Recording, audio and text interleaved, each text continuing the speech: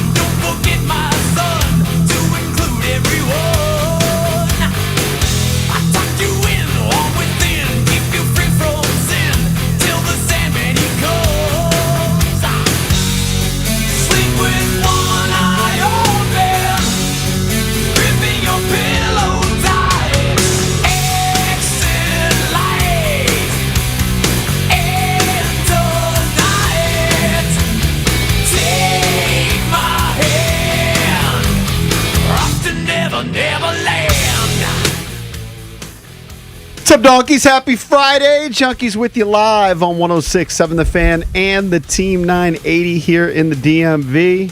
In Richmond, you can listen to us on 910 The Fan or 105.1 FM. And you can watch us on the Monumental Sports Network. All year, we're celebrating 30 years of the Junks. Presented by Main Street Bank. Cheer local, bank local. Main Street Bank is a business-focused community bank. Proudly serving the DMV since 2004. Visit mstreetbank.com to learn how to put their team in your office. Main Street Bank, member FDIC, equal housing opportunity lender. We thank you for tuning in this Friday morning, March 6th, 2026. I'm John Paul Flame, joined by Jason Bishop. Hello, John Paul Flame. Johnny Cakes Allville's here. Hello. And Eric Bickle. Good morning. What's up, boys? Got a lot of ground to cover on the show today, of course.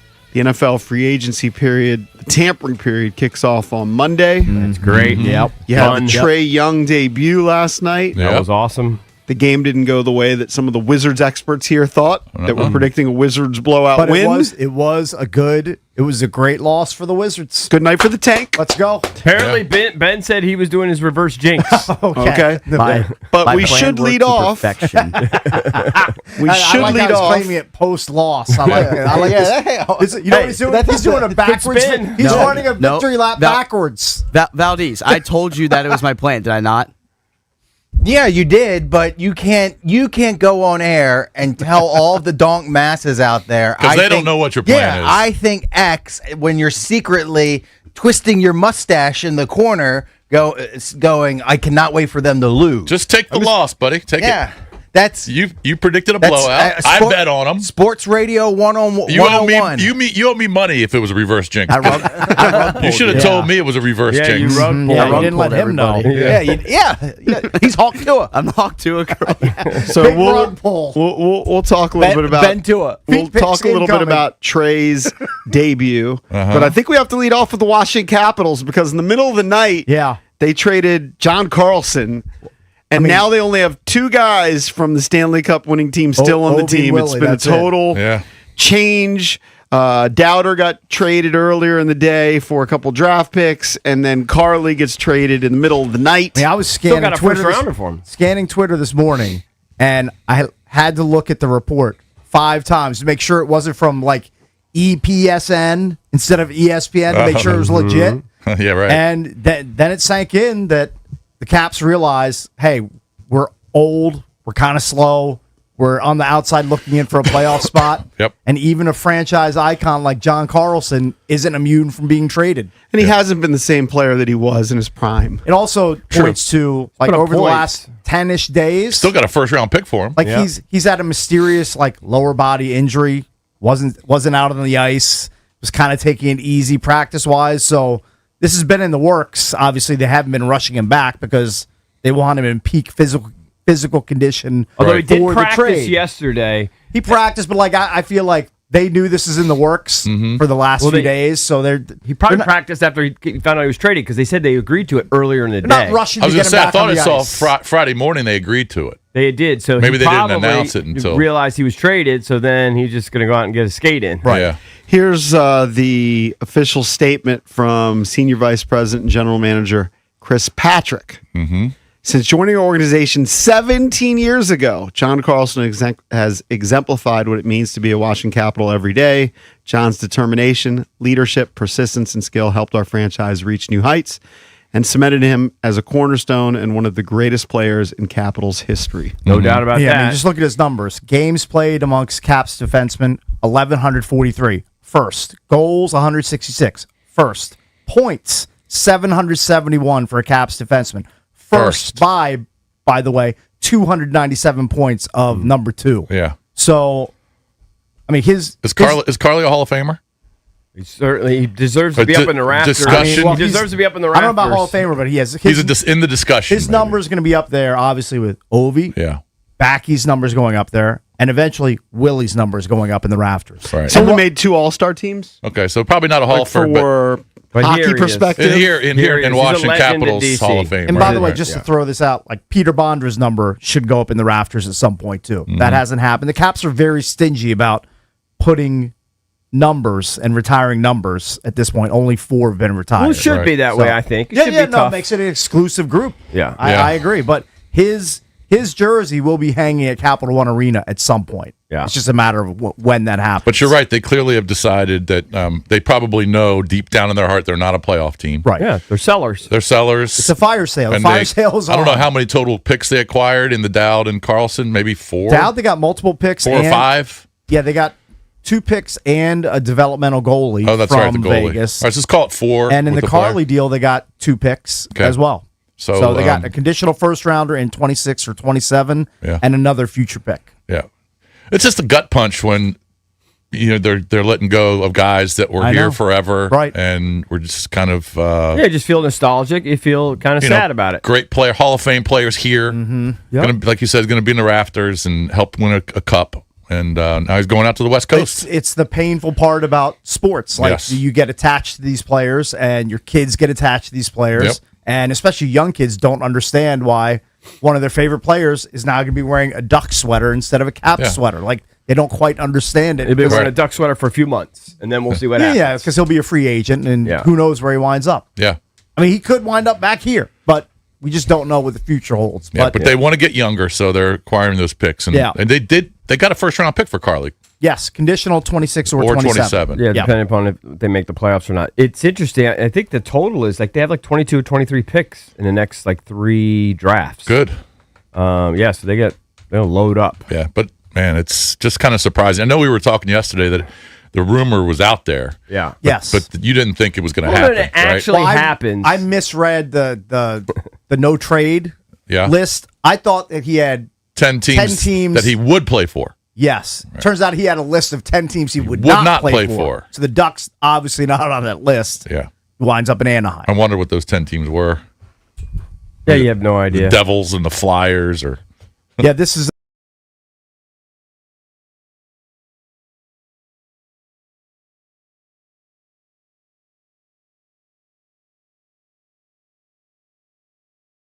California. Yeah, but it's 4,000 miles away.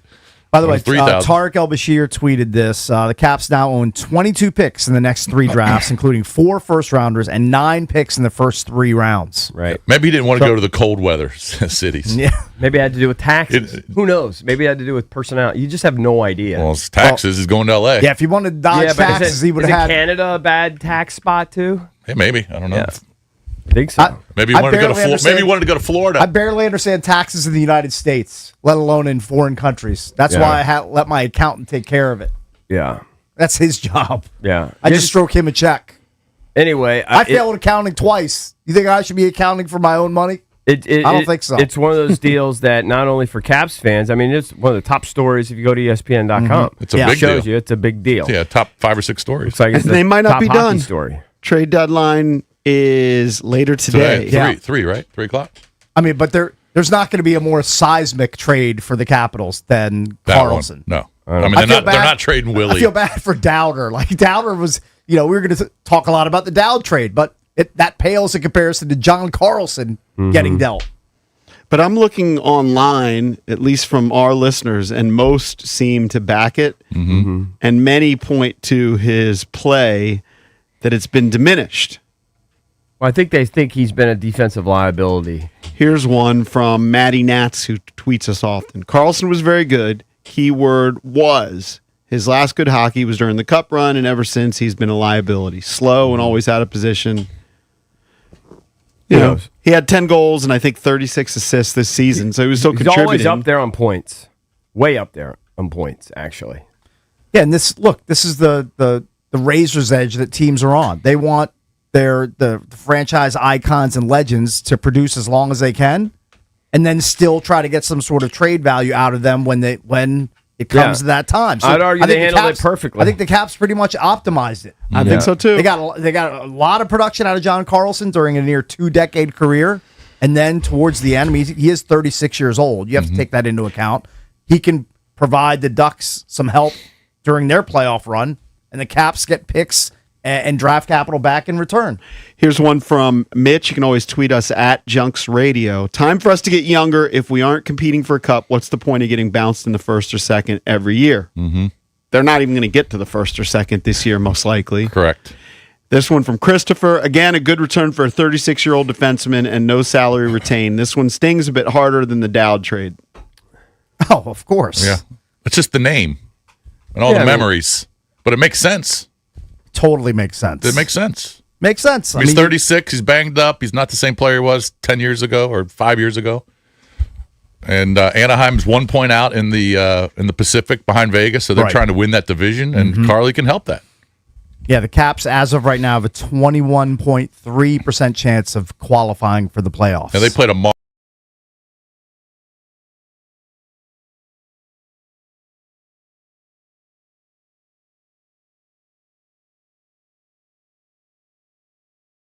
have lost that were ahead of them because their odds did increase a bit. What's the current math on what Carberry said?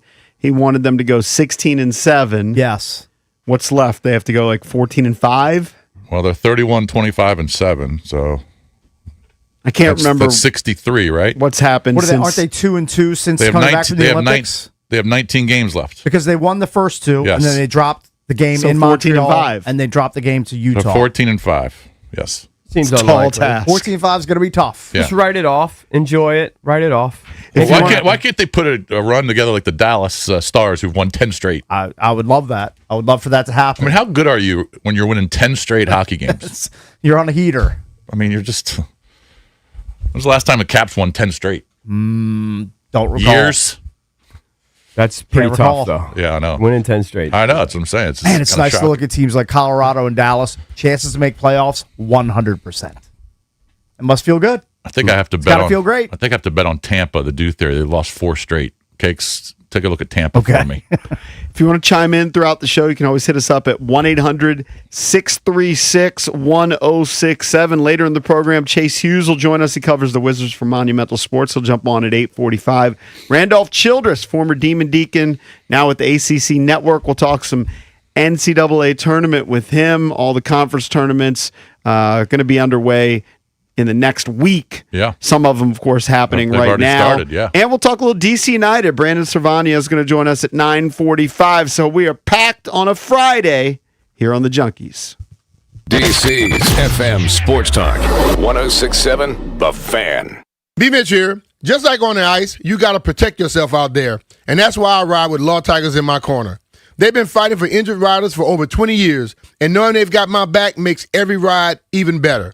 Now here's a power play that you don't want to miss. Law Tigers teamed up with Harley-Davidson of DC to give away a custom Washington Capitals Harley. This one's a beauty. Trust me. Go to capsfansbike.com to enter today. Law Tigers, the motorcycle lawyers. Caffers and Knockman, Olivia Donahue. Home builders across the DMV have trusted Ace Trim Carpentry to keep their production schedules on track, specializing in high volume and multifamily residential projects, delivering reliable manpower without ever sacrificing quality or safety. Our experienced team understands the demands of production building. We provide consistent quality that elevates your finished product and adds real value to your home building process. For craftsmanship you can depend on and a partner who understands builders' needs, choose Ace Trim Carpentry. Ace Trim, the home builder's trade partner. Grab a better breakfast at Whole Foods Market. Save 30% on all Chobani items with Prime through March 10th. Make a fruit-filled yogurt bowl or take a drink on the go. While supplies last, shop in-store or online. Terms apply. Xfinity Tech Support, Matthew speaking. Hi, I live in a pretty remote place, like Jurassic Park remote. No! Wow. Will Xfinity...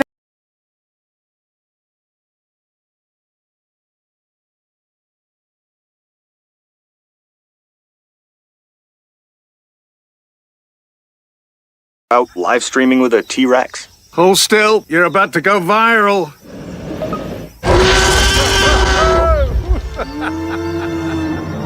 Welcome to a new era of Wi-Fi boosted mobile. Cut your mobile bill in half with 2 lines of unlimited. Discover a new era of Wi-Fi boosted mobile at xfinitymobile.com. Xfinity. Imagine that. Watch Jurassic Park with Xfinity. Savings comparison based on promotional rate for 2 lines of Xfinity Mobile Unlimited versus 2 lines of T-Mobile Experience More, Verizon Unlimited Plus, and AT&T Starter as of February 10th, 2026. We all hear the radio ads about the IRS. They tell you to be afraid, to be scared, and they try to frighten you into calling. I'm not here to do that. Tax Relief Advocates is different. TRA is here to tell you that if you owe money to the IRS, whether it's $5,000, $50,000, or $500,000, we have a solution. It doesn't matter if you're sitting in your car, at work, or with your kids. No matter where you are, call now. 800-575-9049. Don't lose hope. TRA can eliminate or reduce what you owe to the IRS. Generous programs are now available that can give you a fresh start. Our passion is taxes and helping individuals fix their IRS problems. We have over 1,000 5-star reviews on Google and an A+ with the Better Business Bureau. You don't need to be afraid of the IRS any longer. End your tax nightmare today by visiting us online at TRA.com or call 800-575-9049. That's 800-575-9049. Tax Relief Advocates. Real solutions for real people. This isn't just a game, it's a once-in-a-generation event. The Harlem Globetrotters 100-year tour. Celebrate 100 years of high-flying dunks, 100 years of show-stopping moves, and 100 years of changing the game. Bring the whole family and be part of the legacy. This game is once in a century. Be there at Capital One Arena on March 7th. Go to HarlemGlobetrotters.com for your tickets to the 100-year tour. This is the story of the one. As a procurement manager for a hospital system, she keeps every facility in her network stocked and ready. That's why she counts on Grainger to be her single source for thousands of products, from disinfectants to lighting, air filters, and more. And with fast, dependable delivery, Grainger helps her keep every facility stocked, safe, and running smoothly. Call 1-800-GRAINGER, click Grainger.com, or just stop by. Grainger, for the ones who get it done. I built this business the old-fashioned way. Hard work and a whole lot of spreadsheets. Yeah, about that, I upgraded us to Odoo. Odoo puts everything we need, sales, inventory, accounting, on one connected platform. No more juggling systems, no more headaches. So it all works together? Exactly. Odoo is the all-in-one business software that makes running and passing on a business easier than ever. Take your business into the next generation. Try Odoo free at odoo.com. That's ODOO.com.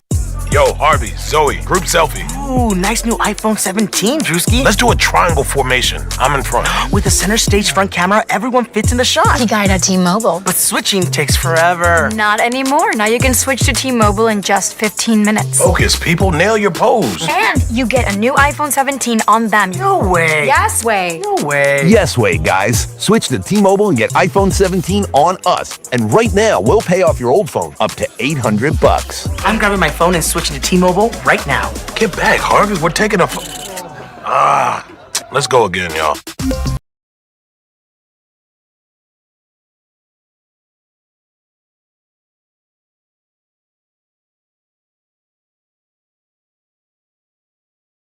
Connection charge. Credits end and balance due if you pay off earlier. Cancel. Contact us. $800 via virtual prepaid card. Card typically takes 15 days after rebate submission. No cash access and card expires in 6 months. Check out in 15 minutes per line. Visit T-Mobile.com. Mostly cloudy. Temperature in the mid-40s. Weather brought to you by Duke's Mayo.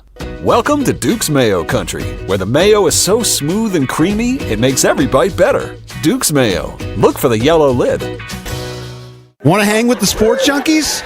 Join us Tuesday, March 10th from 4 to 6 for happy hour at Bar City Golf in Arlington. Play indoor golf, grab food and drinks, or just stop by and hang out with the junks. Plus, compete in our closest to the hole and longest drive contest for Par City Golf gift cards. Whether you're a golfer or just coming out after work, it's a perfect happy hour with the sports junkie.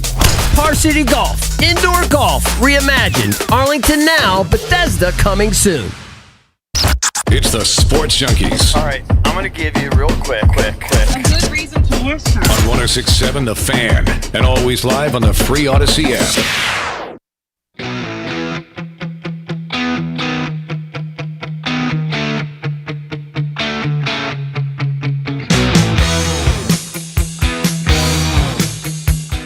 Actually, a busy day in sports yesterday with the Capitals making moves, Trey Young making his debut for the Wizards. You got NFL moves. Let's open up the Junkies Sports page and get into it. That's right. Brought to you by our good friends over at Open Road Distilling. It's time to raise your standards. Open Road Distilling Company over in Reston, Virginia. Now available at Northern Virginia ABC stores. Whether it's the bold spice of Eagle Eye Rye, the smooth depth of Independence Bourbon, or the rich, ready-to-pour Maple Old Fashioned. This is whiskey done right. Check it out. Head on over there and mention us. So, yeah, I mean, a couple of Caps players dealt yesterday. Carly going to Anaheim for a conditional first-round pick. And a future third-round pick as well. And Nick Dowd also traded. So, a couple of guys, we like both those guys. But absolutely. We love Nick Dowd. We've had Carlson on at least a couple times. And Dowd used to be a regular guest on this show. I mean, it's funny. You would think we've had Carlson on, certainly, but he was here 17 seasons. Yeah. We didn't really, and we never had him for like a full season, right? He was always on with somebody else, right? He's a Boston guy, isn't he? Isn't he from Boston? Boston? He's a Mass guy, yeah. Definitely from Mass. So Chevy Chase guy. Cakes, just kind of your thoughts on kind of the direction that the Caps want to go in next. I mean, I just think it's the painful reality when you're outside of the playoffs and grasping for one of the last spots. I mean, you don't want to just let these guys walk for free. I mean, John Carlson, a pending free agent. If you don't have plans to sign him, you might as well get picks back in return. And same thing with Dowd. He's younger than Carlson, but another guy who's been here for a long time. 8 seasons here with the Caps. Came in right after the Cup win. So that was a little bit unfortunate timing for him. But, like two guys that are great locker room dudes that are going to be gone from the mix. But when you're an older, slower team, 36, and you see other teams passing you in the Eastern Conference, you have to reload and revamp. And that's what they're doing, the front office has chosen to do. Yeah. And it's painful to see those guys go, but this is the way things work in sports. You can't always have guys retire for the same team they played for 17-plus seasons. It would have been great if that was the way it ended. It's not going to end that way for Carly. This is what the team felt like they had to do. Right. And it sucks because you've grown accustomed to watching these guys play. You feel like you borderline know them after this many years. You wish him the best in Anaheim, but this is what the front office felt compelled to do. Yeah. It's a little bit like... And when you go to Anaheim, you're kind of off the grid because no one... Well, for people here, sure. That's what I mean. Right. It's a little bit like what the Commanders are trying to do. They're trying to get younger and they're trying to get faster. Right. Yeah. Carly's old and he's slow.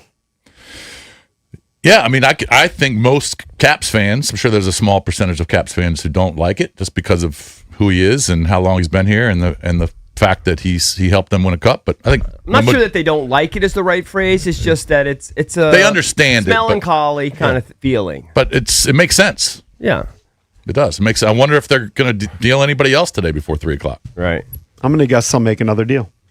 Probably not another big name, but I mean, it's not going to be bigger than there aren't many names left bigger than Carly. Well, what's the and they're not trading Ovi. No. Well, would they trade? Like, I would be distraught if they traded like Stromer. I don't think that's happening. I mean, they just re-inked him to an extension, I think, last offseason, and he's relatively young. I'm just saying, like, that's a marketable player. Right. Like, I don't want him to trade him. For a team that needs scoring and offense, I'd be stunned if they dealt Dylan Strome. Now, he hasn't scored a ton of goals this year. I think he's third or fourth in points for them. Mm-hmm. Right around 17 goals, I'm going to guess, for Dylan Strome.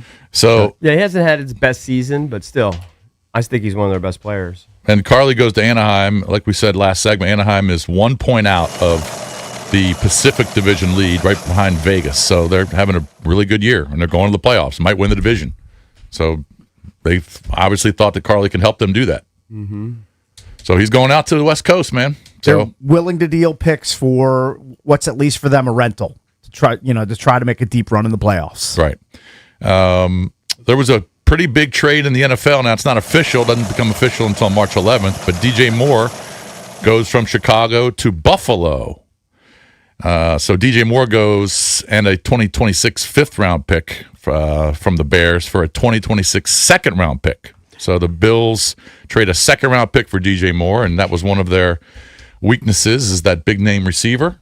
I feel like it's for Josh Allen, but kind of reeks of desperation on the Bills' part. Like, I feel like this is an overpay because they're guaranteeing more of his salary.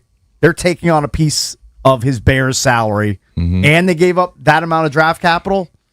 But he produces. I like it. I don't love it.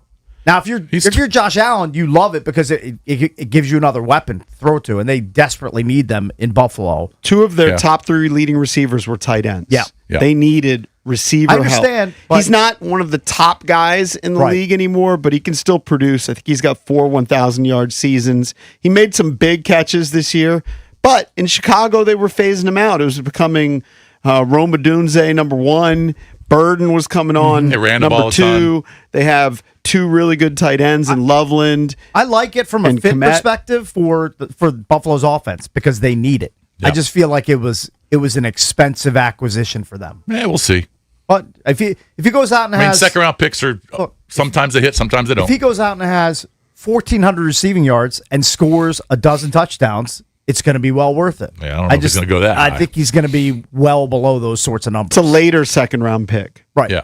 But those are still valuable. Of course, they're valuable. A late second-round pick this year, Adam Peters. But he their doesn't have window, one. He would like one. Their window is more open with DJ Moore on the field as a weapon for Josh Allen. I just feel like if you're I haven't seen grades on this trade from like CBS Sports or ESPN. I'm going to guess they're probably giving the Bears props for the deal and probably dinging the Bills that it was an expensive acquisition. Well, I'll tell you what CBS Sports gives it. They give the Bills a B-, and they give the Bears a B. So equal. Slight win for the Bears, they feel. Yeah. I mean, look, Josh Allen does need a go-to receiver, and they had some injuries at receiver, but they, if he can give you 70 to 80 catches and 7-8 touchdowns. How old is he again? He's only 28, I believe. Yeah. Josh Allen had Tyrell Shavers, Brandon Cooks, Gabe Davis, and Keon Coleman. Hence the desperation and the overpay, in my opinion. Forgot Curtis Samuel. Well, I mean, and a lot of those guys were hurt. Right.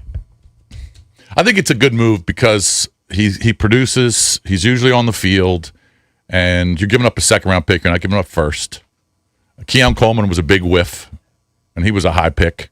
So they decided DJ Moore will be our guy, and maybe they go out and get somebody else or draft somebody. So I like the deal. And I saw the Rams made a deal for Trent McDuffie. Yeah, that was a big deal. I think 4 picks.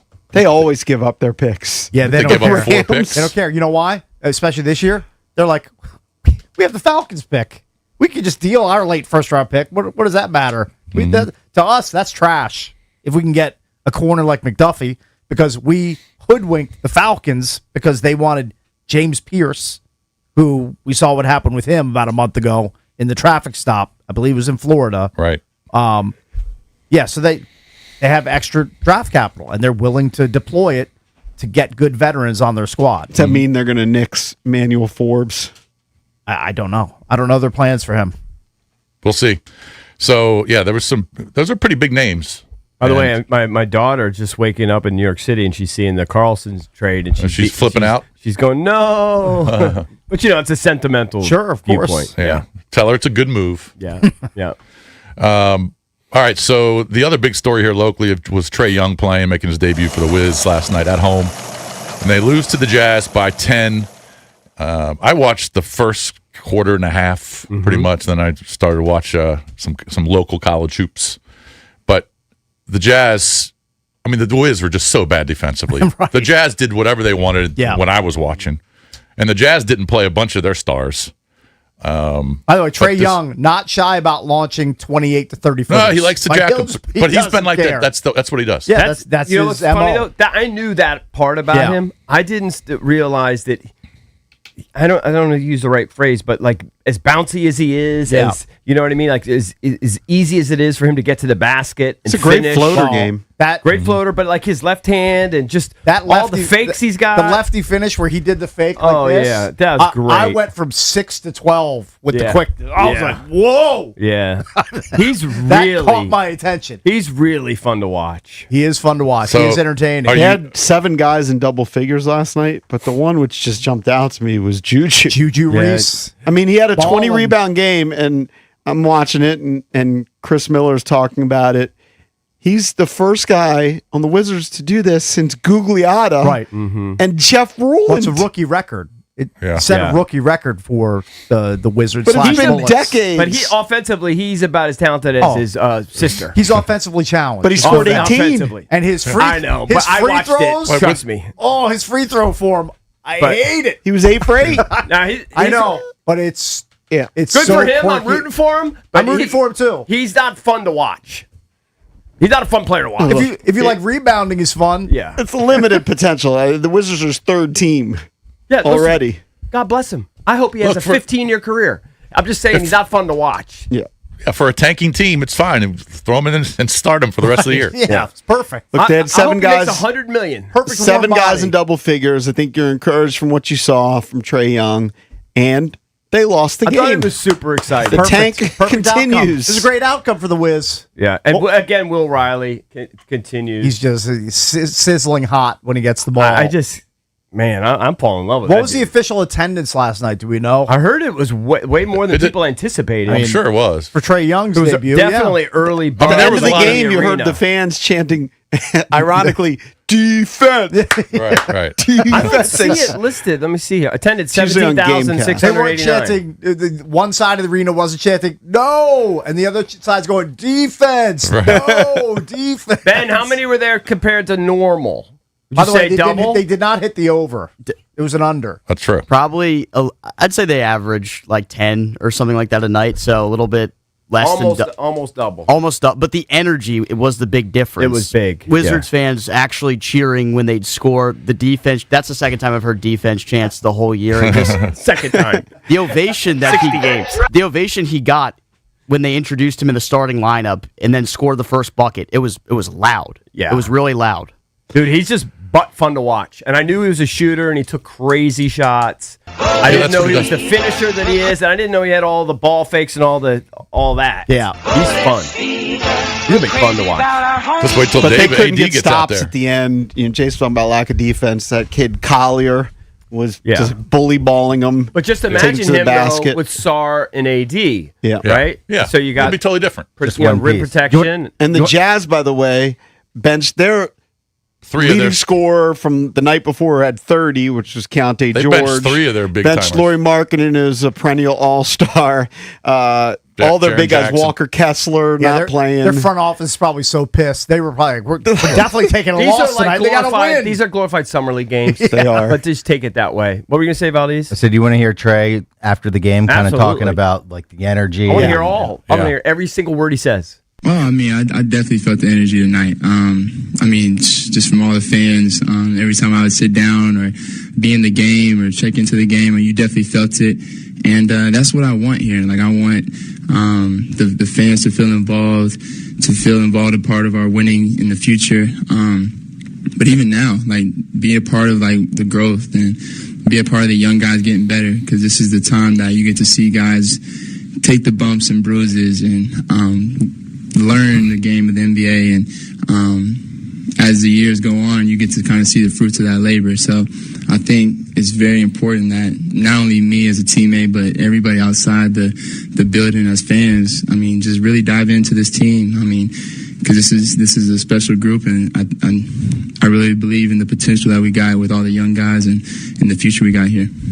It's going to be interesting next year. It is. Very cool. I didn't know what Drew Gooden talked about. His dad didn't know his dad was a stud in college, Texas Tech. He talked about how his dad famously had 41 against Kansas in '99. I assume, is that when Gooden was there? Not sure when Gooden was there. I think he said he played against his dad. Okay. His dad had 41 against him, and then played professionally in Europe. I had no idea. He had that kind of pedigree. He's got good hoops genes. Yeah. Ace Bailey, who was the 5th pick in the draft, impressive. Lit it up. He did whatever he wanted. He's a stud, dude.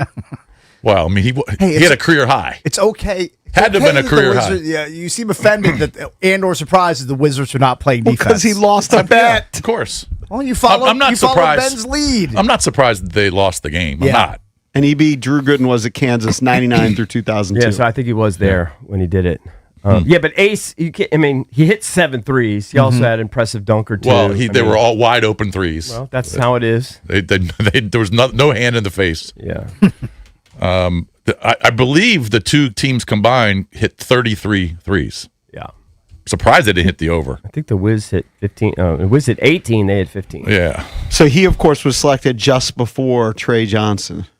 Right. Remember, Some people wanted hoping, Ace. and I believe Ace Bailey wanted to come here. When he was doing all that pre-draft shenanigans stuff, the word on the street is that he was trying to orchestrate his way here to D.C. I mean, looking at the Utah draft, spoiled things.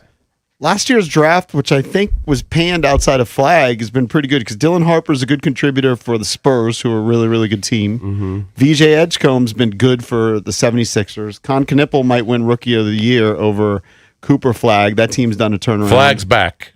Bailey, and then Trey, and then you got some drop-off, I think. Yeah.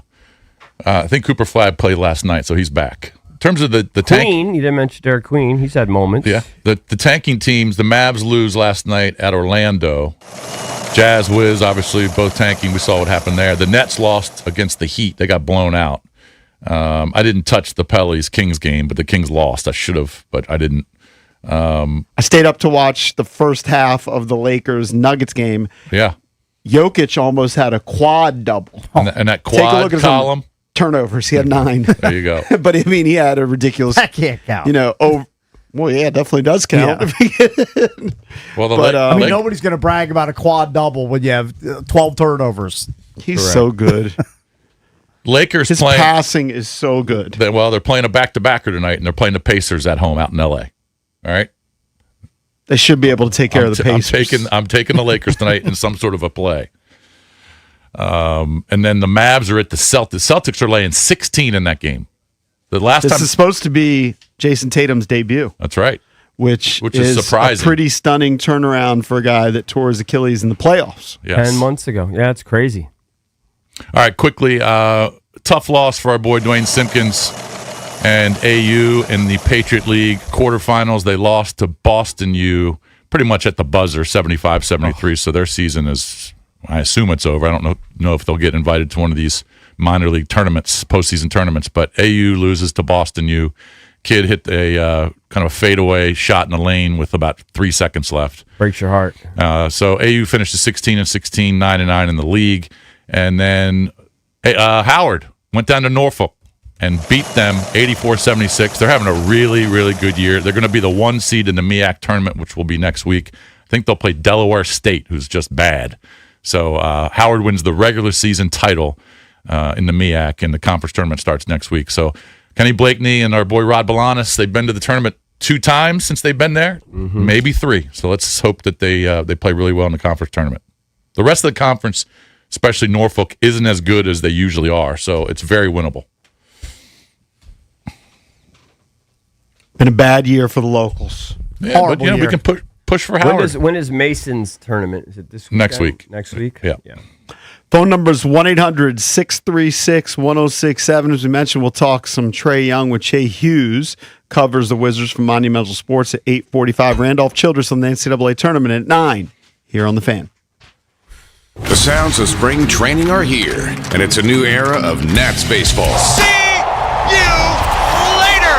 Follow every angle of spring training on your flagship home of the Washington Nationals. 106.7 The Fan. All right, guys, your Friday nights just got a little louder because NBA Happy Hour is live on FanDuel. Every Friday from 6 to 7:30 p.m. Eastern, FanDuel's running limited-time specials to pregame your weekend. We're talking boosts, bonuses, surprises, all dropping right in the app. Right after the show, it's a great habit. Get in there, see what the profit boosts are there, lock in. It's the perfect way to kick off the weekend. A little basketball, a little action, and a whole lot of Friday energy. That's NBA Happy Hour every Friday from 6 to 7:30 p.m. Eastern. Only on FanDuel, the official sportsbook partner of the NBA. All you have to do, visit FanDuel.com/EB to get started. That's FanDuel.com/EB. FanDuel Sportsbook is the official sportsbook of 106.7 The Fan. You must be 18 and over. Present in D.C. Opt-in required. Rewards are non-withdrawable. Restrictions apply, including bonus and token expiration, leg requirements, and max wager amount. See terms at sportsbook.fanduel.com. Gambling problem? Call, text 1-800-GAMBLER. Hey, it's B Mitch here. Don't get caught in the cold with an outdated furnace or heat pump. Rude Pro Partners have access to 60 months of same-as-cash promotions on qualified equipment from February 1st to April 30th. Rude also offers other aggressive financing options. As temperatures continue to stay cold across the DMV, make sure you're saving money with the most efficient HVAC equipment. Rude makes it easy to upgrade your home's comfort without breaking the bank. Find a Rude Pro Partner near you at rude.com. And remember, if it ain't rude, it ain't right. EB here for Par City Golf. If you love golf, or even if you don't, you've got to check out Par City Golf. This isn't just a simulator sport. It's hospitality, golf, and entertainment all in one. Premium indoor golf. Awesome social atmosphere. You could practice, play a full round, or just hang with friends. Serious golf, but without taking yourself too seriously. Par City Golf is community-driven and built for everyone, players and non-players alike. They're in Arlington on Columbia Pike, and a second location is opening soon in Bethesda on Old Georgetown Road. Par City Golf. Indoor golf reimagined. Just a few more things and we should be good. These are a lot of groceries. Are we getting snowed in again? No, just getting enough stuff to watch all the winter events. Don't want to miss any chance to support our athletes. Do you plan on feeding them too? Besides, I'm getting cash back on all this with Upside. Upside? What's that? Upside is a free app that gets you cash back when you shop at gas stations, grocery stores, and restaurants. You get cash back just from things you regularly buy? Yep, and right now they have a $10 bonus when you shop at Giant. All right, I'm getting Upside, and maybe another grocery cart we can fill up. Earn real cash back on your regular shopping. Download the Upside app and use promo code DC1 to get a $10 bonus on your first grocery purchase at Giant. That's promo code DC1 to get a $10 bonus. Use promo code DC1. Offers vary by user and location at participating merchants. Go to upside.com for terms and conditions. The business of business is relationships. The business of life is human connection. Personal relationships shape who we are. Business relationships shape how we operate. For over 20 years, Main Street Bank has forged strong relationships with the business owners that make up the DC metro area. We have helped shape them, and they have helped shape us. Main Street Bank, put our bank in your office. Visit mstreetbank.com to learn more. Member FDIC, Equal Housing Lender. If you love sports, this is the show for you. It's You Better You Bet with me, Nick Costos. Weekday mornings 9 to noon Eastern on the free Odyssey app and YouTube at The Costos. Bringing you the biggest NFL news, guests, and notes from the offseason while getting you ready to win the madness of college hoops. It's You Better You Bet with me, Nick Costos. Live and interactive, Monday through Friday, 9 a.m. to noon Eastern, presented by BetMGM. Download the Odyssey app and listen from anywhere for sports talk from people who love sports. Hey, Joy. Oh, you are glowing.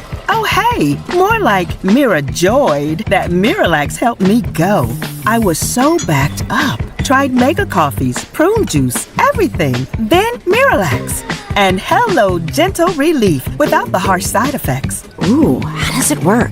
It works naturally with the water in your body for constipation relief. Find Miralax today at your local retailer. Use as directed for occasional constipation. For years, Gone South has been a podcast about crime in the American South. But for our new season, we're widening the lens. Through deeply reported, narrative-driven stories, we're digging into the myths, scandals, and power structures that still shape the South, and, in a lot of ways, the country itself. Follow and listen to Gone South Season 5, an Odyssey podcast, available now on Apple Podcasts, Spotify, or wherever you get your shows. It's the Sports Junkies. You're on the air. Listen anytime, anywhere on the Odyssey, iHeartRadio, or TuneIn apps.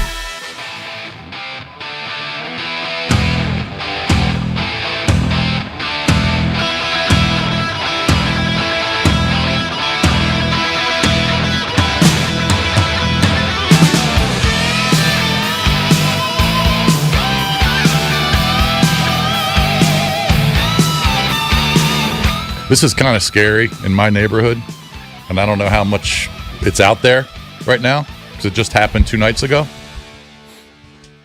But Ashburn is a pretty damn safe place. Mm-hmm. All right, Yep. It's a safe place to live. Right. There's just almost zero crime. 2 guys rolled into a gas station at 11:40 p.m. on Wednesday night with AK-47s and robbed the place. Wow. Nobody was shot. Yeah. Nobody was hurt. But this is a big deal. All right. They don't have suspects? I'm sure that Were they all, like, wearing masks they and are. everything? I'm sure that they're tracking something. Oh, they're definitely masked up. Mm-hmm. Okay, but this kind of stuff just does not happen in Ashburn, Virginia. Mm-hmm. All right, goes to show you how the area is changing. Certainly, Ashburn is changing. More people are in the county, and since the metro goes out there now, a bunch of derelicts come out through the metro and they try and take advantage and rob people. All right, that's a big deal. Yeah, it's All a right. scary situation, obviously. And I know the owner of the gas station. Yeah. All right. I've known him for a long time. Yeah. Was he there when it happened? No, it was 11:40 at night. I mean, I'm sure he was sleeping, but this is a big deal, and I'm not even sure if people in Ashburn know what happened. But I heard about it last night. They can't track the car? Like the I'm license? sure, look, I think when someone told me that when AK-47s are involved, the feds get involved. So I'm sure they're doing their best. I'm just telling you, and maybe they'll catch them. But the fact that 2 guys rolled into a gas station with AK-47s is a big effing deal in my life. That's ridiculous. Yeah. All right. I just want to get that off my chest. Yeah. I don't know what you can do. Crime's everywhere. I mean, and the You can gas live in the station, fanciest neighborhood. the gas station, by the way, is a mile from my house. Mm-hmm. All right. It's not like it's 10 miles. It's not like in another county. It's a mile from my house. Yeah. I just don't think there's any. Yeah, it's terrible. Yep. But luckily, no one was shot or hurt. They gave him money. They gave him whatever they wanted. I mean, I'm sure they did. They got AKs. 2 dudes rolling with AK-47s. I'm going to guess the clerk is going to give them I'm anything sure. that's in the cash register. Right. But then I hope it was enough. I guess it was. Did not blow their brains out. Yeah, who knows? I just feel like, look, if I'm going to commit a robbery like that, I got to go for a bigger cash target. Like Yeah, a but that gas might be an station's gonna easy have, they're gonna, score. That might be an but easier it's going to have score. limited cash in their cash register. I probably would have think so. a lot of it in a safe that you Is can't it everything access. like a gas? I would say 90% are credit card purchases. Yeah, like how much cash are you going to get from a gas station $100 maybe? cash register? I don't know. $200-$300 maybe. Who knows? And you're willing to potentially kill somebody or get into a firefight with police. Yeah. If they show up, which is or crazy. somebody in the gas station convenience store is carrying a weapon. You don't know. I mean, you don't know what's happening in there. Yeah. Somebody could have a concealed carry. Cash was stolen from the registers. That's what the story says. If I'm going to knock off the place, I'm going for a big score. I'm going to knock off a bank or an armored truck. The first, like in the town. The first suspect is believed to be a Middle Eastern male wearing all black and armed with a handgun. The second suspect is an Asian male wearing all black and armed with an AK-47 rifle. Right. That was according to the Loudoun County Sheriff's Office. Right. Where was that in? Where was that story in? Just It's just Loudoun a County news release. Yeah, the news release. Yeah. Oh, okay. I'm just not sure how many people see that. I mean, it's not like it's on Channel 4 or do. Fox Just 5. Be careful. It was on Fox 5 this morning. Oh, it was? Yeah. Okay. They had a still of the guys in Oh, masks. really? All right, good. So it's out there. Good. I gotta imagine them find those dudes. Well, man, look, they probably stole a car. Who knows? I don't know. I mean, it's just scary. Right? It's so close to my house. I always think there's cameras everywhere, so eventually you're gonna get caught. Yeah. Gonna get busted. Right. Who knows? Have you ever had? I mean, I live in a pretty safe neighborhood, but there's been cars broken into, including my car, where I had a laptop taken. Oh yeah, I mean, right down the street from my house. I think I told the story that I think this was last summer. Guys were going door to door, car to car on my street, just checking to see if doors were open. Yeah. My buddy left his keys in his car. I mean, what's your buddy doing? He says it's Ashburn. I can leave my keys. Nothing's going to happen. Yeah, so you've had some crimes. The guy took his Sienna minivan down to DC. Yeah. Does your guy just stole it? Does your friend think he lives in Mayberry? Okay, from back well, then. not It's a anymore. very old reference. Not anymore. I Believe understand. Me. He knows he was stupid. You're not still leaving stuff in your car for the thieves to pilfer, are you? I mean, I do leave my backpack in my car often, but I'll close it. Hold on. At least lock it. Hold on. You're leaving your backpack that has a computer in it? Yeah. You still leave it in your car Why don't you overnight? just bring it inside? Even after it's been I don't really robbed? use it when You don't once have I to, get but home. at least you I do, eliminate most of the time. idea What of it about getting stolen. Trunk. Most You're of the leaving time. it within, like, in the back seat where people can see it. Sometimes. I mean, you just haven't learned your lesson. Well, I lock the door now. That's my lesson. Well, do you think they're gonna thieves break a won't window. break the window to get in? If they see it, I mean, maybe just More keep, effort. Just but keep they, in your they trunk. certainly could. Well, remember I had my gym bag sitting in my back seat when I had my old crappy Your Passat. AirPods? Yeah. And some dude broke my window, took a rummage through my gym bag. Actually, took my entire gym bag. Yep. Took all my clothes. You were distraught. I remember it. Yeah. And then took my AirPods, sold them at some flea market in Prince George's County, and someone bought them. And then I go track my AirPods down and got them back. But you didn't get your gym bag back. No, I lost shoes, clothes, everything in my gym bag, my entire gym bag. My wife is super paranoid about that because I'm a little lackadaisical. She's super paranoid about not having anything be visible. Yeah, in nothing your of car. value. You can't have Which is it out nothing like there. we travel a lot, and we're in cars, and we're in convention centers, and we're in parking lots. She's always putting blankets over stuff. Have and to. just, she Very covers. very paranoid about that. She's vigilant. My parents were always like that about, like, what are you doing? You should even, like, your CD case shouldn't even be out when I was younger. Right. I try to put it inside, but sometimes I get overwhelmed because I don't know. I leave it there, and then I do carpool, and I got my kid with their soccer bag and this bag, and then you go to Burger King, and you get your Burger King bag. It takes 2 seconds. It takes 2 seconds. Just throw it over your shoulder. No. I walked in the house with 2 bags yesterday. It just didn't include my soccer bag. Yeah. So I got my gym bag. You have to do the 2 trips. Believe me. Right. It's so annoying. Every day. I'll have like a soda or something. I'll have a water bottle. I have my backpack. I hate golf being clubs. I despise being a 2-trip Tommy. I hate it. Coming back from the store. I want to get all the bags in with 1 trip, but sometimes I just have to take an L, especially if I bought like 12 packs of soda. Like, I can't carry 4 12 packs of soda and 6 grocery bags all at once. I'm not Superman. Okay, I'm not Clark Kent. I don't have superhuman strength. Then I have to go back and do the walk of shame, do the second trip to the car. It sucks. Sometimes you got to do it. We all despise the second trip. Oh, So I think second that's trip's when the it worst. generally slips through the cracks. Yeah. Where I prioritize the gym bag, which has my dirty clothes, which... Hold on. Why would you prioritize the gym bag, which has $40 worth of clothes, over a bag that has a computer that's worth, I mean, it's not a great computer, but it's probably worth $500. Why would you prioritize that? Just because usually if I'm coming home from the gym, if I'm going from work, and I throw my backpack in the back seat, and oftentimes I'll have my gym bag, and I'm coming out, that's going to end up on the front seat. All right. So when I come out of the car, I'm just grabbing that on the front seat, plus it has my dirty clothes, which I'm going to throw into the laundry basket. That's the bottom line. He's used to leaving it in there. Yeah.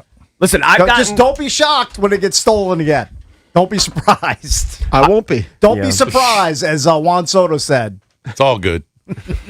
Anyway, sorry. Hopefully it won't get stolen by 2 guys with AK-47s. They don't need AK-47s to take your laptop. They Hopefully just need to break a window and Hopefully grab these guys will be caught ASAP, if not already.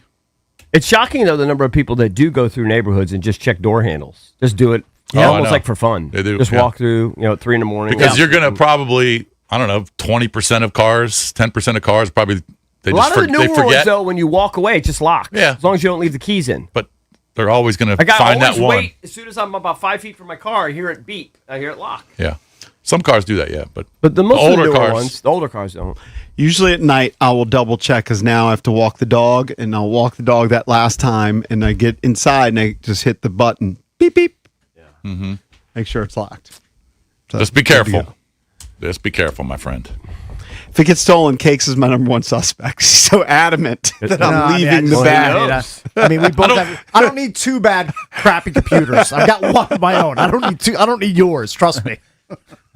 I'm good. I think you just can't believe how nonchalant you are. You're very nonchalant about leaving a $600 piece of technology in your car. He doesn't care. He just doesn't care. He doesn't care. You got to accept it. He'd rather that he doesn't care. I've had it for 4 years. It hasn't been stolen. He would rather his and basketball shorts get cleaned than his computer not get stolen. It's shocking. I miss and one. Not me. You're the only one. Not me. Your gear was terrible. That was solid gear 20 years ago. Please. All right, if you want to chime in throughout the show, you can always hit us up at 1-800-636-1067. Coming up next, Aaron Rodgers says why he stays fit. DC's FM Sports Talk, 106.7 The Fan. This is an Odyssey Sports Minute. You have to give the Los Angeles Rams credit. They are going for it. They traded a first-round pick this year, a third-round pick next year, fifth and sixth-round picks this year for Chiefs cornerback Trent McDuffie. It's a lot to give up for a corner. They're going to have to pay him top-of-market price. But the Rams know this could be Matthew Stafford's final year. The division's absolutely stacked. The Rams are saying, you know what to them picks and going for it, and I think that's worthy of respect. I'm Nick Costos. What if my child gets sick while I'm at work? What if I have to stay late? What if I'm not feeling well? Don't let the what ifs run you in circles. If you carpool, vanpool, or use transit, Commuter Connections will give you 6 free rides home in case of illness, emergencies, or unscheduled overtime, even if you're commuting just a few days a week. Register or renew free for Guaranteed Ride Home at commuterconnections.org or call 800-745-RIDE. Some restrictions apply. You're not just a homeowner. You're also a bug in the basement with the frightening number of legs owner. Fortunately, you've got heating and cooling built and tested to keep going. American Standard Heating and Air Conditioning, built to a higher standard. Visit MidAtlanticComfort.com and bring home a new American Standard heating and cooling unit, rated the highest in customer satisfaction year after year. Built to a higher standard, American Standard Heating and Cooling and MidAtlanticComfort.com. That's MidAtlanticComfort.com. Liberty Mutual customized this song for you. Like your car insurance, it's custom too, yeah. Liberty Mutual's got the coverage that could save you money. Thanks to Doug and Limu, well now you can go and take that cruise. Liberty, liberty, liberty, liberty, yeah. Attention home builders. Are you searching for a reliable trim carpentry partner? Look no further than Ace Trim Carpentry. Ace Trim has been the trusted choice for many of the nation's leading residential production home builders for over 20 years. All managers are OSHA certified, guaranteeing safety at every step. They understand the demanding schedules of production home builders and are committed to meeting deadlines without sacrificing quality or safety. Experience excellence at every detail with Ace Trim Carpentry. Visit acetrim.com for more information. Ace Trim Carpentry, the home builder's trade partner. What if you could have the most reliable fiber-powered Wi-Fi? And get this, what if you could keep it at the same price for 5 years? That's the Xfinity 5-year price guarantee. 5 years of Wi-Fi that boosts speeds to the devices that need them most, that finds and fixes problems before you even notice them, like super intelligent Wi-Fi with a 6th sense, and that keeps you gaming in the fast lane, even when the whole family is banking on bandwidth. All your devices working in perfect harmony for 5 whole years. And here's the best part. No annual contracts, no hidden fees, and our best equipment included. Plus, get online in no time with same-day Wi-Fi. Hey, let's face it, a lot can change in 5 years. Kids grow taller, dreams grow bigger, but your Wi-Fi, it would stay reliable and the price would stay put. The Xfinity 5-year price guarantee. Lock in your price and unlock the possibilities. Xfinity. Imagine that. Select plans only. Restrictions apply. Most reliable Wi-Fi based on Open Signal Awards USA Fixed Broadband Experience Report, May 2025. Actual speeds vary. Xfinity Internet powered by fiber and connected to the premises by coaxial cable. Presented by Robinhood. He crosses, spins, pulls up. With Robinhood Prediction Markets, buy or sell your predictions all game long. No house odds, just you versus the market. Put your sports IQ to work. Trade every shot, block, steal, run, and moment that shifts the game. With Robinhood Prediction Markets, trade every play. Visit Robinhood.com/predict to start trading. Futures and cleared swaps trading involves significant risk and is not appropriate for everyone. Event contracts are offered by Robinhood Derivatives LLC, a registered futures commission merchant and swap firm. This is the story of the one. As a procurement manager for a hospital system, she keeps every facility in her network stocked and ready. That's why she counts on Grainger to be her single source for thousands of products, from disinfectants to lighting, air filters, and more. And with fast, dependable delivery, Grainger helps her keep every facility stocked, safe, and running smoothly. Call 1-800-GRAINGER, click Grainger.com, or just stop by. Grainger, for the ones who get it done. Live from the LindsayCars.com studios in the nation's capital, WJFK-FM and WJFK-HD1, Manassas, and WPGC HD3, Morningside. Tip, they score! This is your flagship home of the Washington Capitals. Dylan Strome tips and Alex Ovechkin shot. You get a goal. You get a goal. Carlson, a shot, he scores! Sports Radio 106.7, The Fan, an Odyssey sports station. 106.7 The Fan, Sports Flash. John Carlson's time with the Capitals is over after the only NHL team he has ever played for traded him to the Anaheim Ducks. While we were sleeping, the teams made the trade, the Caps receiving a conditional first-round pick in 2026 or 2027, along with a 2027 third-round pick. It might be the most surprising development ahead of the 3 p.m. trade deadline. Carlson is the second veteran the Caps have traded in the lead-up to the deadline, also trading away Nick Dowd to the Vegas Golden Knights yesterday. And Trey Young dazzled in his home debut for the Wizards, but they lost their 7th straight, falling to the Utah Jazz 122-112. From the Crop Medcap 5-Star Sports Desk, Savannah McCann on The Fan. It's the Sports Junkies on 106.7 The Fan. Man, these guys are so classy, you know? Pretty damn good. And always live on the free Odyssey app.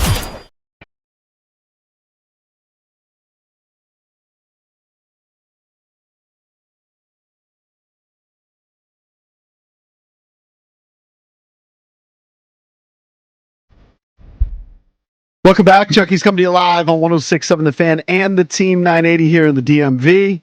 In Richmond, you can listen to us on 910 The Fan, 105.1 FM.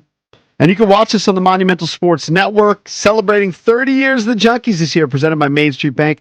Cheer local, bank local. Main Street Bank is a business-focused community bank proudly serving the DMV since 2004. Visit mstreetbank.com to learn how to put their team in your office. Main Street Bank, member FDIC, equal housing opportunity lender. Spish Cake, CB, and JP.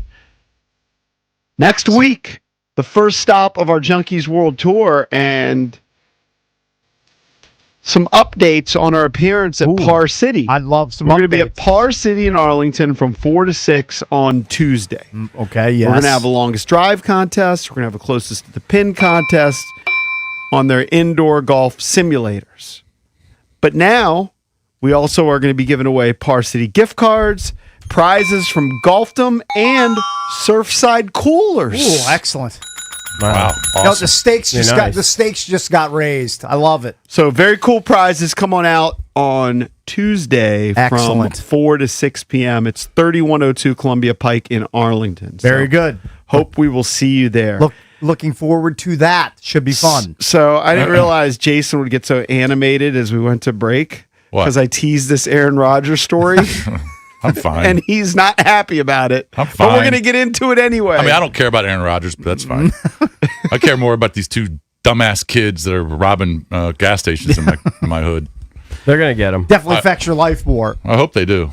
Well, Aaron Rodgers, we still don't know if he's going to come back, if he's going to retire. It seems, if I had to bet, it seems like he's going to play, but who knows? Well, he made an announcement, I think, I don't know if it was yesterday or the day before, that he hasn't decided. I mean, I don't know if he said he's 50-50. Are teams interested in still signing Aaron Rodgers at this point? I would think the Steelers would be. There's got some danger. I mean, just look. I mean, I can't assume that with Mike McCarthy coming in. Like, does he want an old kind of start over? An old Aaron Rodgers? Like, wouldn't he want to start fresh? I don't know, but he coached him forever. Okay. I think coaches want to win, and if he gives you a better chance to win, stopgap for 1 year. Let's say Kyler Murray signs with Miami or the Jets. Why wouldn't the Vikings want Aaron Rodgers over J.J. McCarthy? They might. But it's just it's the ultimate stopgap 1 year solution. I would think if Rodgers wants to play, the upside is winning this year. What are you going to win? If Rodgers eight or 9 games with Aaron Rodgers at the helm? If Rodgers wants to play 1 more year, and I can't imagine he's going to play more than one more year, it seems like it would be. He doesn't want to completely change cities and systems and coaching. Right. He knows Coach McCarthy very well. Yeah. So I would assume he would stay in Pittsburgh if he decides to come back and play. I think that's the most logical play. But who knows? So he had an interview with Pat McAfee that went viral for a couple reasons. Number one, he explained his relationship with his wife, that she does exist, that he knew her. They had a relationship for a while. Even She's it's not a from fictitious Europe. girlfake that lives in like Niagara Falls. It's not a made-up Canadian girlfriend. It genuinely does. So congratulations. We are very happy for you in that particular sense. You need to know that as well. There's people out there that are very happy for you as well that you're in love. The obsession is fucking bizarre. Okay. That's the only way to put it. The obsession is really bizarre. You guys know, you laughed about this, many times. You showed pictures of it, but we're not living, at the beach anymore. Part of it is I have legitimate stalkers, and I don't say that lightly or flippantly. I've been getting stalked in my house for about a year and a half when I was living there. Not just that, but stalked at the coffee shop I would frequent, the gym at Proactive that I would go to, which was really bizarre. It still is. And then the paparazzi was stalking me for a long time, flying drones over my house. And had I've learned has had a bounty on getting a picture of my wife, which I think is very bizarre as well. Is this the house does he live in Malibu? Is that where he's? I'm not sure where he lives. He said he doesn't live at the beach anymore. I think he was in Malibu. I couldn't care less about what his wife looks like, who she is. Like, I'm sure that clearly there are some people that really care about it. And if he's really getting stalked, like he's talking about, like that is a serious thing. Like, that's I'm sure all that's something true to take lightly. But I couldn't care less who he's married to. What does it matter? The problem is that when you're a public figure, people do feel like they should know or something. I don't know. I don't think you do ever. I mean, who cares? Right. But it's a weird one. It's usually part of the territory. And I can understand the curiosity. Yeah. He's dated very famous women in the past. Yeah. So maybe this woman's different and wants to be private. He wants to keep it under wraps. People should respect Apparently his privacy. it's her wishes. Well, respect her wishes to keep herself out of the spotlight. But he's a weird dude that doesn't talk to his family. Right. In this latest story I saw, the falling out with the parents, they were blaming on Olivia Munn because she joked about their sex life.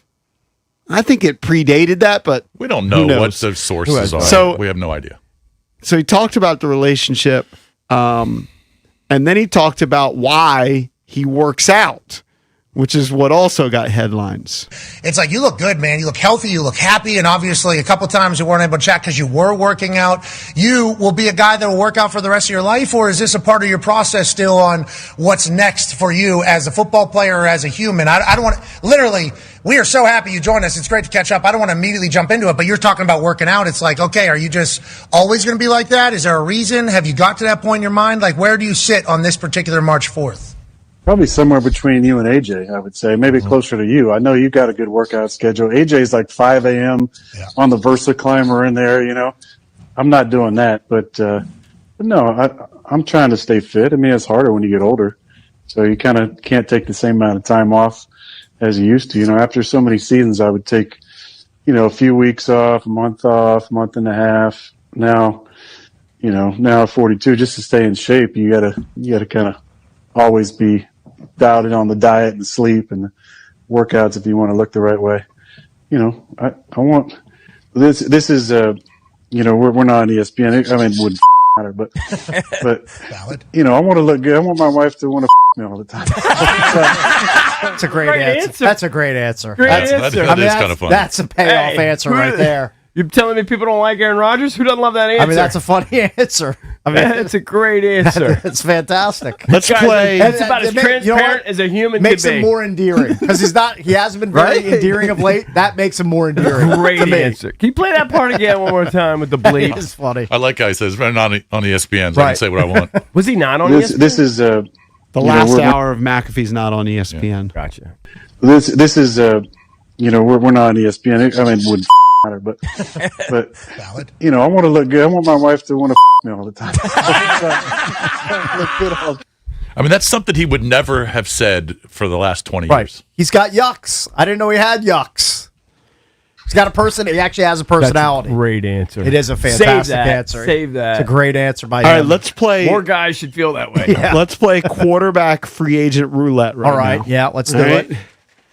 Can we put $1 up each? Let's do it. Well, you already We'll know do the 5. ageist. He doesn't want anything to do with Aaron Rodgers. Or what do we guess? Are we You just have to guessing bet where their they're gonna landing play? spot. All All right. Okay. Go ahead. right, Give me so the we can guy. start with Aaron Rodgers. I think he's going to give it one more run with McCarthy. Yeah, I say Pittsburgh. Yeah. All right, hold up. Let's go. And I think he might be their best option. I For agree. a win now moment. I think he's going to end up in Pittsburgh as well. Cakes? I just don't know if there are any other real logical landing spots for him. Go he's off not board. He's not going back to the Jets. Go off Say board. retired. I think it's Pittsburgh or bust. I mean, I'll give you a point for retired. He could go to the Dolphins. Go retirement. He could go to the Dolphins. gonna Dolphins start need a all over quarterback. there? Yeah, you need to lock in. Go against the grain and go retirement. Win some money. No, I think he still wants to play. I'll just, you know what? Screw it. I'll throw a dart at the board. He winds up with the Dolphins. All right, you're in on Miami. That's probably a terrible pick. All right, so let's go Tua. Tua, where does he land? Tua. I think Tua stays in Miami. Oh, I don't think he stays in Miami. I think they're out of the Tua business. I'm going to say Tua winds up with the Atlanta Falcons. I'm going to curveball Vikings. Okay. Goes to the quarterback whisperer, my guy, KOC. Yeah. Bish Although he Bucks. hadn't done that well with JJ. Quarterback That's a good roulette. point. Where does Tua end up? Brother All right, of Talia. I mean, you guys all took the other one. I'll just say the Jets. I think All that's right. a terrible spot. It's probably a terrible guess, but I'll say the Jets. Just because they're desperate. Each All right. one of us will have at least one terrible guess in this exercise. I can All guarantee right. that. Go ahead. So let's go Malik Willis, who supposedly is the number one coveted guy. Malik Willis I'm going to say Arizona. is going to be an Arizona Cardinal. I'll buy that. Yes. I'll buy that. I'm going to Go off board. Well, I don't know if it's off board. Well, just go against us so you can win some money. I think it's going to be Minnesota. That's a good guess. And I Stays like in the Kyler. division? I like Kyler to the Jets. I got two more here. I got Kyler to the Jets. Two more for you. Okay, you want to do Kyler? Yeah. So you've got Jets. Mm-hmm. I got Kyler to the Falcons. ATL. Can I? Oh, You know what? I might pull a wacky. Can I guess he also goes to the Dolphins? I've already put there. Can I? Have, You're trying to double down? Yeah, yeah, just- you I just want to want- get. At least get one right. Yeah, I'm hoping I get one right. I really get boned if You know what you should neither do is one you goes should- to the Dolphins. You should have said Dolphins for every single one. And get one right. You're probably right. It's like when Valdez wanted to draft like 5 quarterbacks. Yeah. I'm following his lead. Sometimes genius can't be contained. That's right. Yeah. And All it's right. often mocked. Yeah. Hey, you know what? Aaron Rodgers, what I think he will do is he should just wait, because some quarterback who is on a team that has playoff aspirations will get injured in camp or preseason. And if you can just wait and come in at week 10 or something. Yeah, because I think that's very possible. You think if he wasn't just kind of waiting that the Colts wouldn't have signed Aaron Rodgers when they're leading their division?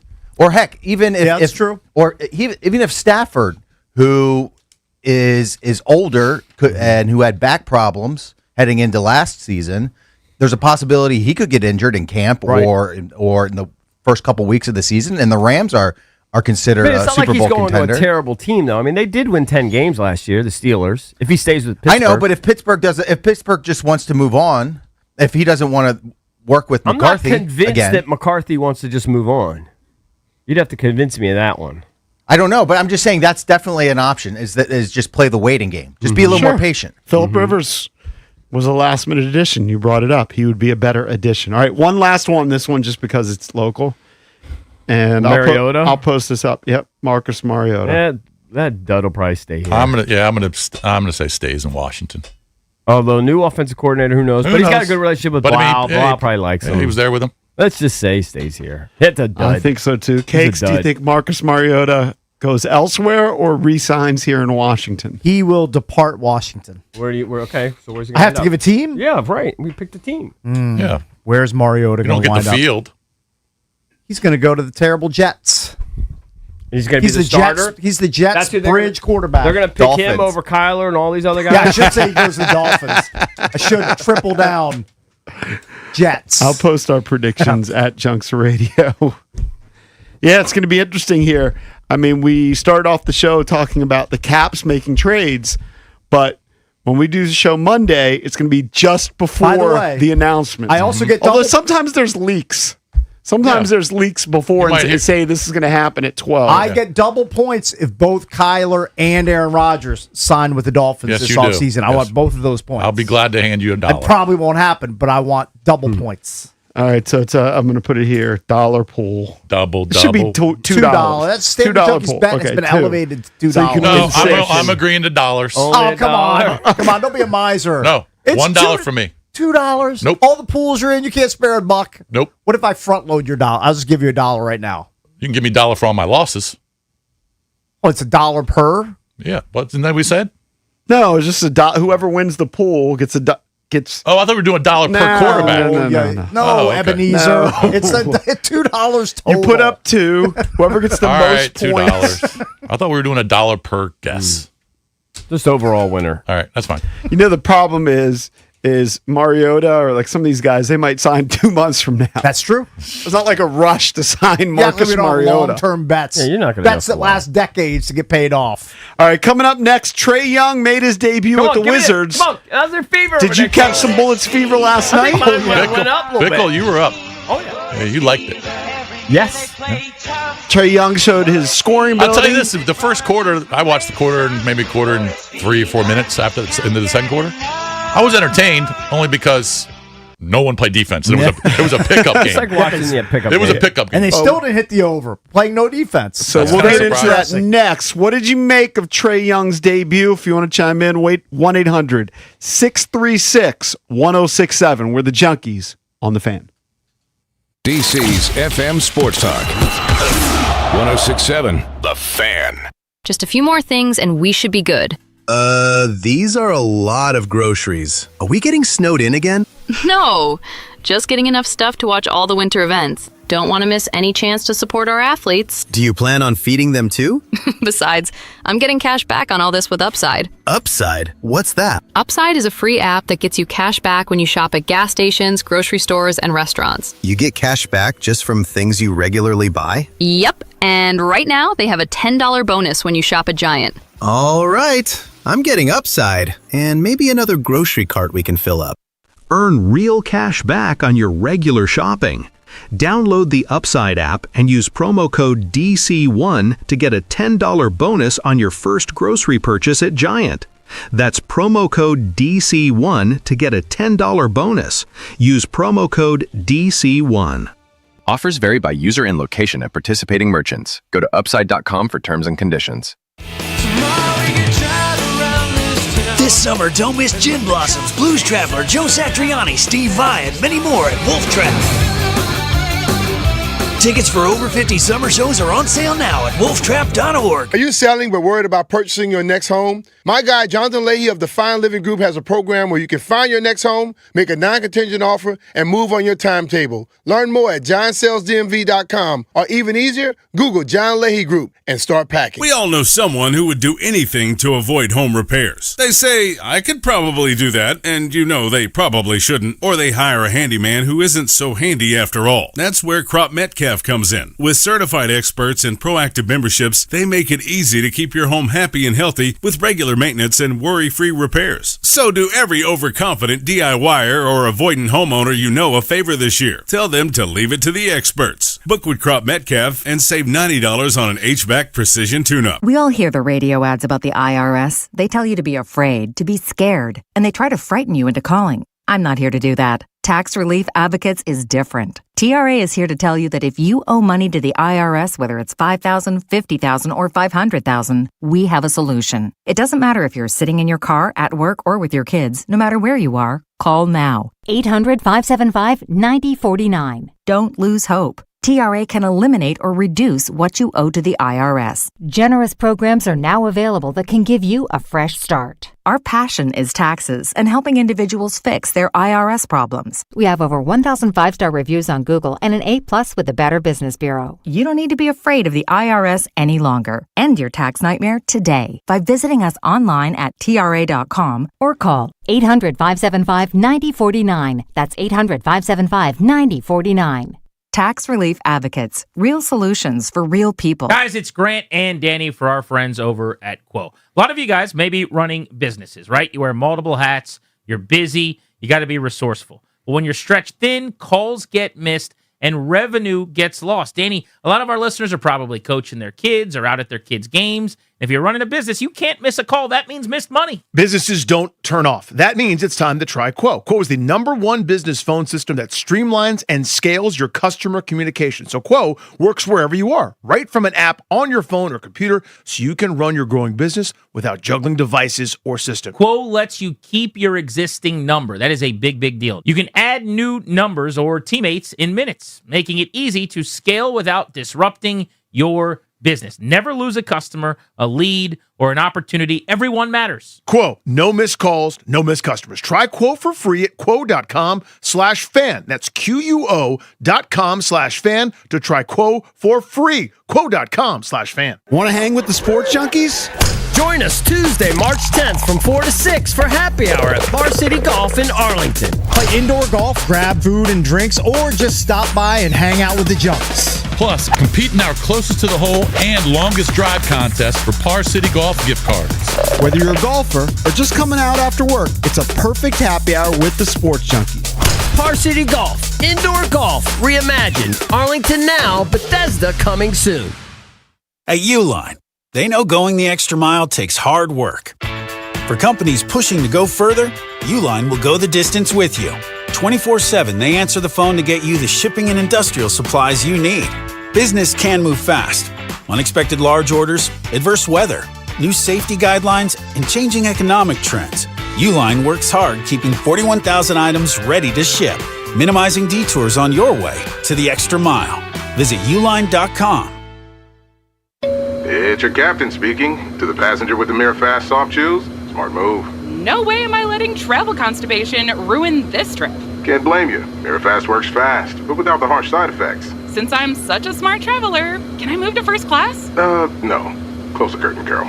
From the makers of Miralax, new Mirafast soft chews work naturally with your body in as little as 30 minutes to give you a comfortable go on the go. Find Mirafast today at your local retailer. Use as directed for occasional constipation. Contains magnesium hydroxide. Come on. No! It's just a golf lesson, champ. Loosen up. I can't. See that Hyundai Santa Fe? Yeah. I only paid to know. Finish up on your own. I gotta run. Deal's so right, it almost feels wrong. The Hyundai Getaway Sales Event. Get 0% APR for 60 months, plus 0 payments for 90 days on the Hyundai Tucson, Tucson Hybrid, Santa Fe, or Santa Fe Hybrid. Now, during the Hyundai Getaway Sales Event. Hurry, offer ends March 31st. Call 562-314-4603 for details. It's the Sports Junkies. Let's talk it out. You can watch the show live or on demand. What are we watching for? As I said, we're not sure. On YouTube.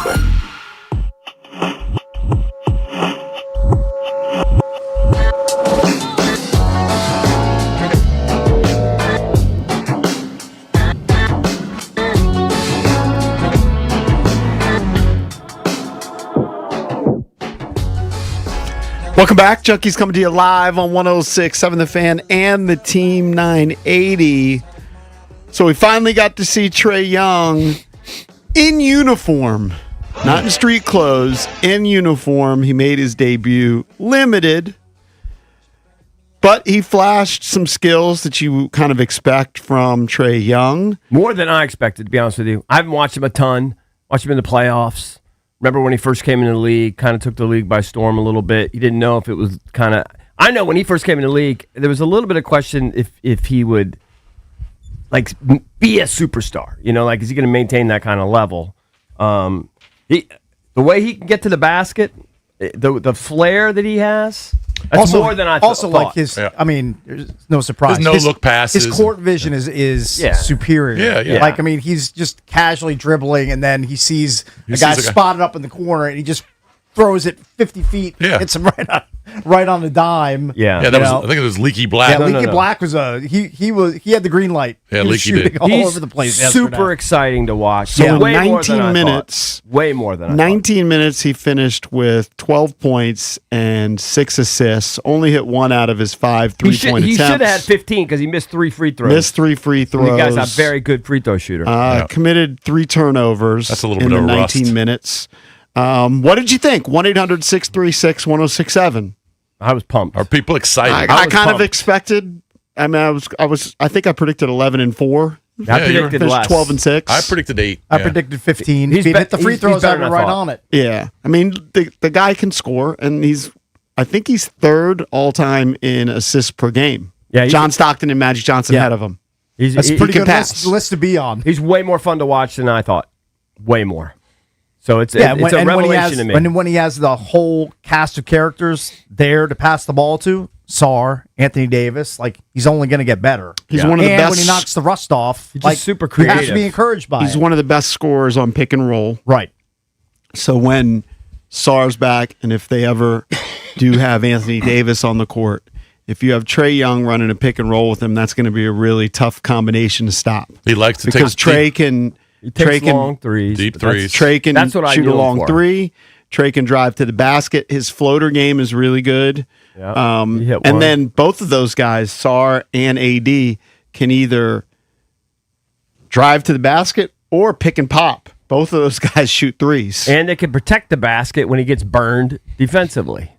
Yeah. I'm telling you, I'm more pumped about it than I was pro. I had a good fever. Mine might be close to like 105. I might need hospitalization case. Find a room for Eric Bickle. Didn't they also didn't they release a statement that AD's been cleared to practice and that he's on track maybe to at least we'll get to see a few games. That'd be at the end of the fantastic. season. We're going to see I think them they both issued a statement yesterday that he's been cleared to practice. I didn't think we would. Telling you, this is more than just acquiring assets so that they can unload them. They want to see how this mix works, and if it doesn't work, they'll move on. Yeah, but I'm excited. Great day in Wizards history. Trey Young debut, and you lose to a fellow tanker in the Utah Jazz. Everything's just falling in line. I don't think Utah's going to catch them, or Washington's going to catch Utah because they're still separated by 3 games. Fantastic. But Washington right now still entrenched in that 4th position. They just have to have that pick, the protected pick fall in the top 8. Right. And they'll be vulnerable if they're 5th, and there is a ping pong ball chance or 2 that they could fall outside of it if they got screwed. Yeah. So they need to really finish top 4 to guarantee it. Right. Right now, Brooklyn and Indiana have 15 wins. Washington has 16. And Sacramento, the worst team in the league, with 14. Yeah, and they lost last night. So did Brooklyn.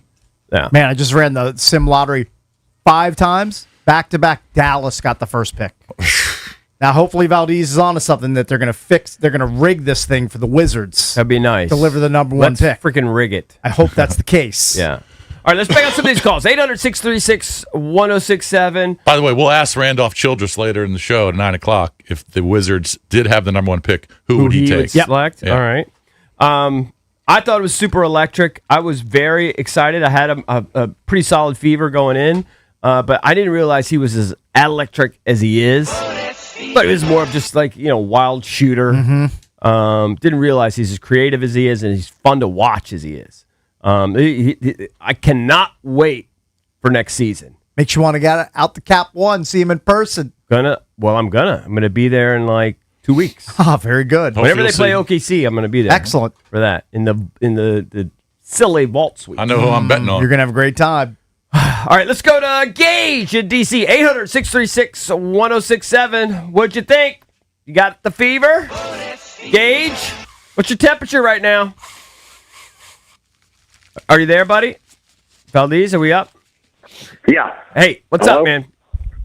I'll tell you what. And I told unfunny Ben. Yeah, he's friendly. He's just not plenty funny. friendly. Yeah. Yeah, this was the most. I go to a lot of games. This was the most electric I have seen this stadium. First of all, there was a line through the Regal Theater to get in, and yes, they That's gave like going away to a jerseys. Caps game. Right. They gave away some jerseys, but it was every time Trey got in. Yeah, people were standing up. Really? I mean, not just standing up, putting their arms up. And then when I told the friend that I was with, I said, I guarantee you they're going to set a play for him to score the first point. Of course.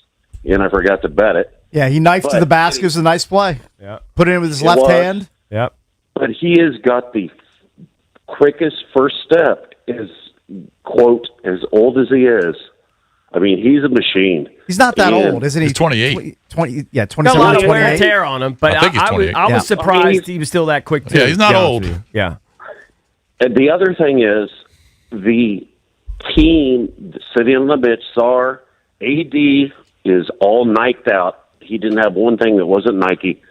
They would always go up and hug him. I mean, if we keep him, which I talked to a fan that's been there forever, said they guarantee they're going to sign him. And I told them, please don't sign a max contract to Trey. But they said this is going to be a very, very good team to watch in the future. Yeah, I agree with you. All right, thank Thanks you, for the Gage. call. Appreciate it, buddy. Trey Young's 27. The He turns rumor 20 is it's going to be a September. 3-year deal in the $30 million a year range, Right. under the max. Yeah. Which, would be a good deal for both. Yeah. Did you notice? Maybe it was just me, but the energy, not just in the stadium, but didn't you feel like the first quarter that the starters or whoever was on the court with Trey were just playing with a little more energy, with a little more bounce? Probably. It's got to lift your game, man. It felt like he just made everyone around him better. He knows he's gonna find you too. Right. You're not loafing because he could get you the ball at any time. Yeah. I don't know. It's not really something that you can put a number on or quantify. But it looked like the four other guys on the court with him were just maybe running a little extra harder, or just out of your eyes up. Yeah, he's they're getting aware. the ball. Yeah, hands were up. Yeah. Like they were just the court awareness was a little more solid. Yeah. It felt like. I mean, obviously the numbers speak for themselves, but when you say he's not a winning player, I mean, maybe because of the lack of defense, but I mean, he distributes the ball. He's an unselfish player. I mean, he will take deep threes. But he is looking to distribute He's first. definitely looking to make the big play. He will pull the trigger. He is not shy about that. But he definitely you can tell he wants to get all of his teammates involved. I mean, to me, it looked like he was elevating play. Yeah, he doesn't want it to be a one-man show, just him and about four other cast of characters. That's what I thought. Right. Yeah. I thought he's looking to make everybody better. When you play hoops with a really good player, like you always have your hands up because you never know when it's coming. Exactly. Like, I don't think you could put him in the Kyle Kuzma category. That's a totally different. No, I agree. I feel like JP's kind of putting him in that category. I don't think they're just totally different.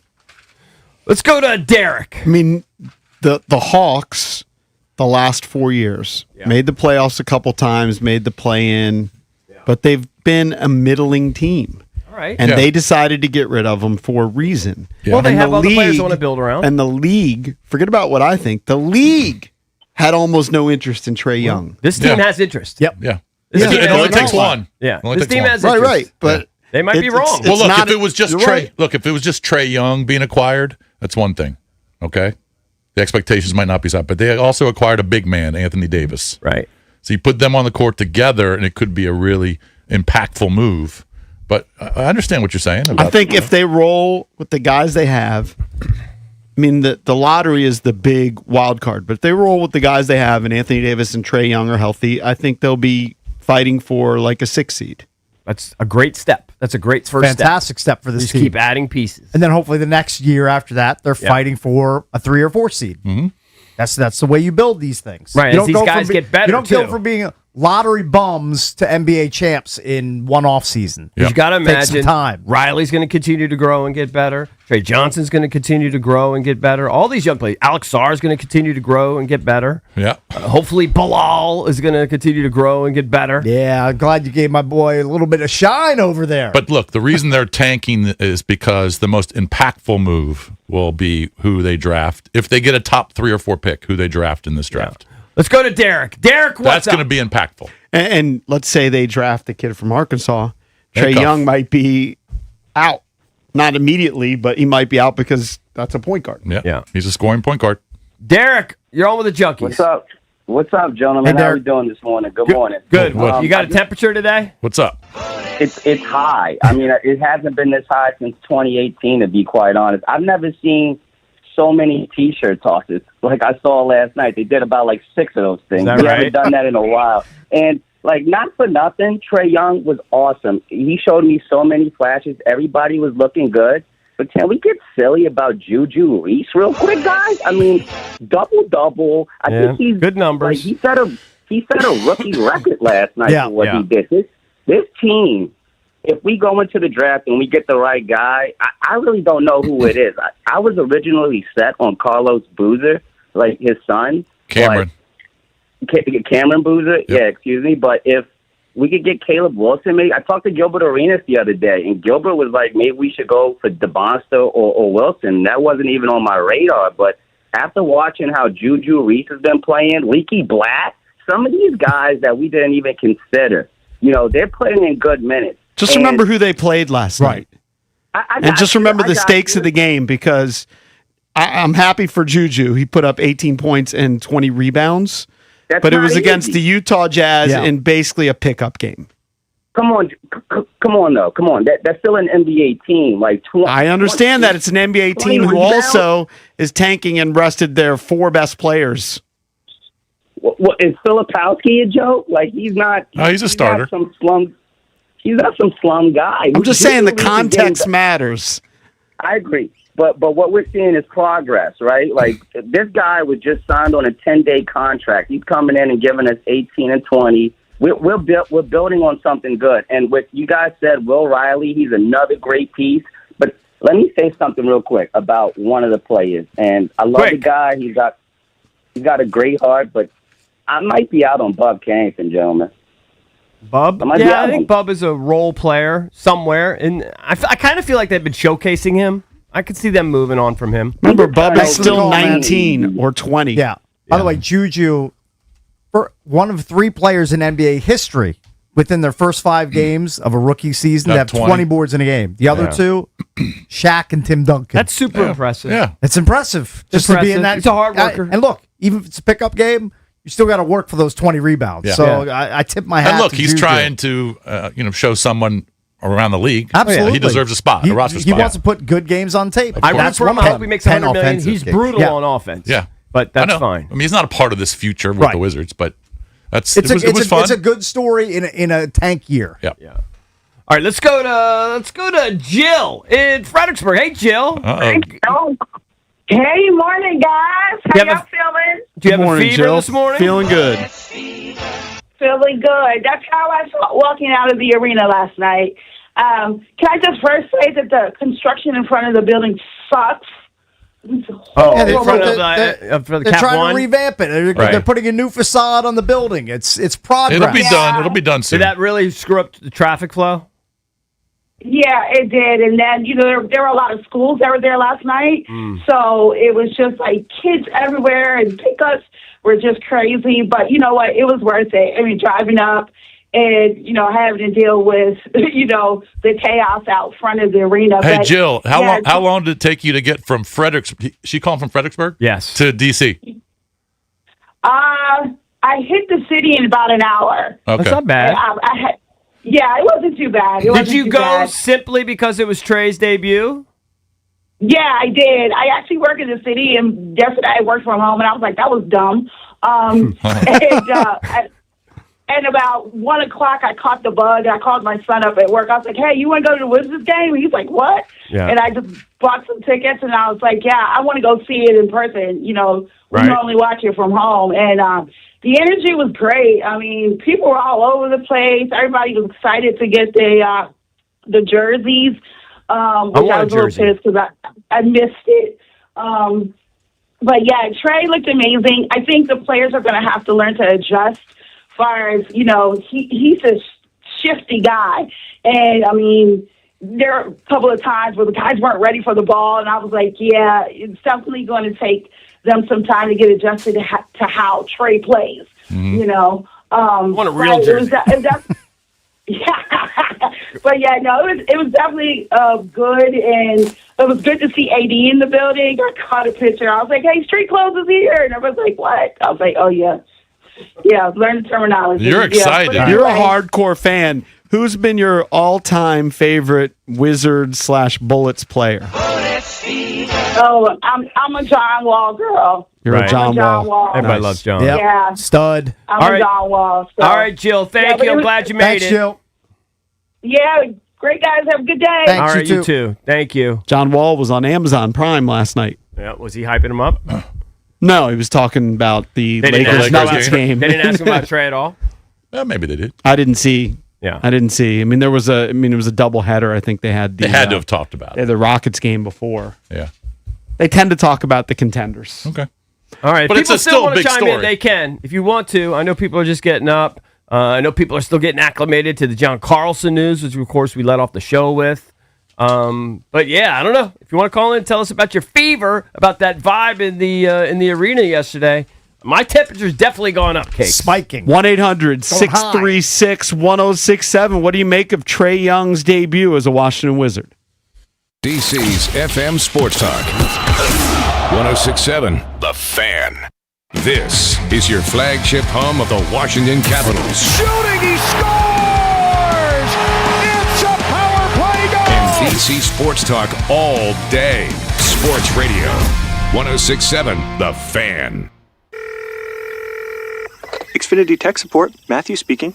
Hi, I live in a pretty remote place, like Jurassic Park remote. Oh!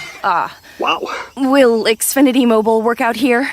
Yep, the combination of reliable Wi-Fi and 5G makes it so that you can stay connected in all kinds of places.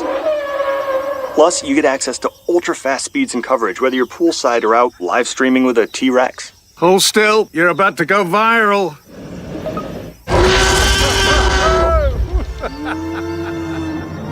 Welcome to a new era of Wi-Fi boosted mobile. Cut your mobile bill in half with 2 lines of unlimited. Discover a new era of Wi-Fi boosted mobile at xfinitymobile.com. Xfinity. Imagine that. Watch Jurassic Park with Xfinity. Savings comparison based on promotional rate for 2 lines of Xfinity Mobile Unlimited versus 2 lines of T-Mobile Experience More, Verizon Unlimited Plus, and AT&T Starter as of February 10th, 2026.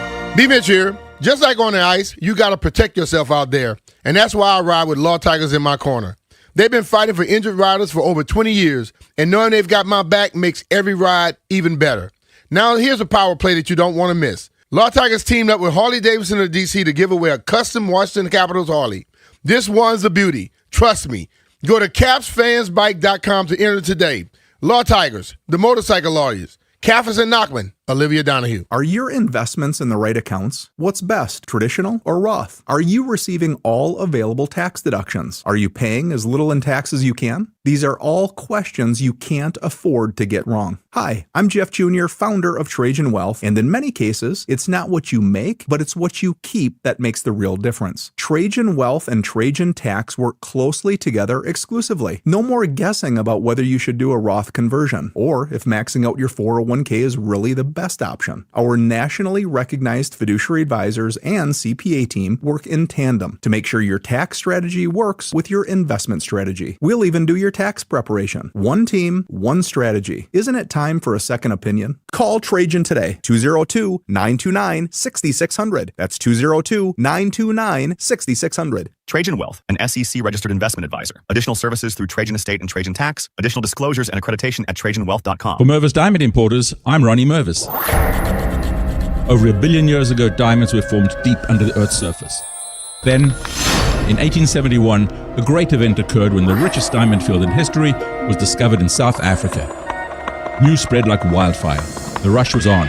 By the early 1900s, Morris Mervis was furiously working the diggings, and the Mervis Company had become a leading diamond trader. Today, Mervis Diamond Importers is active globally, and our diamonds rank among the best in the world. We provide value because we import direct, there is no middleman. The Mervis Diamond selection is legendary. If you're only going to buy one diamond for the rest of your life, make sure it's a Mervis Diamond. Mervis Diamond Importers. Mervis means more diamonds, much better quality, and the most value. Mervis is the ringleader for the latest engagement rings and wedding bands. Easy financing is available. For an appointment, go to mervisdiamond.com or call 800-HER-LOVE. That's mervisdiamond.com or 800-HER-LOVE. Hey, it's B Mitch here. Don't get caught in the cold with an outdated furnace or heat pump. Rude Pro Partners have access to 60 months of same-as-cash promotions on qualified equipment from February 1st to April 30th. Rude also offers other aggressive financing options. As temperatures continue to stay cold across the DMV, make sure you're saving money with the most efficient HVAC equipment. Rude makes it easy to upgrade your home's comfort without breaking the bank. Find a Rude Pro Partner near you at rude.com.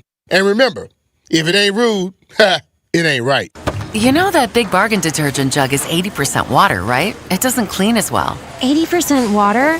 I thought I was getting a better deal because it's so big. If you want a better clean, Tide Pods are only 12% water. The rest is pure, concentrated cleaning ingredients. Oh, let me make an announcement.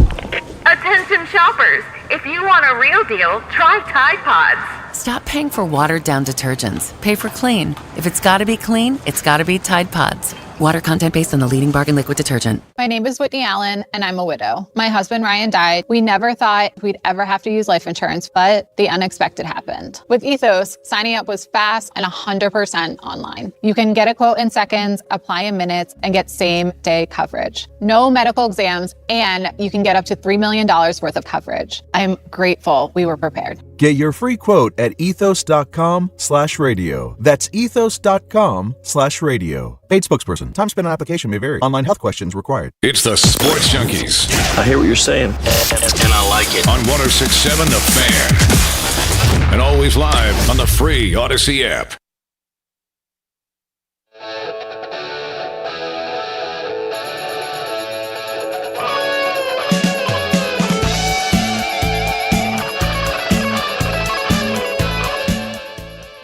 Welcome back. Junkies coming to you live on 106.7 The Fan and the Team 980, talking about Trey Young's debut with the Washington Wizards. Of course, Will Dawkins, the general manager of the Wizards, took a couple big swings.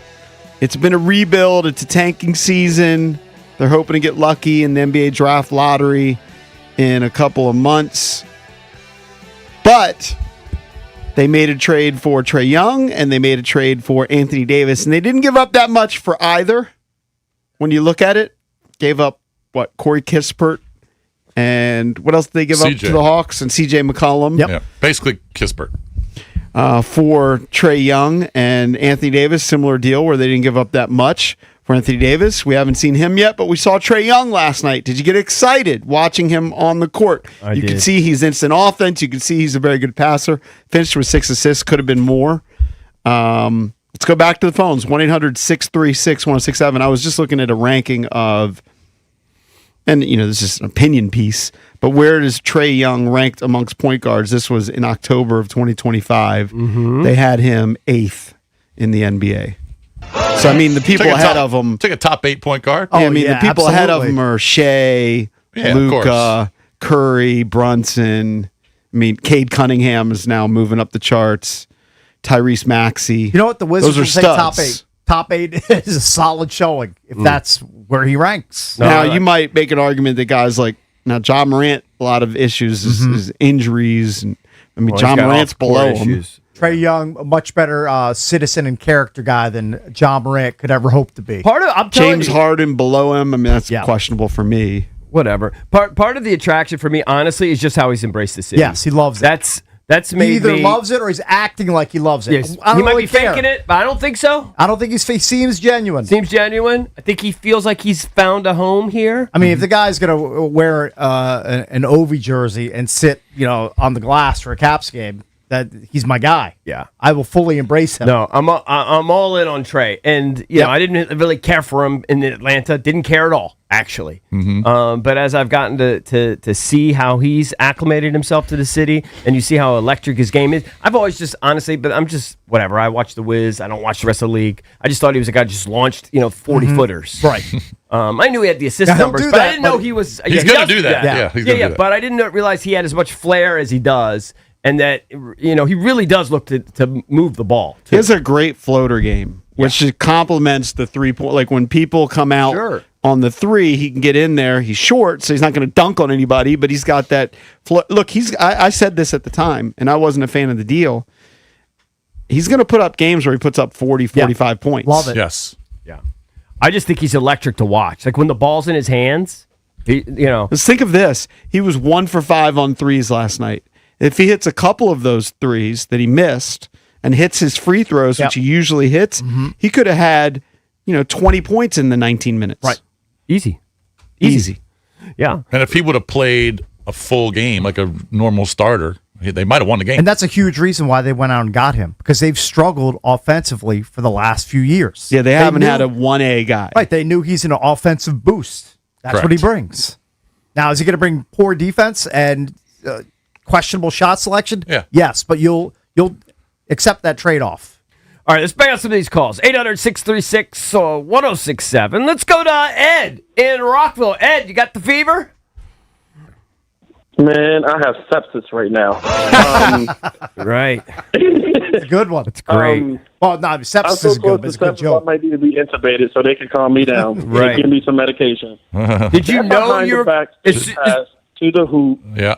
That behind the back fake pass to the hoop where he laid it in. Yeah, crazy. That is what is going to bring people out of their seats. Yeah, right. Imagine if AD, and look, I'm not even going to, this is a Cakes move right here because I know Cakes talked about this a lot when it comes to players and playing games. If AD gives me about 55 games next year, 55 games out of 82, this team is going to be a 6 seed. Me and coworkers at work were talking about how when the trade went down with AD and we already had Trey Young, how this team was automatically now a play-in. But imagine if AD just gives you those 55 and Trey gives you about 75. This team is going to shock people just by being in the playoffs next year. But, man, last night was like electric. I wasn't able to go to the game. I am a season ticket holder. I was on the fence about getting season tickets for next year. But you're all in now. I don't think I'm on the fence anymore. Yeah. I'm not on the fence anymore because it's a product you can at least watch. And I wanted to say this about the young guys. Yeah. Now that you got Trey and AD, it takes the pressure off of those young guys, not having to do so much because you have proven players out there on the court, of course, as long as they're out there. But you got 2 proven players on the court. You got stars improving. And even if there's some players that get pushed to the bench, it's not that bad because the way that they drafted and getting AD and Trey, you kind of now supplemented those draft picks in the first round to be bench players, which actually just makes your bench stronger now. Right. Okay, so that's what I think about the Wizards. And I wanted to talk about the John Carlson trade. I called and said it yesterday that he needs to be traded. He needs to be gone. I hated to say it, but he was young and getting slower, in my opinion, and we needed the younger guys to start playing. We're so slow on the ice sometimes when we have slow guys, kind of like the Commanders with the older guys. That's what I said earlier. It's kind of the same theme. Get younger and faster. Yep. Ed, thank you, buddy. Thanks, Ed. Appreciate it. Yep. Ed's locked in. He's going to get season tickets. Season ticket holder on the Wiz, and he's locked in on the Caps. Good guy. I like that. That's our kind of guy. Yeah. Let's go. He's got some money. Hey, there's definitely a buzz. There's a buzz. There's a buzz. I don't know 1 to 10 what it is. I'm still trying to figure it I out. think it's about 7 or 8 for a team that's got like 15 wins. And how many games into the NBA season are we? And 60 some. 60 some. Yeah. Well, Wizards fans have been frustrated. I mean, the John Wall, Bradley Beal era when they were making the playoffs was fun. John Wall jumping on the table, they made run. I know they didn't make it to the Eastern Conference Finals, but they were knocking on the door. It was a little glimmer, and then it went away. Now, I kind of like the little Russell Westbrook glimmer for a while. I wasn't so crazy about that. I mean, it's been 8 straight losing seasons. Right. Dude, I was getting like Jason Williams vibes. I was getting white chocolate vibes with some of the I was just getting sized. Sorry, man. It just was. Let's go to Kevin. There was just excitement there every time he had the ball. Kevin, what's up? Oh, man, my fever's high. I'm at about 106. Wow, 106.7. I see what you did there. Yeah, 106.7, exactly. I got the pleasure this week to actually go to Tuesday's game as well. Uh-huh. And, Kevin Durant was in town. You think it's going to be a big draw. I mean, it was decent, but the most exciting part of the game was, of course, Trey Young's ejection. The whole arena was standing and cheering. And the energy right there, talking about being electric. And then last night, being able to go there, it was just being 35 years old, being a lifelong fan, going through the John Wall, the Michael Jordan, the Gilbert Arenas thing. That was very refreshing to just see how the atmosphere was, everybody on their feet. Like a previous caller said, line out the door. That's crazy. It was just, it was like one word I just want to use is refreshing. And, they like you guys said, he was on limited minutes and stuff, but when he was in there, it was electric. Every time he came in, people were on their feet, people were talking. And then typical, I went to sleep feeling good, even though it was a Wizards loss, but woke up to some devastating news about losing Carlson. So I'm not going to be critical like some callers and talk about what we need to do as a team going forward. I'm still kind of hurt by losing him since he's been with us for so long. 17 seasons. Just remember the good times, my friend. Best defenseman they ever had. Yeah. Thank you. Thank you. Do. Yep. Sometimes it's just time to move on. Thank you, Kevin. Appreciate it. Yeah, dude. People are still calling. The buzz They're all is in, real. Man. The buzz is real. And I'll be honest, when they first acquired him, I was like a little lukewarm on it, and it started growing on me. I really feel good about it. The buzz is real with the Wiz. The buzz in College Park. Oh, it's struggling. That's a year away. I mean, beyond struggling. Yeah, it's a year away. Let's just give it time. Delayed gratification buzz. They're give it time. They're dead. Let's give it time. They don't even exist to me. I know. Not this year. I'm a Maryland alum. I know. I mean, not this year. They're dead. Maybe you should give him some money. NIL money. Yeah. I don't have any money. Freaking broke. All right, later in the program, we'll get back to the Washington Wizards. Chase Hughes, who covers the Wizards for Monumental Sports, he'll join us at 8:45. Randolph Childress on the NCAA tournament, former Demon Deacon, now works for the ACC Network as we start talking some March Madness here on the Junkies. DC's FM Sports Talk. 106.7 The Fan. This is an Odyssey Sports Minute. This Odyssey Sports Minute is sponsored by Old Trapper Beef Jerky. Old Trapper, what's your beef? With the New England Patriots set to release wide receiver Stephon Diggs next week, it's incumbent on the team to get a new number one wide receiver for quarterback Drake May. Two options out there, A.J. Brown via trade from the Philadelphia Eagles, or Alec Pearson free agency from the Colts. The Patriots need to make it happen. I'm Nick Customers. Nats fans, add to your Nats player bobblehead collection all season long. C.J. Abrams has a leadoff home run. Saturday, May 30th, grab a C.J. Abrams baseball card bobblehead. Dalen Lyles smashes a line drive home run. Snag Dalen Lyles' first Major League bobble on Saturday, June 13th. James Wood does it! And James Wood's Bobblehead Day, presented by Pedigree Foundation, is Saturday, August 29th. Get your tickets at nationals.com/promos. Spring is in the air, and that means one thing. It's time for spring training baseball. Tune into The Fan for everything you need to know. Roster battles, breakout stars, live reports from camp, expert analysis, and insider interviews you won't hear anywhere else. Spring training coverage presented by Main Street Bank. Cheer local, bank local, member FDIC, equal housing opportunity lender. Play ball! 106.7 The Fan, your home for baseball all season long. This is the story of the one.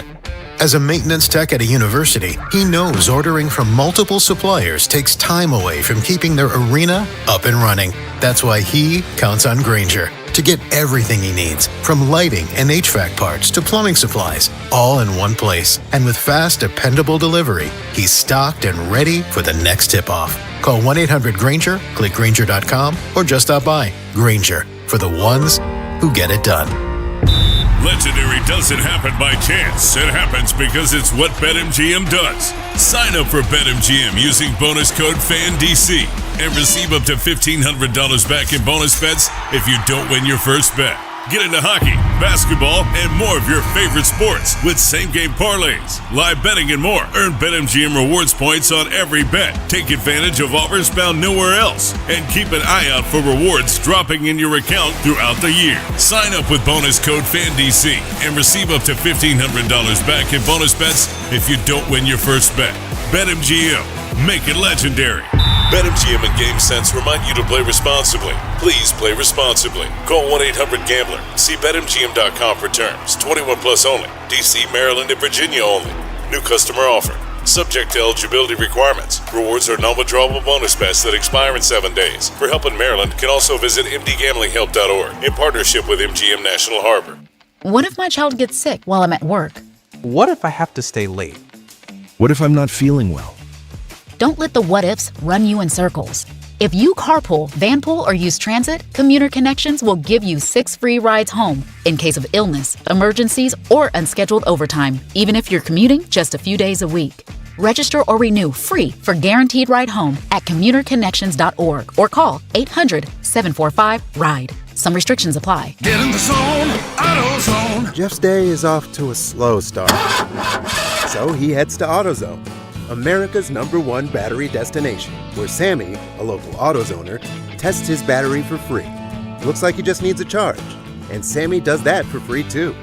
In no time at all, Jeff is back on the road, ready to finish the day strong. Free battery testing and charging at every store. No hassles, just help. Get in the zone, AutoZone. Restrictions apply. If you need a new appliance, this is your sign.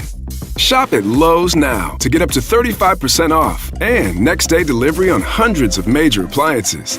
A new appliance now means an easier to-do list later. Our best lineup is at Lowe's. Valid through 3/18 while supplies last. Selection varies by location. Order by 4 p.m. Available Monday through Saturday. Subject to availability. Fees, exclusions, and restrictions apply. See Lowes.com/appliance delivery for more details. Live from the LindsayCars.com studios in the nation's capital. WJFK-FM and WJFK-HD1, Manassas, and WPGC-HD3, Morningside. This is your flagship home of the Washington Wizards. Carrington drives, left elbow, flips up the shot. Scores at the buzzer. Goal, baby! The Wizards' biggest lead of the night. Sports Radio 106.7, The Fan. An Odyssey Sports Station. 106.7 The Fan. Sports Flash. The Ducks have acquired defenseman John Carlson from the Capitals for a conditional first-round pick in either the 2026 or 2027 NHL Draft and a 2027 third-round selection. Anaheim will send its 2026 first-rounder if they make the playoffs this year. If not, they have the option to send their 2027 pick instead. The Caps hinted at a sell-off yesterday morning when they sent Nick Dowd to the Vegas Golden Knights. But this move is an entirely different caliber. This essentially closes the book on a disappointing follow-up to last year's Eastern Conference regular season championship. From the Crop MedCap 5-Star Sports Desk, Savannah McCann on The Fan. It's the Sports Junkies. Just hear me out. Speaking of fans, let's go to the phones. It's funny. 106.7 The Fan.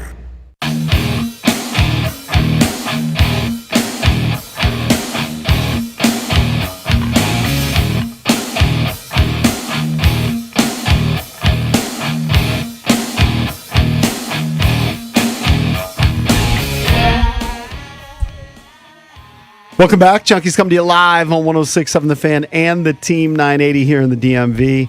910 The Fan, 105.1 FM in Richmond. And you can watch us on the Monumental Sports Network, celebrating 30 years of the Junkies, presented by Main Street Bank. Cheer local, bank local. Main Street Bank is a business-focused community bank, proudly serving the DMV since 2004. Visit mstreetbank.com to learn how to put their team in your office. Main Street Bank, member FDIC, equal housing opportunity lender. It's Bish, Cakes, EB, and JP.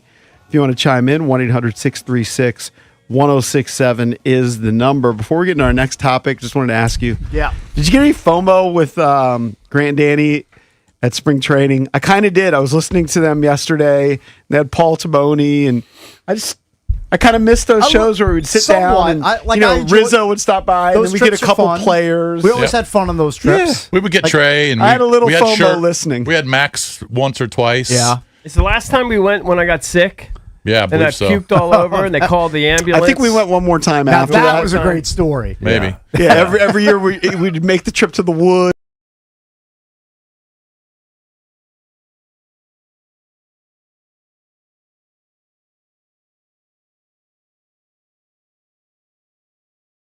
How electric the woods would have been during the Jupiter Lynx walk-off at TGL. Sure. Hole-in-one walk-off. If you say so. I don't know. I wouldn't mind doing it again down the road. Like, it seems like we're done doing them. Right. Like, I don't know, management decided there's too much whining and complaining. Sure. But I enjoy. Or is it a cost thing? I mean, it's double. It's very expensive to send this show. Yeah, double the cost to do remotes. Yeah, I would imagine. I'll share a room. It's pricey. I'm not doing that. I mean, they're sending Granddaddy and a producer. And well, I think they pick up a lot of their own expenses, too. Right? Oh, they do. They take, and they might get their own flights and stuff. Oh, wow. Okay. Didn't know that. It's not Odyssey footing the bill for the entire thing. Okay. I maybe I'm the only one. I like the road trips. I had a little FOMO listening to the guys. And Taboni's such a good dude. Yeah. And we interviewed him, I guess, when he was introduced. Very nice guy.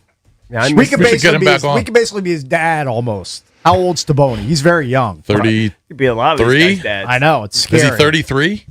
Something like that. No, I think Butera's 33. Like maybe he's right around the same age. I think they're within a year or two. Yeah. I think one of them's 33, one's maybe 34, 35. Yeah. Yeah. It's cool to be out there. We got 20 years on him. Taboni was born in 90, so do the math there. 35? 35, 36, yeah. Okay.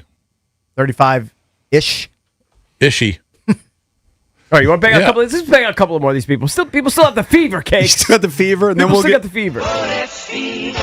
All right, let's go to Ronald in Falls Church. Ronald, what's up, man? You're all with the Junks. How we doing, boys? Hey, good. Hey, Ronald. Last night, your caller stole my word, refreshing. Yeah. But what I really thought is next year, when you get off that Metro, you hear that go-go music going, you look up, you're going to see Anthony Davis, Trey Young, Alex Starr, and A.J. DeBanza on a poster outside of Capital One Arena, and you're going to say to yourself, damn, we're finally a destination. Finally. Pretty for sick. the first time. Unbelievable, man. That would be nice. That'd be fantastic. Were you at the game last night? No, I was just watching on TV. Right. Mm-hmm.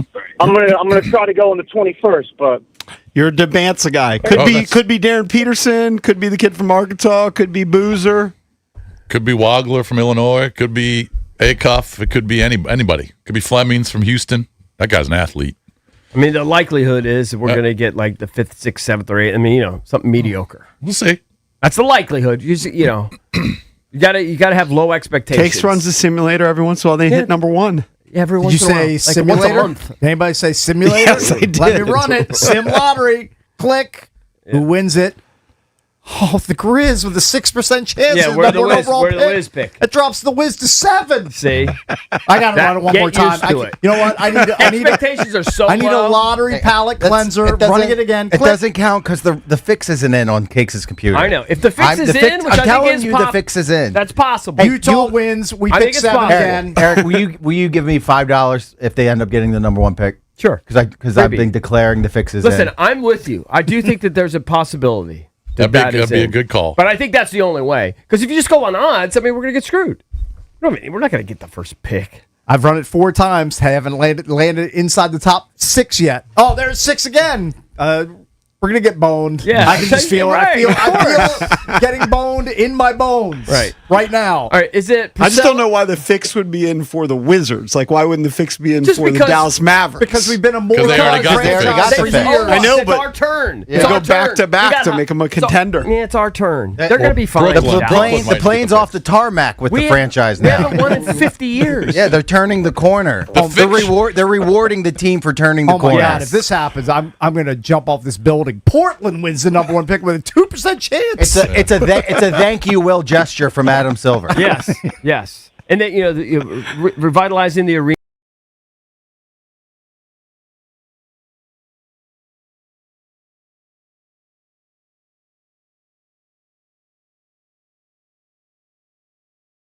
say hello. I didn't know what his reaction was going to be. He was very nice. Yeah, I'm sure. All right, is this Priscilla? Is that how you say it?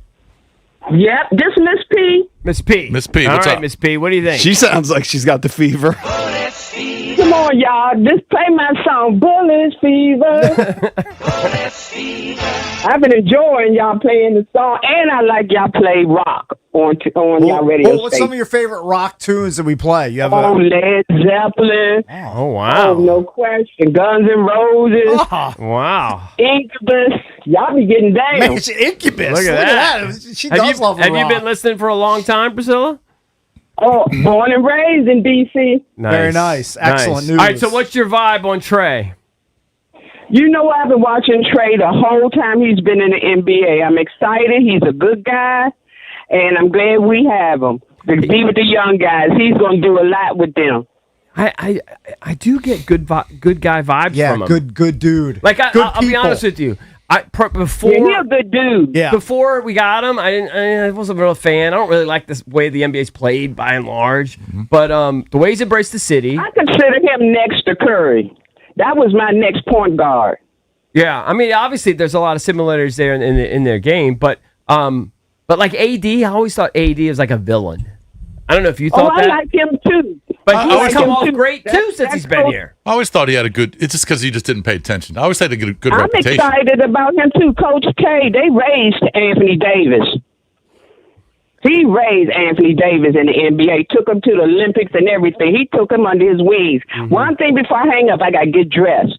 All right, go get dressed. One from the old Wizards, I go see all of them. Are you Wizards, naked right now, Priscilla? Make me no difference. Portis from Georgetown. That's who she wants? Who's she talking about? I know. It's Portis? Is that what she said? Oh, yeah, the one. Otto Porter? Porter. Porter. Oh, Otto Porter. Yeah. Yeah, Hey, Portis Priscilla, from second pick? Georgetown. Priscilla, Third you pick. opened the door. Third pick, yeah. What are you wearing right now? I'm putting on my clothes. I'm in the senior building. We going on a trip this morning. So I listen to where you y'all heading? every- She's in the senior Where the seniors heading? Huh? Where are the seniors heading today? Oh, we going to Rose's Discount Store. Oh, they used to have one in Ocean City. Okay, get after They it. have one Get here? some deals. Do they have one here in D.C.? Yeah, where's that located? I don't know. This is my first time going to some Rosie's Discount Store. I know I need it. That food is high. I think they closed the Roses down in OC. Yesterday. And It's I'm an by exciting myself. trip for the seniors. How old are you, if you don't mind us asking?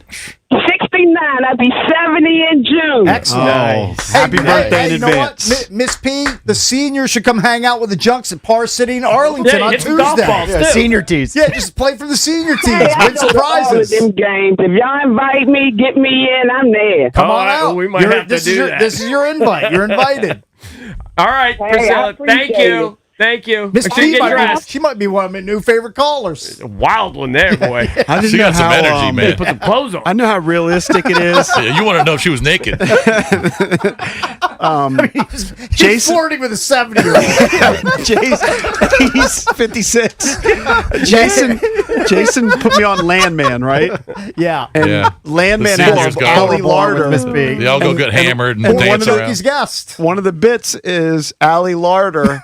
She, for some reason, her project is to take these seniors and take them on trips, and she took them to a strip club. And Hey, Valdez, show historian. When Ali Larder joined the show many moons ago, do we remember what that was promoting? I mean, I feel like we ask this every time. if you give me 10 minutes, I can find out. Yeah, I feel the need to know that. Allie Larder? Yeah. What I think year she was that? promoting Doritos. Oh, okay. Really? It wasn't a TV show. I think you're thinking of Allie Landry.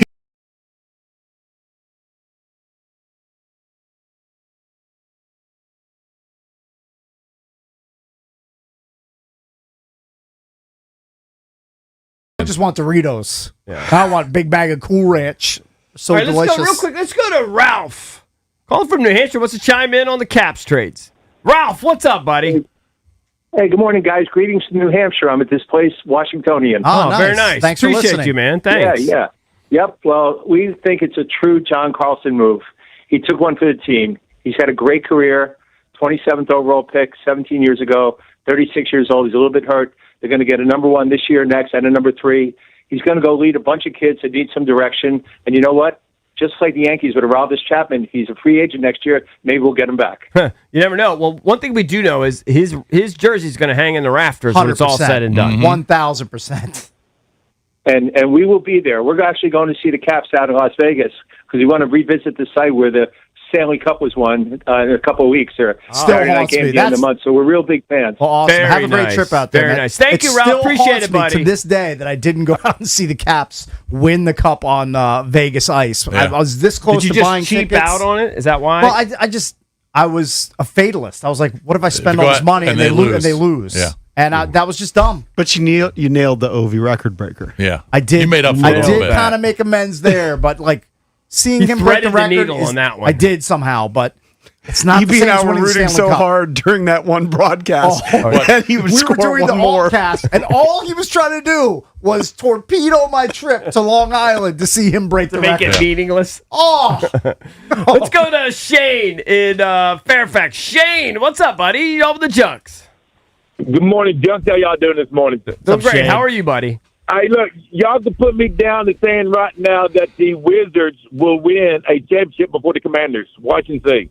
Within that time frame, the future for the first time looks brighter for the Wizards than any DC team up here right funny, now. Valdez And was I'm a diehard kind of. That's crazy. He was kind of hyping that up. I think it's How's that crazy? I think it's crazy in that the Wizards right now have 14 wins, 15 wins. Yeah, but he's You're looking projecting long-term. I Oh, understand. maybe 16. He's out projecting on the horizon. He's projecting an NBA championship to a team that hasn't even made the conference finals since the 70s. Right. And you're forgetting 16 that the wins. Washington football team, the Commanders, were in the NFC Championship game in the Final Four just 2 seasons And I ago. just think it's easier. And have a quarterback who, at least a year ago, everybody felt was like this generational player, one of the best players in the league. I think he finished 7th in the MVP. Mm-hmm.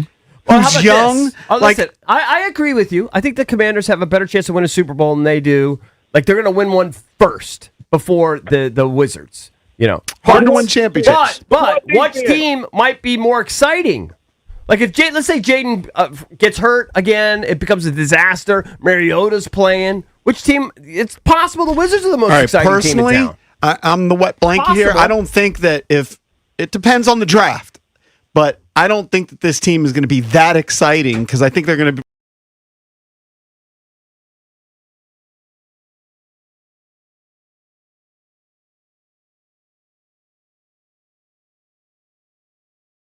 It could be 2 years. It could be 3 years down the road. He's just saying the future they're going to win a championship before the Likely Commanders. not to happen in our lifetime. We'll be It's dead. probably a 99% chance it's not going to happen. Well, I think but it shows you how pumped these fans are. Yeah, no, it's great. But which team do you think has an easier path or is more likely? The Nats.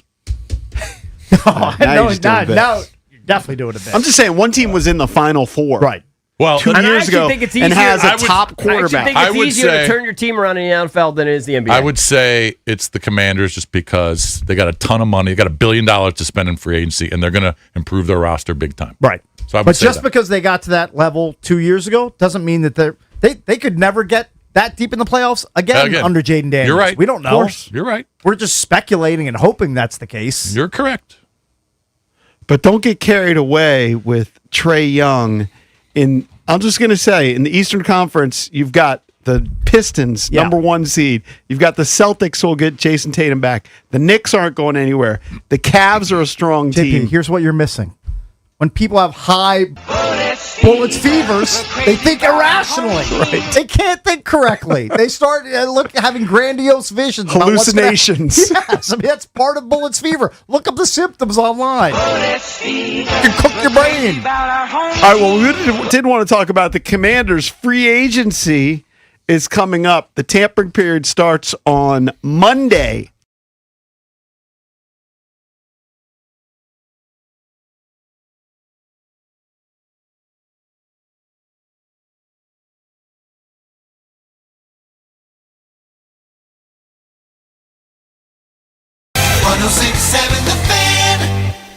All right, guys, EB here for Par City Golf. If you love golf, or if you don't, you got to check out Par City Golf. This isn't just a simulator spot. It's hospitality, golf, and entertainment all in one. Premium indoor golf awesome social atmosphere. You can practice, play a full round, or just hang with friends. Serious golf, but without taking yourself too seriously. Par City Golf is community-driven, built for everyone, players and non-players alike. They're in Arlington on Columbia Pike, and good for me, a second location opening soon in Bethesda on Old Georgetown Road. Par City Golf, indoor golf reimagined. Get Italian staples at Whole Foods Market. Save 25% on Matica Parmigiano Reggiano with Prime from March 6th through 8th. Grate this exquisite cheese over your favorite pasta dish. While supplies last, shop in-store or online. Terms apply. Tired of digging your car out of the snow? Donate it to Cars for Kids before the next storm hits. Call 877-CARS-FOR-KIDS or go to carsforkids.org to donate. 1-877-CARS-FOR-KIDS. Donate your car today. For Mervis Diamond Importers, I'm Ronnie Mervis. Over 1 billion years ago, diamonds were formed deep under the Earth's surface. Then, in 1871, a great event occurred when the richest diamond field in history was discovered in South Africa. News spread like wildfire. The rush was on. By the early 1900s, Morris Mervis was furiously working the diggings, and the Mervis Company had become a leading diamond trader. Today, Mervis Diamond Importers is active globally, and our diamonds rank among the best in the world.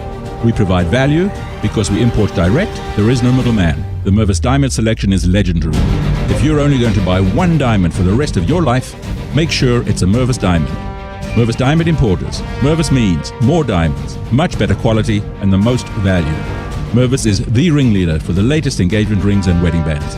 Easy financing is available. For an appointment, go to mervisdiamond.com or call 800-HER-LOVE. That's mervisdiamond.com or 800-HER-LOVE. We all hear the radio ads about the IRS. They tell you to be afraid, to be scared, and they try to frighten you into calling. I'm not here to do that. Tax Relief Advocates is different. TRA is here to tell you that if you owe money to the IRS, whether it's $5,000, $50,000, or $500,000, we have a solution. It doesn't matter if you're sitting in your car, at work, or with your kids. No matter where you are, call now. 800-575-9049. Don't lose hope. TRA can eliminate or reduce what you owe to the IRS. Generous programs are now available that can give you a fresh start. Our passion is taxes and helping individuals fix their IRS problems. We have over 1,000 5-star reviews on Google and an A+ with the Better Business Bureau. You don't need to be afraid of the IRS any longer. End your tax nightmare today by visiting us online at TRA.com or call 800-575-9049. That's 800-575-9049. Tax Relief Advocates. Real solutions for real people. Serving part-time in the Army National Guard has led to a lot of firsts for me. It paid for me to be the first person in my family to go to school. That education got me to the first day at my dream job, which I can still hold while I serve part-time. That job and the home loan benefits I got from the Army National Guard helped me buy my first house.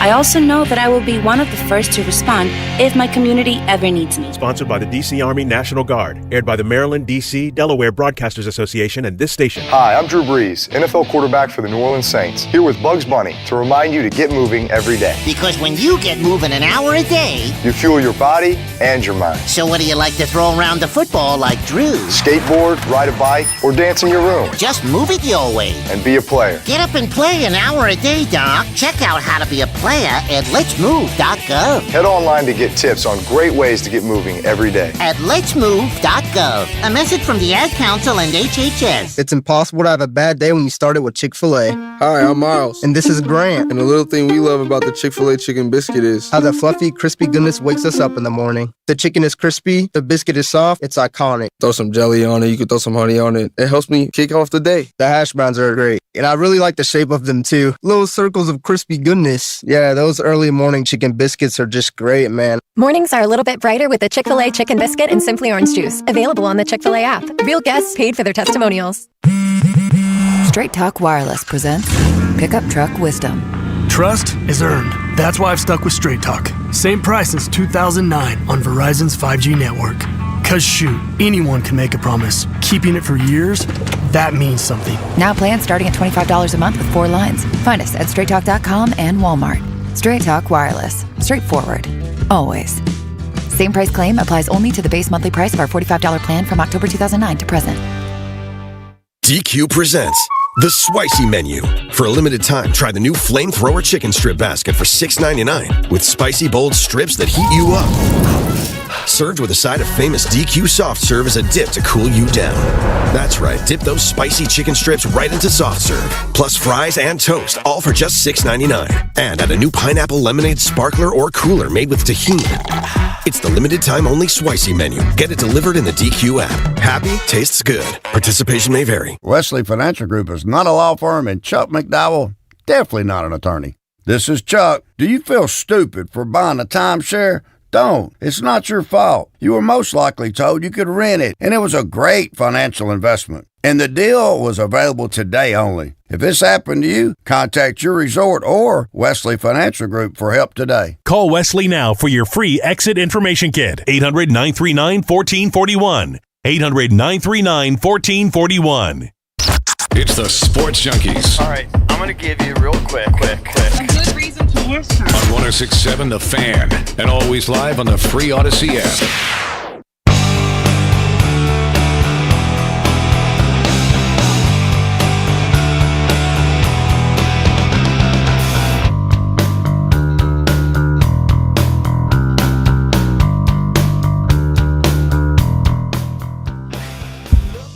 So John Keim has an article on ESPN.com. We have John on all the time, Commanders Insider. And I thought that this was the key paragraph in the article, which has to do with free agency and points out that, first 2 seasons under Peters, Washington signed 50 players in free agency, including 18 who re-signed with the franchise. Last season, they signed 24 players. 14 were re-signs. And in 2024, they signed 26, 4 who re-signed. So there's been, a lot of moves. But this was what I thought was the critical paragraph. As one team source said, while the Commanders won't spend recklessly, if there's a player they want who commands top-of-the-market money and is considered a good fit, they will spend. That's what I need. I need that. Need to hear that. I need a top of the market kind of guy. Yeah. I told you I want a big giant Christmas gift. Because Adam Peters, a bicycle. You want him to be fiscally responsible and not overpay, but he realizes that if he wants to keep his job going forward and DQ wants to keep his job going forward, they need to be contending for the playoffs in year 3. Yep. They can't just be like, you know what, we're going to spend $40 million of our cap money and sit on the other $45+ million, whatever it winds up being. No. You gotta. I'm not saying you spend it all, but you should spend about $75 million of it. But you got to make a big splash. You'd be surprised how quickly the money goes, Yeah. and that's kind of the issue, right? Because they could sign a bunch of sort of second-tier guys, depth guys, and spend a lot of that money, right? But they just need to get a couple studs. It's just a different season. So he points out, season 1 was about establishing the culture and the foundation. Mm-hmm. So they signed a bunch of vets like Bobby Wagner, Ertz, Austin Eckler. Yep. That established culture. Then in season 2, because of their success, they basically ran it back. They only added 2 guys on multi-year deals via free agency. That was Will Harris and Kinlaw. Mm-hmm. So they basically ran it back. But this year, top 5 in cap space, they're expected to be a major player. Right. I mean, right now at overthecap.com, they have right about $70 million, and I don't believe that includes the, I think, Lattimore. 17.5 or $18 million when Lattimore is officially released. Right. So that's going to get them tickling $90 million in cap space. Right. Plenty of money to make a splash or 2. Jason's promised me 2 splashes. I promise you. I need at least I'm one. gonna if they have $90 million in cap space, I'm gonna say Adam Peters spends $70 to $75 million of it. I don't think he's gonna leave a lot on the table. I think he needs to go out there, and if he has to overpay in a few spots, maybe do that just to land the players you want that other teams are going to be in contention for. Right. You know what I mean? Like, I'm sure he doesn't want to overpay, but if it's a crowded market for 2 or 3 players, might have to pay a premium. Let me give you a couple of the groupings here that John's got outlined here in his article. All right, as far as pass rushers go, will they sign one of these guys? Jalen Phillips, Trey Hendrickson, Boy Mafi or Adafi Owahu, whatever. Owe? Yeah. I think it's Owe. Or Jonathan Greener. Will they sign any of those guys? I'm going to say yes. They'll sign one of those They'll guys. make a splash to land one of them. I think they're going to try for Jalen Phillips to try to make themselves better and hurt the Eagles in the process. I think would be a great move. Right. What about offensively? Will they sign one of these guys? Brandon Ayuk, Juwan Jennings, Romeo Dobbs. It's weird spelling. Dobbs. I guess Alec Pierce might be available. Isaiah Likely, I'll throw in there. Rashid and Shaheed. Yeah. Will they sign one of those guys? Yes. So they're gonna give me an edge guy and a receiver. Or tight end. Splash. Wide receiver, Or tight end. Splash edge guy, splash receiver. I think the edge. Yeah. I think so. I don't agree with Cakes. I don't think it's going to be any of those guys you just named. So they won't land So I just one named of those 10 guys. They're going to get 0 of them. 0. So I'm going to get no presents. I'm going to get like a Nerf soccer ball. You're going to get like you might get. You're going to get like Trey Hendrickson. You're going to get. He mentions him. in the article. I named him. Okay. He mentions in the article the tight end. You're going to get Chig. Is that his name? Chig Okonkwo, yeah. You're going to get Tennessee. Chig, and then you're going to get Owe. Is he a defensive end? I did mention him. Oh, you did? mention Okay, him. I didn't retain Owe. Yeah. I don't hate look, if you're looking fine. to save money and not It's a spend, mediocre Christmas. if you're looking not to spend top of the market tight end money, I kind of like Chig Okonkwo. He's an I know this is the weird concept. He's an offensive tight end that catches balls instead of being good at blocking. This team seems obsessed with loading up on guys like John Bates and Ben Sinnott, who are good blocking tight ends. We need a good receiving tight end. Okonkwo last year had 56 catches. With trash cans throwing him the ball. Only 2 touchdowns. Only 2 What touchdowns. about Cade Otton? Cade Otton's pretty good. I wouldn't hate that either. He's not as sexy as Isaiah Likely. He's not. But if they decide to spend money at receiver over tight end. Give me David Njoku. He's a very capable tight end that had to play with a bunch of bad quarterbacks in Cleveland. You think he wouldn't thrive with Jaden throwing him the ball? I think he would. He's out there. He's available too. Just bring some of those guys here that can catch 50 or 60 balls and score 6 touchdowns at tight end. You saw the numbers that they're saying that Likely's going to get, right? That was a big article that went viral. I mean, I've seen numbers that they're projecting for him. Yeah. Like in the $13 to $15 million a year like range. a 4-year, $50 million deal, something like that. Yep. That's still in our realm. I mean, it's very doable with the amount of cap space they have. But again, if they don't want to pay that money, you could probably get a Okonkwo for half that money.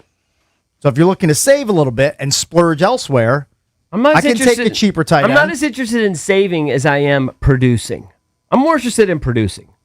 I'm okay with spending. I'm okay with spending too. It's not. It's Josh Harris's money. Not your it's not money. my money. Yeah. Spend. Yeah. Spend it all. Yeah. I don't really need to be that fiscally responsible. Kind of tired of that, actually.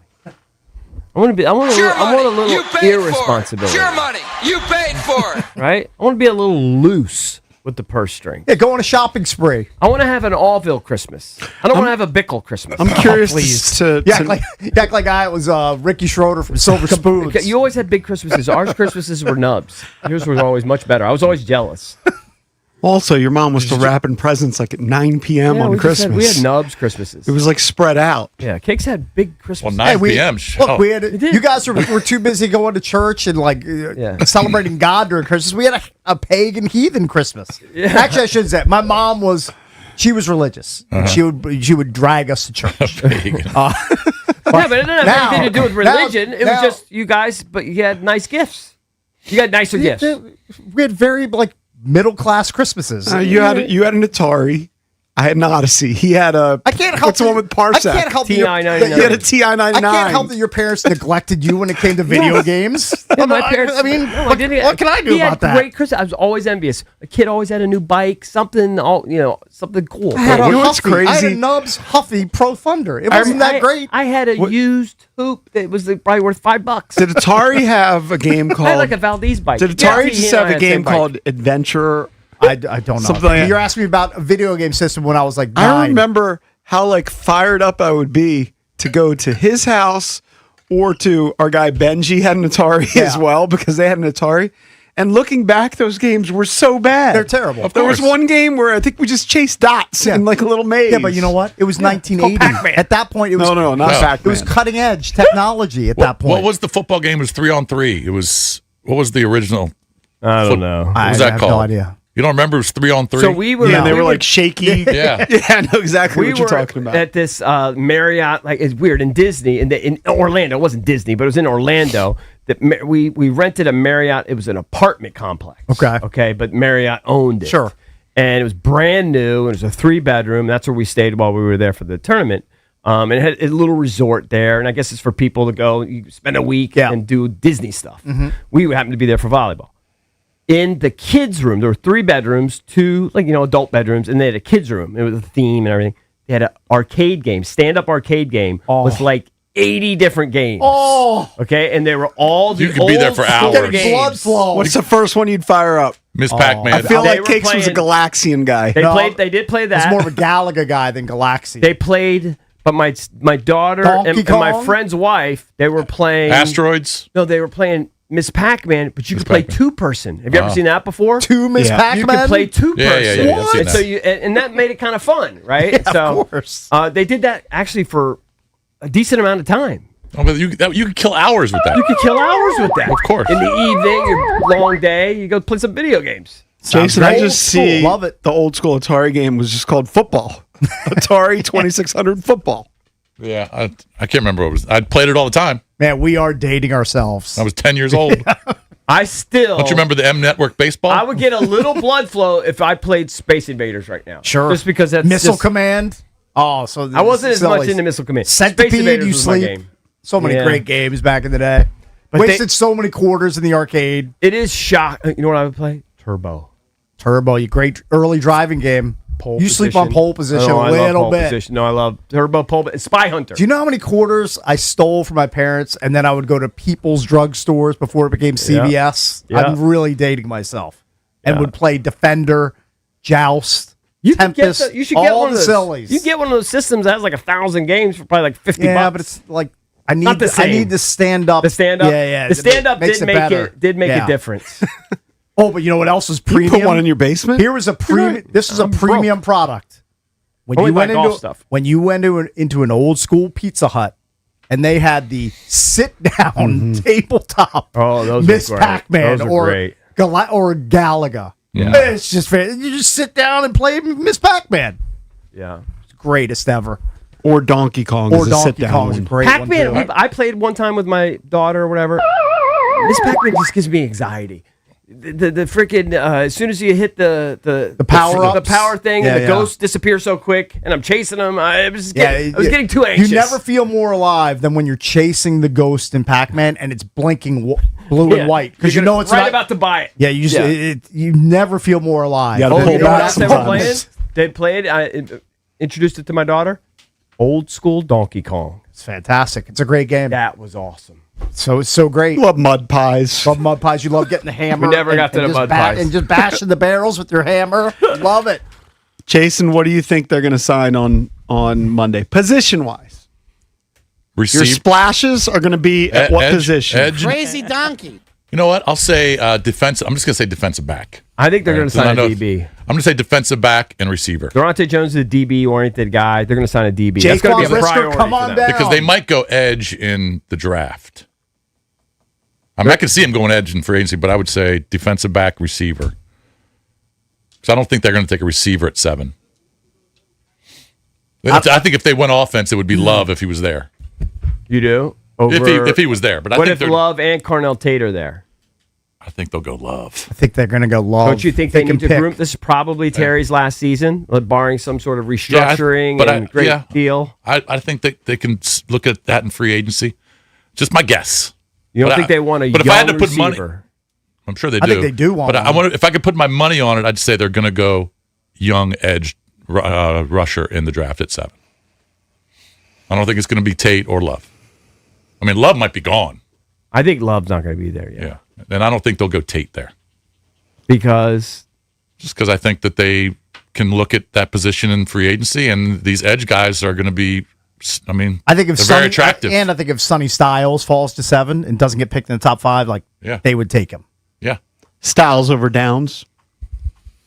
Now Downs has the advantage of he's safety, and Durante Jones comes from being, the guy that was running the secondary for I think Flores. they might take Downs. Styles strikes me as more, maybe I'm wrong, but it just looks like he's so long. It just looks like maybe like a weird combine freak. more than. I think he's going to be productive when he gets in the league. Dude, that defense was the best defense in the country. I know. They didn't even allow 10 points a game. He just looks so long to me. I don't know. He's just an athletic I think freak. that's an advantage. I wish he had more sacks. He's a little skinny. I know but that's one stat. He's a middle linebacker. It's not really his He doesn't forte. look like. He doesn't look like. I don't know. I'm a little bit thrown by him. You need your middle linebackers to look like London Fletcher or Bobby Wagner. A little more squatty. Short and squatty. He's a little long for the middle linebacker for me. But I don't know anything. I'm okay with him not fitting that body type if he's a stud and he's productive and he helps you I think keep teams I'm off the field. biased because I saw Matt Patricia just jocking Caleb Downs. Right. Saying he's going to be your leader of your defense. Has Matt Patricia had a glow up? Is he losing a bunch of weight? Looked like he was skinnier. I wouldn't doubt it. Everybody is.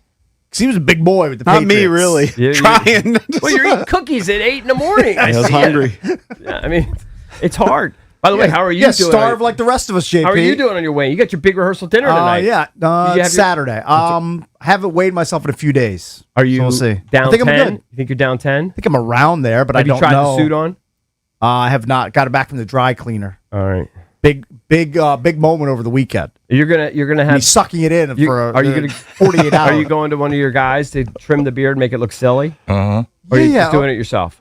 I got tragic news, and my guy Jonathan might be on a vacation. I might have to pivot, or God forbid, do it myself. Have you worked on your smile? Because we also have my smile's on lock. No, but you're not gonna do the. My smile's perfect as long as I'm not doing this. Let me see smile. Hold on. Because Tuesday we have publicity photos too. I'm fine with it. I don't know what to wear, but I'll be here for that. Here's a smile. Can't show all the teeth. You look like a psycho. Handsome guy over there. That's my move. Coming up next, Chase Hughes on the Wizards and Trey Young's debut. He's got bullets fever. That's next here on the Junkies. This is your flagship home of the Washington Wizards. The cool volley slam to And DC Sports Talk all day. Flips up the shot. Scores at the buzzer. Sports Radio 106.7, The Fan. Every great team's got a game plan. Coaches spend hours breaking down the film, calling the right plays, and staying prepared for every possible scenario. But here's the question. Do you have a game plan for your retirement? At Trajan Wealth, that's TRAJAN Wealth.com. Their fiduciary advisors act like your personal coaching staff. CEO Jeff Jr., a Marine Corps veteran who knows the value of independence, founded Trajan Wealth as an independent firm. That means their advisors can customize a financial strategy designed specifically for you, your goals, your risk tolerance, your timeline. Maybe you've got an old 401k sitting with a previous employer, or maybe you're not sure how rising interest rates and changing tax laws could affect your retirement savings. That's where Trajan Wealth comes in. They're going to help you call the right plays to reach your goals on your timeline. So call Trajan Wealth today, 202-929-6600. That's 202-929-6600, or visit TRAJANwealth.com. Advisory services through Trajan Wealth LLC, SEC registered investment advisor, client paid advertisement. Additional disclosures at TrajanWealth.com. Coach Wooten's Basketball Camp, the world's #1 teaching basketball camp since 1961. Your child will learn the game, play the game, have fun, and get an experience of a lifetime at Coach Wooten's Camp. Let your kid be a kid. Down the screen and go do what we do. Let's go shoot some hoops. Early registration discounts available. CoachWooten.com. What if you could have the most reliable fiber-powered Wi-Fi? And get this, what if you could keep it at the same price for 5 years? That's the Xfinity 5-year price guarantee. 5 years of Wi-Fi that boosts speeds to the devices that need them most, that finds and fixes problems before you even notice them. Like super intelligent Wi-Fi with a sixth sense. And that keeps you gaming in the fast lane, even when the whole family is banking on bandwidth. All your devices working in perfect harmony for 5 whole years. And here's the best part. No annual contracts, no hidden fees, and our best equipment included. Plus, get online in no time with same-day Wi-Fi. Hey, let's face it, a lot can change in 5 years. Kids grow taller, dreams grow bigger, but your Wi-Fi, it would stay reliable and the price would stay put. The Xfinity 5-year price guarantee. Lock in your price and unlock the possibilities. Xfinity, imagine that. Select plans only. Restrictions apply. Most reliable Wi-Fi based on Open Signal Awards USA Fixed Broadband Experience Report, May 2025. Actual speeds vary. Xfinity Internet powered by fiber and connected to the premises by coaxial cable. Hey, do you own a home and thinking about moving up, but worried about 2 mortgages? Hey, I'm John Leahy with the Fine Living Group. I help homeowners sell fast and stress-free. I guarantee to sell your home at your price and on your timeline, or my team will buy it. Want to skip the stress? Take my instant cash offer. No showings, no repairs, no cleaning. We've got buyers in waiting, so your next move could start today. Visit johnsellsdmv.com. That's JON sellsdmv.com, or call 301-900-3052 and start packing. This summer, don't miss Gin Blossoms, Blues Traveler, Joe Satriani, Steve Vai, and many more at Wolf Trap. Tickets for over 50 summer shows are on sale now at wolftrap.org. If you or anyone you care about is facing a family legal matter, call Cordell and Cordell today at 1-855-GET-LEGAL or visit CordellCordell.com to schedule your consultation. There's a lot on the line in divorce. This is Joe Cordell of Cordell & Cordell, the largest family law firm in the country, with over 35 years of helping clients navigate divorce. But being big doesn't mean less personal or less local. Our attorneys live and work in your community, and as neighbors, they understand the challenges your families face. Divorce touches all areas of your life: your home, savings, retirement, and of course, kids. So when you find yourself facing divorce, you need a partner you can count on. Visit CordellCordell.com to schedule your consultation. If you or anyone you care about is facing divorce, contact Cordell and Cordell today. With over 100,000 clients served, we understand the challenges you're facing on a personal level. Call Cordell and Cordell today at 1-855-GET-LEGAL. That's 1-855-GET-LEGAL. CordellCordell.com. Carpal tunnel syndrome, heart failure that doesn't improve with common medicines.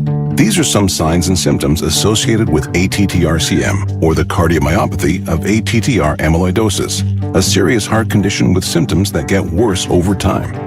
Amvuttra, vutrisiran, is a prescription medicine given by a healthcare provider that treats ATTR-CM in adults to reduce heart-related death, hospital stays, and urgent visits.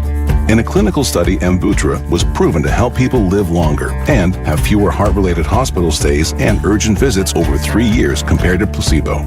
Amvuttra lowers the amount of vitamin A in your blood, which can affect vision.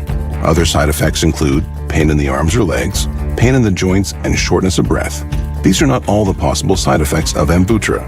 For prescribing information, call 1-833-256-2748 or learn more at amvuttra.com. Ask your doctor about Amvuttra for ATTR-CM. It's the Sports Junkies. You're on the air. Listen anytime, anywhere on the Odyssey, iHeartRadio, or TuneIn apps.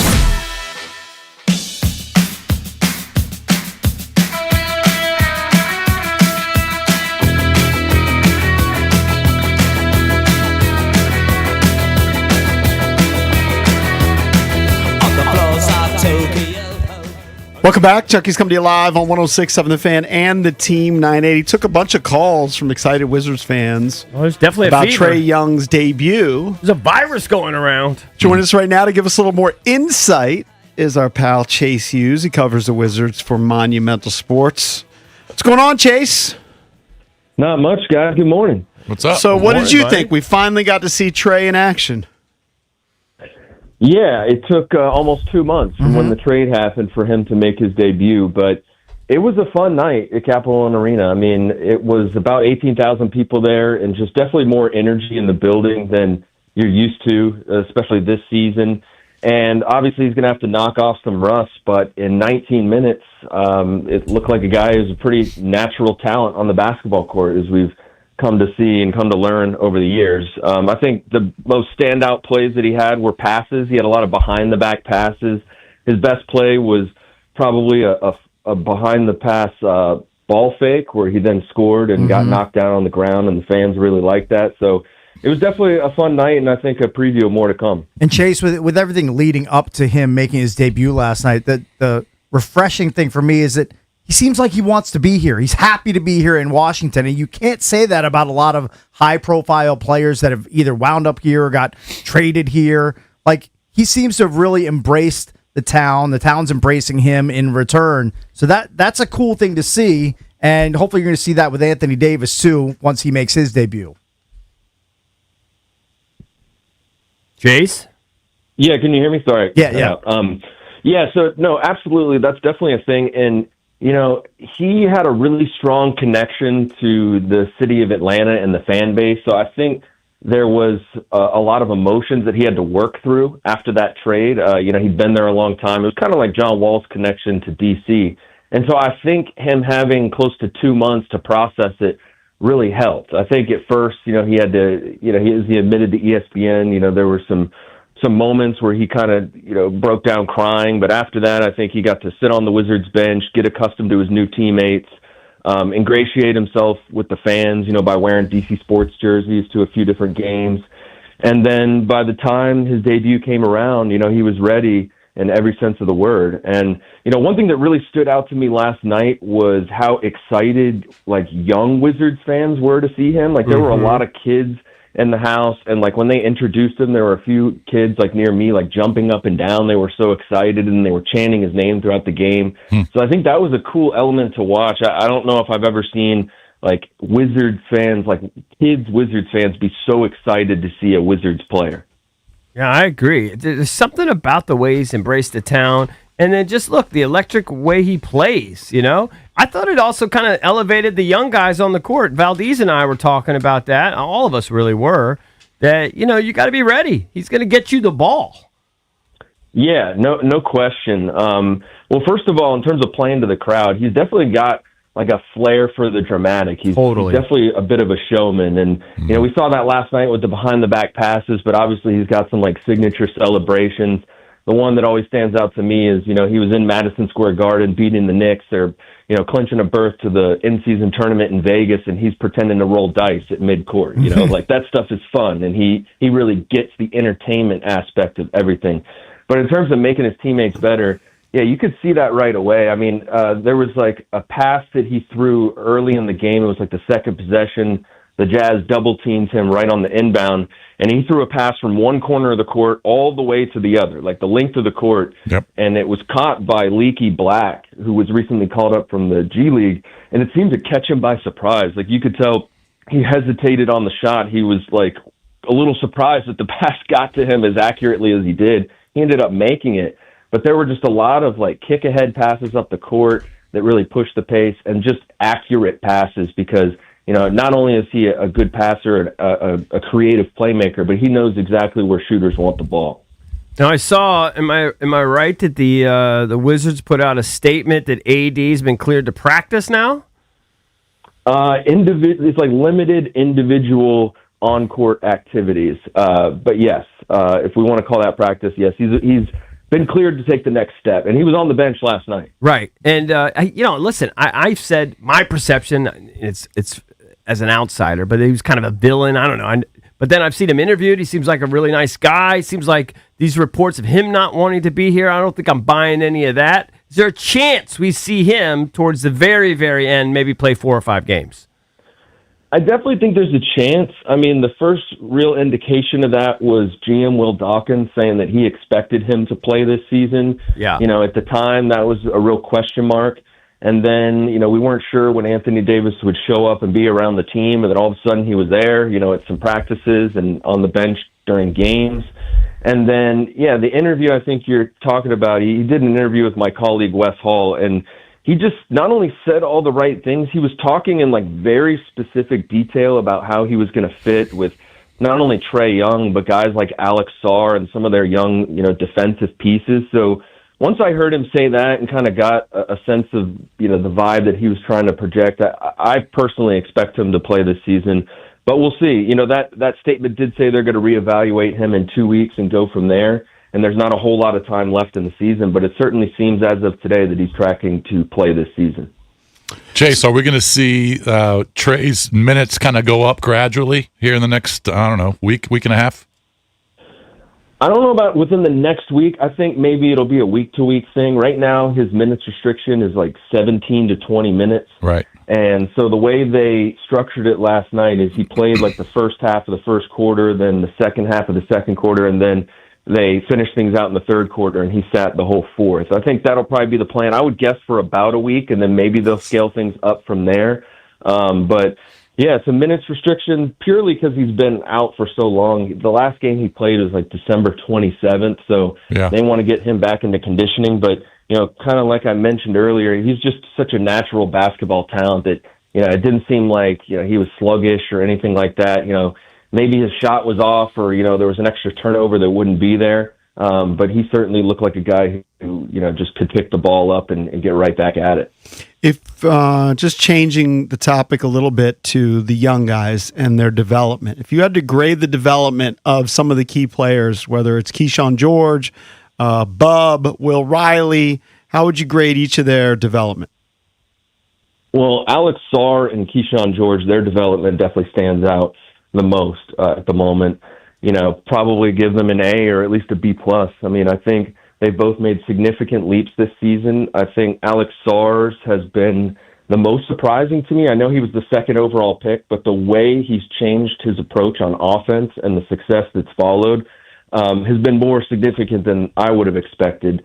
I think I'd say the same thing for Keyshawn George. And then, Trey Johnson has had some ebbs and flows to his rookie season, but I think overall he's been really impressive. And, we saw him shoot the ball well last night, bouncing back from a couple rough shooting nights. Will Riley's really come on lately. You could tell he's just gaining so much confidence with the types of moves he's trying off the dribble.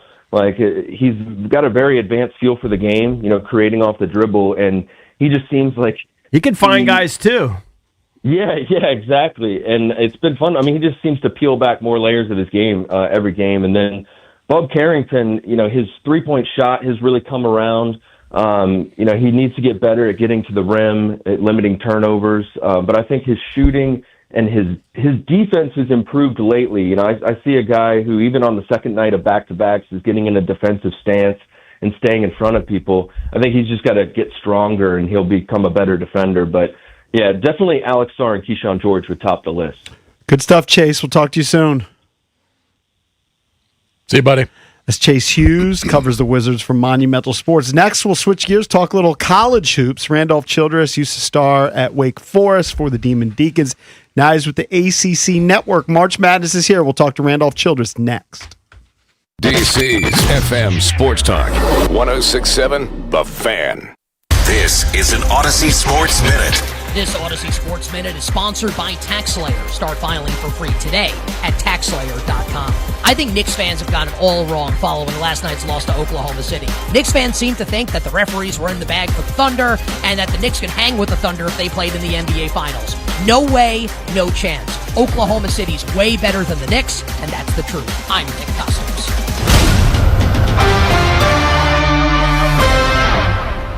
All right, guys, EB here. Your Friday nights just got a little louder because NBA Happy Hour is live on FanDuel. Every Friday from 6 to 7:30 p.m. Eastern, FanDuel's running limited-time specials to pregame your weekend. We're talking boosts, bonuses, surprises, all dropping right in the app. Right after the show, it's my habit. Just pick out the app, find the profit boost I like, lock in. It's the perfect way to kick off the weekend.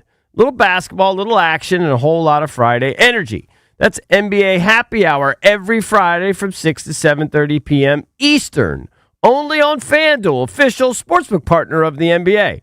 Just visit FanDuel.com/EB to get started. That's FanDuel.com/EB. FanDuel Sportsbook is the official sportsbook of 106.7 The Fan. You must be 18 and over. Present DC. Opt-in required. Rewards are non-withdrawable. Restrictions apply, including bonus and token expiration, leg requirements, and max wager amount. See terms at sportsbook.fanduel.com. Gambling problem? Call, text 1-800-GAMBLER.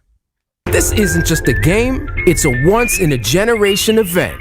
The Harlem Globetrotters 100-year tour. Celebrate 100 years of high-flying dunks, 100 years of show-stopping moves, and 100 years of changing the game. Bring the whole family and be part of the legacy.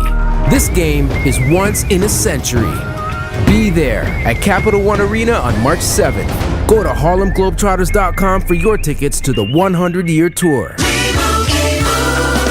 And Doug. There's nowhere I wouldn't go to help someone customize and save on car insurance with Liberty Mutual, even if it means sitting front row at a comedy show. Hey everyone, check out this guy and his bird. What is this, your first date? Oh, no. We help people customize and save on car insurance with Liberty Mutual together. We're married.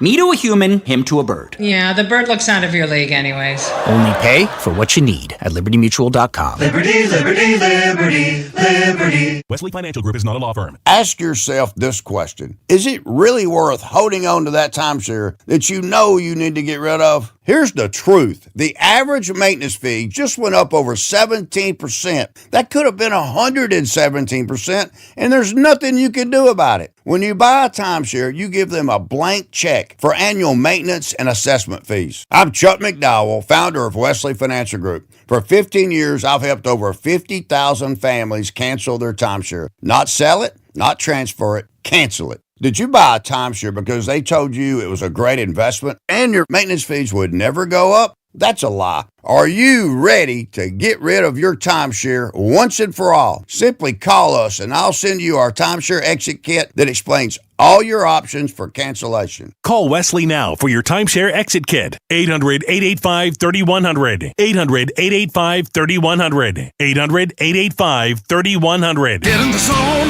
AutoZone. Welcome to A to Z Savings, our biggest sale of the year. Happy to be here. Can I get some rotors? Would you like brake pads with that? How much are the brake pads? Free with Duralast rotors. Free. Really? Really? Free.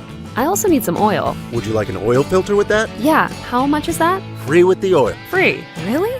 Really. Free. It's part of A to Z Savings with hundreds of deals. From A to free. Get in the zone, AutoZone. Ends March 9. Restrictions apply. I checked Allstate first and saved hundreds on my car insurance. Really smart. Unfortunately, I didn't check if I left the pizza box on top of my car before driving home. Not smart. Oh, and a semi just turned my deep dish into a thin crust.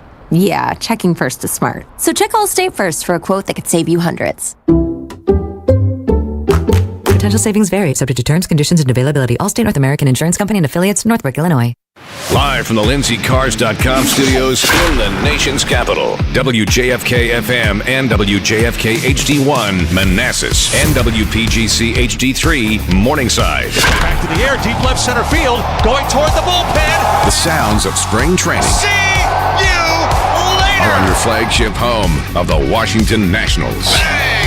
So back-to-back go the Nationals. Sports Radio 106.7 The Fan, an Odyssey sports station. 106.7 The Fan, Sports Flash. This sports update is brought to you by the Reynolds and Power Home Team, Keller Williams Realty. The Wizards got the loss 122-112 against the Jazz last night, but Trey Young looked pretty good in his debut. 12.6 assists and 2 steals, played in 19 minutes in front of the home crowd.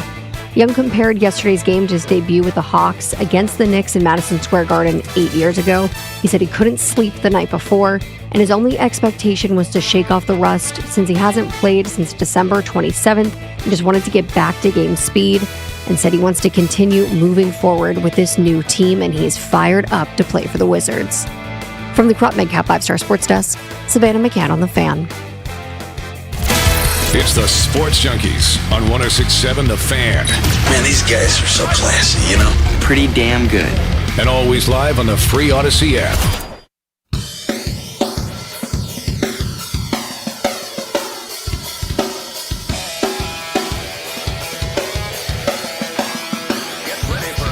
I got no regret right now. I'm feeling it. Welcome back. Chucky's coming to you live on 106.7 The Fan and the Team 980 here in the DMV. In Richmond, you can listen to us on 910 The Fan or 105.1 FM. And you can watch us on the Monumental Sports Network all year long, celebrating 30 years of the Junkies, presented by Main Street Bank. Cheer local, bank local. Main Street Bank is a business-focused community bank proudly serving the DMV since 2004. Visit mstreetbank.com to learn how to put their team in your office. Main Street Bank, member FDIC, equal housing opportunity lender. I'm John Paul Flame, joined by Eric Bickle, Johnny Cake Sawville, and Jason Bishop. Later this hour, 9:45, give you a chance to win some Caps tickets. We're also going to check in with Brandon Servania from DC United. They play Lionel Messi and Miami. Game's actually been moved to Baltimore. Wow. More seats. Somewhere to go see Messi. M&T? Baltimore? Yeah. M&T Bank? Yeah. The big boy. We'll talk to Brandon coming up at 9:45, as that's a big deal. But we're in the midst of March. March 6th, March Madness is here. Let's talk some college hoops. Randolph Childress used to play with Wake Forest. You remember him back then. Now he's with the ACC Network. He joins us on the Rude Guest Hotline. Rude, the most reliable heating and air conditioning products in the DMV. What's up, Randolph? Good, man. How you guys doing today? Doing well. What's up, RC? Hey, wanted to talk to you. We'll talk about some of these conference tournaments and some of the stronger teams, especially in the ACC. But I wanted to get your take on. We've been talking a lot of Wizards, okay? And they're obviously tanking. They lose to the Jazz last night. Trey Young made his debut, only played about 20 minutes, but they're trying to lose because they want to keep that pick safe in the top 4. And if they land one in the top 3, all these mock drafts have Darren Peterson, DeBonsa, and Boozer going in the top 3. Maybe not in that order, but just wanted to get your take on if the Wizards did land the first pick. Okay, I know it's a long shot, but if they landed that first pick, out of those players, and maybe there's another player you like better, but out of those players, who do you like the best and why? You know what? I'm hoping they get at least a second pick if they don't get the first. Yeah. I think right now, with everything surrounding Darren Peterson, is that you just got to do your homework. Like, what's going on? You know what I mean? You really have to figure out, and obviously being from Washington, D.C., I'm cheering that we can get a star and keep him. I like the moves that they've made. Hopefully when Anthony Davis comes back, he can, give us something, and obviously Trey Young is there, and they're going to tank until the season ends. So I'm looking at, I think A.J. DeBanza or Darren Peterson is the ideal fit. Okay. How's Caleb Wilson? Yeah. You see Caleb Wilson a lot, covering the ACC. How's he? Right. He's great. I it wouldn't be a bad pick either. I think it's going to take him a little bit longer because of the physicality of the league and the sense of just his frame. He's not a very big guy. I think as far as just coming in day one and ready to go, I think one of those other 2 guys will have less of a learning curve, getting there. I don't think, from their positional size, A.J. DeBanza is 6'9", and his skill set, and Darren Peterson is when he out there is as efficient and smooth as it gets. And so as a 6'6" guard that you can move on the ball, off the ball, there won't be that much of a physical learning curve for him. And Caleb Wilson is not a great shooter right now. He's going to need time to develop that. I think the other guys kind of have a ready-made skill set that when they hit the ground for a team now with those trades, you're going to expect them with this draft pick to kind of take a step next year. What do you think is going on? I understand that you'd have to call Bill Self and find out exactly what's going on with Peterson. Now, he's been playing the last few games, but is it just something in the head? Is he having physical ailments with the cramping? And what is going on with Darren Peterson? And then that last game they played, I mean, he wasn't very good, and they got blown out on the road at Arizona State, but I know he's probably the best overall talent, but you got to question why not he's in these games for 30-plus minutes. It reminds me of, we talked about the Wizards game last night against the Jazz. It reminds me of we're talking about the same guy a year ago. When we go back and look at players for them, we were having that same concern with Ace Bailey. With representation and all those things, and he obviously played really well. I think he had 32 last night. Yep, something like that. I think it was a career high. Yeah. I think it's all the above. Their physical issues were real, and I think it becomes a psychological thing because I think he's afraid. Right when you get to that point, is he afraid to get hurt? You've been told all 1 year, you 1 year or less than a year, you're going to be the number 1 pick in the draft. You don't want to mess that up. It's a disaster. I don't think anybody's enjoying it at this point in time, and I think that Arizona State game's indicative of it. I think you just got to move on at some point. They won't. I mean, they've heavily invested in him, and I think you got to give him credit because he could have shut this thing down. He's been trying to come back. He could have shut this down a while ago, but before I invest that type of capital, I got to know what's going on. I got to talk to everyone involved to figure out how do we get here? Like, what's causing this? And do I have the support in place to help him figure this out? Mm-hmm. And if I can't check those boxes, then he's not my guy. So you get to see Cameron Boozer a lot, Duke, number 1 team in the country. Talk about their prospects in the tournament, how strong of a team you think they are. And then Boozer wasn't a name that you mentioned for the Wizards. Like, if they don't get a top 2 pick, they're going to have to look at guys like Caleb Wilson, Boozer, the point guard from Arkansas, and those type of players. And I love Boozer because I think he's a winning guy. He does all the intangible things, which, again, if you have a healthy Anthony Davis and a Trey Young, then you can use a guy like that. He's a winner. And he's a really good player. I think he's the best player in college basketball. He'll win in a sense of he's just the most dominant. Knows the game. You can tell he's been raised in the game. Better skill set than people give him credit for. He's just not a sexy pick. He doesn't wow you, but he's just really, really good. And that's really what it is. He's not going to wow you with any spectacular plays. He's not going to play above the rim. He's just going to be solid every day. So I think Caleb Wilson upside teases you because he's more of the athletic.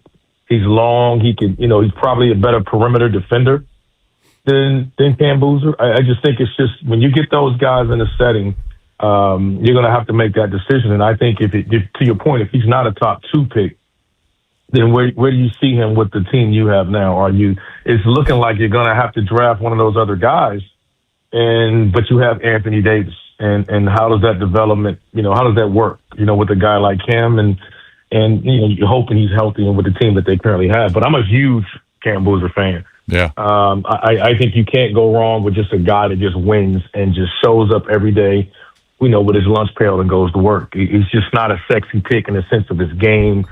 The other guys will probably have a little bit more stuff to them and how they play. And I just think they fit better with your current makeup of your roster. But if I'm the Wizards, I'm also with mine having a safe pick of having a guy like Cam Boozer as well. So let's just say, RC, that those 3 guys are gone. Let's just say the Wizards draft 5, okay?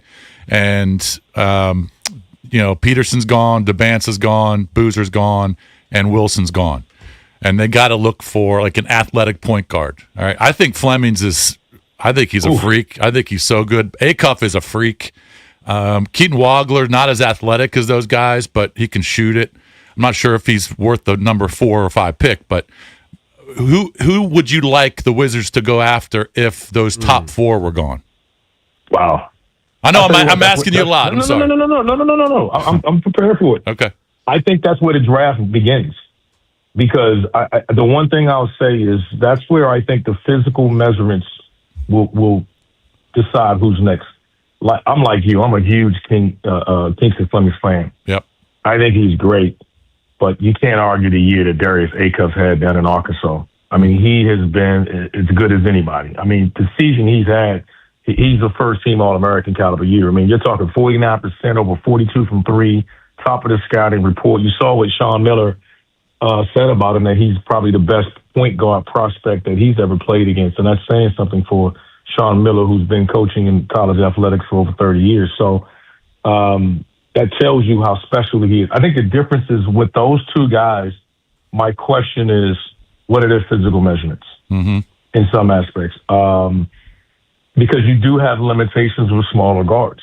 It's just the reality of that league. And now, again, you have Trey Young, so you're equipped to deal with that. That's where the other guys come in. You look at Michael Brown Jr., he's a legit 6'5". So, he's really skilled. He's really good. And like you said, Wagler is another big guard as well. So I think the measurements are going to decide where those guys go. When you lay eyes on them, tape-wise, you can't go wrong with either one. I think Michael Brown's got to get healthy. Yeah. I think he's slipped in a lot of people's eyes because he's had the back issues and missed, maybe 10 games or so. So he's going to fall right behind Darren Peterson in that because he has the injuries.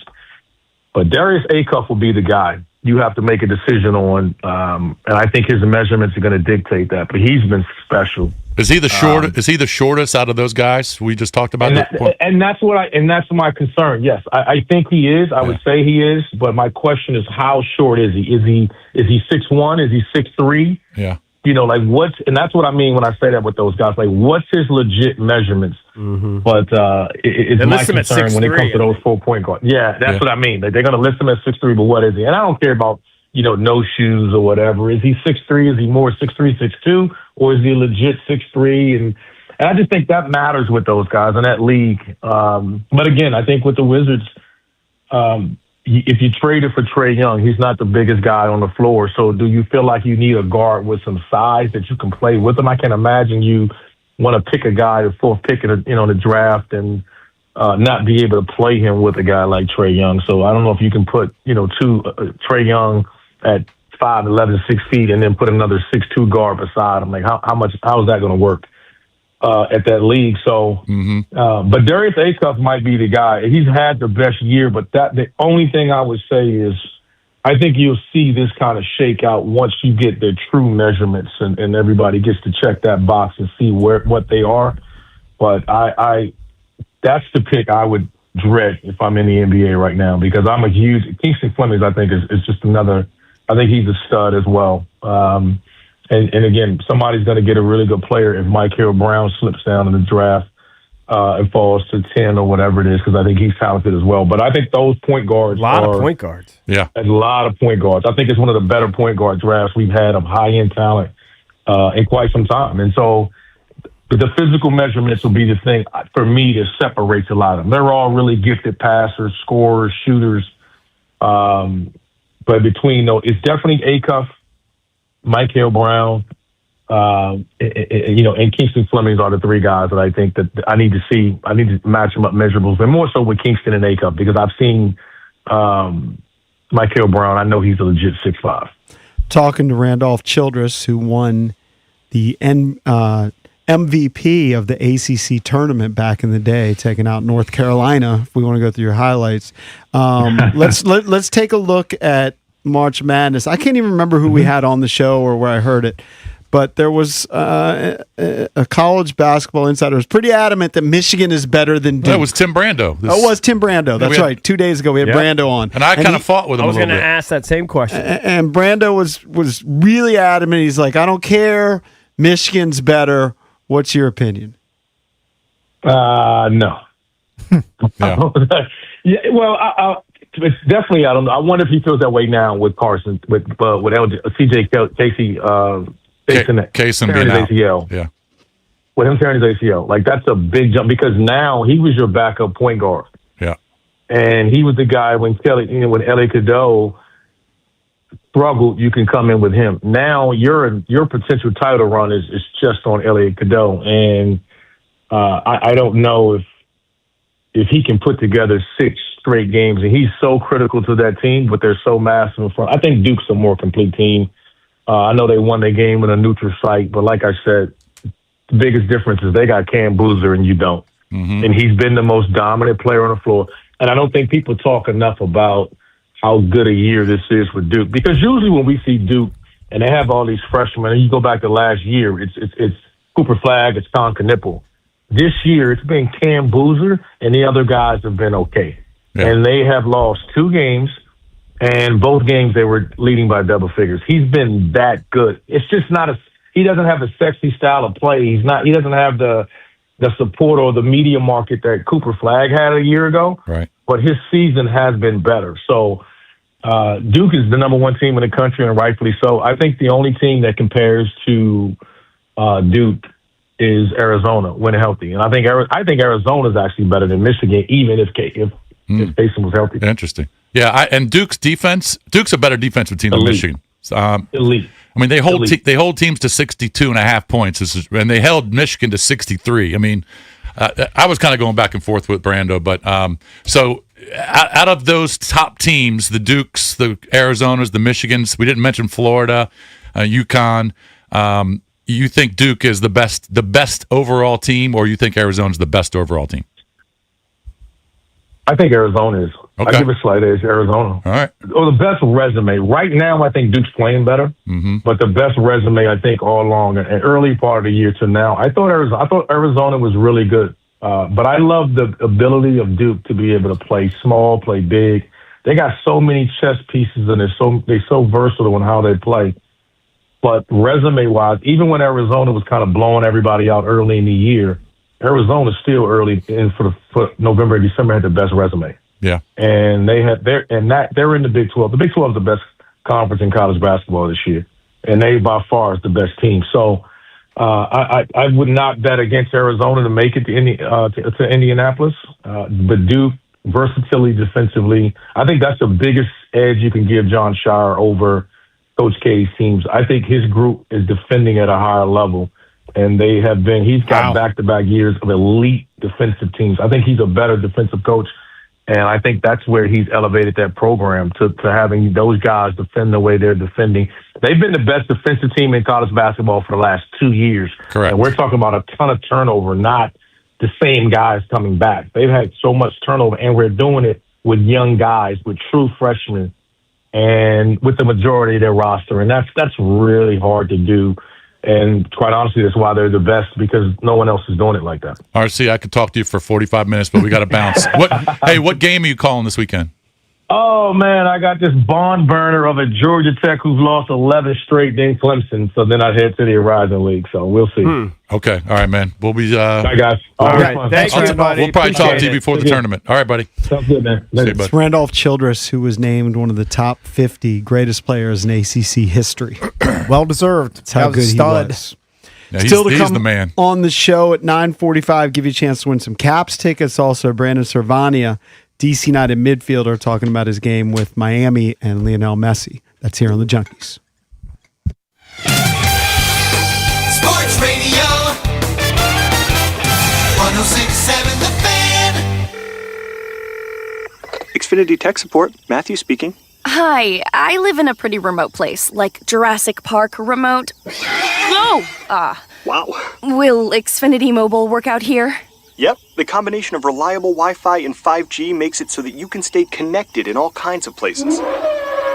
Plus, you get access to ultra-fast speeds and coverage, whether you're poolside or out live streaming with a T-Rex. Hold still, you're about to go viral.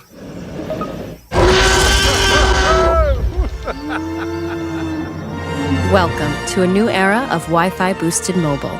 Cut your mobile bill in half with 2 lines of unlimited. Discover a new era of Wi-Fi boosted mobile at xfinitymobile.com. Xfinity. Imagine that. Watch Jurassic Park with Xfinity.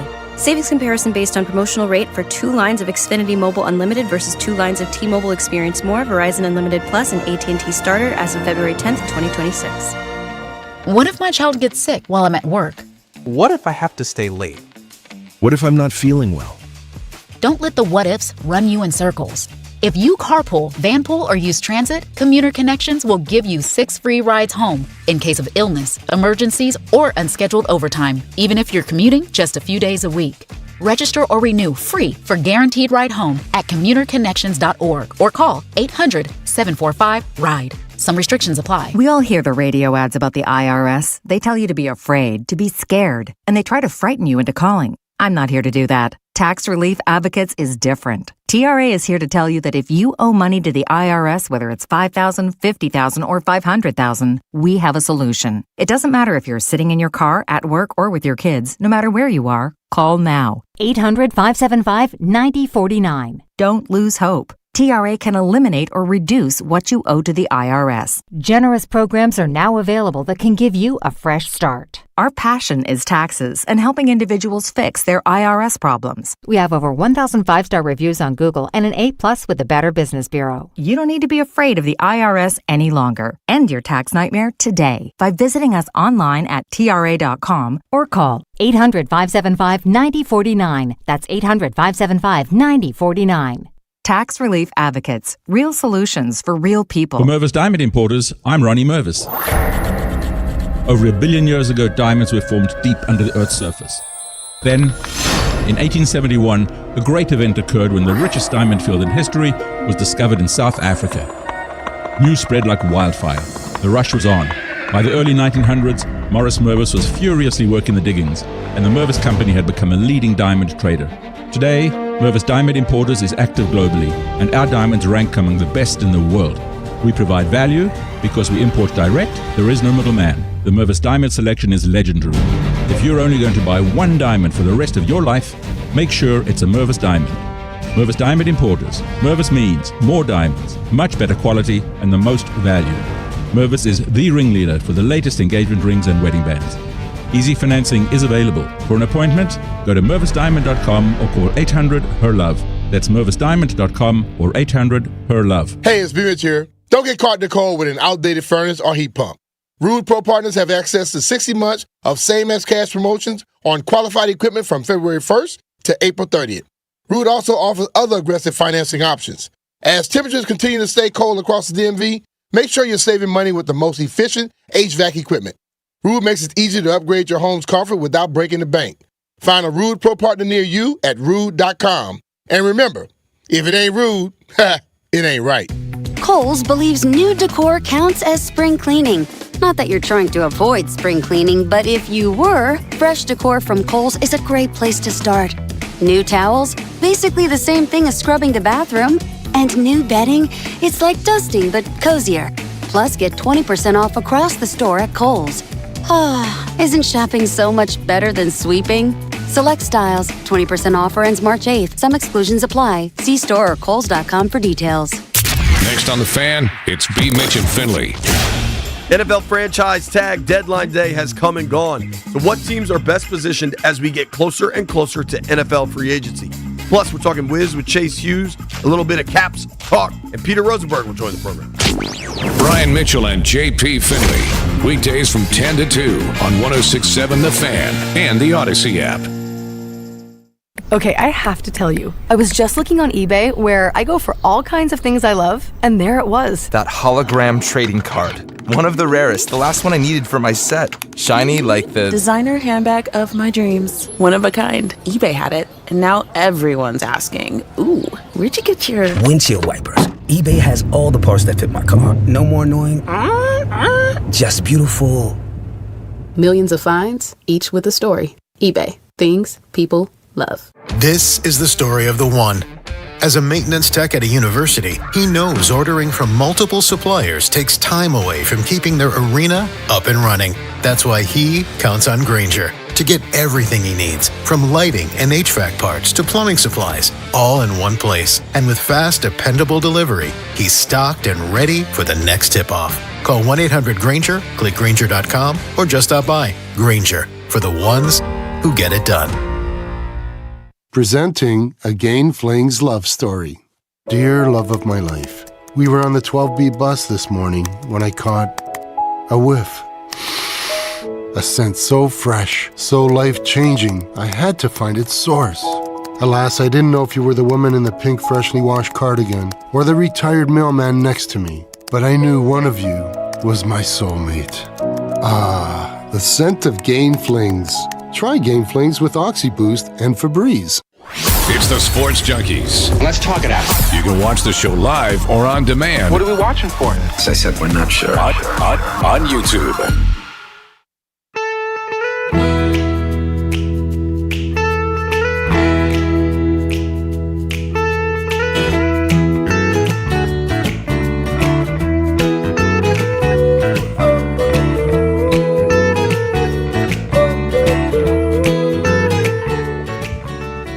Welcome back. Chunky's coming to you live on 106.7 The Fan and the Team 980 here in the DMV. We opened the show talking about John Carlson being traded, and somebody tweeted that he thought that was an indicator that Ovi has told the organization that he's retiring. Like, I think the organization knows. Sell off. For some reason, I think he's coming back. I think he's You think he's done? I think he's done and go play in Russia. I don't know if he's done. He's done here. If I had to put money on it, I'm guessing this is his last season, but that's just strictly my gut. Me too. I don't have any intel I would definitely on that. bet on that. I think they think he's done. I thought he was coming back. This is my own personal vibe. No, I think he's done. Yeah, I mean that's a good bet. I'd love for him to come back, but I think we're seeing the last of Ovi here in BC. But wouldn't he want to, maybe he doesn't want the attention, but want the fans to know this is officially the last year? I don't know if he wants all that fanfare. Yeah, like I don't think he loves all that attention. He doesn't like care on about the Gretzky chase. So he's going to pull a Jordan and just kind of ride off in the sunset. That's my guess. I think it's assumed. I don't know. I don't know if it's assumed. I think it is. I remember talking to Joe B and those guys. Like, I think the organization kind of thinks, and they've known for a couple of years. They're prepared, but I don't. I can see him sign another 1 year deal. It'd be great, but I think they think he's done. I think he's done. I concur. I don't know if he's made it known to the team, but I think the team is probably guessing this is probably the last year with Ovi. We're making plans for after he's done. Yeah, I think they've thought he's done for a couple years. We have a divide here. We have a split. Yeah. Hadn't really What? thought about it that much, but yeah, I mean, I wouldn't be stunned. I feel like his play hasn't dropped that much. No, I agree, but I think he's done. He's not clearly the peak of his powers. He's going to We finish had with him when they opened up their camp. And I maybe remember- 30 goals. Can he get to 30 goals? He can get close to Doesn't that. matter. I think he's done. I remember we had him one of the few times we had him, and I asked him, tongue in cheek. LeBron stuck around for Bronny. Now, obviously, his kids are like 6. Or something, right? His kids are young, yeah. And immediately he's like, no way. Right. Like he's definitely, the end is definitely in sight for him. And I happen Definitely to think something to think I about happen to for think sure. it's this year. Definitely something to think about.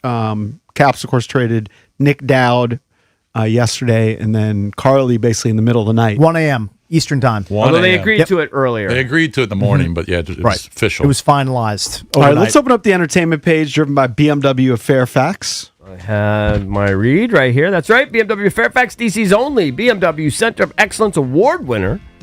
The ultimate buying experience on your ultimate driving machine. Get over to BMW Fairfax. Ask for my girl Miriam. She's the general manager. She'll take care of you. Of course, you can check out their entire selection of certified pre-owned and brand new vehicles right there on their website, bmwfairfax.com. When you get there, take one for a test drive. They've got whatever you want for whatever your budget is. You're going to love it, I promise. Nothing like a BMW. All right, Britney Spears, Cakes, I don't know if you heard the news, was arrested Wednesday night on suspicion of driving under the influence. Was that alcohol or drugs? They think maybe alcohol and drugs. Ooh. She was stopped by California Highway Patrol officers around 9:30 p.m.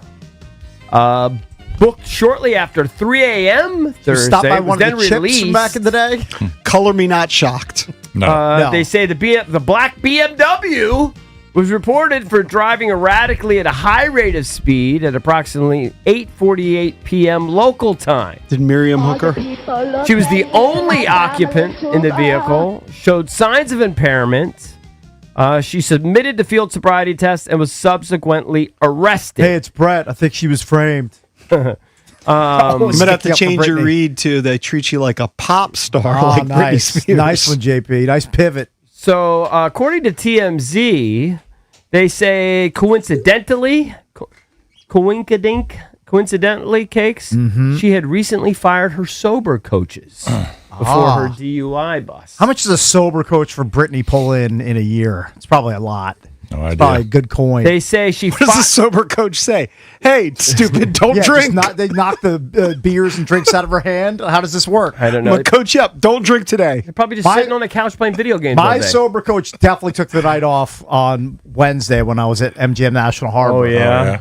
I think I had 4 drinks. Oh, that's probably why you didn't get on the scale. Had a drink at dinner, and then I had Why didn't you get on I had scale? 3 beers in the poker room. Right. Yep. You were feeling. Then I had to pump the feeling brakes. good. You were feeling good. I wasn't feeling so great the next morning. Oh yeah. But it's all good. Yeah. It's not Good. worth it. Getting up at 4 feeling like that. A lot of people are cutting down on their drinking, Lurch. Alcohol consumption going down. I'm definitely one. My friend Bobby Balicki is not a fan of that. Well, you can have a Surfside. I mean, that's like not even having a drink. It's like 100 calories. It's Just like goes nothing. down so No, quick. but you're right. I saw, believe it or not, John Taffer from Bar Rescue. Something popped up. Yeah. Saw a story, and he said alcohol consumption down 54%. I think I didn't see that big a number, but I think his restaurant in D.C. was open for 5 minutes. right by the arena, Before right? it got Taffer's? it's closed, right? I mean, I think so, yeah. It was open and then closed with the quickness. Yeah, because we would take that Couldn't little back rescue his alley. own What bar. happened? Couldn't rescue What? Why did it close? Probably nobody went to no it. Yeah, I'm business? guessing the lack of business. I think I don't know. I think in you know how Orlando has literally every chain. One of them, Taffer's. I remember driving by everything, Hooters, like whatever you know, anything you can think of. I used to watch the show, so I saw the headline and I read the story, and he was saying that consumption is down. He said he's never seen it because it's down in beer, in spirits, in seltzers. Every category said it's down. I don't know which restaurant had a shorter run. Well, I don't know. Tom's Watch Bar in D.C. or Taffer's. They still have Tom's Watch Bar Tavern. in Orlando. I don't know. And down the street. I don't right? know. Isn't there a couple Tom's of right them. down the Yeah. street? Maybe that's true, but if you drive, when I drive past a brewery or a winery in Loudoun County, Right. those things are packed. Packed to the gills. Yep. That might be true. But I think young people not. But maybe drinking the as younger much. Young ones. people probably are all getting high. The old heads are out at the breweries, the distilleries. Yeah. Bunch of druggies. The gummies. He postulated that the COVID made people less social. So there's like less social, and that a lot of kids now go to like Starbucks and like coffee versus like it used to be. If you wanted to hook up and you're single, you're definitely going to the bars.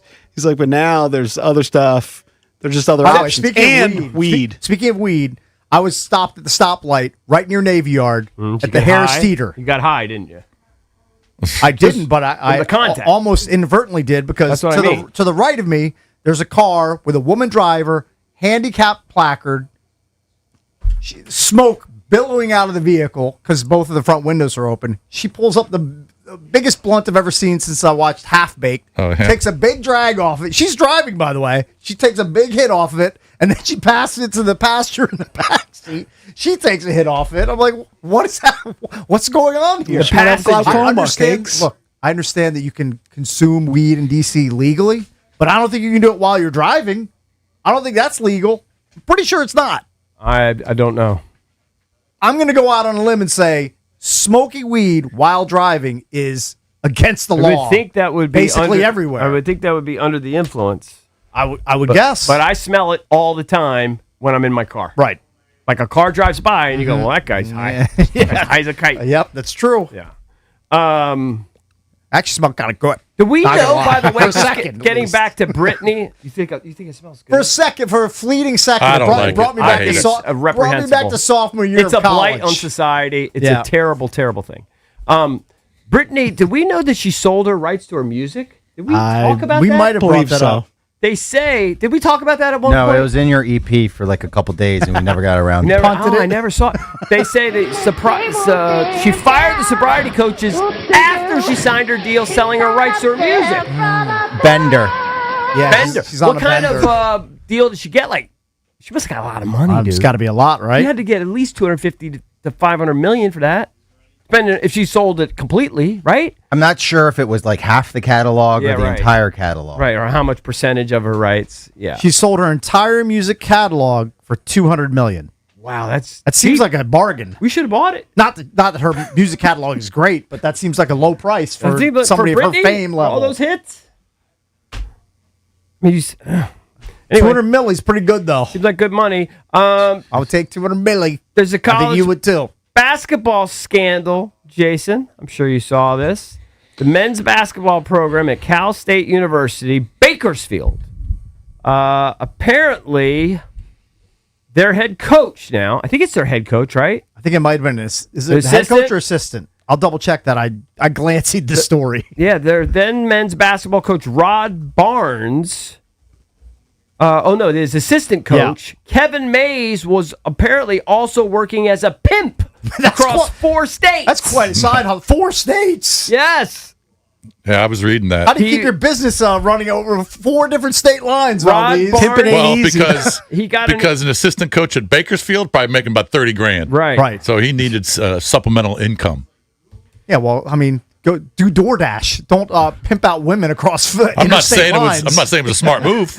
I'm just saying why he did it. What would you do? Hard to pay taxes in those 4 states, Cakes. That's true. That's a good point. What would you do? So I guess he was threatened. Barnes was threatened. The anonymous email said, hey, this guy's working as a pimp. Yeah. And then the quote was, fix it or the whole staff will fall. So what did he do?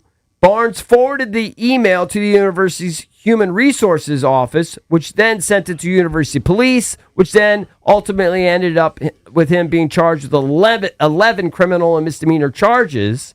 Because I was going to say, if you got that email, wouldn't you just I don't want to be involved in that. Delete. I'll be honest. I didn't know pimps were still a thing in 2026. Aren't women of the night just working as independent contractors? Don't they all just do OnlyFans? I mean, they're still giving a cut to the dumb pimp. I guess the pimp provides protection. These are only things I know from movies. Well, I mean, get, and I'm sure you guys have been down to whatever they call that area in Baltimore. Oh, the block. The block. It used to be called the block. I don't know if it still exists or not. I don't even still exists. Very seedy. My buddy, Mike, he wanted to take us to the block to see the block. Right. And it was like a scene out of a 70s movie. Mm-hmm. Literally pimps and fur coats and old cars shows. like that Ice Cube would drive. And you're like, what is going on here? I've never seen anything like it. It's like out of the movies. Well, that guy Kevin Mays, who was pimping out girls on the side, he's obviously not coaching his team because Cal State Bakersfield is 2-17 in conference. You want to add them to a parlay tonight? No. Literally. Yeah, put them in your loser Your tanking pool. Yeah, put it in your loser so parlay. I'll find out who they Your play. pimping pool. Your side pimping pool. Let me go to Big West Conference to see who they're playing. They're playing Cal Poly. All right, I'm betting Cal Poly.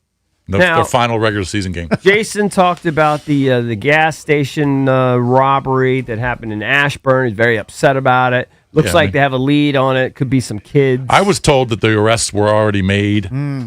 It's just not public yet? It's not public yet, but they were Independence high school students. That's what I was told. Yeah, but you better not say that yet. Better not say that yet. Okay. Yeah.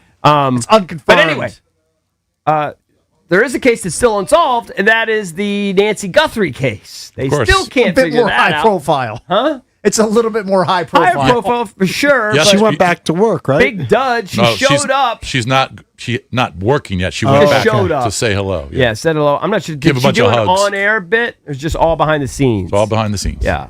I would have begged her to go on air as a producer. Of course you right, would for have. those ratings. She did say that she wants to go back. She just doesn't know when. She doesn't know how. I mean, so how do you go back when your mom's still missing? Yeah, I think that's a really hard thing. I think they have to figure out. Good for ratings. At some point, you have acceptance. They just declare her dead, and cold then case. Then you got to go back to work, I guess. Well, apparently the feds. When I was watching this on YouTube, the feds were going door to door again yesterday.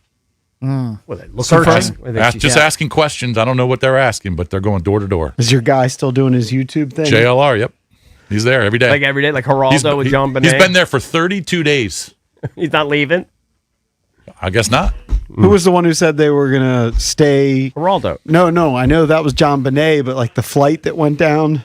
I think probably Geraldo. Oh, the Malaysian Airlines Yeah, flight? Malaysian I'm still Airlines. fascinated by I that. think Geraldo might have been doing that bit too. Like he was going to talk about it every day until they solved it. I mean, everybody knows it got repurposed as a terrorist weapon. It's just sitting like in Pakistan right now, right? Probably. That was one of the theories back in the day. I wouldn't put it past anything. So it's a harebrained theory.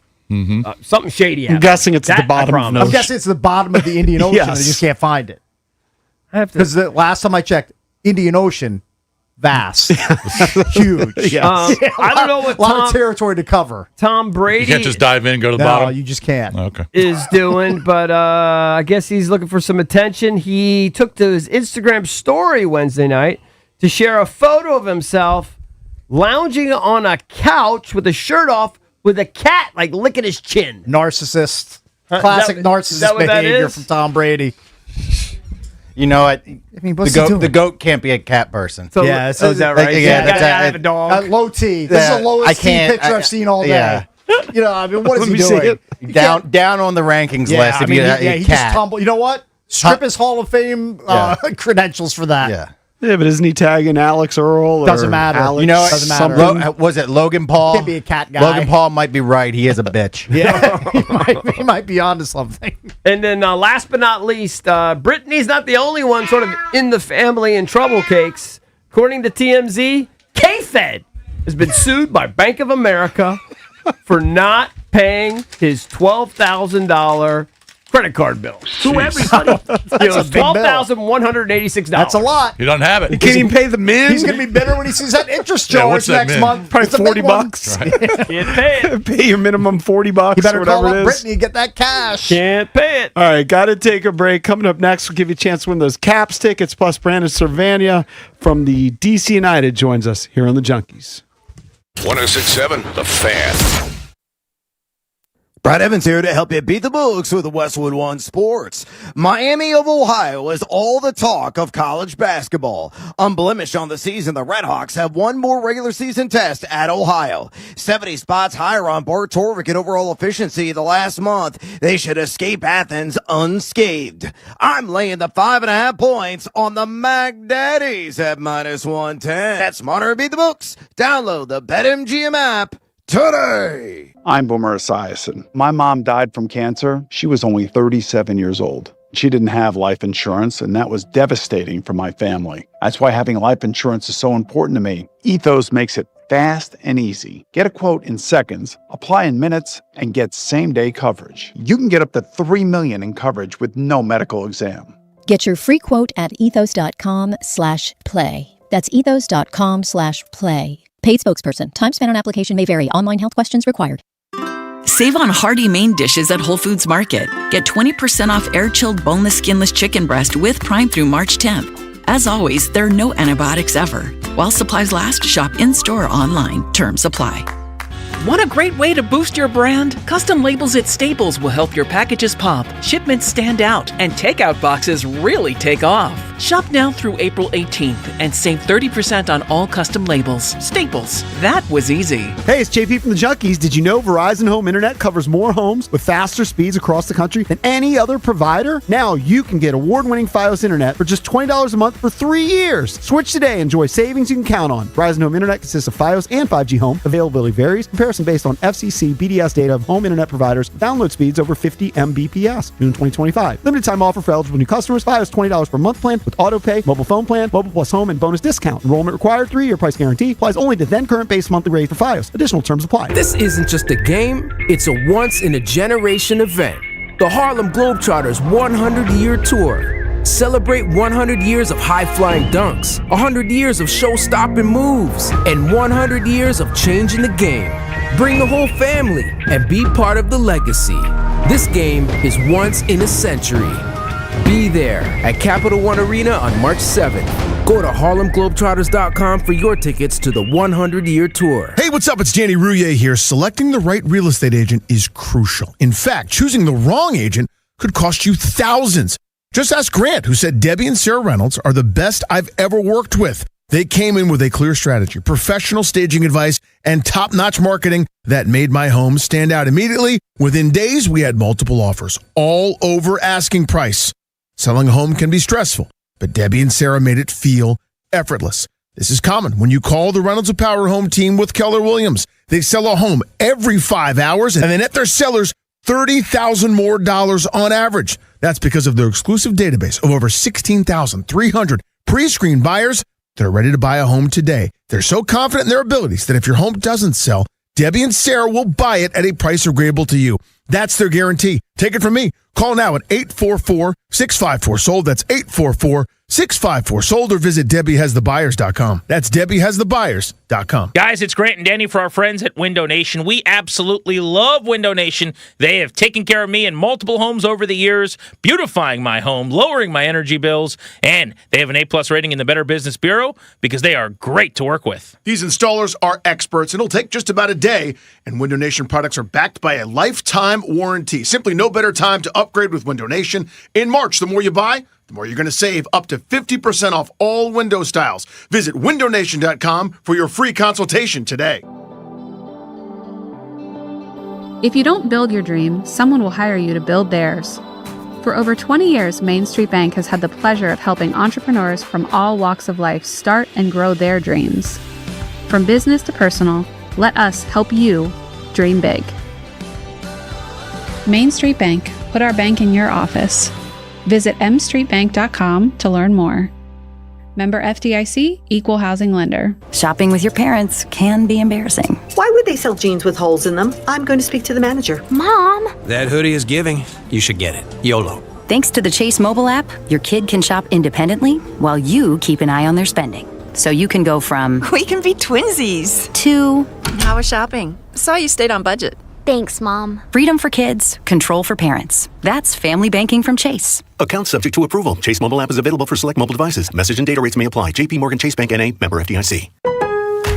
Want consistent color for every job? Milo's Pro Rewards members get a 20% paint discount on future purchases after paint annual qualifying spend reaches $3,000. Plus, order eligible in-stock paint and paint supplies by 2 p.m. for free same-day delivery by 8 p.m. Improving is easy at Lowe's. Excludes spray paint and mist tints. More exclusions, terms, and conditions apply. Subject to change. Details at Lowe's.com/terms. Same-day delivery valid in select zip codes. Subject to driver availability. Details at Lowe's.com/same-day delivery. It's the Sports Junkies. I hear what you're saying, and I like it. On 106.7 The Fan. And always live on the free Odyssey app.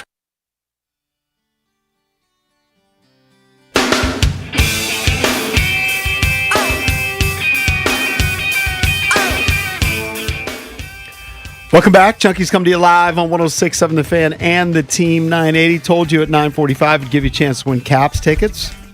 Well, right now is your chance. Caller number 10 at 1-800-636-1067. We'll hook you up with 2 tickets to go see the Capitals. Monday, March 9th. It's coming up in just a few days. Capitals and MedStar Health team up for Hockey Talks, a night dedicated to raising awareness about mental illness and continuing the dialogue around warning signs, treatment, and recovery. So just be caller number 10 at 1-800-636-1067. So DC United season is underway. In the MLS, they're playing Miami this weekend, and it's not here at Audi Field. They moved it over to M&T Bank in Baltimore. Joining us right now to talk a little bit about it is Brandon Servania, DC United midfielder. What's up, Brandon? Hey, how you guys doing? Brandon, actually, we've got a guy here whose mom lives in Alabama. You're from Alabama. How much do you know about the fire hydrant capital of the world? Nothing. I could guarantee it. Yeah, I'm not going to lie. I don't know too much What about is the town, Cakes? Albertville. Albertville. He's never heard of Albertville? No, of course he's never heard of it. It's tiny. Well, he played for a club soccer team in Alabama. You're from Birmingham, Alabama. That's what at least it says on Wikipedia. Like, how did you not become a football player coming from that football hotbed? How did you develop into a world-class soccer player coming from, let's be honest, a non-soccer hotbed in the southeastern portion of the country? Oh, yeah. Yeah, it's crazy. Roll Tide, by the way, before I get started. Okay, nice. Yeah, it's funny that you say that. I was probably one of the only kids playing soccer in my grade. There's maybe 1 or 2 of us, and we were the weird kids. But going out to recess and PE, we were still balling on them in football. So, we would go to class, and all the football coaches would try to recruit us to play football. They thought the reason I didn't want to play is because I didn't want to get hit, but it just overlapped with soccer schedule. So I had to choose one, and I chose soccer, the real football, but... You probably also never weighed, I don't know how much you weigh now, but I bet you probably never have weighed more than 170 pounds.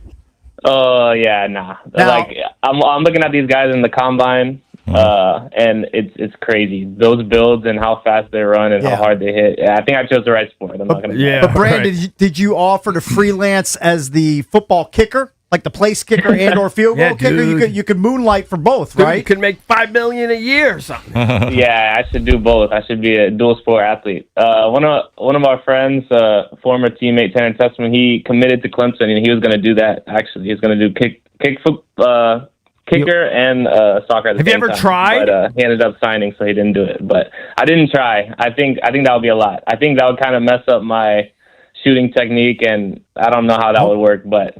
Okay. Maybe really? Brandon Aubrey did it, so maybe there's a chance. Roll down Tide. That's right. So fill us in on DC United's team this year. You guys are young. Yeah.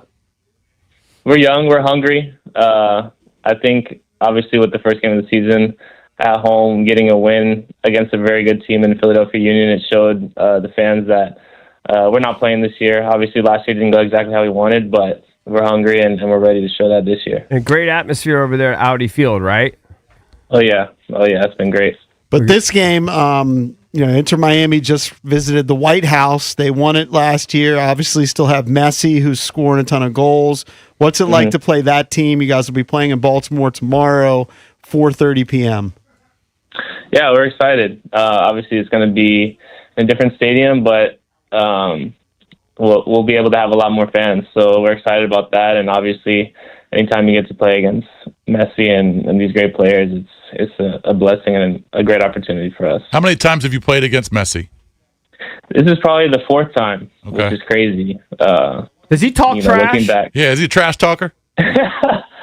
I think he talks a lot under his breath and in Spanish. So okay. I think a lot of guys won't hear it. It doesn't look like it. I couldn't really tell you exactly what he's saying, but I'm sure he has a few words. Right. Does a coach even bother to do a scouting report when you play players like that? Like, do they even say, make him go right? Messi is arguably one of the best players, probably the best player to ever play the game. So it's tough to try to, there's not much put you him can into do. one box and try to stop him one way, but it's a team game, so it's not just Messi that we're playing. We're playing against Inter Miami, so we gotta take care of business. Obviously, he's a big threat, so we gotta limit that, but we gotta beat the team. Well, Brandon, best of luck. It's tomorrow night, 4:30 at M&T Bank. You guys take on Inter Miami. Very and cool. Best of luck this season. Thanks, Brandon. Thank you, so buddy. much. Appreciate it, guys. Appreciate it. Brandon Servania, It would DC be United that would be midfielder. surreal if you're an American-born kid or whatever, and all of a sudden you're playing against Messi. Yeah. Pretty amazing. Pretty freaking cool. By the way, that's their first game, correct? Second game. Second. Oh, second. No, third. They've got 1 win and 1 loss. Oh, okay. So it's game Second number home 3 game. on the sched. I did want to mention I'm going to be out at the St. James this weekend. The PLL Championship Series, the semifinals and the finals. Excellent. So if you're out, I'm going to be out there on Saturday. That's the shorter or the Yeah, so smaller sixes. sided games. Yeah, remember the sixes is what's going to be in the Olympics. Right. And I think as Paul pointed out, something like, how many million Americans were, the 20 million Americans were watching the Olympic hockey or something like that? It Now, was the listen, best ratings. I don't know hockey. if ever, but it's been the best ratings in a long time. It's going to be remember, huge for them when they get that. People are listening to and watching minority owners of the whips. I mean, you're wearing That's some true. of the gear right now. The Whips, so. unfortunately, did not qualify for the All right, that's not championship great. series. I don't love that. You got to be in the top 4. Might need a pep talk with the boys. But one of Stevie's buddies who plays for the Redwoods, Josh Balkersell, is there. Very good. Got a Maris kid in there. Oh, which cool. is very cool to see. So we'll be going out there. They have nice beer garden and all that. It'll be nice. How's Paul doing? I haven't talked to him in a while. He's doing great. He's dating that Tilly. I think he's had. Does he have a baby with that? I don't know. Is her name Vanessa Kirby? I don't know. I believe that's her. Yeah. She's like a big Longtime TV girlfriend. star. She's a movie star. Terry's She's sister. half the time in Australia. Oh. I think that's where she lives. She's more famous. I think she's more famous than him. Vanessa might be more Kirby. I mean, I famous love than him. Paul Rabel, but she's like an international superstar. What show is she on? She's on. I mean, she was in Fantastic Four with. You ever hear of Pedro Pascal? You know that person? I know that name. I thought she was on a big TV show. She's been on The Crown. The Crown. That's pretty. Crown's a pretty big one. That's pretty big, right? Yeah, it's pretty big. I mean, it's about the royals, so I don't really get that into it, but I know it's wildly popular. My wife has seen every episode. Yeah. I think EB's favorite episode, too. Which one? With The Crown, your tooth. Got to make a dentist appointment. You reminded me. Good one. Good dentals in. This one might hurt. I got to cut open my gum and pull out what's left of the root.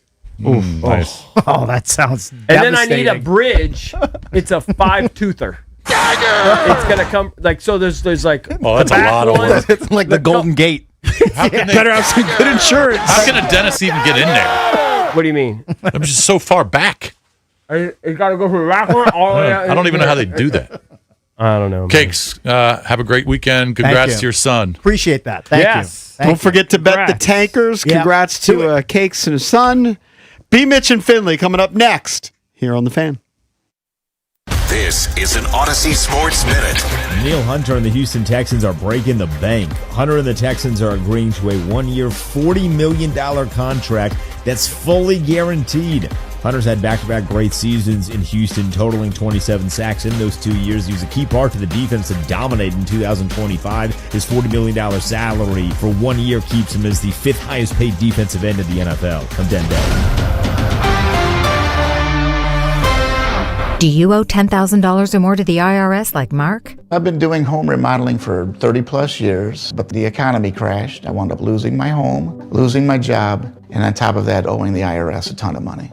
I owed the IRS $114,000. It really, truly was the worst part of my life. Then Mark found tax relief advocates. On news radio, I heard about TRA, and I thought, what's the worst that could happen? So I picked up the phone and I called them. When it was all said and done, TRA settled my $114,000 debt for $100, and I'm telling you, I was ecstatic. Could not believe it.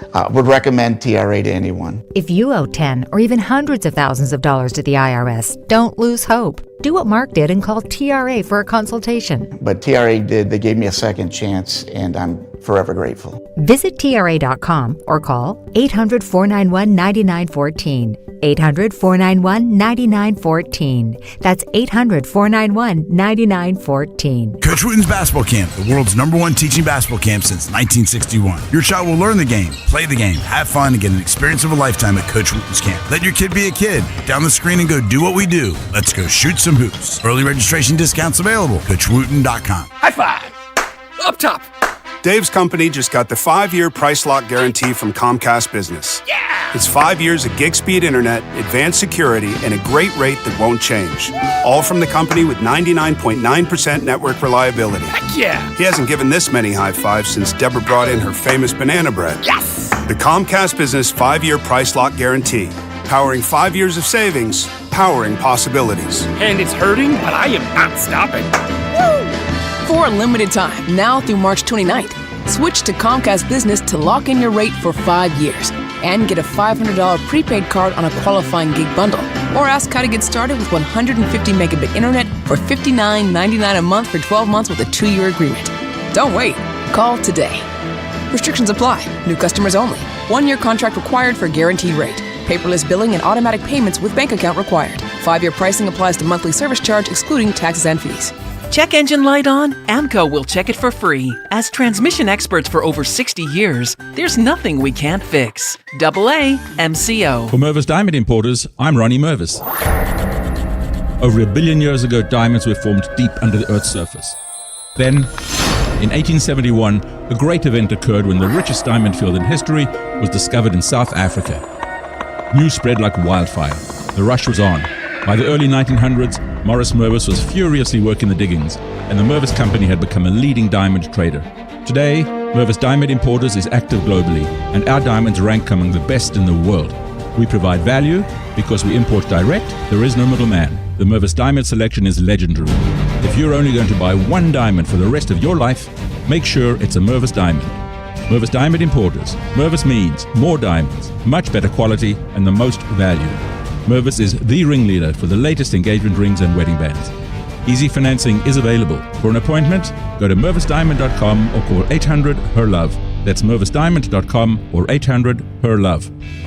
If you're running for an elected position this year or represent a political PAC, understand winning isn't about being everywhere. It's about reaching the right voters with your message, often enough to matter. Odyssey DC delivers that advantage with the Triad's top-rated radio brands, reaching almost 700,000 voter-aged, engaged listeners, according to Nielsen Research. Odyssey reaches voters where trust is built, during commutes, at work, home, and all points in between. And when you pair radio with Odyssey's digital app and podcast network, your message extends even further with precision targeting and measurable frequency. Eager voters are listening to Odyssey DC right now, and so are you. What would you like to say to them? Get started by calling Odyssey DC 202-971-8007. That's 202-971-8007. 202-971-8007 for Odyssey DC. What if your instincts could pay off? With Robinhood Prediction Markets, you could put your knowledge to work on the events that matter to you. Prediction Markets isn't just sports. It's the Fed rate decision, your favorite award show, and so much more beyond the playing field.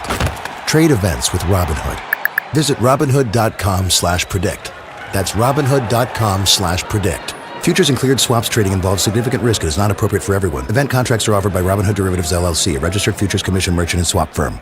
It's impossible to have a bad day when you started with Chick-fil-A. Hi, I'm Miles. And this is Grant. And the little thing we love about the Chick-fil-A chicken biscuit is how the fluffy, crispy goodness wakes us up in the morning. The chicken is crispy, the biscuit is soft, it's iconic. Throw some jelly on it, you can throw some honey on it. It helps me kick off the day. The hash browns are great. And I really like the shape of them too. Little circles of crispy goodness. Yeah, those early morning chicken biscuits are just great, man. Mornings are a little bit brighter with the Chick-fil-A chicken biscuit and Simply Orange Juice. Available on the Chick-fil-A app. Real guests paid for their testimonials. Brad Evans here to help you beat the books with Westwood One Sports. Miami of Ohio is all the talk of college basketball. Unblemished on the season, the Redhawks have one more regular season test at Ohio. 70 spots higher on Bart Torvik in overall efficiency the last month. They should escape Athens unscathed. I'm laying the 5.5 points on the Mac Daddies at -110. That's smarter beat the books. Download the BetMGM app today. WJFK FM and HD1 Manassas and WPGC HD2 Morningside. Sports Radio 106.7 The Fan, an Odyssey Sports station. 106.7 The Fan, Sports Flash. John Carlson's time with the Washington Capitals is over after the only NHL team he has ever played for traded him early this morning to the Anaheim Ducks. The Capitals receive a conditional first-round pick in 2026 or 2027, along with a 2027 third-round pick. John Carlson is the all-time franchise leader among Washington Capitals defensemen in goals, assists, points, and games played. And over in the NFL, the Rams are re-signing safety Cam Curl to a 3-year, $36 million contract. Curl was a 7th-round pick in 2020 and has spent the past 2 seasons with the Rams after he signed a 2-year, $8.75 million deal back in 2024. He was drafted by the Commanders and spent the first 4 seasons of his career in Washington. From the Crop Medcap 5-Star Sports Desk, Savannah McCann on The Fan.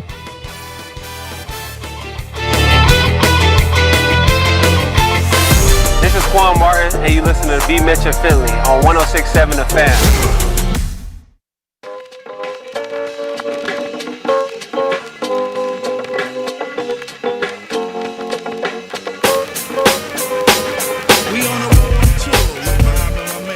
The Knights, and around behind the stick is lost, that of McNabb, taken on by Oshie, knocks down Eakin, across now for a drive, score!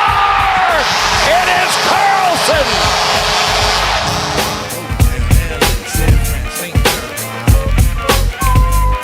That was the great Doc Emmerich on the great John Carlson, who, if you're just waking up on this Friday, first of all, way to sleep in.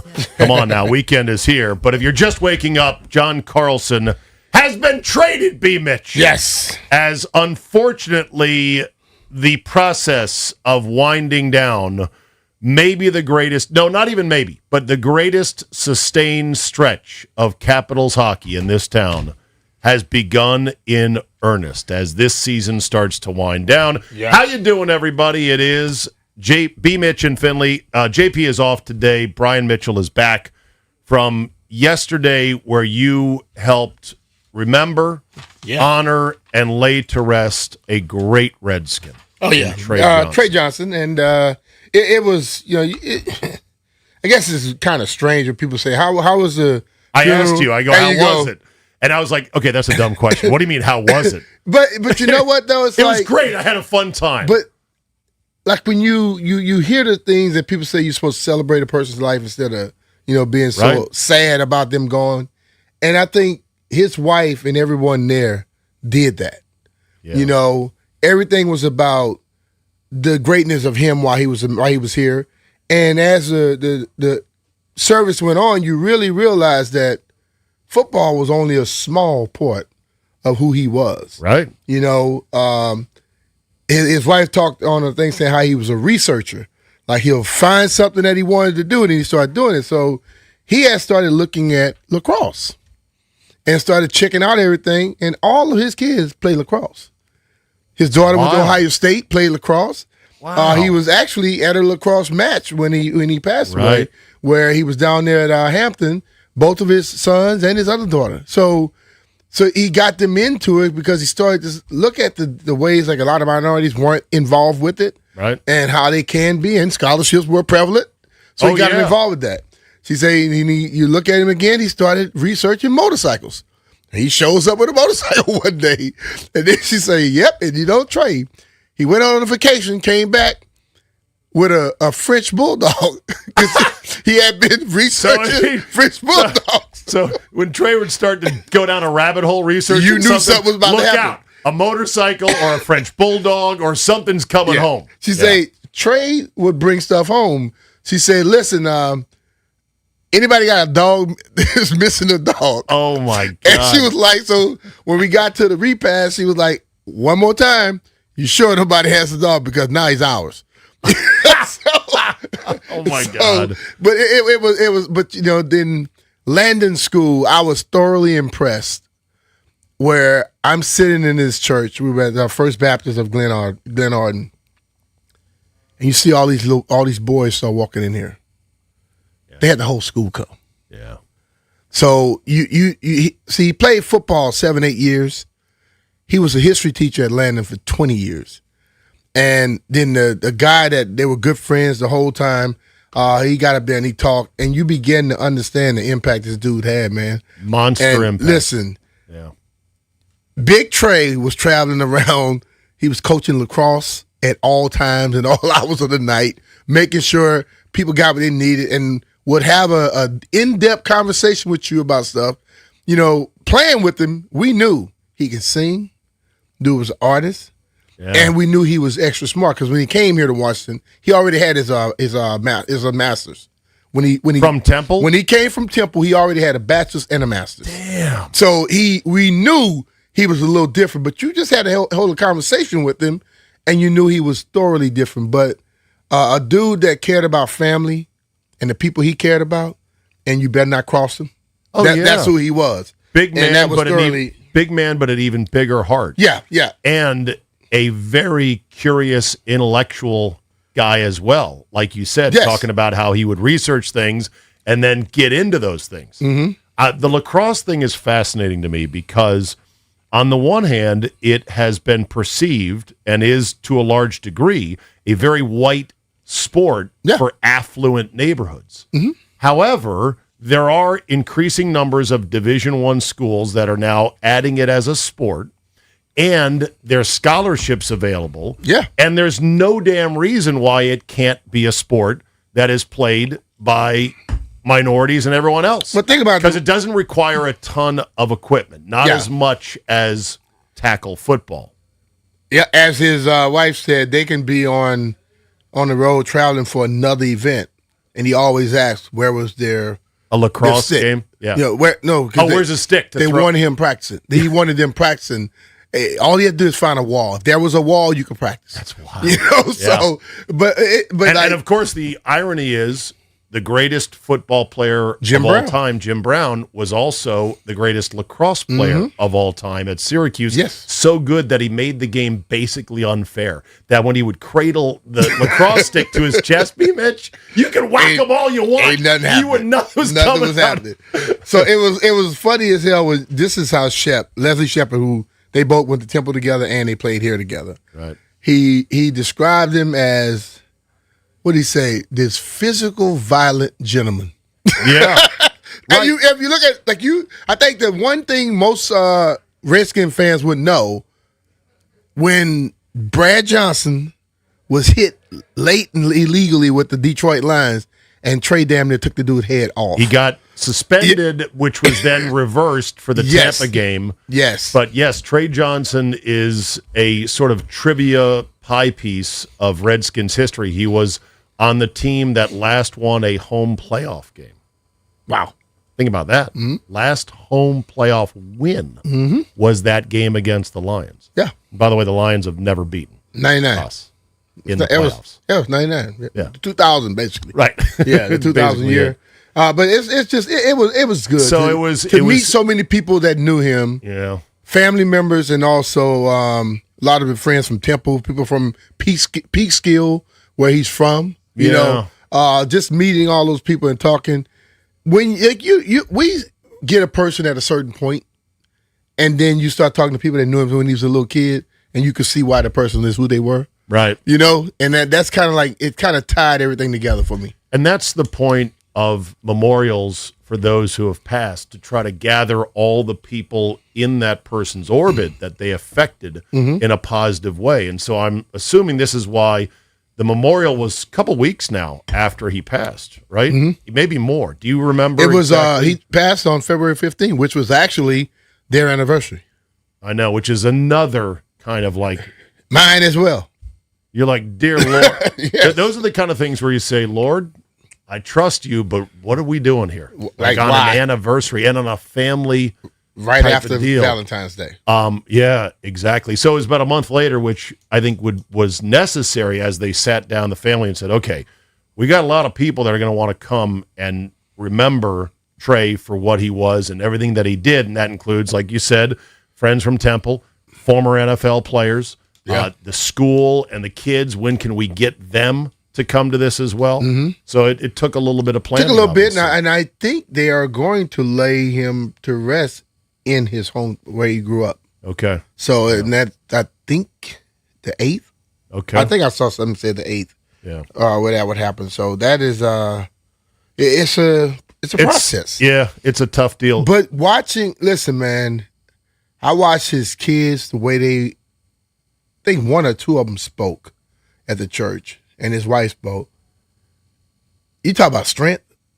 Yeah. Because I'm talking, like, you know, I'm sitting up there, I wipe my eyes the whole damn day, I'm being honest with you. And I'm don't doubt it. I'm sitting there watching them, and then I kept saying to, I said, man, those kids are strong, man.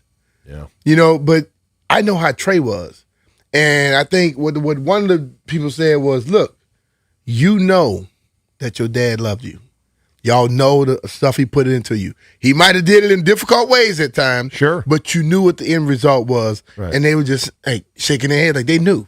Yeah. And I think that's the thing about it. Like, I think people need to understand, live the way you want to be remembered. Yeah. Instead of expecting it just to happen once you're gone. Right. So. Strict parents, strict dads, oftentimes hated at the moment by their children.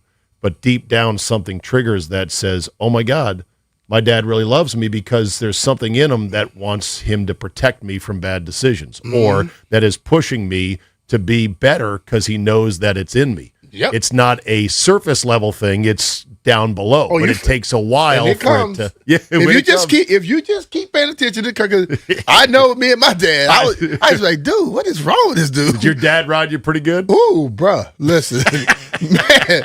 I'm like, look, man, what's up? He like, one day you'll realize what I was doing, and you get to that point. Yeah. And I was in high school. My friends about to do something. I'm like, nah, I better not do that. Right, because you thought of what Dad would say if you got caught. It wasn't the law. No, oh yeah. It was, what will my dad do? He will whoop my ass. I was never afraid of the authorities. I was afraid of Blanche Mitchell Sr. Because I knew. Yeah. Listen, bro. Zay, listen, I had some lessons. Oh, I'm sure you did. My oldest, I was 10 years old. My oldest brother come in the house talking about how he was cockstrong. My dad said, I told you don't curse in front of my wife. Wow. And he said, Dad, I didn't. And he said, you know what cock is. So he said, you said it, so you curse in front of my wife. He say, as I told you before, you whip my ass, you make the rules. Put the gloves on. And my brother like, Dad, I'm good with these. He said, put the damn gloves on. Put them on. And he called me baby boy, watch this. Anybody out there that's ever saw Martin Lawrence when he fought against Tommy Hearns, and Tommy Hearns beat the living hell out of him? I don't know if I remember that. I'm going to look that up right now as you The way speak. Martin was looking is how my daddy had my brother looking. So I go to college and I come back and he threw the gloves to me. Oh, Jesus. I slapped the gloves on the floor. I said, dude, I'm not stupid. Because he also made a comment at the end. He said, if you whip my ass, remember, I was a marksman in the military and I don't miss. Oh. See, I remember that part more than I remember the boxing aspect. Wow, okay. So, and then, look at Trey. Trey was a big dude. Absolutely. I don't think his kids want to test that. No, absolutely not. Big, but a gentle giant. Oh, yeah. Which is a somewhat of a common thing, Jacoby is that way as well. Jacoby, Big Ray Brown, who was there. Right. Dexter also, a menace on the field, but just a beautiful, big, innocent baby when you get him off the field. Just don't shake his hands. No, he'll crush your hands right here. Okay, so this is the that's from the TV show. Yeah, Martin versus Hagler. Okay, yeah. Give that look right there. You got to see the part at the end when the fight's over. How Martin was looking all swole up. By the way, whatever happened to Martin Lawrence? Still around. Still around? Still around. Is he still? What's his latest? Because he used to They be did the reliable box office. They did gold. another Bad Boy, and then I think he's still. That's right. What he number still Bad Boy tours. was that? Like 5? What they did? Jeff 3, 4. Yeah. Jeff Walker back from the dead yesterday. How is that stomach and the GI tract, my friend? Good to see you behind the glass today. You good today?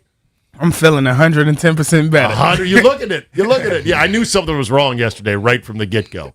What you eat, dog?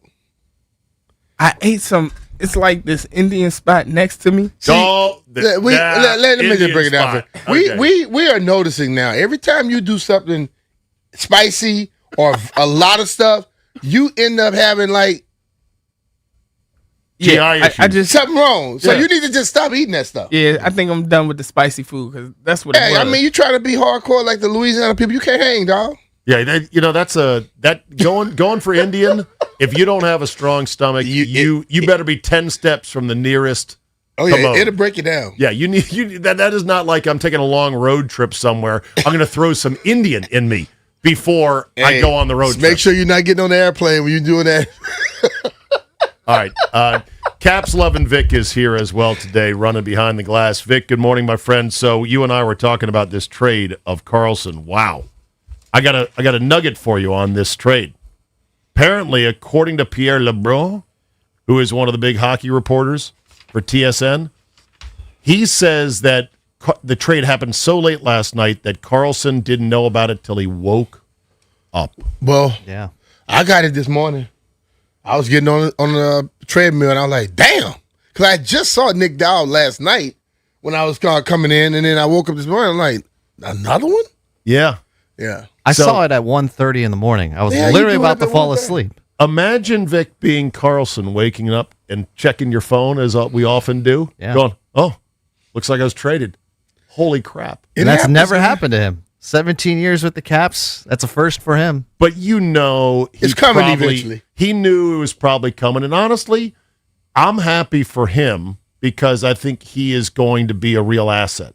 He's now going to get a shot to help a team that can kind of do something. The unfolding of what was left of the glorious of the glory days with this team has begun, and it was inevitable. It was just a matter of time. So I'm happy for him. The question will be Ovi. I asked the boys, B Mitch, if Ovi were to ever play for another team, how would they feel about it? And the answer was an unequivocal, oh, hell no. I want no part of that. And, of course, you, as the mercenary ex-athlete that you are, who played for 3 teams in our division, you're like, but if you, your stance was, hey, man, it's business. And then the business normally starts from the team. The team gets to a point where we're moving. Yeah. And you now are beginning to be baggage. If they think you can't help them and they get ready to move and you think you can still play, you're supposed to just quit because the team thought you couldn't play? Yeah. You keep going. I know. And I understand both aspects of it, but but let's be real. Ovi's gonna get to a point where we can love him all we want. He won't be a benefit on the ice. Understood. And something has to happen at that point. And if he still think he's a benefit, the team and the Caps think he's not, and another team say, come on in. I know. Well, the boys said if it's a KHL team, a Russian team, okay, that's a different story. You just want to keep him out of another NHL sweater.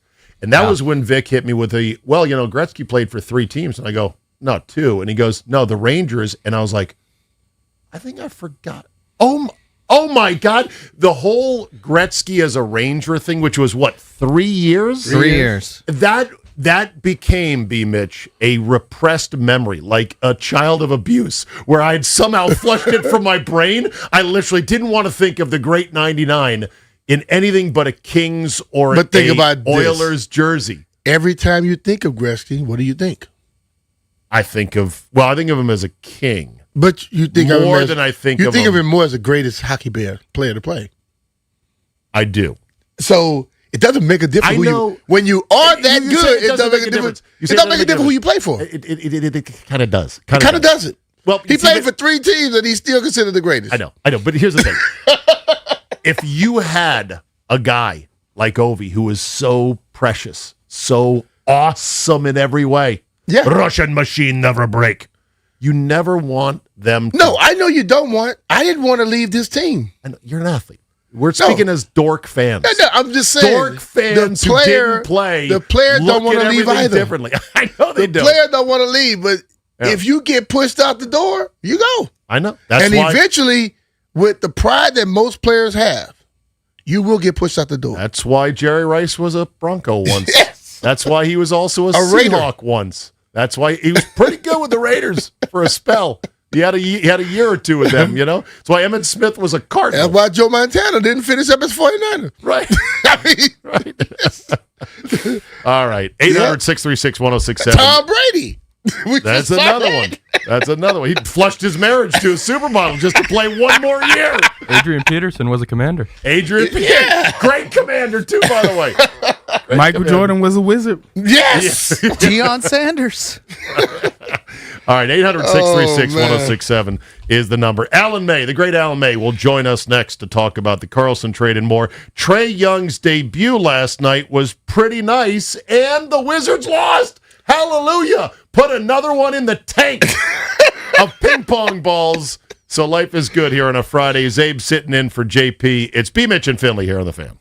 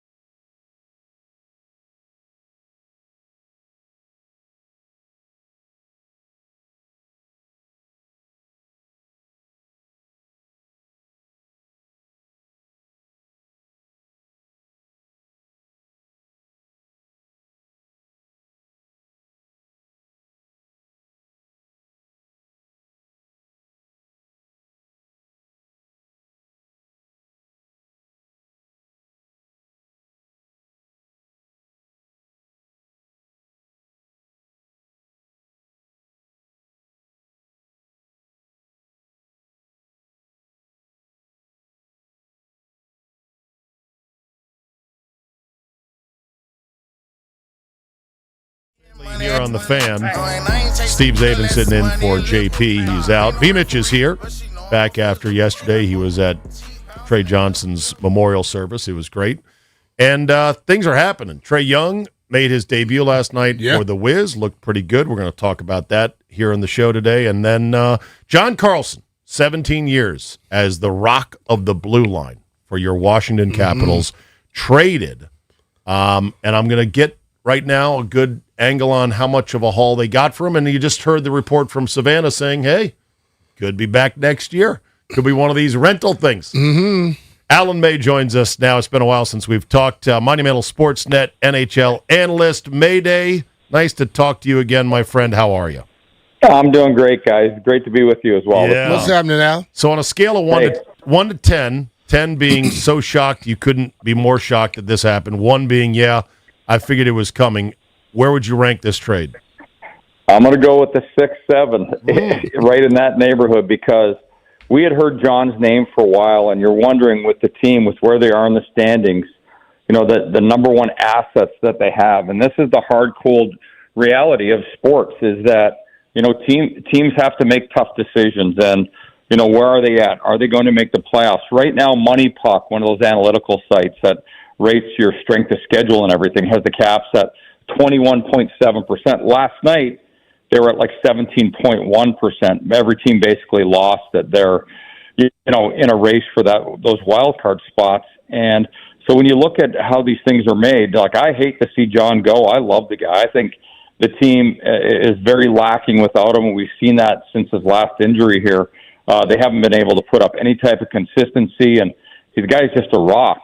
But at the same time, for a player of his age, you get a first-round draft pick, you get a third-round draft pick, and you have to look at that. You know, if they don't screw that up in a couple of years, this could be a pretty good trade for the Capitals. And you never know what happens with these players. I know that he is absolutely heartbroken, torn apart that he was traded, and, you know, finding out late last night like he did, he's still in shock. There is nothing like getting traded during the season. Yeah. It is so tough on your system. And, you know, granted, the guys are making millions of dollars and all that, but at the same time, he's got huge family roots in the area. He's a youth hockey coach. He's a father of 4. He's loved living here. He's a big part of the community, and it's a big blow to what he's always known as an adult. Yeah. I'm on the site moneypuck.com. Is that the site you go to look at the playoff odds? In baseball, they calls this the POF. I would always joke about, what's our POF? You know, the playoff odds. So this is the hockey version of POF. And yes, the Caps are at 21.3% to make the playoffs. And you said that changed almost 4% just based on one night of play. So yeah, they had four teams blow their games last night. Yeah, and, that helps. You know, I'm one of those guys. I'm like B Mitch. I'm an underdog. I'm a guy that believes you know, like the old line from Dumb and Dumber. So you're saying I got a chance. Right. You know, if it's a 1% chance, I'm believing you have a chance. But, you know, they've got a tough road in front of them. And now you look at your number one defenseman forever, and he was still playing excellent brand of hockey. He plays a style that's not appreciated by, you know, a lot of the fans. But, you know, the guys that have played their entire lives, you look at guys like this, and like every team wants calm, cool, steadiness, confidence. The way he plays the game, the big shot, the ability to move the puck out of the zone. He's so strong on the wall and in front of the net, and he's a consummate defenseman. He is what you want to pattern your players after. So when you look at those two, they had a move earlier, too, with Nick Dowd. Is the Caps team better overall now or worse? Well, no, certainly they're not a better team right now. You take out the mainstay of your fourth line. So we had Jay Beagle for years, and then we had Nick Dowd come in just after him and really put on a good display every night as a fourth-line center. And people go, what does it matter? Well, when the Caps won the Stanley Cup, one of the most important players like when they didn't have the puck was Jay Beagle. He was shutting down the other team's top players. He was helping with another line. And then he was also the number one PK and face-off player. Nick Dowd became that guy for the Capitals as well. So, you know, there's a huge blow right there to the fourth line because we'd always called it the Dowd line, regardless of who the parts were on the left wing or the right wing. He was the engine. And so you're missing that right now, so someone's going to have to assume that role. And it's going to be a great learning opportunity for whoever fills in. And then on the other side of it, you can't replace John Carlson. And so right now, they're not as good as they were yesterday or the day before, and they've been struggling, but they didn't have Carlson in the lineup. But those are two important leadership pieces out of the room as part of the, people that, have never really been in the pro sports locker room. You have to have a good culture inside, and those were two of the guys that were a big part of the culture inside of, what made this team, click and be, just very proud and representative of the community. Yeah. The Ducks have got to be excited. I mean, they're good, and they have a real shot out in the West, and they get a guy who's going to really help them and be a great guy in the locker room. So I'd imagine they're happy. They already have a very good-looking defense there. Right. Now they just went to elite level, and they have, one of the best coaches in the National Hockey League all time, in Joel Quenneville, who was, I call him the coolest guy in hockey. The guy's just outstanding. John doesn't know what he's in for yet. He's going to love this guy. I look at their roster between their up-and-comers and the guys that they have on the right side. All of a sudden, they're a Stanley Cup contender. So, they still have some holes to fill, I think, in the third and fourth rounds. They probably could have used the Nick Dowd as well as third and fourth lines. But they're loaded with young, talented hockey players that are just starting to blow it up. And, what they've done, people are surprised, but it's kind of like Detroit and Buffalo. At some point, these players get old enough that they start to cook, and that team is primed right now. Mm-hmm. And they look really good. Adding John Carlson, the confidence it gives them every game. They got a true power play player. They got a guy with a rocket penalty kill. He can play in every situation, and he's gone out. And you have to have good righty-lefties. They might have the best righty-lefty combos in the league right now. How does Jesper Vikman fit into this, the guy that they got back from the trade? You know what? Basically what they traded for in the trade, they put the player's name because he's a living body in pro hockey. Mm-hmm. He has a pulse. It's the second and third round draft picks. Okay. And when you get Nick Dow is going to be 36 in May, and he's got 1 year left in his contract at $3 million. He's going to pay less taxes for the rest of the season, and next year if he's still with Vegas.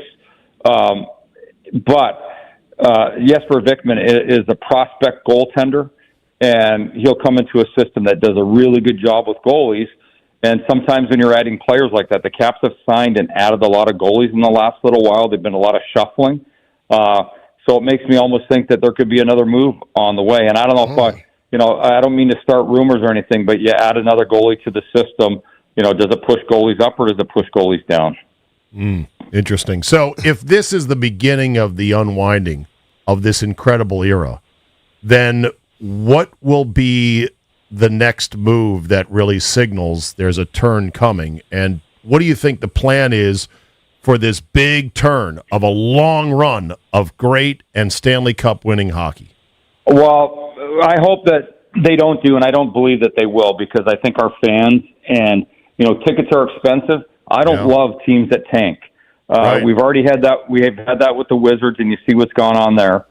And, everyone's always hopeful, but, they still got a long road in front of them. When you tank, you never know what you're going to get. You don't know, say if you're had first draft this year, you have no idea how these guys are going to pan out. It's not like an Ovechkin draft or a Crosby draft or a Connor McDavid draft or Nathan McKinnon. That's not there right now, and I don't see that in the next few years, having the big names. So, I don't believe they're going to tank. We have some prospects that are on the verge in Hershey, in the American Hockey League team, that are on the verge of making it. And being Ilya Protas, Alexei Protas' younger brother, is a rookie American Hockey League player. He's leading the team in goals down there with 22 in his first year. And it's a really hard league to score in.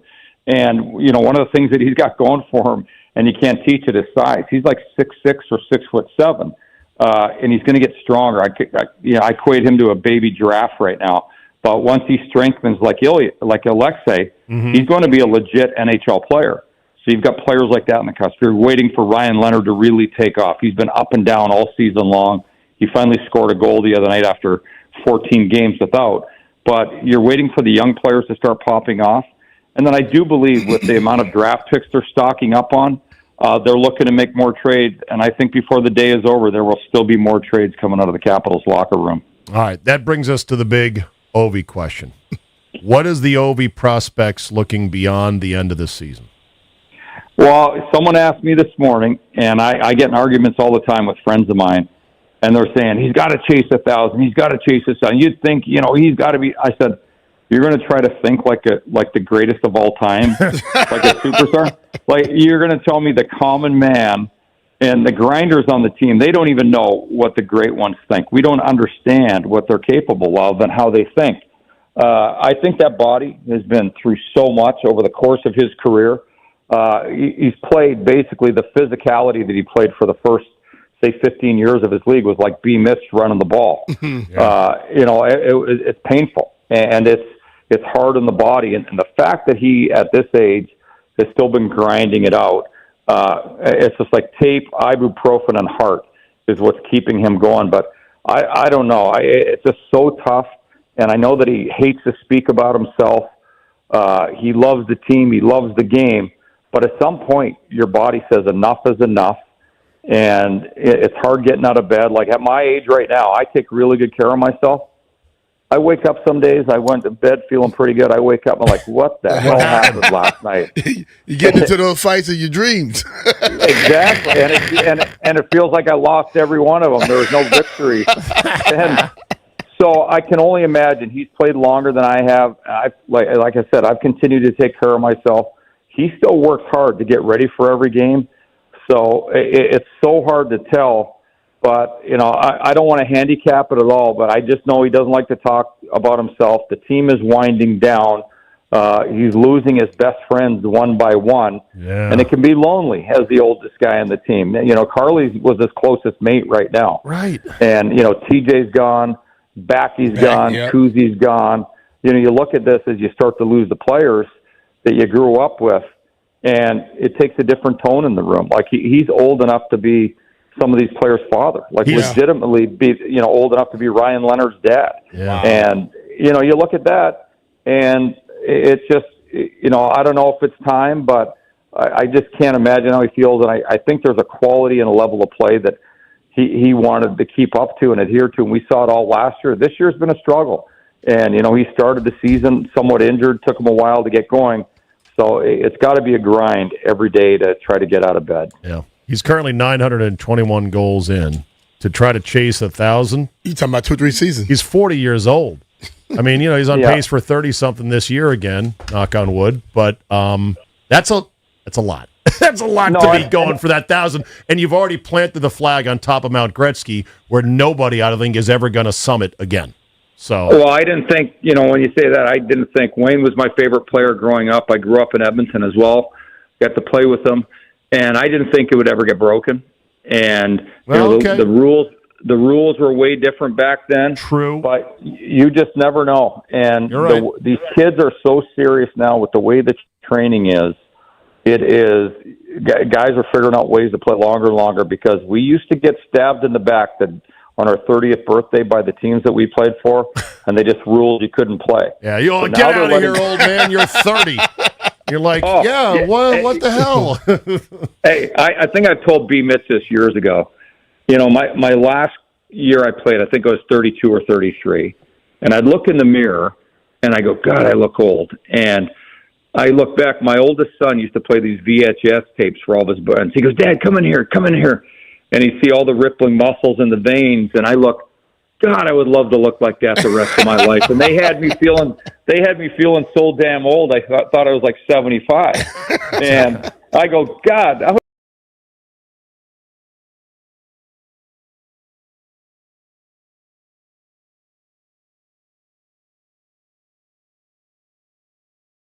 at some point that, you were done. And today's hockey player, they don't get that treatment. And, it's funny, all the worms and analytics are out there. Well, you drop off when you're 31. Well, we didn't fall off anything at 31. He just kept getting better and better. And, the same thing. We had guys years ago, the year they won the Cup, they're too old to win the Cup. They got too many guys over 30. Well, those same guys put up huge numbers in the playoffs, and we won a Stanley Cup. So I don't buy anything from the eggheads. I go by what I see on the ice. And they're allowing players to play longer because they know they can produce and they know the way training works, nutrition. The team spoil the players rotten, which I love. I thought I get spoiled rotten when I played, but it's nothing compared to the first-class, five-star treatment that the players get now. So there's everything at your disposal to keep playing, but you've got to depend on your body to keep coming through for you. And like B Mitch, you look at him over there, and he's been like every shape and size since I met him. He's always working to stay in shape, and he's always got a new thing going, but it's hard to do it. Yeah, and How about that?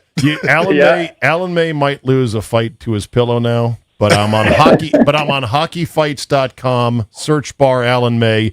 I got a tussle with Jeff Rodgers. I got one with Sandy McCarthy. I got one with Michael Pettit. These names ring a bell to you? Oh yeah, I'm not. You know what? And there's another thing. I go back. He knows I these remember. guys. It's funny when I don't remember one. I'm like, God, I must have been, not getting much sleep in those days. But the April 10 of 95, Alan May versus Jeff Rodgers. That was when we were with Calgary, and Rodgers was with the Sharks. So the database is out there, my friend. We could go on and on forever, but good luck to Carlson out there with the Ducks. They're going to really like him, and we wish him the best, and we keep moving forward. Alan, thank you. Yeah, thanks, guys. Take care. Alan May, Monumental Sports and Hockey. Go 1-1 with him. Coming up, totally. our first little bite, okay, B. Mitch, of free agency, which begins the official tampering period on Monday. Oh, the Commanders have many needs, and I'm now reshuffling my appetite for certain needs almost daily, because that's how many there are. We'll talk about it That's next. how it goes. B Mitch and Philly are presented.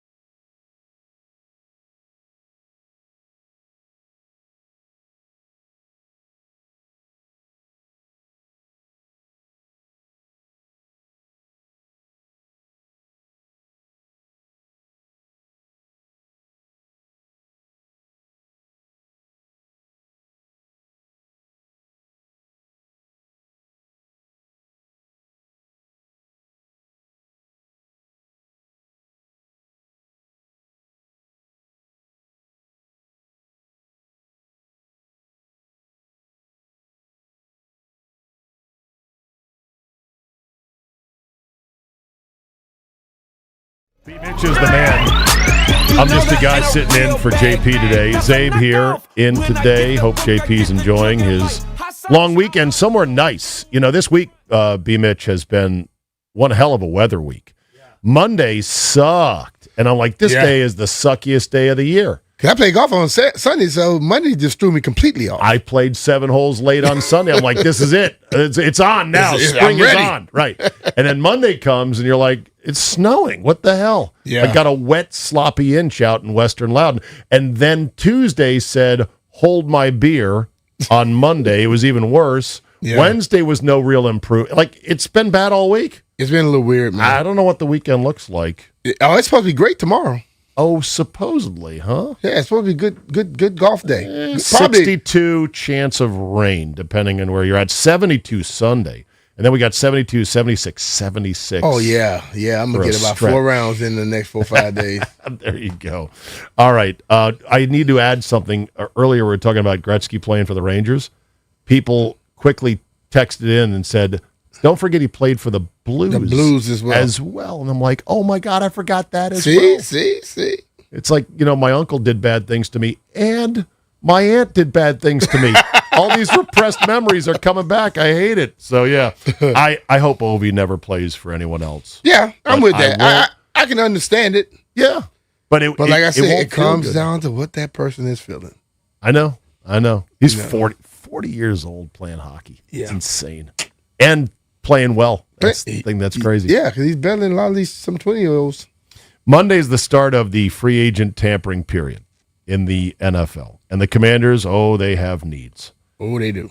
I think there's 4 big needs. You tell me if I'm off on this. And then the ranking of the needs, I think, is going to be hotly debated amongst some. Okay. But I would say the 4 big needs are edge, corner, wide out, tight end. Edge, corner, wide out, tight end. Those are the 4 horsemen of the, Jesus, we got to get better at these positions. Mm-hmm. Am I missing one? Have I included one that you think doesn't belong there? No, I think. How would you triage the order of those needs? Edge is 1. Edge is 1. That's 1. Because that's the modern NFL. Uh-huh. Getting to the quarterback in less than 2 seconds. Getting another corner, I think, is 2. Fair. You said edge, corner. Wide out, tight end. I go with wide out, just like you said it. Okay. And I go tight end last because I believe you have Sennett and Yankov who can take a step forward and help you out. But extra legitimate receiver will open up the running game. Okay. And it'll allow that tight end to be able to be one-on-one. If you listen to me, I don't care who you are in the NFL. If you can't win one-on-one, shouldn't be in the NFL. Right. Point blank. Winning quick is the most important thing. Because if your read is the first read for the quarterback and you haven't won in literally a second off the line of scrimmage, the quarterback's moving off of you. Totally. So later on, when us dummies with all access to the 24, the all access films, the all 22, sitting on our couch, Cheetos in our belly buttons. Yeah. When we then watch the play and go, Ben Sinnott was wide open. Yeah, he was wide open 4 seconds into the play. Yeah. There he moved off of him. Yeah. This was the first read. Listen, man, you can. I'm not picking on Ben, by the way. You can look at all 22 and always find somebody open. Right. You know what? But guess what? He wasn't in the read of the quarterback. Right. Or when he was in the read, he was covered, and he had to move off of him. You don't just stay stuck on him the whole time. Correct. And he might have also just been a dummy route intended to draw people away or something like that. There you go. You don't even know. But it's still. So, look, I know that the Ben Sinnott thing has been hotly debated about what is the upside there versus what he's shown so far. Me not being an NFL coach or in that locker room, I can't say with any certainty. I'm starting to doubt it on the upside, and I really believe the NFL has become so much of a tight end league. I'm starting to think that tight end might move up a notch or two on the, we got to go get a guy. Now, I will see about that. I don't know if there's any real sexy tight ends that are purchasable. Isaiah Likely, is he sexy enough for you to purchase for the right price? Compared to the ones we have, yeah. Yeah. Okay. He might be Halle Berry. To be honest with you. All right. We'll talk more about it as the show progresses. Up next, top of the hour, the debut of Trey Young. There was hope in the building last night and some buzz, and thankfully the Wizards went home with a loss, so put a few more ping-pong balls into the big old tank. We'll talk about Trey's debut and the Wizards. We'll also talk to Chris Miller as well next hour. It is B. Mitch and Finley. Zabe sitting in for JP.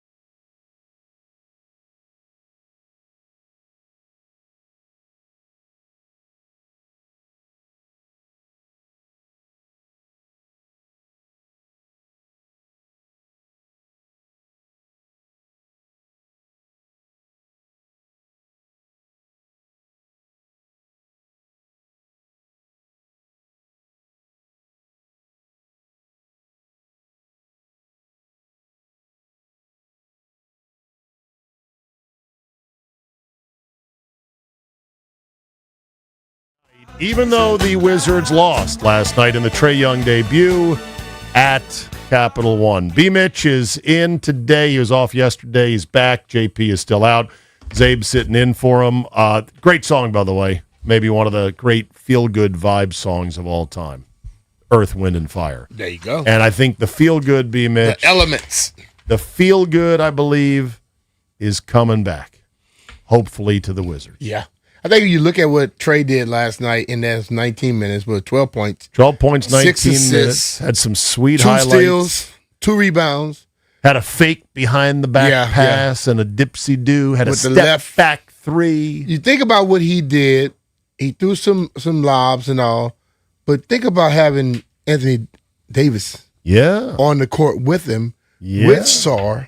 Yeah. Trey Young. I mean, Yes. Trey Johnson. Trey Johnson. You know, Keyshawn. You start seeing those two guys, if they're playing like they're capable with those young guys, they've given you energy. Yeah. And some guys have taken a step forward. It could be a special little team. Yeah. And then you add in, hopefully, a generational player if the ping pong balls bounce the Wizards' way, which I know there is a feeling of, we never win this thing. But they have. And it's more than one. I know. So if they get the top 4, they should be able to get a player. Exactly right. Yeah. And I think there is actual lot of debate about who amongst these college studs are going to be the best players. Because, it's kind of interesting. Darren Peterson was regarded before the season as the best of the best, but he's had a weird year at Kansas, tapping out of games. And seeming to be, he seemed to feel like I need to be treated a certain way. Right. Exactly. Now, the Banza can play. He can really play. AJ Dibansta's making $8 million this year from BYU. Yeah, he better be able to play. He's making $8 million in college. Right. But and then, of course, Caleb Boozer's Wilson kid. And then Caleb Wilson's a nice player, yeah. Boozer's kid may be, as you look at all of them, and you have to stake a claim on one. I've not made that yet. I'm still waiting I'm to just see saying more. if you had to. The former player's son who has lived up to all the hype. The other son is good, but he's not like this one. Yeah. I might go with him more. Okay. Because he seems to have the work ethic. He may not be as flashy as the others, but he's just constant and consistent. Yeah. So think about it. Tim Duncan, when he came out, he did nothing that was spectacular. No. But at the end of the game, he had 20 plus. He had about 12, 13 rebounds, and he just backed you down and he bored you to death, and you couldn't stop him, but he could stop you. Yeah, and he made the bank shot sexy again. Yes. The king of the glass. I can see him having the overall best career. Okay. All right. But the key is obviously getting both these guys in Young and Davis on the court consistently for a long stretch of time, and that's going to be the biggest challenge. And then not getting screwed by the ping pong balls, which they still don't let us watch in real time. They say, no, we'll handle this. It's don't worry, we've got representatives from the league that are watching. Every team gets to watch the ping pong balls. It's very boring, they say. It's so boring you don't want to see it. It's a lot of combinations. Yeah. It's like, you sure? You sure want to see it? I'm like, can you not do something that we can all watch? The ping pong balls fall down into it looks slots. a little weird, don't it? Like last year, you get what's called traded from Dallas, and then bam, they just win the ping. It just seemed like the last year was so fishy. The whole Cooper flag and Luka trade. Yeah, Luka leaves, and then we're gonna give you the next ever. best. Then come on, right? It just seemed like it was a setup. Yeah, well, look at what the Luka trade has netted.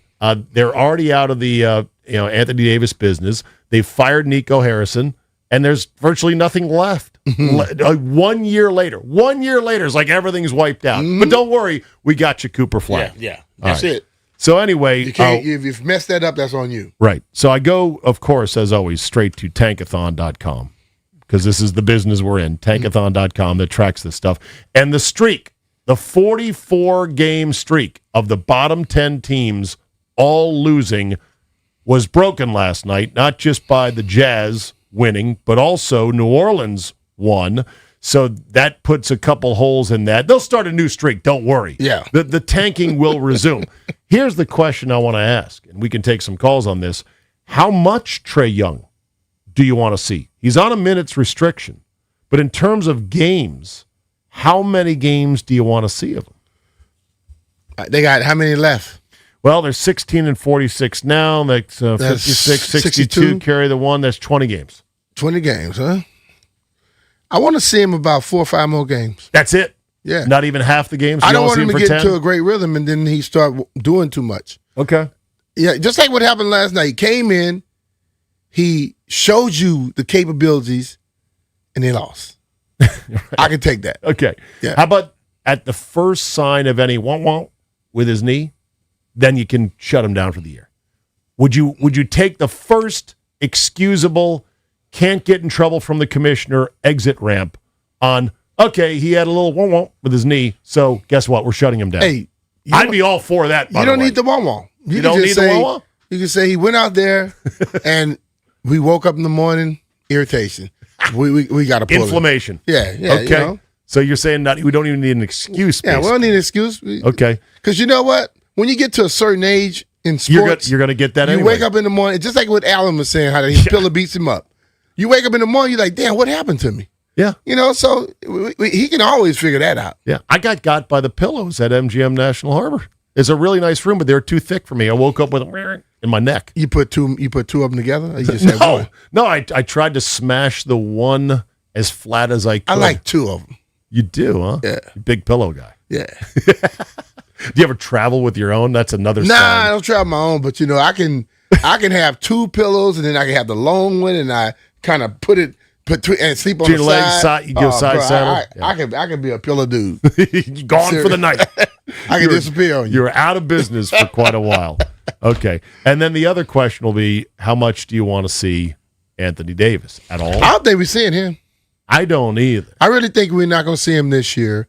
I think they feel like, I believe the Trey Young and Anthony Davis moves were not moves for this year. They were moves for next year. So you get these 2 guys come in and you say, listen, understand we don't have the team we need yet. Yeah. But with you 2 leading the way, these guys, it could be special. So we're going to allow you a year to heal up, get right. And then next year, let's go for this thing. Yeah. A year to heal up, get right, and then please, once you're right, stay right. Yeah. Because I just think that it's not about them playing this year. I would agree. What I am curious, and this is just something we're going to have to watch and kind of read the vibes on, I almost believe that they really wanted to not play either guy all year, but then after Adam Silver went on his media tour at the All-Star break talking about tanking and about we got to do something, we got to crack down, he fined the Utah Jazz big. That was the sign to other teams like the Wizards, okay, we're probably going to have to play one of these 2 guys a little bit. Mm-hmm. I really feel that. Now, we'll see whether or not they do that with Davis or not. Yeah. But I would prefer losing. Yeah. We've come this far on the losing. And at 16 and 46, you're only 2 games out of the king loser spot, which is Sacramento at 14 and 50. Yeah. So, yeah. Listen, man. What they're going to have to do, if they want to stop the tanking, stop protecting these picks, don't allow protected picks to be in trades and contracts. I would agree. So the NBA can help them out a little bit. And this dude right here is sick. Who you watching, Cade Cunningham? Wembanyama. Oh, Wemby, okay. Oh, bro, he's just outright sick. But they have so many things going on that make them make people tank. Agreed. But I am sick of hearing these players complain about the 80-something games, though. Serious. Did you see LeBron said it's harder now to play 82 than it was back in the day, and people jumped him online going, you are completely out of pocket on that. He's super full of crap. I know They had awful shoes. I know. They didn't have the technology they have. They damn sure didn't have what's called it the when they rest after the next game. Load management? Load management. No, for sure. They played every game. I know. And their travel, come on, bro. These dudes are traveling on a damn charter. Tricked out 757. A charter. Sleep pods on there. A charter with nutritionists, 20 guys. Yeah. rattling around. NFL teams fly around, and they can't complain about travel. No. You got way less players than you complaining. That's just the softness. Yeah. Dude, just go play. Yeah. And this the problem is, they all complain about playing, but you know what they do when they're not playing? They play. Like when?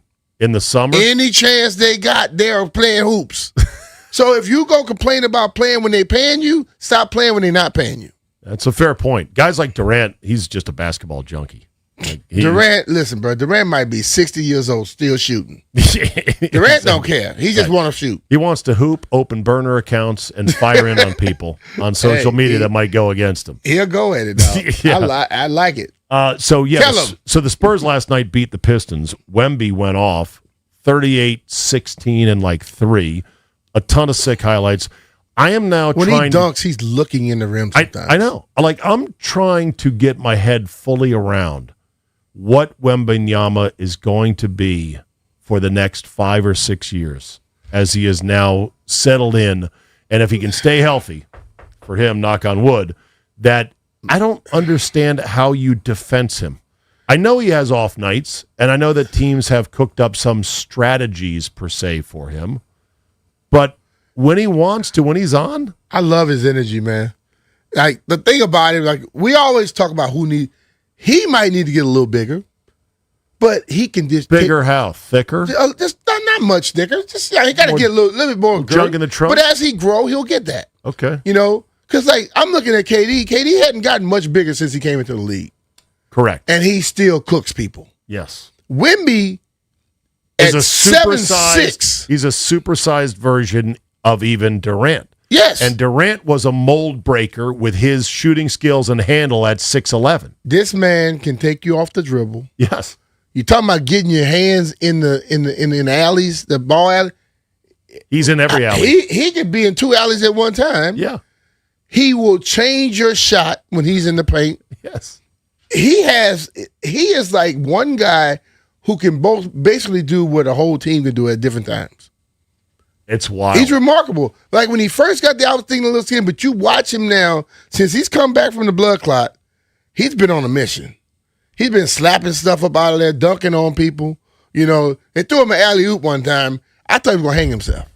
I mean, break his neck. He's too damn Get high. his head stuck in the rim. He can play, man. Walker, you a Wemby fanatic? You an alien fanatic? You know his logo, his personal logo is of an alien. Yes, it should be. No man that tall should be moving like that. And to see it, it's like it's crazy. I told my boy, he was like, when Wemby got drafted, he was like, yeah, he gonna be too small. He can't really handle the ball. I said, dude, he's in the NBA. You don't think they're going to get him right? Right. Oh, And he they're can play, dog. they're doing it. It's scary. You're seeing Wemby. You think he's going to attack the basket. He crawls back and he's shooting the 3 over you. How do you put a hand up for that? You just got to hope he miss. Pretty much that's it. And his stroke is so good. Yes. It is so fundamentally He solid is silky, and bro. effortless. It's crazy to think because once upon a time, any big man, anyone over 6'9", if they're jacking up a 3, the team is like, okay, bro, you leave that to us. Come sit right here. You leave that to the shorter guys. Like, you can't handle that. He has that skill set. I also can't understand how it is that when he's dribbling at 7'6", that's a lot of airspace between his palm and the court. And in theory, you should be more easy. You should be able to swipe it out. You should be able to pick his pocket more. Yeah, but if you try, he just go over your head. Well, that's yeah. There's that. And now when I watch Wemby, I'm like, okay, are guys trying to pick his pocket? And if so, how is he keeping them from doing that on a regular basis? And I think it's part because he's got incredible ball skills as well. He's got incredible handle. He has incredible ball skills, but I watch him start the 2 steps outside of the free throw line, almost at the 3-point line. They also let him travel like they do every star in the NBA. But he takes 2 steps, and his 2 steps are 20 way feet longer than yours. I know. I saw a highlight of him getting a egregious traveling not called on him. It was 3 steps from beyond the top of the key. They got a gather step now. That's what they call it. A gather step. And you know what I call about the only say about the gather step, Walker? Gather all that bullshine and go throw it in the trash. Gather step. Another thing that's scary about that Spurs team is Wemby's going to dominate you. But then he got some Castle. with him. He got Castle on the wing. Yes, sir. Vassell. Yes. Dylan Hopper. And yes. I like Champagny. Champagny goes and get a bucket too. That's going to be a dangerous team. That's a Champagny from here. That's his brother. Yeah, Yeah. So and they're going to be a dangerous team. I also like that Wemby and has. Dylan Harper will D you up. Yeah, and Wemby has a old school, if not European centric, non-AAU head about him, a mindset about him. And earlier this year, when he suddenly cracked on OKC by saying it's ethical basketball that we play. When he made the comment about ethical basketball, he was clearly talking about SGA, who does get too many fouls. SGA is a great player, but my God, does he get a whistle? That's incredible. I know how to get. If they're gonna call when you touch me, I'm going to the hole on you all the time. I know. He gets too much for a really good player. It's James Harden Jr. Nah, he's not James Harden. Harden Jr. James Harden just throw his hand in the air, not trying to make the shot. SGA tries to make the shot. SGA cares about. Remember, basketball. they changed the rules because of James Harden. Yes, they did. Yeah, but James Harden getting that foul. Yep. I'm like, dude, you got to at least try to make the damn shot. You can't just get no shot, no call. While we're on James Harden, before we take a break and we go talk to Chris Miller, James Harden is making an appearance at a Berea, Ohio Speedway and one at a 7-Eleven to sign his own bottles of wine. I like it. If he's a $60 million player, he's going to be sitting there at a Speedway going, yep, signing a bottle. Guess what? If you getting paid, you buying my wine, I'm going to make another $60 million somewhere else. I don't know about that. You're the king of appearances. Surely, B Mitch, you've made an appearance where at the end of it you go, okay, that was beneath me. No. Surely. Never. You've had to have had one. None. I do them all, bro. Damn. Not one that you can confess. Look, I don't think I should have done that. estimate everything based off of the highest per hour fee my dad made. And I am destroying those. It's all over that. So yeah. I'm destroying it. All right. Well, we'll find you an appearance that you will turn down because you'll say, you know what, that is beneath me. Because you do have if they want me to just show up for nothing, then that's beneath me. Nothing. if it's more than nothing, B Mitch will listen. Coming up, Chris Miller will talk about Trey Young's debut, his thoughts, having seen it last night, and we'll get some of your calls on it as well as we hope that hope has returned downtown.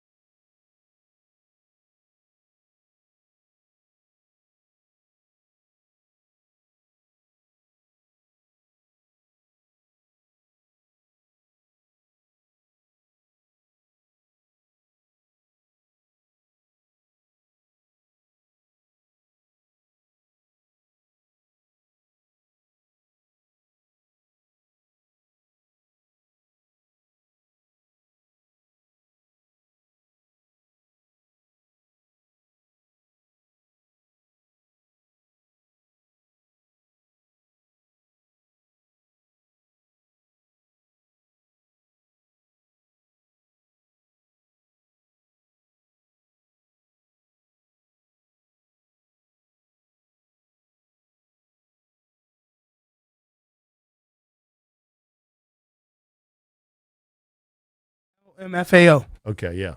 You were stumped by that question? No, I wasn't. I was just trying to get about to tell you that he said it in my ear. And I okay. Did you not know that? No, I know kind Lil of Jon. thought it was Little John. Yeah. I get mixed up with Lil Wayne. Nah, Lil Wayne, Lil Jon ain't the same. Sound nothing alike. Nothing alike. Listen. Lil Wayne, I don't know what he's saying. Listen, boys. Huh? You're talking to a suburban white guy. Okay? All right. I'm not saying they look alike or sound alike. I'm saying in just the quick scan of the music scene, any little confuses me. You know? I like Lil Baby also, although he's been canceled, he also kind of confuses me. If you play all three of them, you will know that. immediately. have I run the table on Lils? It was There's Da Lil Baby. Wayne. Da Baby Oh, you're right, it was Da canceled. Baby. Lil Baby is Lil somebody Baby. else. But Lil Baby exists though, right? Yes, he exists. How many other Lils are out there? There's a lot. There's a lot. There's a lot. Lil Okay. Kim, Lil Durk. Lil Durk. Yeah. Okay. Lil Jon was shot. All right. Chris Miller joins us now, voice of the C-Mill. Wizards. Good morning, Chris. How are you, my friend? What's up, Lil Zags? How you doing? Something I've never been called. At least Good to that hear people from know. you guys. Yeah, it's good to hear Good to from hear from you guys. How y'all doing? Good. Man. So, perfect night. Young debuts, some buzz in the building, and a big fat loss to put in the hopper. You know, what was interesting about last night, and I've been doing this a long time, going to that building for 18 years, is it felt just really good being in the building, feeling energy for our guys. Yeah. It wasn't like the opposition had a star player coming in and, you know, the fans showing up to take pictures. No, it was our fans. Almost 18,000 in the building. A lot of them showing up early, got on Wizards uniforms, Wizards jerseys. They got their Trey Young number 3 jerseys on, and they're taking pictures of him warming up. I just looked over at Drew, and I was like, man, this is different. This feels good. This reminds me of the good old days, you know, and for him to come out and perform the way he did after missing 2 months really speaks to, I think, what Washington has in him. He's a showman.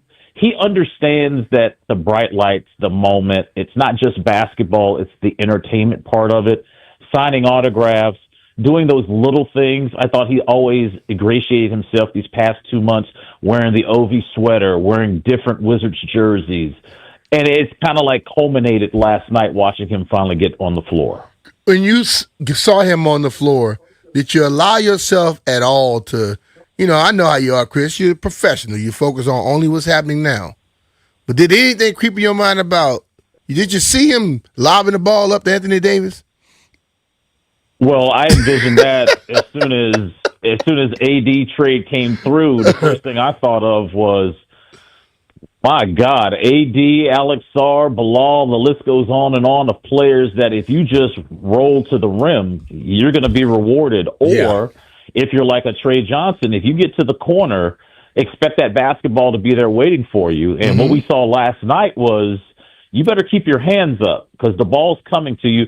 And you might want to keep your hands up if you're a fan, too, because one of those behind-the-back passes ended up in, like, the 5th row. But that's all about Trey just putting on a show and just trying to get out there and get more comfortable and acclimated to his new surroundings. What do you think is the worst rap that Trey suffers from the casual NBA fan?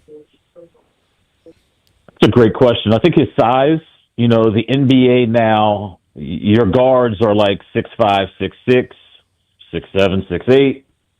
And I think he can't control that, right, Zabe? There's nothing you can do about that. Right. But what he can do is be one of the best scorers and facilitators we've seen in this league all time. His numbers, you just have to look them up. What he's able to do on the floor on the offensive end is a needle mover. Now, defensively, I don't think he's going to get better. I mean, I think that the guys around him can make it a better team defense. And when you've got 2 shot blockers like Sarr and AD, you might be able to allow your guy to get past you because you know there's going to be help at the rim. Not just one guy, but 2. Bilal is an exceptional on-ball defender. So there are guys that are going to be around him from a defensive standpoint that can cover that up. But you can't cover up what he does offensively. He is a needle mover. And you saw that last night, 19 minutes. And real quick, I want to give Brian Keefe a lot of credit for keeping him in that restricted time allotment of 17 to 20 minutes. And I thought BK used him perfectly last night. Who you think benefits the most with a Trey Young on the court? I think all the young players. There's not one specific one, B, because of all the things he's able to do on the floor. We talked about the lob threat. We talked about him passing the three-point shooters. So I think all these young players, he's going to supplement their games.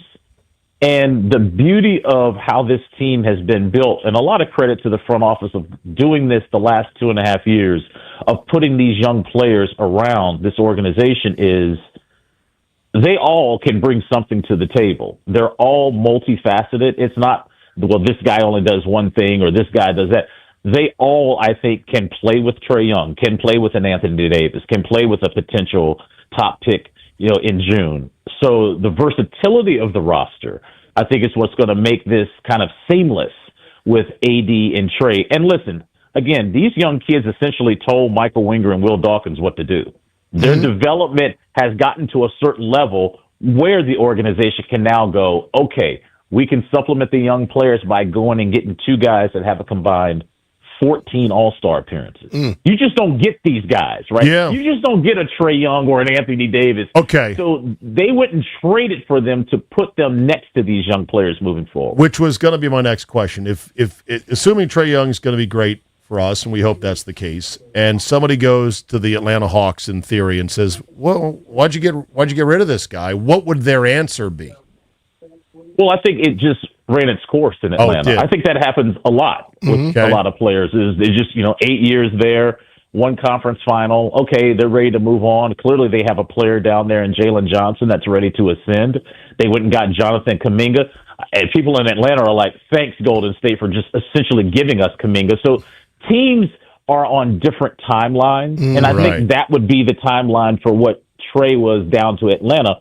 But there's a new opportunity here, and he feels this is a really good place to be at because of the way he's ingratiated himself not only to the franchise, but to the community already. So the short answer would be he fell out of the Hawks' timeline, but the timeline for him here might be just right.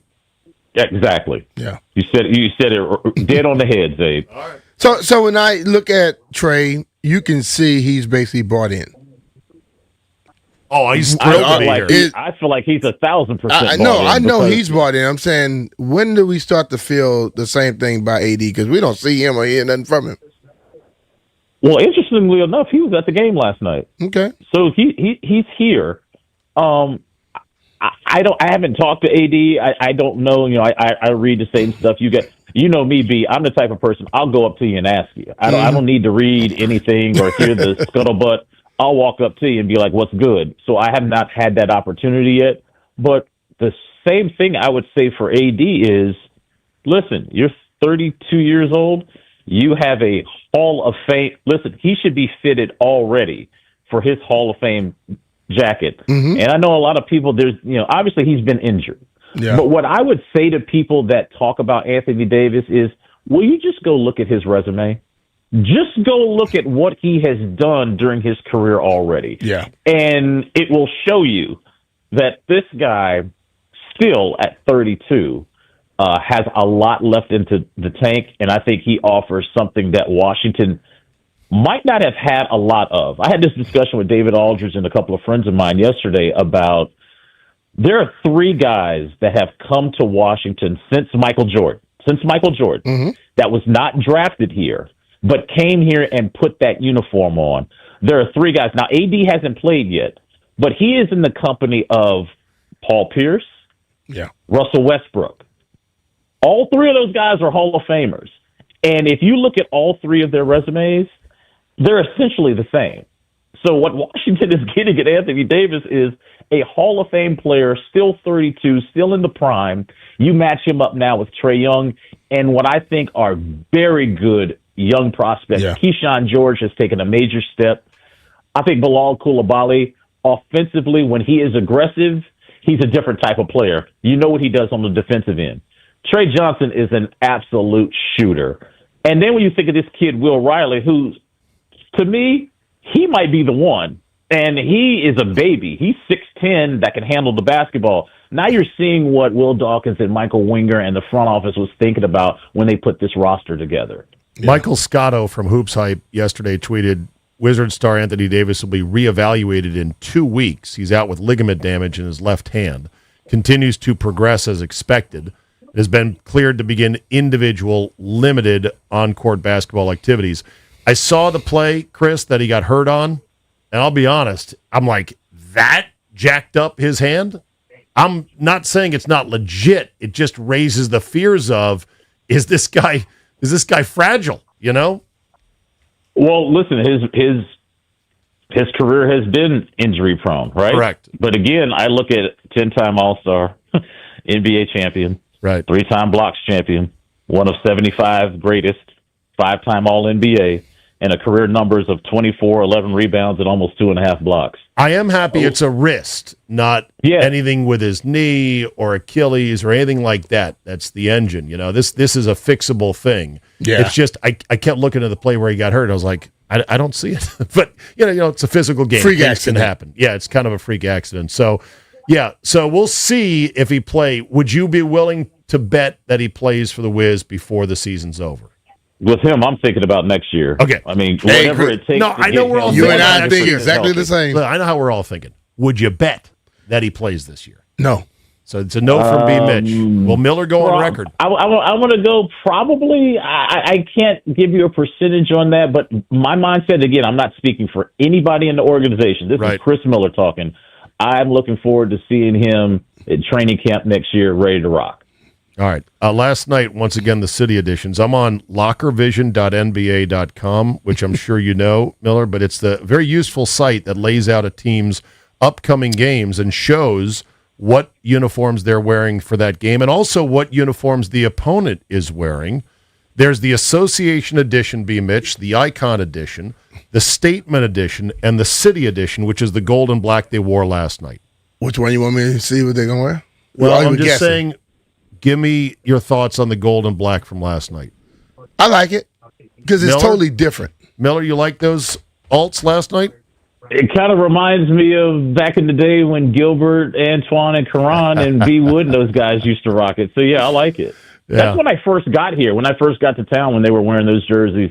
So it's kind of a ode to, a homage to those teams. So I like them. Yeah. Cakes was gushing to me at his poker tournament about the good old days of Gilbert. And I said, it's unfortunate. But I will say this, what happened my with favorite Gilbert. jerseys are the cherry blossom ones. Those cherry blossom ones, please bring those back, whatever it takes. Yeah. I got routed through the tidal basin on the way here today, and I saw him doing a lot of work, and I was like, oh, that's right. Here comes the rush. Have we got a cherry blossom countdown yet to what is going to be peak? Because we're a couple weeks away I heard now. the date yesterday but forgot it. Good work. Yeah. Walker, Vic, you got a bead on the madness that is cherry blossoms. For a quick hot second, I said, I should take the family down there. And then I reconsidered, knowing what a madhouse it is. Just whoever comes to see the cherry blossom, don't stop in the road or park in the road. Get on the sidewalk. Amen. Hell. Amen. Cause a damn accident because you're going to just decide to stop your car and get out. All right. Nah, bro. All right, Mr. Miller, pleasure. Next up is the Pelicans Sunday night down in New Orleans, right? Absolutely. By the way, shout out to Juju Reese last night putting on a rebounding clinic. When your name is mentioned with Rulin, Jameson, Malone, and Elvin, and Wes, you clearly did something last night, so a tip of the hat, young fella. Way to go, Juju. Hey, rebounding is in that family's bloodline, you know? Yes, between him and it his is. sister. Sure. Indeed. All right. Thank you, Mr. Miller. All right, brother. Great talking to you guys. Have a great Peace, man. weekend. All right. Coming up, the top 5 times I ain't doing nothing at work list. I think you'll like it. B. Mitch and Finley. Zabe sitting in for JP. B Mitch and Finley.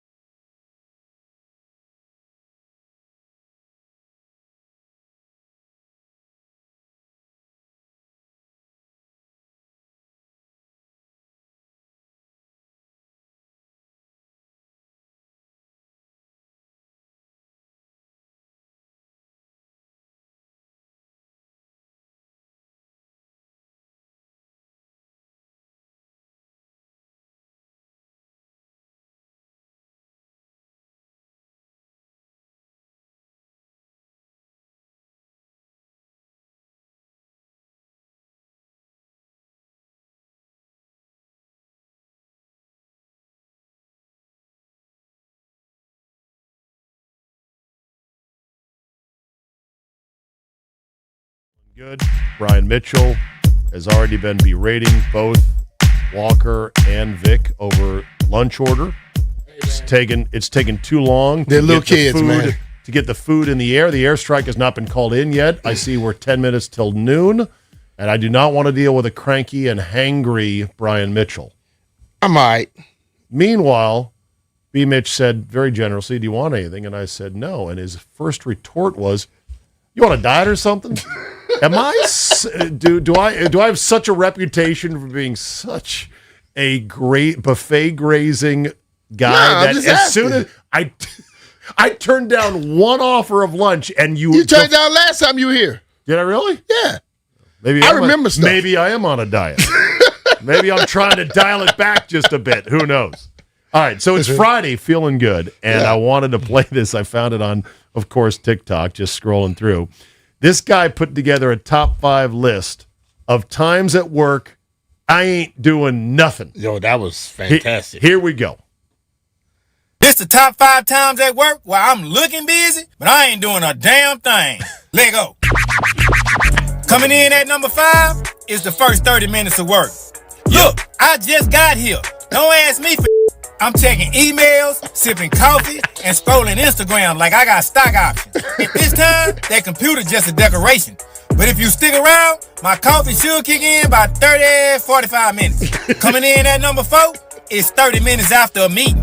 The meeting just ended, and I need a cool down period. You think I'm finna hop right back into productivity? No, sir. I gotta mentally recover from all that corporate bull I just heard. Talking about synergy and workflow. I spent the whole meeting playing Candy Crush.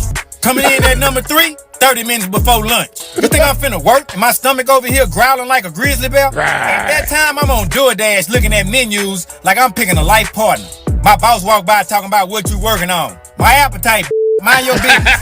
Coming in at number 2, 30 minutes after lunch. You can't expect results after I just smashed a double cheeseburger and fries. That's gonna be I'm literally in a carb coma, sitting at my desk like a tranquilized zoo animal. Red Sheets is open, but my eyes is closed, and I'm fighting for my life not to snore.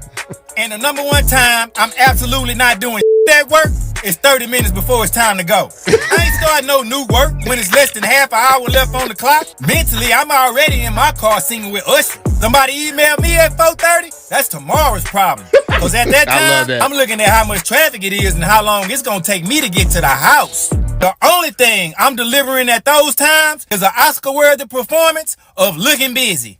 There go my baby. That is brilliantly done. I love it. And he's right. Man, of course he's right. Think about it, man. When you start getting hungry, you can't think about nothing. No, you can't. When you're getting ready to go, you can't think about nothing. You're like, it's too late to start new work because if I start this new thing, it may evolve into more of a tangle. When you first get to work, what do? You got to figure out everything. Get acclimated, you know? Like, he said he looks at emails, so at least that's, quote, work, right? I can tell you one time where if you tell me we getting off early, oh, boy. That's the worst time for me. Because if you say we off early, like let's say we work until 12 today, I'm thinking about 12 at 10. Yeah. I'm lost. Yeah, I hear you. So what is the sort of the best vibes of the week for you? Is it Friday like today? Is it Thursday night? Because to me, Thursday night is when I start to really inside. Think about the weekend? Fly like an eagle. I feel the vibe of the weekend is right here. Also, during football season, it's the first dose of football Thursday night, which is glorious. Yeah. Like, I really like that. If I know I'm going on vacation, the 3 days up to that vacation is my best. Okay. Because I ain't here. I am calculating the moments I'm leaving. Yeah, okay. Just letting you know. All right. John Walton will join us top of next hour. Major trade last night in the NHL as the Capitals deal John Carlson to the Anaheim Ducks and got a first-rounder, conditional back, plus a third. We're going to talk about it with Mr. Walton, what it means in the big picture, and then we'll start shopping for free agents because the official tampering period begins on Monday. B Mitch and Finley here on a Friday. Zabe sitting in for JP. You're listening to The Fan. B Mitch and Finley are presented by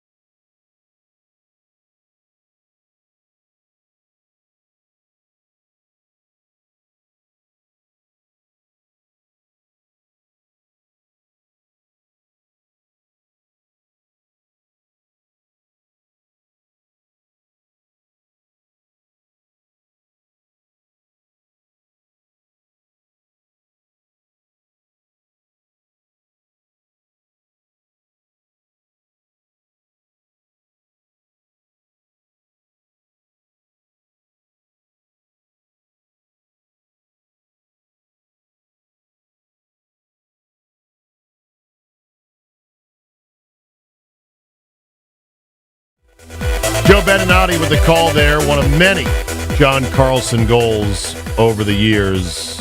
He has been traded, for those who are just coming to at noon on a Friday, a bit of a shock trade that earlier today on the program, Alan May described as a 6-7 on a scale of 1 to 10. Was he just being sneaky, B Mitch? Just trying to get that in? I thought 6-7 was no longer a thing. I said rated on a scale of 1 to 10. Yeah, he did say 6-7. But it was, even though it was always a possibility, given the timeline currently with the team and the assets they had and blah, blah, blah, it's still, when you see it and when you feel it, man, it is something else. Totally. And for more on that perspective, the longtime voice of the Capitals, John Walton, joins us right now. Good afternoon, John. How are you? I've been told by Vic that when the locker room found out, it was like a morgue. Yeah, fellas, it was. And, 15 years of doing this, and I go back even further with John Carlson than that, because when he started in Hershey, I was still there. So organizationally, this is the first time today since May of 2009 that John Carlson hasn't been in the same organization as me. So it's a lot to process. It is a hockey decision and a business first and foremost, and I don't think there's any questioning the hockey decision. The Caps got a first-rounder in return for an expiring contract, an asset that, in Johnny now, who's 36 and can still play, but they've been talking about contract and hadn't quite gotten there from what it sounds like. And now, as you look at the future here, you can look at the hockey side of it and you can look at the human side of it. And the hockey side of it is pretty good. The human side sucks. There's just no other way to put it. And for a guy that, when Alex Ovechkin says, it's the saddest day of his career, the Caps put up on social here shortly, it may be up for all I know, of Ovi's presser. He was at the podium here just a short time ago. I'm telling you guys, it's the saddest I've ever seen him. And I've been around him for a decade and a half. And I've never seen him. I've never seen Tom Wilson was on the verge of tears. Dylan Strome is shaken up. This is seismic in the reaction. But I think, the world goes on. You got to be Boston tomorrow. And the guys, I think they're going to be sad today. Tom Wilson said, look, we're going to cry today. And we're going to go out and we got to beat the Boston Bruins tomorrow. And that's the name of it. I think you look at Ovi, like all the people that he's been doing this running with, John might be the one with the longest tenure, right? Yeah, it's funny. B Mitch, I was thinking about that on the drive to the rink this morning. Who would have been longer, if it's Nicky or if it's John? And given all of Nicky's ailments at the end and not playing and then coming back and playing, I'm pretty sure it's John. And for all of the march to 895 and, thinking about the goal and John being on the ice for it and setting up so many one-timers to get him there, as many as, Mike Green was a big piece of that too, but Johnny did it longer, and Johnny's got the numbers to back it up. He has the most goals, most assists, most points, most games played of any defenseman in Caps history, and there have been a lot of really good ones in 51 years with this team. Rod Langway's in the Hall of Fame. You've got a list of guys that, this organization has been blessed with a number of unbelievables. He's the best. He's number one. He is, without question, the best defenseman in Capitals history for longevity, for stats. He was the one who won the Cup. He was the number one defenseman on the team that won the Cup. And that, to me, is enough just to make that statement. But he's got it all to back it up on the resume, and we're going to miss him. Watching him play, to me, the best thing about his style of play was that you knew if he was on the ice and out there that he was going to do his job, whatever that was, on a particular play. If they're on the power play and they're trying to clear the puck, he's going to keep it in. If it's the other way around, he's going to clear it. If he's due to take out his man on a rush, he's going to squish him against the boards. The most dependable, solid, okay, it's all right. We got Carlson back there. He's got it handled. What did you appreciate the most about him as a Cap? Yeah, I think that speaks to a larger point that it wasn't just 5-on-5. He was power play with Ovi. He would penalty kill. we were talking here this morning about thinking back to 2 years ago. The Caps had a pretty good time of it last year and having the best record in the Eastern Conference. The year before, they got in the playoffs, but they had to do it by willing themselves in after the trade deadline, and a couple of guys go out and they end up getting it with 3 minutes to go in the last game of the season to squeak into the playoffs. And John Carlson played the most minutes of any season in his career, led the NHL in time on ice, and basically willing this team into the postseason in Spencer Carberry's first year behind the bench. And I think that speaks to his character, his willingness to do pretty much whatever it took to win games. We can look at 2018 and scoring in the finals and all of that. His place, in my mind, guys, he's a Hall of Famer, and I think he will be. You have not just the Stanley Cup, but the golden goal that he scored in World Juniors in 2010. Truly one of the best American-born defensemen of all time in terms of statistics. Phil Housley was here for a time, and he is the number one guy on the all-time points list for U.S.-born guys. John Carlson's not far behind him, and the top three U.S.-born D-men in terms of scoring, they're all in the Hall of Fame. And I think with John, with a couple of more years, whether it be in Anaheim or whether it be elsewhere, he's going to add to his total. And I think we're going to look back. Nobody's ever wearing number 74 again for the Capitals, ever. It's never going to happen. I think it's going to be in the rafters alongside 8 and 19 and, at some point 12 and 37 too. We got some numbers to get in the rafters here around us. But, I think when you look at all those guys, John is every bit as worthy, every bit as much a unicorn as anybody who's ever worn the uniform. And, I think that's what makes this day so tough is that he's always been here. It seems like, only Alex had been here longer. And, for a guy like Tom Wilson, for as long as he's been here, he's never had a day in his Capitals career that John wasn't here. So for him, it's tough. Is there any chance that he can be back with the Caps next year? There is. Absolutely. I think, Anaheim has, I think, a lot of plans for him. I think they want him to stay. You don't give up a first rounder for a rental. I think they have a great young D-core there. They've got a good young team. They're coming. They're kind of like where the Caps were, quite honestly, around 2010, 2011, somewhere in there before they really started, being the number one team in the league. They're not quite there yet, but boy, they're getting there. Maybe 08 would be a better comparison. But in any case, they've got a great young goalie. They've got a great young core down the middle. They've got a good D-core of which he's going to be able to impart a whole lot of wisdom. They want to keep him. I don't think there's any doubt about that. Doesn't mean that he may say, look, I want to come back, and maybe they find a way to work it out. Could very well. But we'll see. We'll see when we get to summertime. Right now, he's an Anaheim Duck, and they want him playing this weekend. And, man, that's a picture I'm not quite sure I'm ready to see yet. It's him in a different uniform, but we're going to see it sometime before the weekend's over, and it's going to be a little jarring. You guys know what a gumar is, right? A mafia girlfriend. Okay. Your gumar, your side piece. The white. You don't talk about her. You don't take her out in public, but it's like she's there. I believe in gumar teams as a fan that you quietly root for, and you just don't talk about it. I now have a gumar in the Ducks because I want John Walton, I want Carlson to just thrive. I want him to have the 3 months of his life out there with him. Is that wrong of me to be no to have that as my gumar team in the West? Because you don't have to worry about it if the Caps make the playoffs of it impacting you immediately because they're out there in the West. Perfect gumar team, and I want it for him. Yeah, I think I feel that. Yeah, it's it helps that it's a Western Conference team that's relatively inoffensive, right? I was going to say, you can't have a Gumar on the Flyers. Yeah, and certainly not in the Metropolitan Division. I can't. That'd be a bridge too far. But in the West, a team that you plays a lot of 10 o'clock Eastern starts, and certainly for Johnny, I think he's going to have a great time. He's got 4 kids that are of an age that Disneyland suddenly is very much front and center just down the street from the arena. So I would like to think that in the short term, his wife Gina's from Chevy Chase. He's as DC as it is. When his career's over, he's living here. There's no doubt he's a DC guy for life.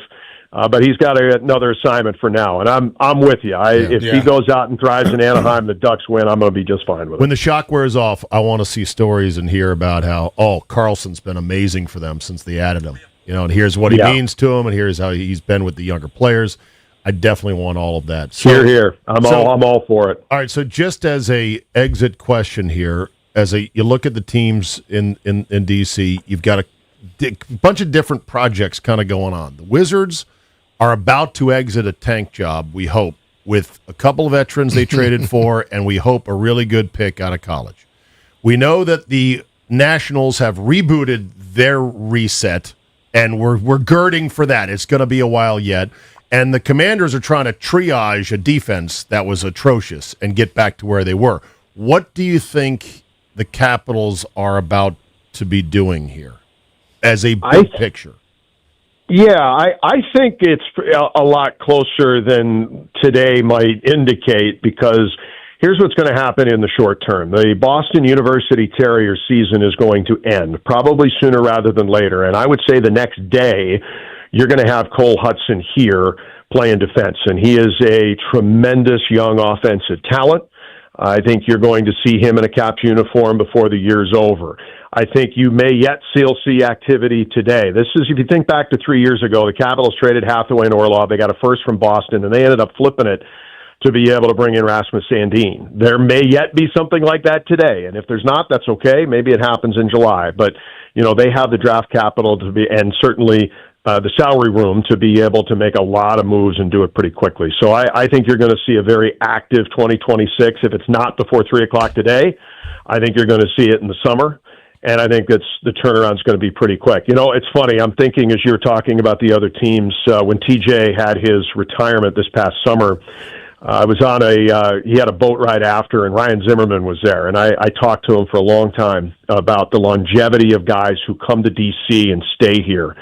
And I really thought about that today, because I think all things being equal, Johnny would have been perfectly fine staying here. Ryan certainly was through his Nationals tenure. And, there's just something about, there's a lot of guys. You have a world-class city that has a lot to offer. It's big, but it's the biggest small town in the world, I think. And guys love playing here. And guys love the culture that the Capitals have built. And I'm sure for the other teams mentioned, there's a lot that this city has to offer for anybody that, that comes in for those teams too. But the Caps have always, this is a tight room. And, Alex is going to play every day of his career here. And it looked like until today, John was too. And Ryan Zimmerman did. And, I think a Tressway too. And I mean, guys that, come here and stay here for the long, long, long haul. As I think that's who we are as a city. That's who we are as a town. And I love that. And, I think guys come from other places and want to be a part of that. So I think for the Caps, I'm better speaking on that than the other three, but I think there's a lot to offer here. And B Mitch, you certainly know that too. All right, I know because of all the flights you've taken. I know, Walton, you've seen the new Boys of 80 documentary on Netflix. I haven't yet. Wow. I have not. But I'll file it in. I'll work it into the rotation. Work it in, because I was told about it, and I said, I saw the Ross Greenberg one from HBO that was about 20 years ago, and it was so good. I'm like, why do I need to see another one? And then I saw it, and I was damn crying on the plane because it was so well done. And wait till you see Mike Eruzione's house and the family that he grew up with. And the way he described it, it'll blow you away. Wow! So that's at least I would love to do that. That's a great tip. Yeah. All right. Very good. Well, look, it's the stuff of life, unfortunately, in sports. But it happens. Yeah, it happens, and we will go through the mourning process, and then bravely forge on after that. Indeed, we will, fellas. Appreciate you having me to talk about it. All right, Jay. Take care, brother. There you go. Thank you, John Walton. All right. We'll see ya. Voice of the Capitals. Yeah, that's got to be a thing. You were never traded, B Mitch. You left on your own terms, mercenaries. No, I was cut, so I had to go. Okay, there you go, cut. That's true. When you cut me, I got to go now. And I got to be revengeful. So you never actually got to walk out the door as a free agent. You were cut. Each time. Yeah. I was cut here. That's true. They released me. I kind of forced their hand, but they released me. Okay. They were trying to hold me. They were going to spend their money, everybody spending money, then try to get me back at a cheaper salary. Yeah. And I told Norv if I wasn't released, I was going to put my hands on him. So when I got to the park, I was released.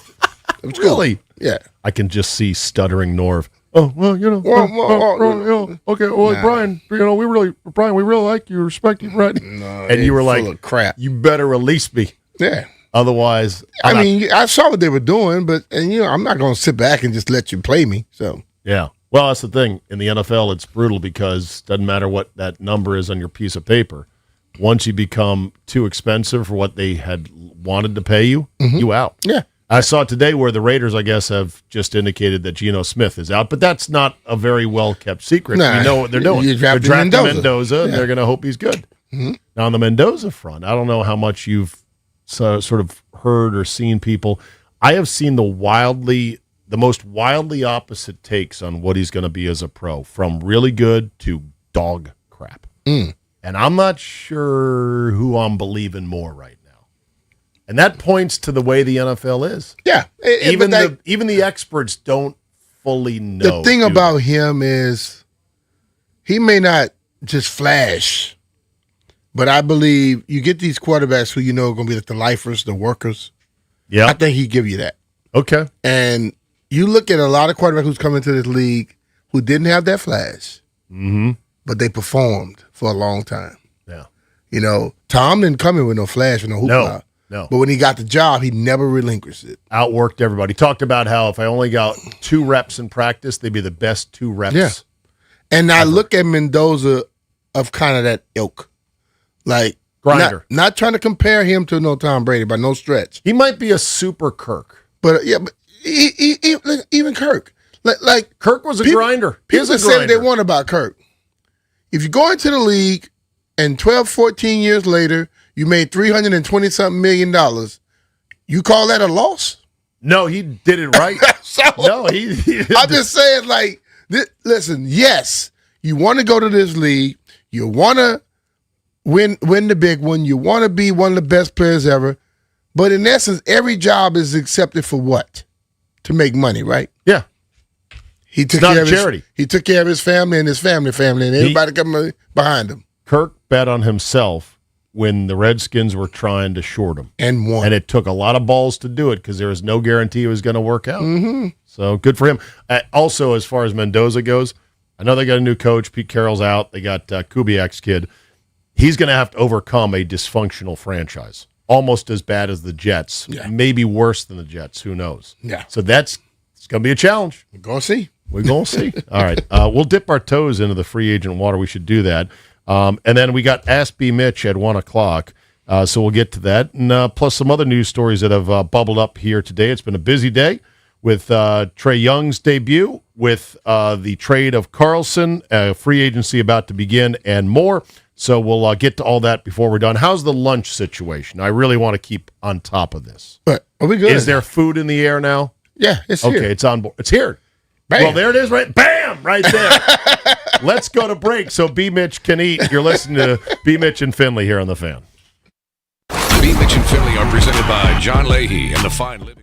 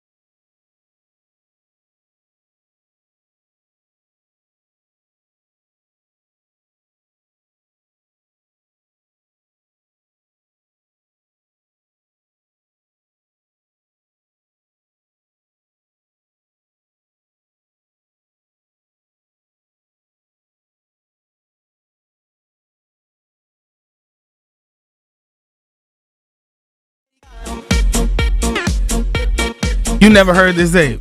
I think I've heard it, but I want to know, why are you playing it? Is it something I should know? Is there a show feature that you didn't tell me about that we're doing here, or just you like this song? It's Vodka Red Bull Fridays on B Mitch and Finley, so I got it. It's that time. Where's So the Vodka you're Red Bull, feeling though? that. Okay. Are we allowed to drink in here?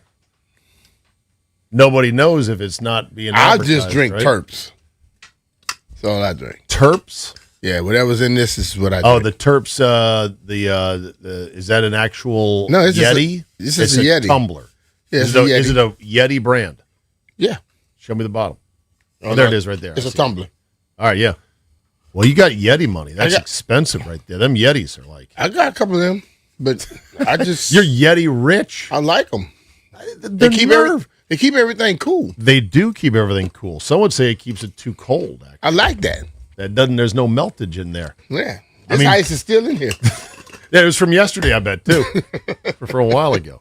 So we found out today that B Mitch doesn't think any appearance is beneath him if they're paying him more than his dad's hourly rate. No. It's just like I always look at the outcome, and it has to be. It's gonna be more, but I remember when I first got here, and they offered me $750 to do a 2-hour appearance, and I was like, man, that ain't enough money.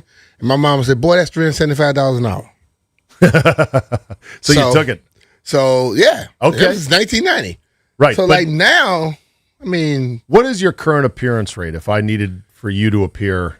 depending on what you want me to do. Well, be at a birthday party, blow up some balloons, entertain some kids, fake tackle them, talk about your days as a Redskin. It might hit you for about 3. Oh, gee, 300? Jeez. $3,000 Yeah, man. If I'm per hour? If I'm gonna be there, Per hour? Well, it's like if I do an autograph sign, I start off at $1,500 an hour. Okay, yeah. So what is your autograph rate? $1,500. Okay. And you get that from time to time at shows? Often. Often. Okay. Yeah. Okay, good. Must if you were to be nice. All you can Must do be to nice. they want to do a per item, we could do that. What you want to do? Are flats only? Or you do balls and helmets as well? I sign whatever you bring. Okay, so all things. That's Yeah. good because some athletes don't do anything but flats, or it's an upcharge for a helmet or a ball. Yeah, well, or normally a bat. the places you deal with, they sell the things. So if you just come in there and you got your own stuff, you wanted the signature, that's one price. Got it. But then if you want a ball, say you may come in without a ball, you want to buy. They'll sell your balls at Okay. a certain price, and Yeah. they'll charge different prices. So your official stance is that James Harden signing his own wine bottles at a Speedway or a 7-Eleven in Berea, Ohio, is not beneath him. No, because it's his wine. I know that, but still. And pick a wine store. Why would you go to a 7-Eleven? But that 7-Eleven may be selling it. Probably are. And that speed, I don't know what the Ohio and that liquor laws are. Speedway, they spend money. Okay, I might, if I'm him, I might sign at a Wawa. I might sign at a Sheetz. I might sign at a Buc-ee's. Oh, I'll sign at the Buc-ee's. Hell yeah, Buc-ee's. Yeah, because I want to. I can eat the whole time. We need to get a Buc-ee's up in our area. Yeah, can we? How do we lobby? I thought they were supposed to be putting one in closer to Manassas, then it went away. But there's one off 81. That's true. Yes, it is. And I went by it last year when it first opened on a family trip, and I joked to my wife, I'm like, "Do you want to stop in?" We're like, "Okay, let's go stop in." By the time we pulled off and got close to the entrance, the line of cars was around the whole footprint of the place. What's the hype with Buc-ee's? Like, It's just big. Is it something that they like a Brisket. go-to item? They got brisket. The barbecue is great, and the scale of it is something you're like, you got to see it. They have you know? about 25 different flavors of jerky. Yes. They have boudin. They have pecan candy. Hold on, the boudin you had at your house? Yes. Oh man, I Bruh, gotta make a trip. So I was in Florida. We were leaving from Palm Coast, and they kept saying, "Man, stop at the Buc-ee's." I'm like, "What's so?" You're like, "What's the big deal?" I'm like, "What's the big deal with a damn gas station?" Right. I pull up to the gas station. You're talking about 75 to 100 pumps. Yeah. I walk inside. I'm like, "What? They got furniture they selling back over here." Yes, they do. Listen, They've got generators. They've got grills. I tried the jerky. I left out there with like 3, 4, 5 bags. 5 bags of jerky. Damn. I got some. They had the pecan candy. Mm-hmm. They had some almond bars.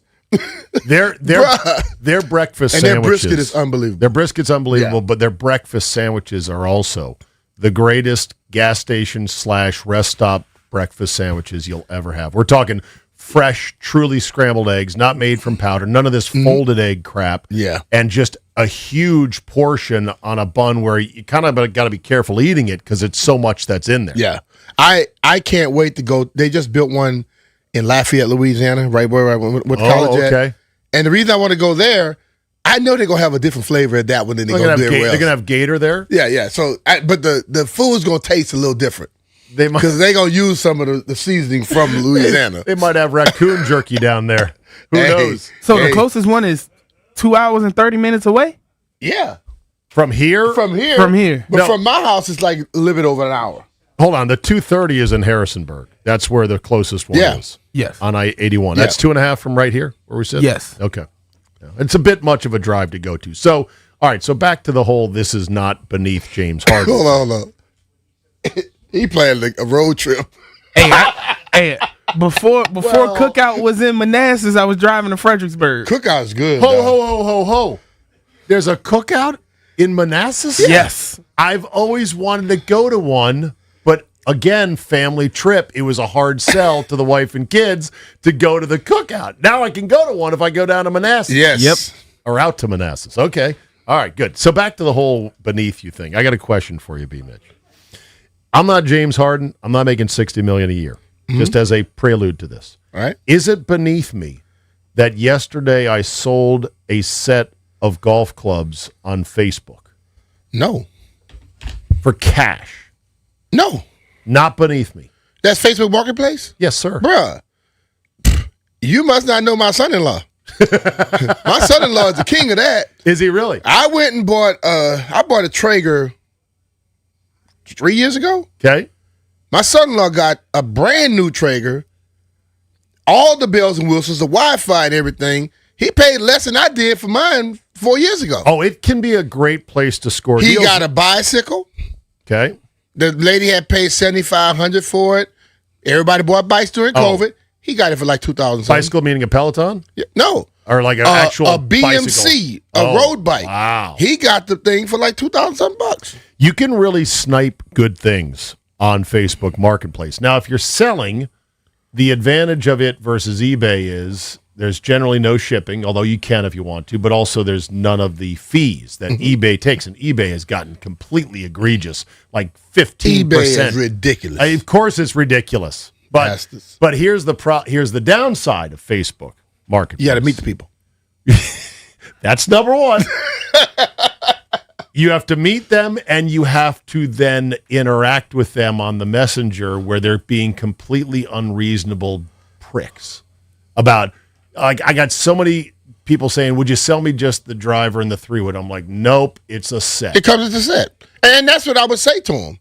But and that's what I did. But I kept having to say it sometimes multiple times to the same jackanape. But it's going to, like, the thing about it, though, man, like, I think back over the years, I've had stuff that I probably could have sold on Facebook Marketplace.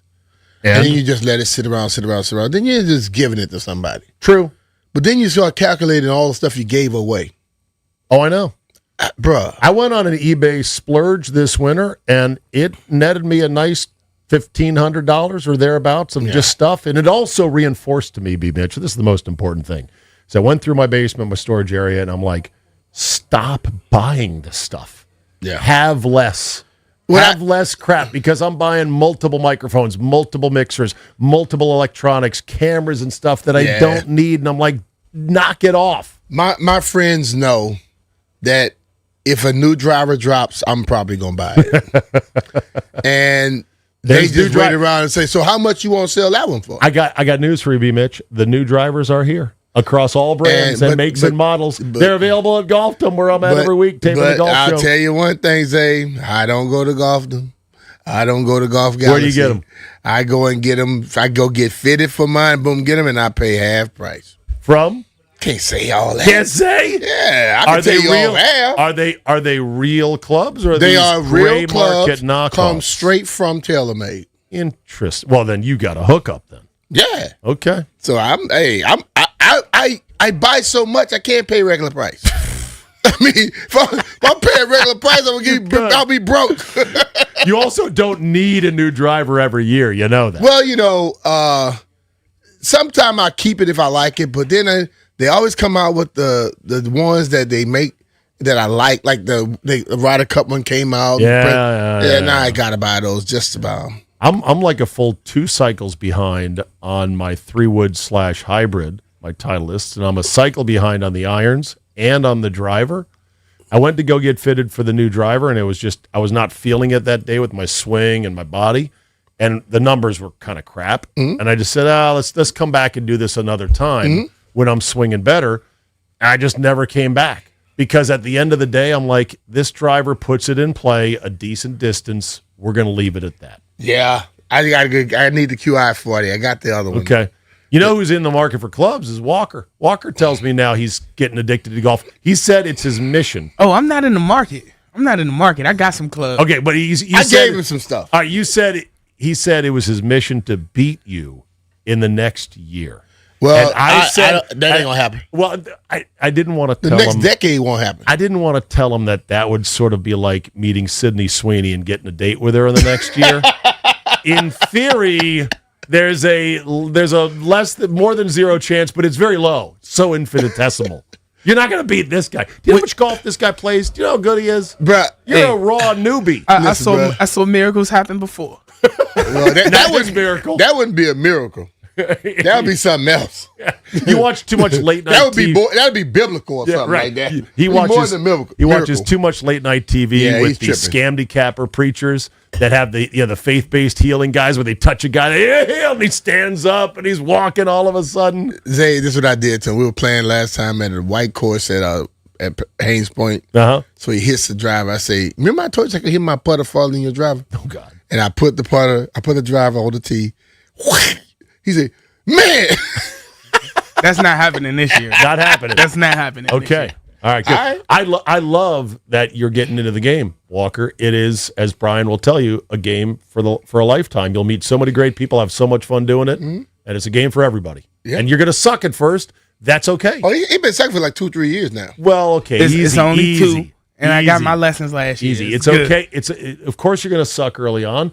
Anything that's hard, you're always going to start sucking. Whether it's golf or any other endeavor in life, you have to understand that it's okay. I'm a beginner. That's the price of entry to any activity is you're going to suck it first. I hope Jeff is listening to what you're saying because if you listen to him talk, he's a pro golfer. Well, that's how he rolls. Until he swings the club. You gotta hype yourself up somewhere. That's not hype yourself up. I'm not going to go out there and be like, I'm some trash. What you do is lie to yourself. Yeah. Like saying you're going to beat me in the next year. That's a lie. You can have an off day, bruh. Don't worry about it. I have an off day. It won't help you. Yeah. If I have an off day and shoot 90, 95, you shooting 140. We'll see. If I don't let you count all your strokes. 120. Coming up. Remember that guy, Tyler Biotish? He's already landed somewhere. Got that cheddar. I need to get B Mitch's take on this as we head towards free agency. That's next. B Mitch and Finley. Steve Zabin sitting in for JP. B Mitch and Finley are presented by John Leahy.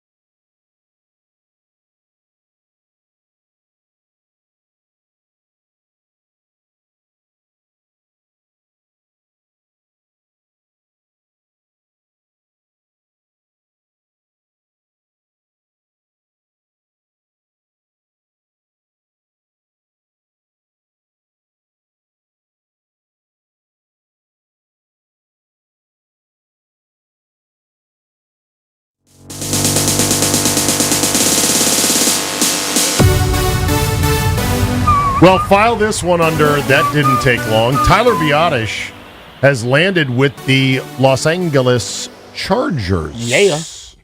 And good for him on that, but it's because the Chargers, much like the Bears, had their starting center retire on them. Bradley Bozeman, who was their starting center the last 2 years, retired in February, as did the Bears center, Dahlman. Yeah, I saw that. And so the Chargers have agreed to terms with former Commander center Tyler Biotish, who was part of the first wave of free agents under Adam Peters. Now, cost-cutting move, they say. They think that Allegretti will do the job in replacing him. We'll see about that, and they also may get somebody else in the draft. But can you explain the Biotish decision? Because that caught a lot of people off guard. Well, I think the injuries last year did not play as well as he did last year, the year before. I think when you look, he had no money guaranteed. Okay. And then you start, I think when you look at that aspect, you see something's about to happen. Once you're at the end of your guarantee, and if your cap number is pretty high, no matter what's on paper, they might say it's time to move on. Yeah. Okay. And I think that's how it was, because I also feel having Allegretti on the staff, on the roster still, gave you a way of having a guy who's a center without having that big of a cap number. Right. You don't have to scramble to go get a guy. Totally. But am I wrong in thinking, hold on a second, you had both the Bears and the Chargers get blindsided by their centers retiring, which is kind of a weird thing. 27-year-old dude. Yeah. So should Peters have held on to Biotish to flip him for a fifth or a sixth? Could you have traded him? But he didn't know that was coming. Isn't that the GM's job to sit there and wait and wait? But you don't know who's going to retire. I know, but I'm just saying, like, I don't put that on him at all. Okay, I'm just asking. And then, why do they have to cut him now? Couldn't they have waited? Like, there's no advantage. There's no pressure point of rosters and stuff. I guess they just maybe it's a favor. Could have been a favor to Biotish, you know? Favor to Biotish, and also if they knew that they were going to be trying to extend Allegretti and Wiley, they probably needed that money. Right. Because they probably got plans for the other money they had. So let's make this and move right into it. But those two guys retiring, that was a little strange to me. Yeah. So here is, this is where we're at in the NFL. This is the first real inflection point of teams making decisions about what are we doing. It's a layered process. They first have to decide who they're going to tender, who they're going to pay, who they're going to cut, who they're going to restructure their contract and all that stuff. Then free agency comes. They got to go figure out who they're going to spend on. They're going to figure out, are we going to splurge early and then lay back and wait? A lot of teams, B Mitch, lay back and wait because they know 3 or 4 guys get big deals early and then the music stops. Yeah. And guys just sit there. Yeah. And the agents start to sweat just a bit. And the teams can kind of go, well, I give you a year, 2 years, this, that, whatever. It's depending where you are as a team, though. It is depending on that, and it depends on the type of player you are. Because well. if it's a legit player and they come out early, that player may say, I'm not going to sign right now. And then he may wait, and then he's going to still get his money. Yeah. But it's like the guys that, if you know you're in the middle of the pack guy, don't get too stupid because you could lose out. Right. Don't wait too long. Yeah. First good offer that you're like, this is solid, take it. Because you don't want teams changing their mind. I believe the Dolphins have said they're moving on from Tua. It's a bit foggy. I don't know. I know the Cardinals have said they're moving on from Kyler Murray. Yeah. The Raiders today said they're moving on from Geno, no shock. We know the Falcons have said they're moving on from Kirk. Mm-hmm. So you got they have to. Yes. So you got all these quarterbacks now that are going to possibly be rehabilitation projects. And I just saw this morning. The Browns have restructured Deshaun Watson's deal in a move that frees close to $36 million in cap space and makes the team cap compliant. Watson had scheduled to have an $80 million hit in 2026, which obviously would not have been palatable. But he's 30 years old. Yeah. Is he done? Or what's going to happen? He may not play because he's had multiple injuries after that. I know, yeah. But I think one thing is not hurting is his checking account. No, I know that. Because they restructured, which means they gave him money up front. Yeah. So they can have a better position, but he's getting his cheddar. According to ESPN, Watson is still expected to compete for the Browns starting job alongside Shedeur Sanders and Dylan Gabriel, and maybe any other additions through the offseason. They've got a new coach in Todd Monken. Mm-hmm. Monken has done his best to try to hit it off with Shedeur. I think Shedeur is the fan favorite. I think Shedeur is the media favorite.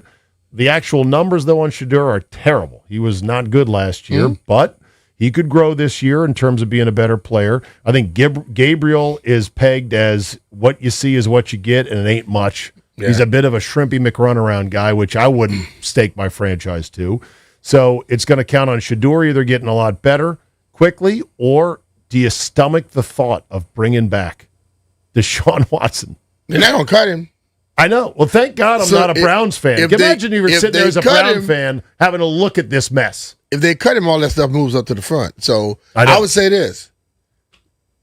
They hope to get him to get back to form, and he could play 2 years at least at form. Because you got him. Yeah. So get him to form, let him play, let Shedeur learn, and move forward. Because he has made a lot of money, and they ain't got much for it. So they got to get something for it. One of the all-time horrible deals in professional sports, not just the NFL. Mm-hmm. But hey, keep that money coming. That's why it's guaranteed money. If you're good enough to get it, and he was, get it. And he leveraged his position in time with the right owner who was desperate, he got the money. Coming up, our final hour today on this Friday. And of course, on Friday we play Ask B Mitch Anything. I actually have some things here that I am going to ask you about. Yes! You wrote notes? Let's not go crazy, but I have some things. I'm going to ask B Mitch next. You can as well. 800-636-1067. Fourth hour of B Mitch and Finley straight ahead. B Mitch and Finley are presented.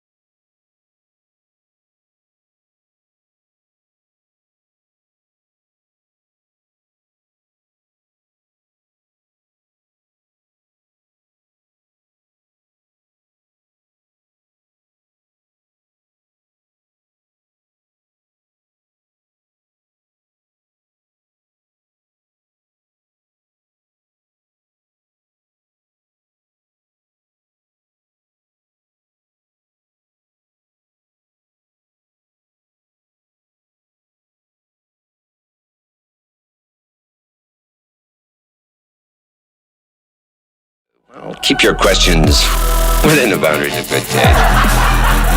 With B Mitch and Finley. All right, here we go. It is time to put B Mitch on the hot seat. Hour number 4 here on B Mitch and Finley. Steve Zabin sitting in for JP, who's enjoying a long weekend somewhere.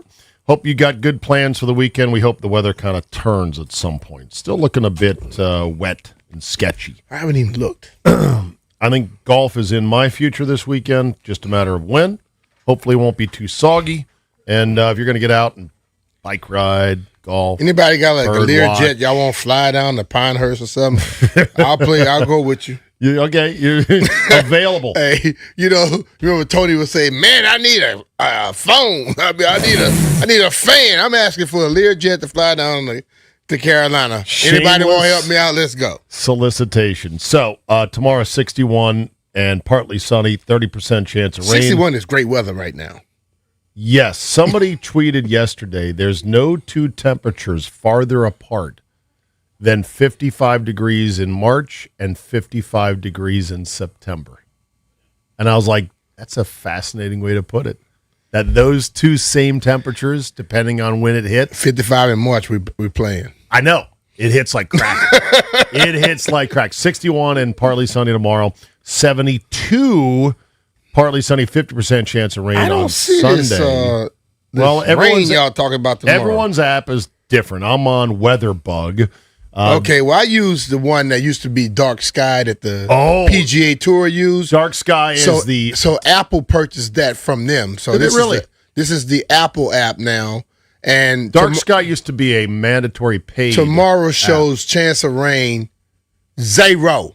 Well, listen, there's always a chance. Hey, but it shows nothing. Okay. I'm planning to play. Anyway, 72 on Sunday, and then 72 and 76 Monday and Tuesday with no chance.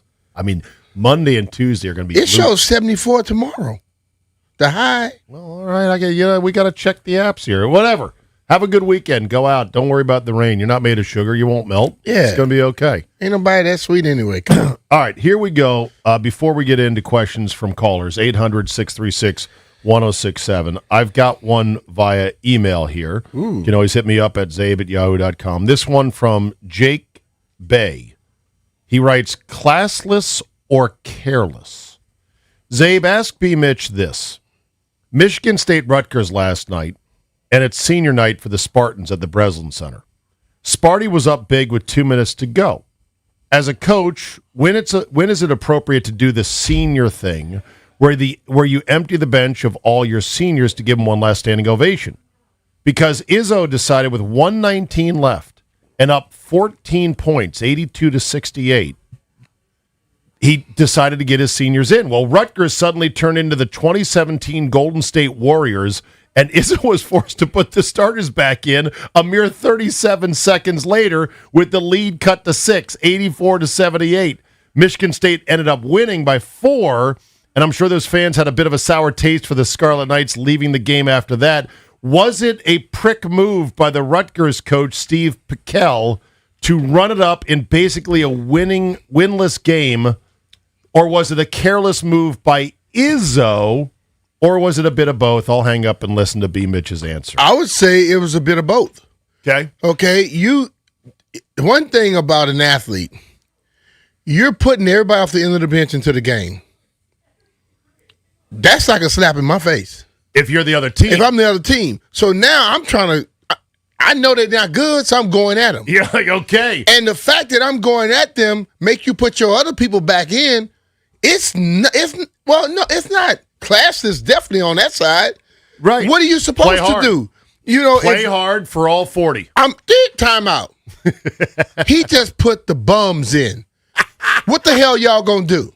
Yeah, that's right. And I expect to get that response that he got. Yeah. So listen, man. Whenever they put these guys in the senior night, whatever, in the game, they're not the only people with feelings. The people on the other side got some, and I hope they have some type of competitive edge by themselves where you come in, I'm going to show the coach why you was on the end of the bench.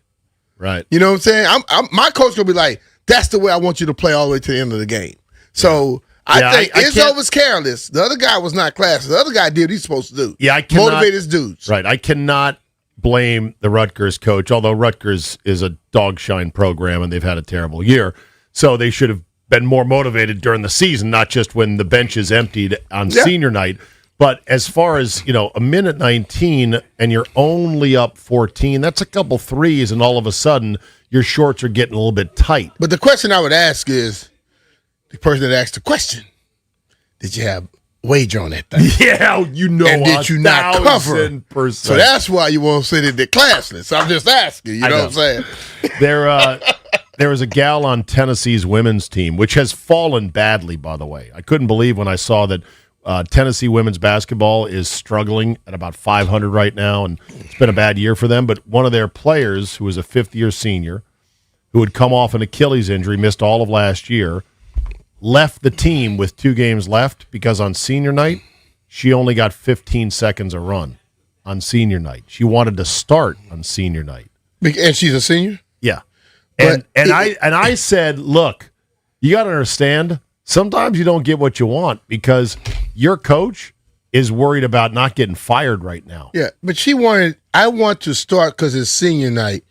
You sat on the bench the rest of the year. Exactly. She played 9 games all year. You're not that good. And she was a reserve guard coming off an Achilles injury on a struggling team where the coach is afraid to get fired, and she was at least going to get you in for 15 seconds. You got to kind of take what you get. Again, what did that person tell her friends and her family? Look, I'm going to start this week. You didn't run that by the coach first? Yeah, well, don't tell them. Yeah, you know what I'm saying? Come on, man. I know. But that's why I think if you're going to put in the seniors for a little bit of run, the game better be really, really out of hand. Yeah. Like when Wisconsin was drilling Maryland the other night, guard put his kid in who hit a 3, brought the house down. He never plays this kid. But it was with very little time left, and they had like a 40-point lead. Yeah. So, yeah. You do it then. But 12 points. And in this day and age where people shoot as soon as they cross the half-court part, okay, that could go away quick. All right, some where do you stands for B Mitch. Ask B Mitch anything, 800-636-1067. Where do you stand on adult plastic disposable sippy cups for drinks? I got one of these at MGM National Harbor, and my first thought was... Plastic disposable sippy cups. So in other words, instead of having to deal with straws, because a lot of places have banned plastic straws, the lid for a plastic cup at a bar will have essentially a sippy cup. It'll have a nipple, and it'll be a little tab that you punch. Oh, yeah, and then you can sip it, and it prevents egregious spills if you're clumsy and knock it over. Yeah. Where do you stand on adult disposable sippy cups? If it's at the MGM, I probably use it a lot, so I like it. Okay. I actually think they are ingenious, and I think it should be standard issue at most quick-serve fast food restaurants because you don't need straws. What I do, I despise the paper straws. Yeah. So if you're going to give me something that I can use this, and I'm not going to be wasting it all over the place, I'll take it. I would even take a sippy cup over a straw. It's just one less thing to worry about. Yeah. And one less thing to poke my eye out with if I'm being careless, not paying I'm cool attention. with that. Okay, where do you stand on roundabouts? I don't have a problem with them. Neither do I. No, none at all. I'm actually surprised. Because I like them because they make the traffic go. You're never waiting at a light? Yeah, I'm cool with roundabout. I know most people hate them. They've been putting them in Loudon, Western Loudon, for years, and some people don't like them. Now, it does take a big footprint of land relative to a stoplight, but it also reduces fatalities. Any accidents at a roundabout are usually just fender benders, so that's another advantage, and they never have to service a stoplight when it's broken or damaged or whatever. And the thing about it is, I get where I'm going a lot quicker. Okay. Where do you stand, aisle or window on a flight? Aisle or window? Depending. No. If I'm sleepy, I'll take the window. But if I'm not sleepy, I'll take the I'll take aisle. The okay. aisle. So window. Because when I'm sleepy, I don't want to be having people cross over me, waking me up. Right. If you're sleepy, window. If you're poopy, aisle. Yeah. Okay. DCA or IAD? IAD. So much closer to my house. I have the last trip I took out of IAD, I said, please make a mental note. Don't fly out of this airport. And here's the reason. Right. Getting to the damn gate is an ordeal at Dulles. It's a joke at Dulles. It's the most up and down to the security, then go to the trams, then take escalators down from the trams and get on the trams and go out to the center place, and they'll put you on a tram on the way out, but on the bus on the way back in. It's too much, and it is 30 minutes closer to my house than National is, but National is so tight in terms of boom, curb, security, gate. Especially the A gates with Southwest. I can always find a parking spot at Dulles. I walk a mile right in. away. I walk right in. I got pre-check and clear. Okay. Boom. I'm in. Boom. Boom. And I'm all my stuff. the walking and the stairs and but the I escalators. like to do it because I'm trying to get 10,000 steps a day. So I don't mind. Like, okay. There's times when I just skip the tram and just try to catch the what's called moment. Oh, really? Yeah. Okay. You like to walk. Okay. 800 But Dulles, $636. National, the parking kills me. You never can find parking. Do you ever use, if you're going on an extended trip, do you ever park at one of the hotels, Holiday Inns or whatnot, using airportsparking.com? You should. It's normally It's a lot 2-3 days cheaper. at the most. Well, when I'm going on an extended trip, I just get dropped off. Well, lucky you. Yeah. Lucky Brian Mitchell. Man, the life of B Mitch. Bro, all the stuff I did for my daughters, they better drive me to the damn airport. Fair enough. Okay, let's go to the phones. We'll start with Carlos and Alexandria. You're up with B Mitch. Ask him anything. Hey, B Mitch. I was the guy that a couple of weeks ago got you guys going off on what position is the hardest to play. So here's another one similar to that. All right. Of all injuries in sports, what do you think is the most difficult to come back from? And I'll give you mine. I think it's the Achilles, but it might be concussions. It might be something else, but I think it's the Achilles. Do you agree? Achilles, I would say, because it's rare. It's more rare than the others. It's getting less rare. It's getting less rare, but still, it's still way behind ACLs and PCLs and all that. When you have an Achilles, if you are a fast person, you lose something. Once you begin to, if you are 4'2", 4'6", 4'2", 4'4", 4'4", something like that, you have Achilles, and you all of a sudden now, if 4'2" is a 4'4", you're not the guy you were. Yeah. And that Achilles thing, bro, it just, everybody I see that had an Achilles tear, their Achilles look even more stiff. And that's how you rip it. Yeah. So I think you may be onto something there, bro. All right. So Achilles would be the answer. Achilles, yeah. That's the worst. Or a back injury, because you don't know at that point. How about sprained penis? Is that a tough one to come back from? I'll take that one. Let's go to Kevin. I'm using it. Kevin in Falls Church. Kevin, you're next up. Ask B Mitch anything. B Mitch, this What's is up? Kevin in Falls Church. How you doing today, B Mitch? What's up, Kev? How you doing, man? I'm doing good. So I'm sitting here. I'm having some fish and chips. I'm an Irish lad myself. I was giving you a buzz here. We're having a debate. What is the ideal weekend, B Mitch, to celebrate St. Patrick's Day? Is it the weekend before, the weekend after, two weekends before? Because I got a buddy celebrating this weekend. I got some friends celebrating next weekend, right? I know we're midweek. Yeah, 17th falls on Tuesday. So 17th on a Tuesday. I would probably say the weekend before because it's closer. But since you got all these friends celebrating, you celebrate with all of them. You get the best of all the worlds. Boy, it's really loud. You know what I'm saying? I would recommend this. If my friends celebrating 2 weekends before, I'm with them. Then the one that does the weekend, I'm with them, and the one after. So I got 3 times. Three. Oh my God, your liver will not sustain 3 St. Patty's Day benders. It'll go down a little bit as the weekends go. I look at it this way: if you're going to try to do the 4-day Irish weekend from the 14th Saturday to the 17th on Tuesday, you're going to be so wrecked. There's no productivity Wednesday, Thursday, Friday. You've wiped out a whole week, which most people don't have the luxury of doing. So I think you plan it for the following weekend, the 20th, 21st, which is also the first weekend of the tournament, and then you go hard on Tuesday, the 17th, as a one-off day. It's St. Patrick's Day. Yes. So if I'm celebrating it, I don't have to celebrate the whole weekend. Okay, so just do the day. I could go a day. But to be honest with you, St. Patrick's Day is exciting. You can go on the 17th. You're just going to be a mess at work the next day. Yeah. Okay, let's go. Because I go to Scottsdale for Cinco de Mayo a lot of times play golf. This year, the 3rd is a Sunday. So we're going to miss the Tuesday. Oh, boy. You think we waiting? No. No, we're going to take care of it that weekend. All right, let's go to Wild Card. You're next up. Ask B Mitch anything. What's happening, fellas? What's up, What's happening, big? Nothing, Joe. I got a question for you. All right. So with the football, first off, it's amateur hour. If you got to specify partying on New Year's Day, St. Patrick's Day, I've never been a fan of that. But with the football acumen that you have, what is it like sitting next to people that are less knowledgeable?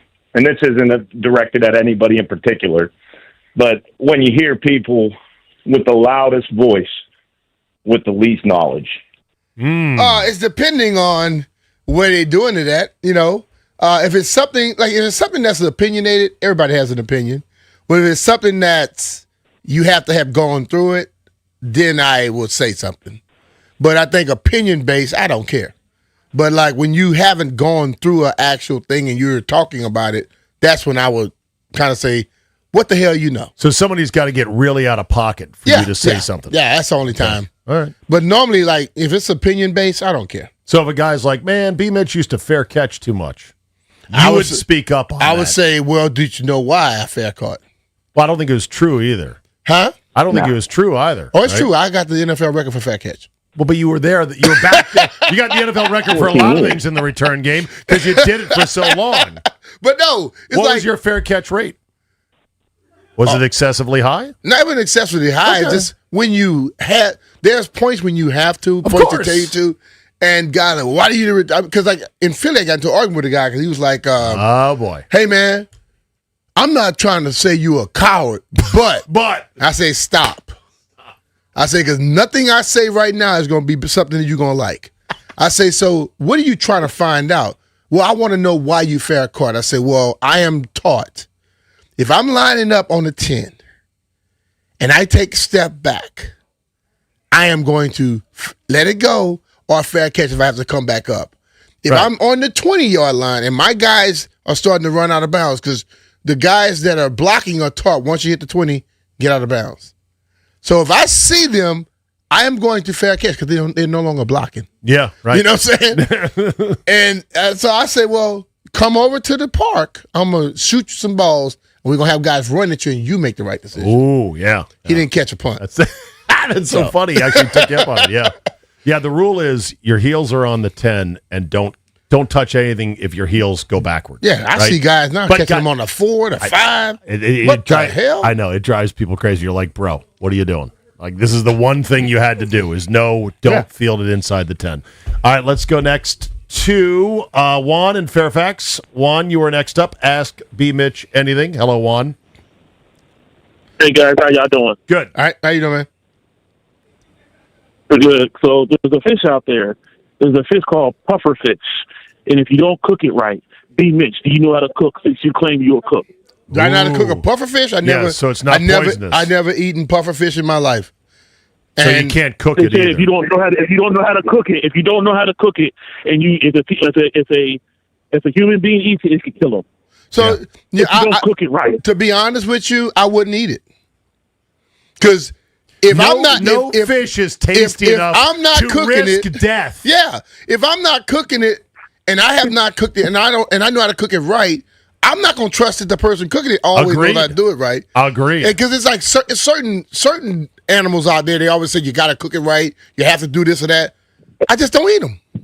Yeah, that's as simple as that. So I'm never going to cook the puffer fish. I'm never going to eat one either. Ain't nobody died from fried catfish. I'm a catfish. I'm going to keep going with that. Ain't nobody died just not out from of the fried Potomac. catfish. Not out the Potomac, though. All right. Coming up, the World Baseball Classic. Is it a glorious, cool tournament, or is it a waste of time and only a chance to get your guys injured? We'll talk about it next. B Mitch and Finley are presented by John Leahy and the Fine Living Group. Find out how much your home is worth in less than 30 seconds at JONSellsDMV.com. B Mitch here. Just like on the ice, you got to protect yourself out there. And that's why I ride with Law Tigers in my corner.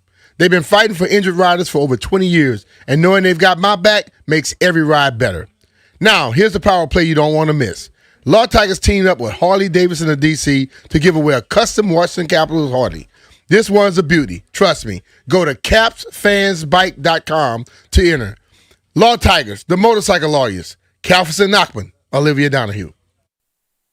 I'm Pat Boyle here to help you beat the books in Westwood One Sports. The Knicks play the Nuggets tonight in Denver, and I think somebody on the Knicks bench could end up playing a huge role. Landry Shamet has become the sixth man for the Knicks over the past 2 months since coming back from a 2-month injury absence, and it's clear that Mike Brown loves what he brings. And in 6 of the last 8 games, he's gone over his points total. A game in Denver is always tough with the altitude. You need your bench to give a spark. Landry Shamet continues to do it. Get us 10 points, Landry. I'm Pat Boyle. Bet smarter and beat the books. Download the BetMGM app today.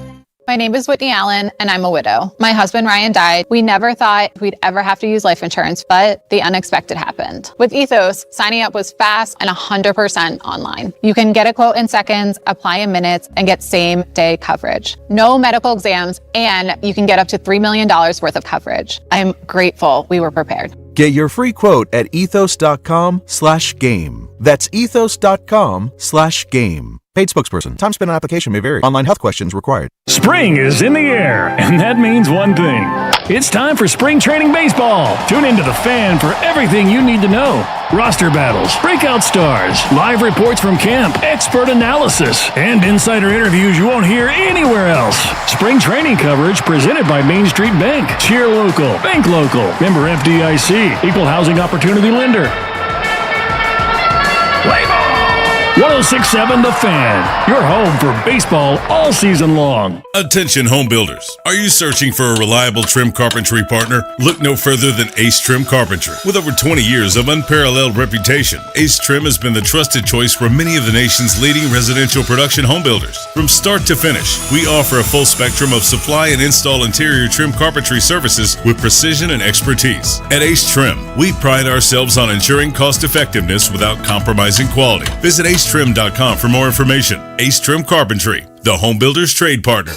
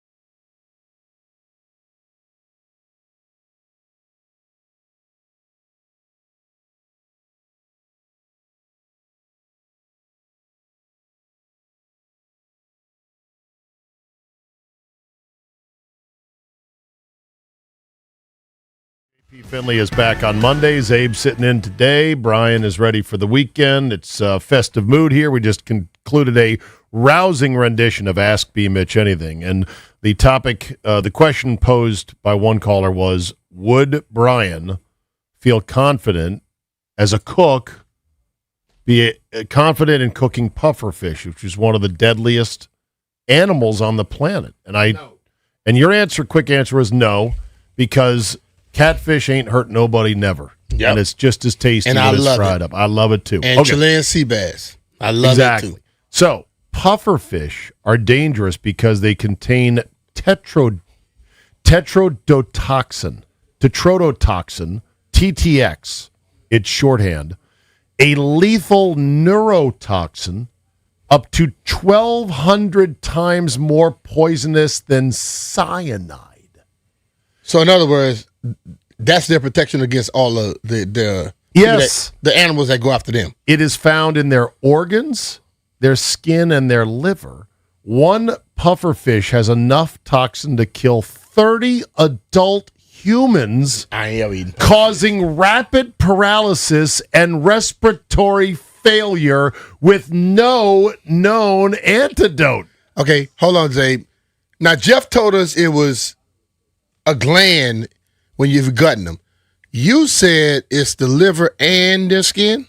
Listen, I'm not going to go against the not only culinary genius and the noted outdoorsman that is Jeff Walker. No, he gave us some stuff we didn't know. I know, I'm reading off the interwebs here, and it says it's all over the place on these animals. And the thing with TTX is it binds to nerve cells, blocking signals to muscles, leading to paralysis and death by suffocation within 4 to 6 hours. So in other words, for the caller that called, thank you for teaching me something today. I will never, ever eat a pufferfish. Right. Or try. Right. Ingestion I'm risk. just being real. Poisoning primarily occurs from consuming improperly prepared pufferfish, known as fugu, as the toxin remains potent even after cooking. Initial symptoms include numbness around the mouth, vomiting, and dizziness, quickly escalating to paralysis and respiratory failure.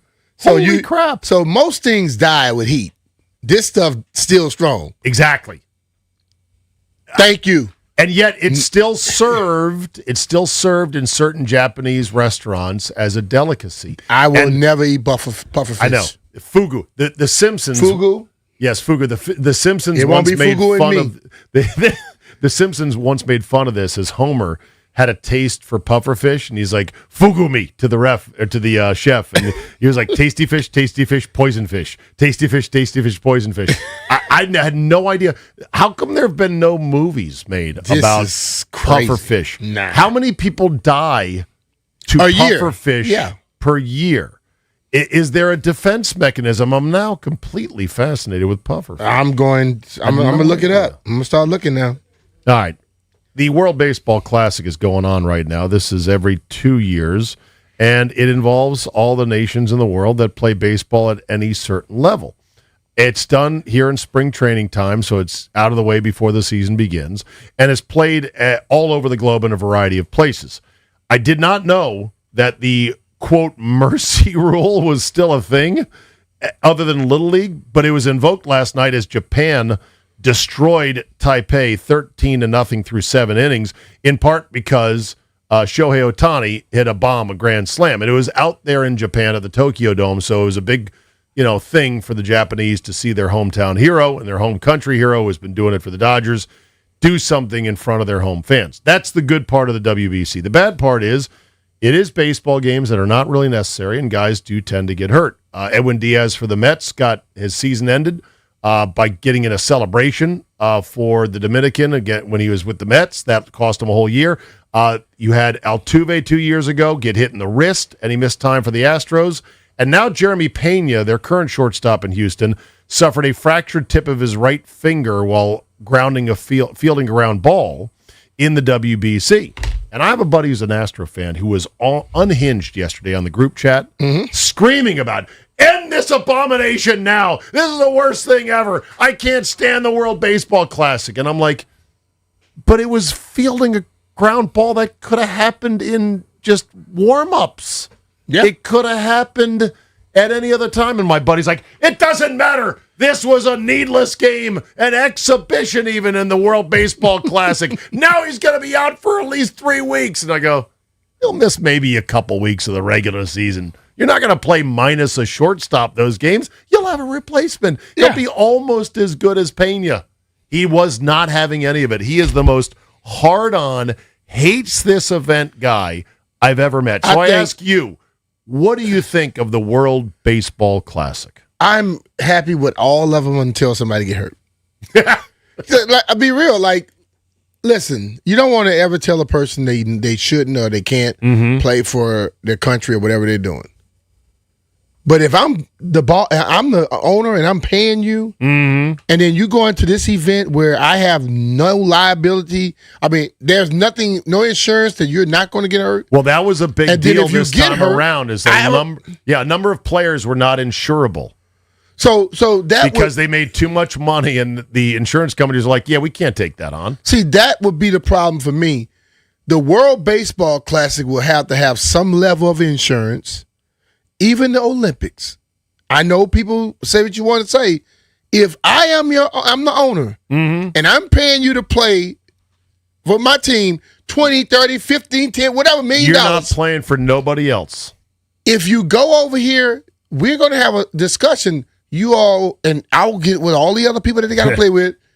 They need to have some insurance in case somebody gets hurt. Yeah. And if someone gets hurt, now when you're not playing, for me, and I'm paying you, I can get That's that coming money out of someone else's It comes end. from you, yeah. Okay. And I don't see that will be a problem. It shouldn't be a problem. But as long as the money is reimbursed, are you okay with the risk of? I'm okay with that. Okay. If there is a way, listen, the baseball classic, the Olympics, they make money off of these people that are getting paid from these.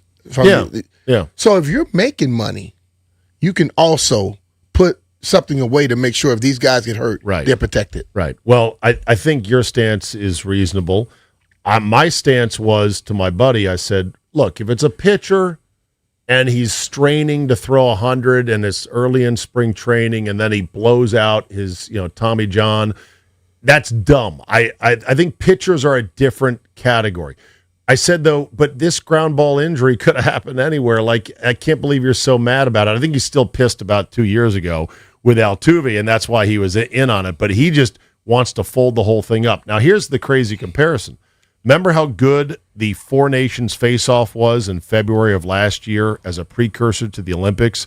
There was that epic USA-Canada game, and it was a game in which Matthew Tkachuk, one of the Tkachuk boys, tore the adductor muscle off the bone in this exhibition in the middle of the season, and he missed pretty much the rest of the year and much of the playoffs, but he came back in the playoffs, and the Panthers still won the Stanley Cup, even though he screwed himself up, and he had no regrets for doing it. Okay. So there are some players in some sports that have a different mindset about this. The hockey players lobbied the NHL. They insisted. They're like, we have to be able to play in the Olympics. It matters to us to play in the Olympics. And finally, the NHL said, okay, fine. And they figured it out. But what if he had gotten hurt and couldn't play? That's bad. Okay. And what if Diaz? And that's what bad. if the NHL came back with a situation? Okay, well, you can go play. You're playing at your own risk, though. I know. If you get hurt and you can't play when you come back, you don't get paid when you're not playing. Because you didn't get hurt here. Right. You got hurt there. I know. There's just like if there's guys, 2 tracks. Guys that are working out at, let's say, Lifetime Fitness, and they get hurt. They didn't get hurt at the complex. NFL ain't paying you. That's true. Right. Well, there's 2 tracks. There's the money track, and I agree with you on that. And then there's the simple track of, do you want to get your guys hurt in any exhibition that is not part of the regular season? And some people, like my buddy, are very much, look, this is pro sports, play the pro league, leave exhibitions to other guys. I love these things, though, these exhibitions, because I think they're great showcases for the game. And while baseball doesn't necessarily need to be spread across the globe, it's pretty much all over the place for countries that want to play it. It's still pretty damn cool, I think, all told. So I like it. I'm into it. And I think, to make it completely fair, other countries are using their professionals to play, so we got to use ours. Well, yeah. That's the way I look at it. Yeah. I mean, look, last time this thing came around, what do we have? We had the epic showdown with Shohei Ohtani against who was he pitching against? I forget it already. World Baseball Classic, Vic, 2 years ago. It ended with the big Mike Trout. Trout. Yeah, it was Trout and Ohtani, and it was a hell of an at-bat. Yeah. So, I mean, it's kind of cool. So, anyway, the USA plays Brazil tonight at 7 o'clock on Fox. I don't think Brazil is much of a baseball nation, so it should be pretty easy snacking. However, also tonight at 7 o'clock on FS2 is Nicaragua and the Dominican. So it's going to get more interesting as these games go on. The website for the World Baseball Classic is not very poorly arranged because I just want to know where the games are, and they're making you go hunt for that information. It runs from now until March 11th. So it's going to be the next, at least the pool play. Then you get that bracket play. So it'll be done in about a week or so. And then we'll get ready for the regular season. So I know this. Grant and Danny yesterday were so happy to be down there in West Palm. They were talking to the players as they came off the field. They had access. They had Taboni on. They were just completely digging it baseball-wise. Those two boys love baseball. Mm-hmm. Grant and Danny. Oh, yeah, seriously. You get into a baseball talk with them, you better bring a lunch, B Mitch, because they have got That's why the passion I for the walk sport. right past them when they talk about baseball. Coming up, final segment here before we give way to Grant and Danny next. You're listening to The Fan. B Mitch and Philly.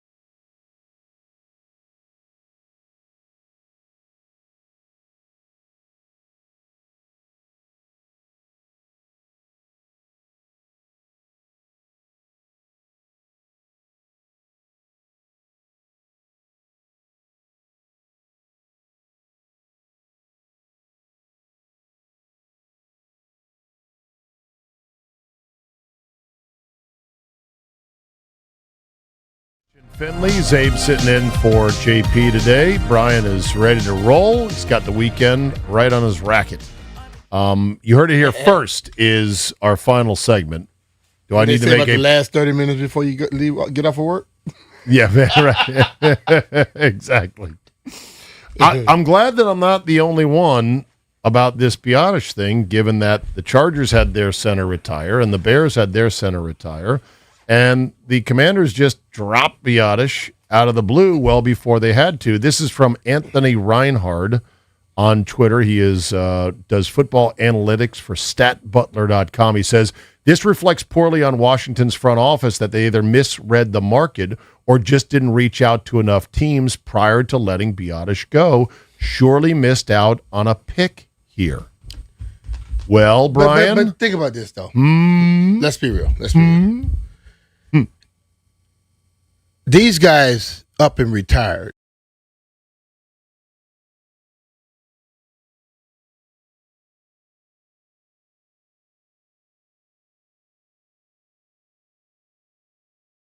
If you're going to get rid of somebody, for the most part, you ready? If you're going to cut them, you're going to cut them.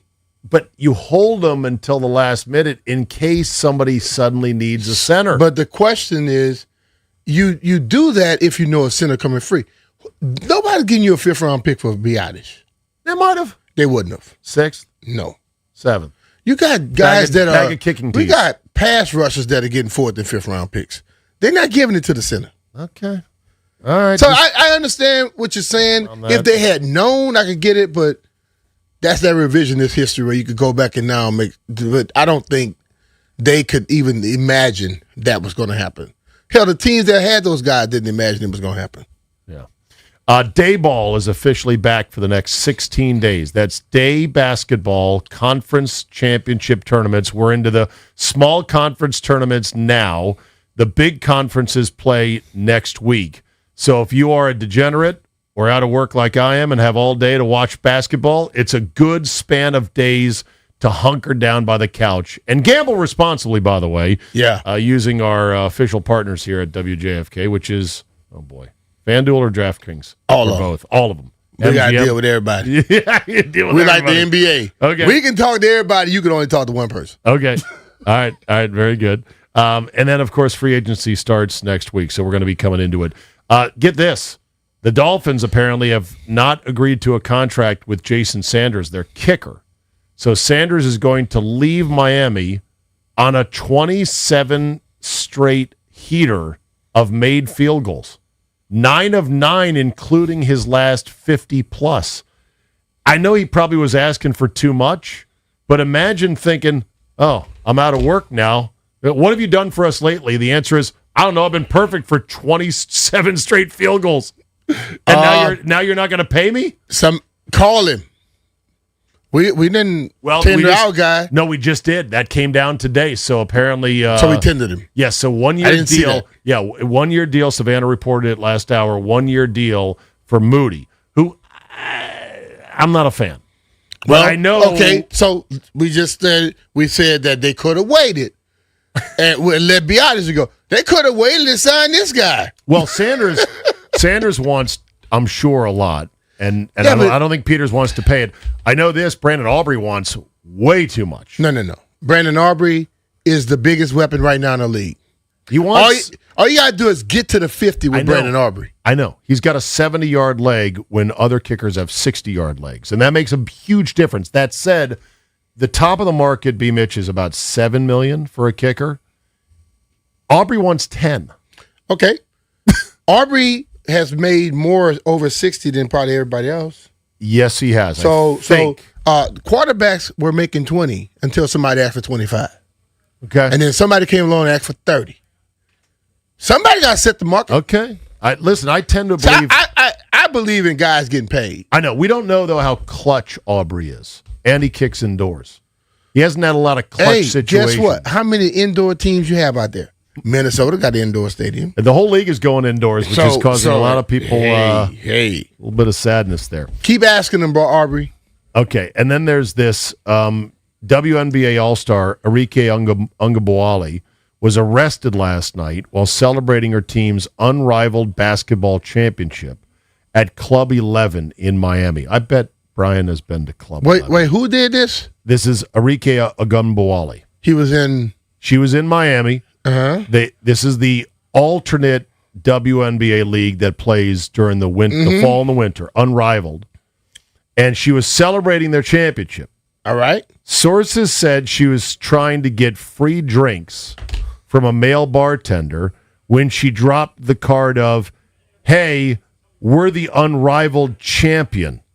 The bartender just shrugged and said, "Never heard of it," and denied her the free drinks, at which point she became enraged, reaching over the bar and punching him. See, I'm going to say this with much respect. I believe you give equal opportunity, but you can't make nobody know who the hell you are. Exactly.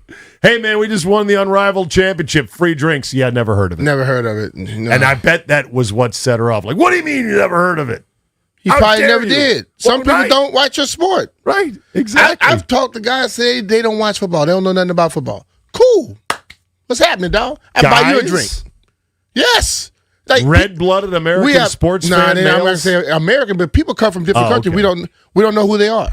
And you just start talking to them, and they ask you, what do you do? Because a lot of people talking to you. I told them, say, I don't know. I'm like, okay, cool, man, no problem. Have you ever met a guy who is a sports fan, likes other leagues, but doesn't care for the NFL? Yeah. I've met one of those guys, and I looked at him like an alien. I'm like, so you like the NBA? Oh, yeah, I love the NBA. Baseball? Yeah, I like baseball. I go, what about the NFL? Don't care. And I looked at him like, what? I had that question. I just walked off. Exactly. All right, B Mitch, have yourself a weekend, my friend. It was a lot of fun today. All birdies for you, Zabe. Thank you, Jeff Walker. Great job. Glad you're feeling better. Thanks, man. Great job this week. Victor, you're the man. Thank you, buddy. White Brian, stay Caucasian. Grant and Danny are next. We'll see you next time.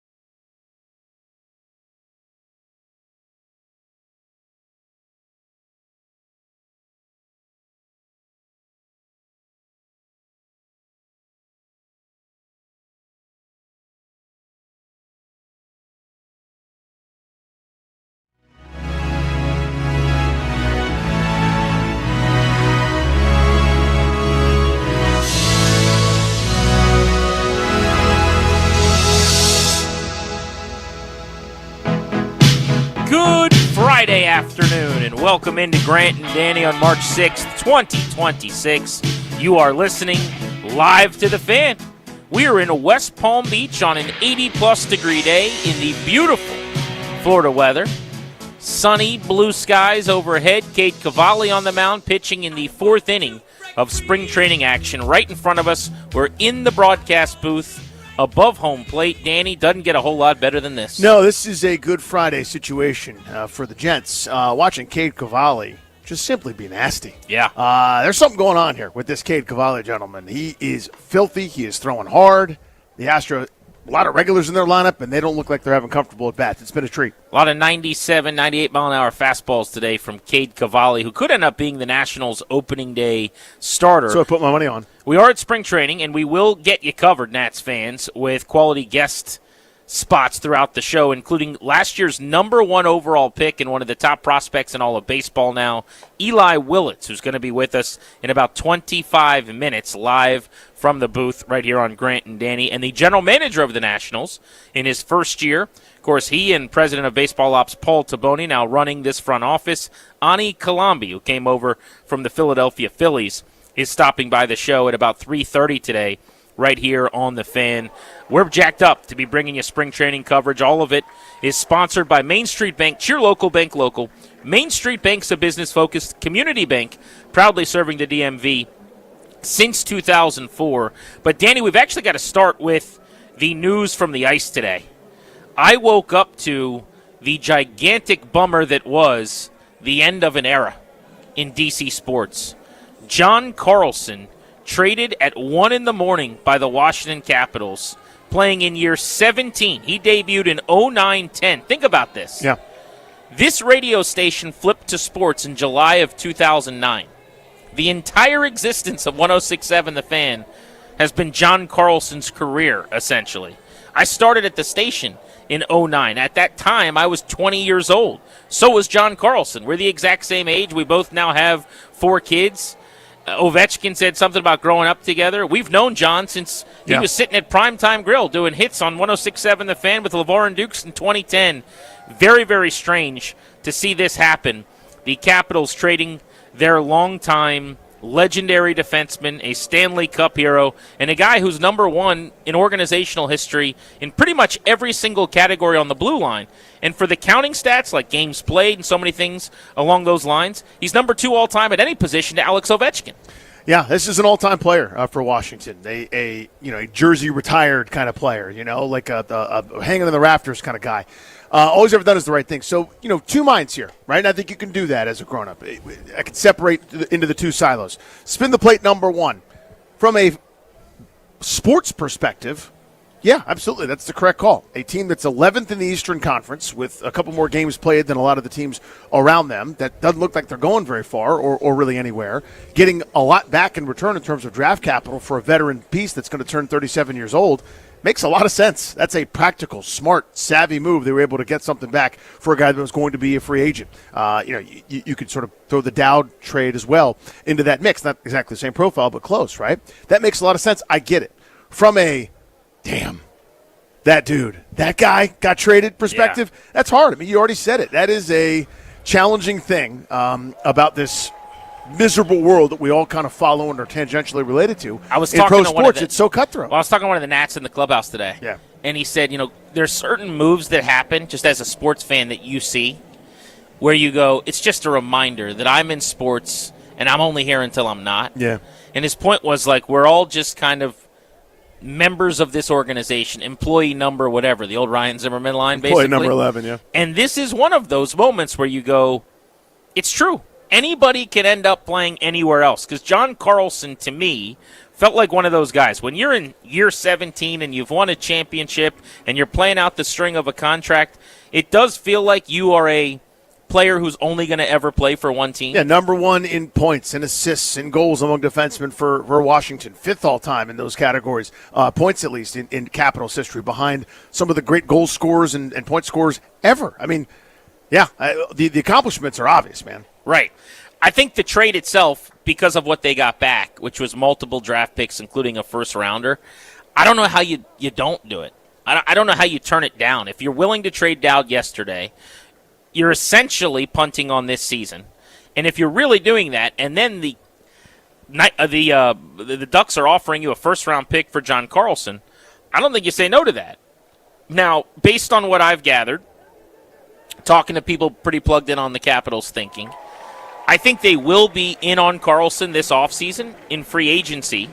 He's got an expiring contract and the possibility of him coming back. The door remains open.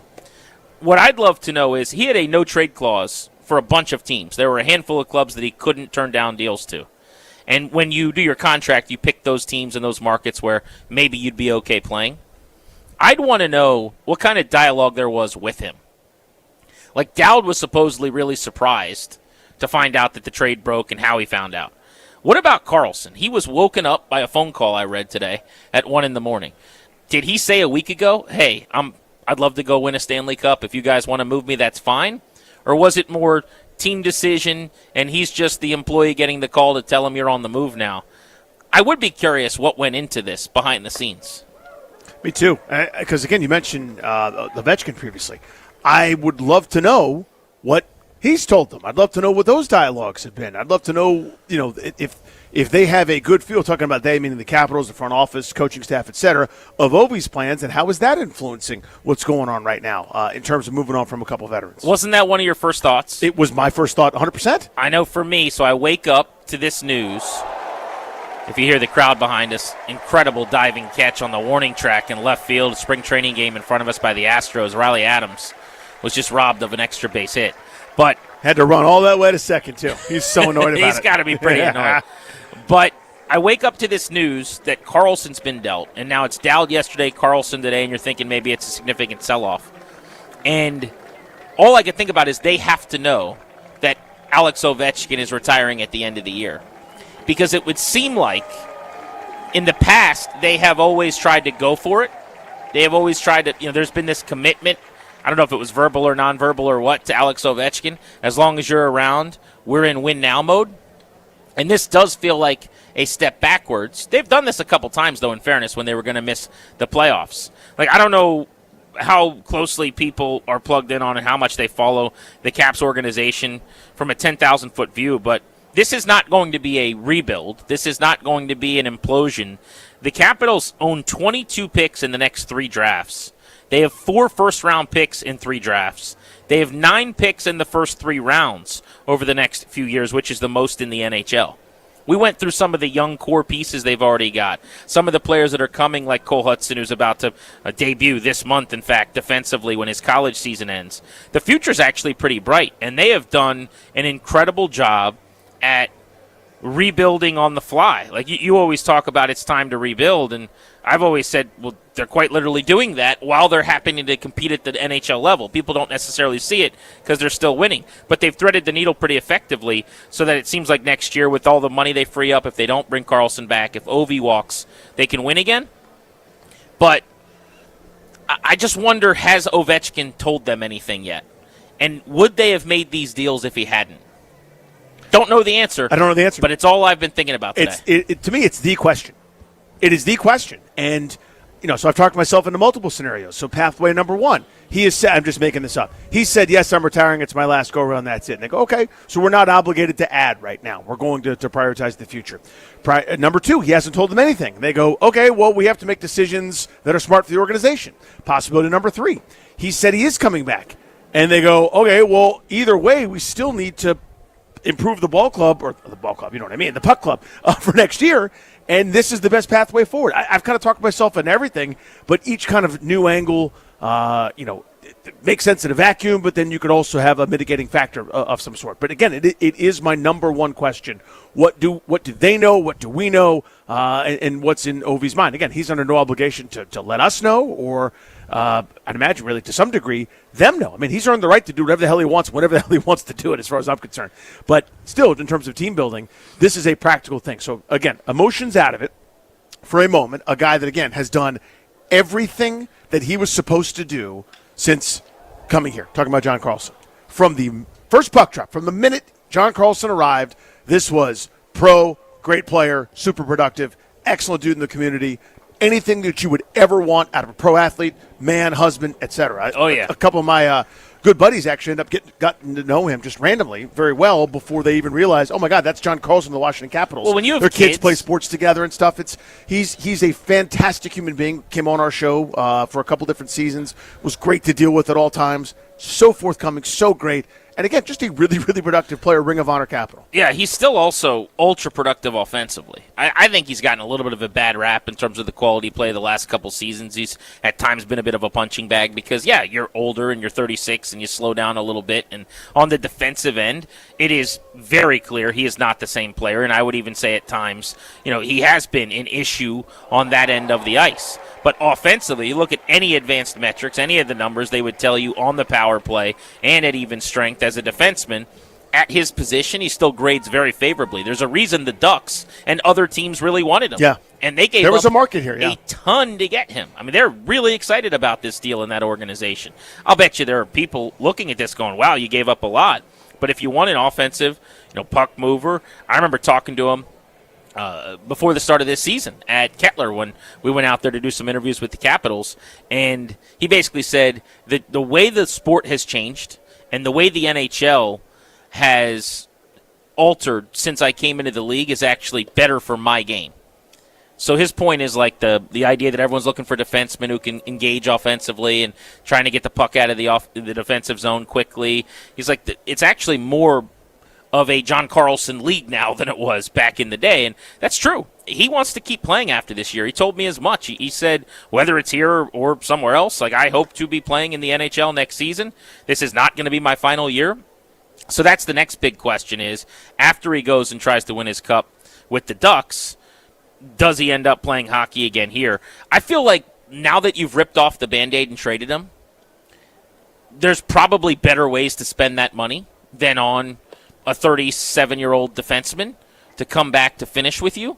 But if you want an offensive blue liner, he's going to be one of the better ones out there, presumably. But I just would not have thought when this year began or 2 weeks ago or a week ago that the Capitals would be playing a game without John Carlson. Me neither. Yeah, it's not the way you draw it up, certainly. It's a bitter ending. Again, it's the human part of sports. You talk about this more than I do in general, and I give you credit for it, where it's, all these pro sports and all, even college sports, I guess, to a degree. It's about people. It's about personalities. And it's about, bringing groups of guys together to try to achieve something pretty special. And every once in a while, it goes from, hey, this guy's here for a couple years, or he's on the team, or, he can help you now, but he'll be moving on to the next thing, just a pit stop. And it's kind of that single serving, or you're a guy that rents but doesn't buy, so to speak. It's not what John Carlson was. That's a lifer. As you said, it's the almost half of his life currently that he's lived on this earth was spent as a Washington Capitals defenseman. When you think about it in those sort of terms, it's whatever it is, 45% of his waking days he has been a Washington Capitals defenseman, and that's no longer true today. It's a kind of jarring thing. Quick anecdote on Carly before we let you hear from a couple of the Capitals, because I have not heard a locker room for any professional sports team as emotional and as honest and candid about the pain of a trade sell-off as Caps players have been today. We want to get you some of that audio here on G&D. But I've told this story on the air before, but what better time than today? This is what John Carlson is. This is who he is. This is the guy that John Carlson is. So, as I said, just from afar, because he's always been on the radio station and we've done appearances and events with him, we got to know him pretty well, starting when he was a rookie as a 20-year-old, and similar age to him. So you fast forward to 2018, when the Capitals win the Stanley Cup, and at that point, Carly had been around for nearly a decade, right? He was like in his 9th season. And the team wins the Cup. He's a huge part of it. He's partying with all the Capitals at Don Tito. Well, my wife and I had just gotten married, and we're seeing on Twitter, everyone's kind of following the celebration. Oh, they're at this bar. They're at this restaurant. Oh, now the guys are at this bar. And these are all places, because we were in our young 20s, that like, we like, in our upper 20s, I should say, we like going out to. We go to just get a glimpse of the Stanley Cup trophy in Arlington. That's all we were going to do, is just go out, have a couple drinks, and see if we could bump into some Caps fans or whatever. And as I'm walking down the street, who do I see but John Carlson? And I go, Carly, congrats, man, and, dap him up, whatever. And he goes, did you guys go upstairs. Have you been to the party yet? And I'm like, no, we're not invited to the party. We shouldn't be at the party. He's like, no, like, go on over there. I'm like, dude, like, what party? I do not play for the Capitals. I was like, what party is it? He's like, it's the player party. We're upstairs at Don Tito. I'm like, well, who's there? And he's like, oh, just all the guys and their wives. And I said to him again, I'm like, right, but I shouldn't be there, and I'm not invited. And he's like, no, come with me. He's like, that door over there, just go over there and tell him you want to go upstairs. And there's like a bunch of security. I said, John, they're not going to let me upstairs to where you guys are all pounding beers and drinking out of the Stanley Cup. And I want to say this is extra powerful because Grant is first team in history at I'll just go where I want to go. But this was a particularly secure event. And that's my point. Yeah. Is even you, who Mr. I'll walk right past your rope, your barrier, without my pass, without my parking spot, whatever, I'll just go where I want to go. You recognize, hey, that's probably futile if I go over there. Also, I'm not a push-the-envelope guy in the sense of like doing something that I shouldn't be doing unprofessionally when it comes to business. And I knew this is not a place I should be. Right. And Carly's like, just go over there and tell him. I'm like, dude, they're not going to let me up. It's okay. Seriously. And he's like, come with me.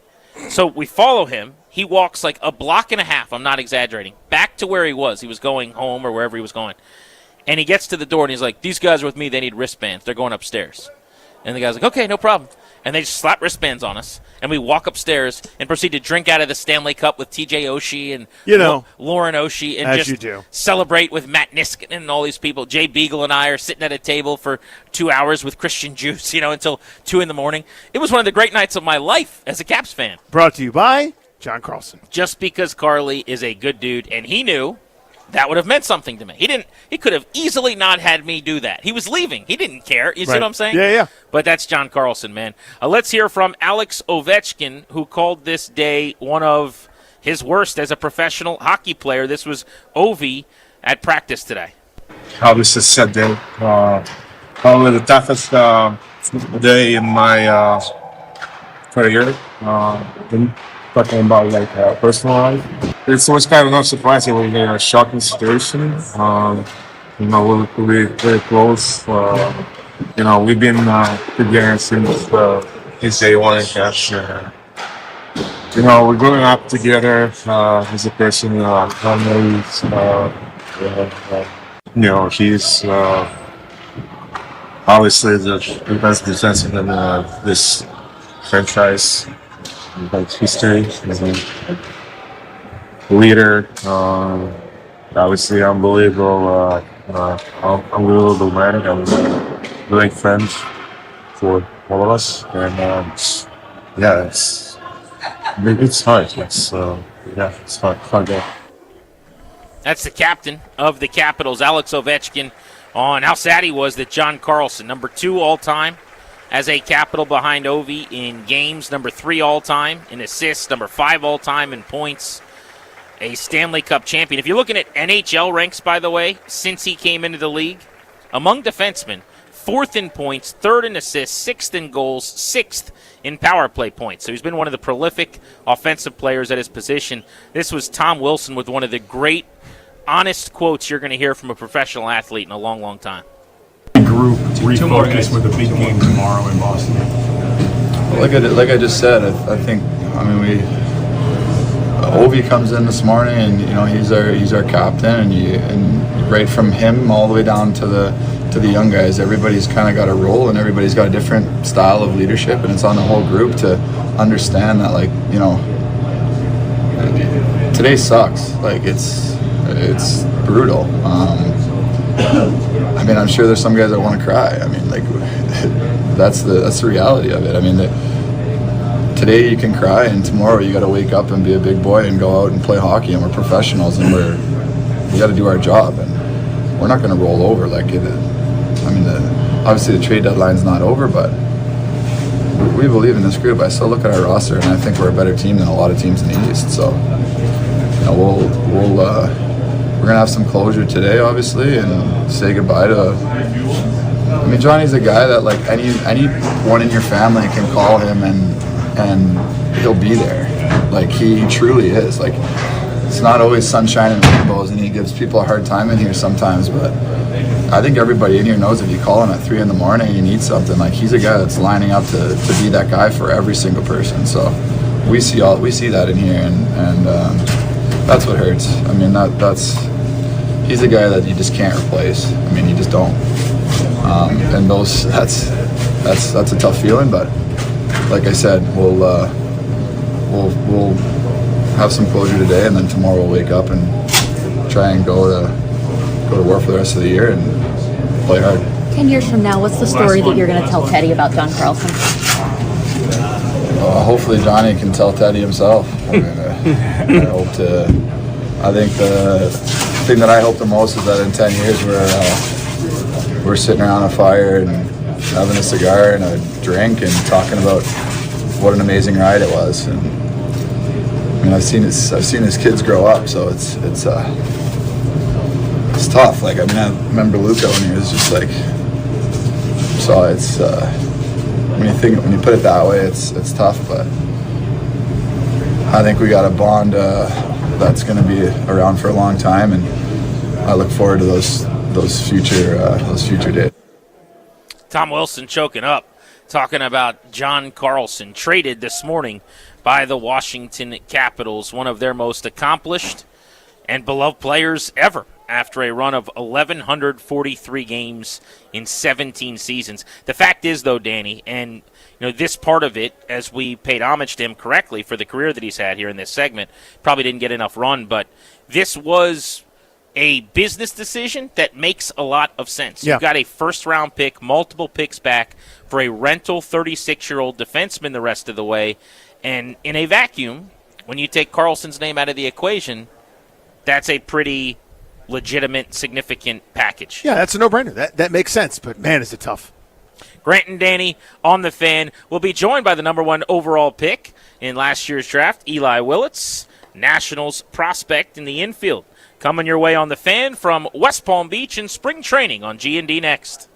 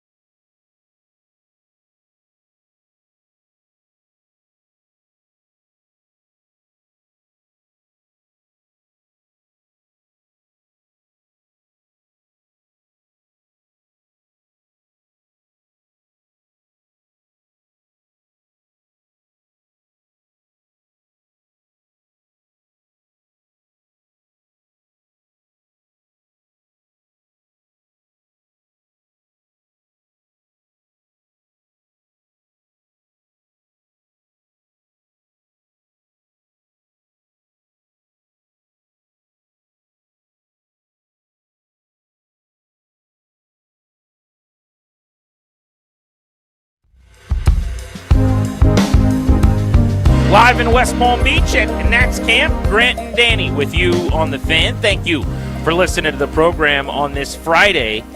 We told you we'll talk with Nationals General Manager Ani Kalambi coming up in about an hour. Also want to set the table for the NFL weekend ahead. Free agency looms, and the Commanders are going to be busy, it feels like, with the second most money to spend in the National Football League, with the unofficial free agency period starting on Monday. That's legal tampering, just when everyone starts to agree to deals. And then Wednesday, we'll find out about them. But right now, we're joined on site at West Palm Beach at the Cacti Park of the Palm Beaches by the number one pick in the draft last summer.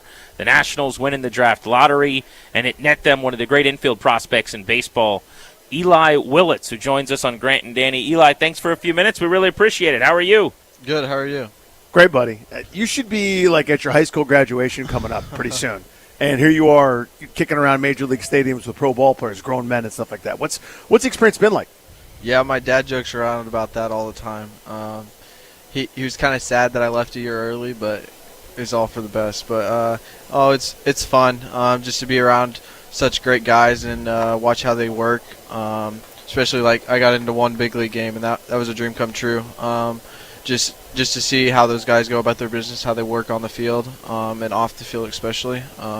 It's been fun, and I'm ready for the future and what it holds. How did that work, by the way, the one big league game? Did they tell you in advance we're going to give you a cameo here, or did they, that day you walk into the clubhouse and just see your name? How did that go? No, I got a text, I think a day before, so a day leading up to it. I knew I was going to go in there, and I didn't know if I was going to play. I just knew I was going to back up. So when I was excited, I was excited to get an at bat and be able to play 4 innings of defense. So it was great. That's really cool. You mentioned seeing how guys work, and there's a difference. Obviously, like a lot of people have worked hard in the history of sports or academics or anything else, but now that you're around these seasoned pros who have figured out what works for them to stay in the major leagues, et cetera, what are some things you've kind of picked up work habit-wise or technique-wise from them where it's like, ooh, that's good, I want to incorporate that? Lots. There's a lot of good players in the game, but main thing that everyone says is just be yourself. One thing that works for them might not work for you, so you just got to be yourself, go out there, play the game hard, and love to play the game because it's a long season, and you got to be being healthy is the most important thing. So taking care of your body on and off the field, and just being who you are and not changing. Eli Willits on Grant and Danny, the number one pick in the draft by the Nationals last summer. He referenced his father as a former big leaguer, so looking to be a second-generation player in the show. You did get to make your pro debut last year. You played in 15 games and hit 300 in the minors. I got to see you in Fredericksburg, and man, did you shine defensively at shortstop while hitting 300. How did you feel about that first cup of coffee and the ability to kind of show the Nats what they got in you? Oh, it was good. Fredericksburg's a great place down there. I love it. The fans bring the energy every game. Just the atmosphere there is great. And just to get out on a pro field for the first time, I just wanted to get out there, get off to a hot start, and that's what happened. And I was just grateful for the opportunity to go out there and play and showcase my ability. What surprised you about pro ball when being 17 and playing single A? What surprised me the most, I'd say, is the grind. I felt like as a high school guy coming out, my body wasn't in great condition last year, and that's something I took into this offseason, making sure I put on muscle and was prepared for 162 games because that's what we want to train to play, and more into the postseason. So just making sure my body's good and keep going, and nutrition was a big thing on and off when I'm on the field and in the clubhouse, and especially when I'm sitting at home on the couch. I got to be eating good things and taking care of my body because you got to fuel the tank. Eli Willits with us here on Grant and Danny. So in terms of where your game is now versus where you want it to be, you fast forward, you kind of squint looking into the future, 2 years, 3 years, 5 years down the road. Where are you at now compared to where you would like to be? I'd say that's a tough question. I want to be the best player to play the game, but as a guy that's young and right now, I just want to go out there and work every day and be the best player I can be.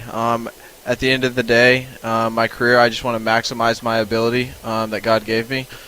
Just be the best version of myself I can be. Work as hard as I can to be that, and if it works out that I play a long time in the show, then I do. And just be the person I am, work as hard as I can, and just give all the credit to God and let Him take over. Eli, so I saw this trend from a couple of the prospects around baseball over the last few weeks talking about who their favorite player was growing up, and it just kind of dates the rest of us. So, like, for you, when you were in Little League, you remember playing ball at 10 or 11 years old. Like, who was the guy you were pretending to be that you liked watching in the big leagues? Man, I got to say my dad a little bit because he'll kill me if I don't. But for sure, I liked watching Brett Gardner. My dad was coached with the Yankees, so I got to be up close and watch how he goes about his business and how he does everything. So he was a grinder. He worked his butt off, and it was just fun to watch him play. That was my favorite guy because he's a hard player. He's going to get his jersey dirty every day, and that's something that I feel like I do every day. I want to go out there and get my jersey dirty and play as hard as I can.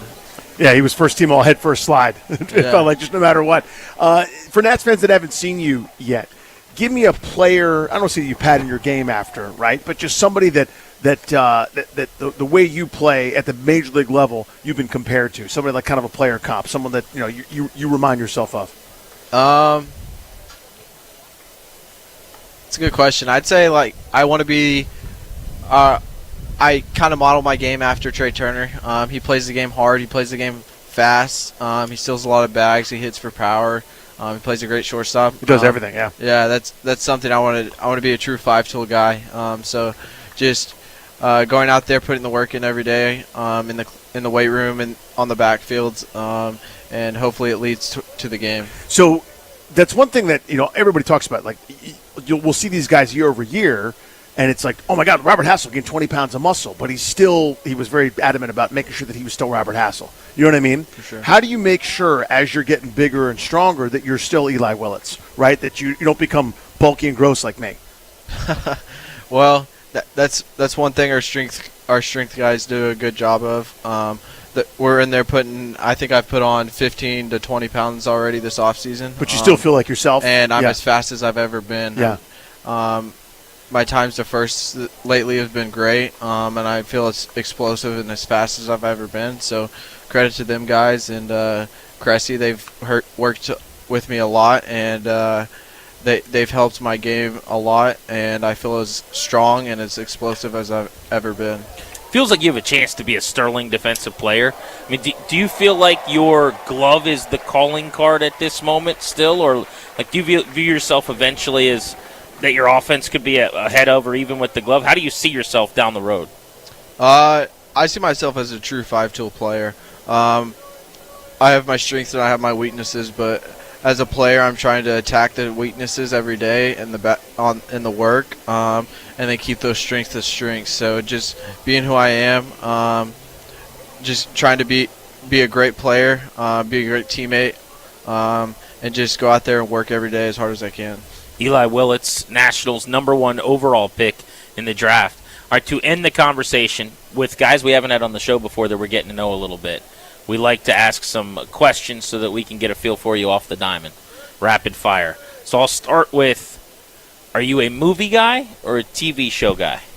I don't watch a lot of TV, but I'd say if I had to pick, TV show guy. And give me something you've binged or watched that Landman. you enjoy. Landman's I'm a big good. Landman guy. Yeah, Landman, Yellowstone. I don't know if you've seen Longmire. Longmire's on there, so I like that sort of stuff. Big Taylor Sheridan Universe guy, right? Yeah. All that stuff. Cheat meal, away from the, no weigh-ins, no body fat poking or prodding for a little while. You got a cheat meal, no accountability. What are you eating? Probably Chipotle or Chick-fil-A. Yeah. What's your order at both? Ooh, Chipotle, I go bowl, rice, chicken, steak, and then I do shredded cheese and queso. And then at Chick-fil-A, I usually go chicken sandwich with I either do 2 chicken sandwiches, one a meal, or just a chicken sandwich with some chicken tenders. You do tenders over nugs? Or nuggets, yeah. It's Okay, nuggets. so It's side of not nuggets. tenders, No, yeah. I know what you meant. Yeah, well, not it's a ten- side of nuggets that becomes a side dish. Yeah. Right. Yeah. Right. If you of the teammates right now that you've gotten to know in spring, if you were going to kick it with someone for a couple of days, you guys are doing something. Who are you picking? Ooh, that's a good one. A lot of good guys, but I'd say Fiend and Fitzgerald. They've been great. We've hung out a couple times. They're hilarious.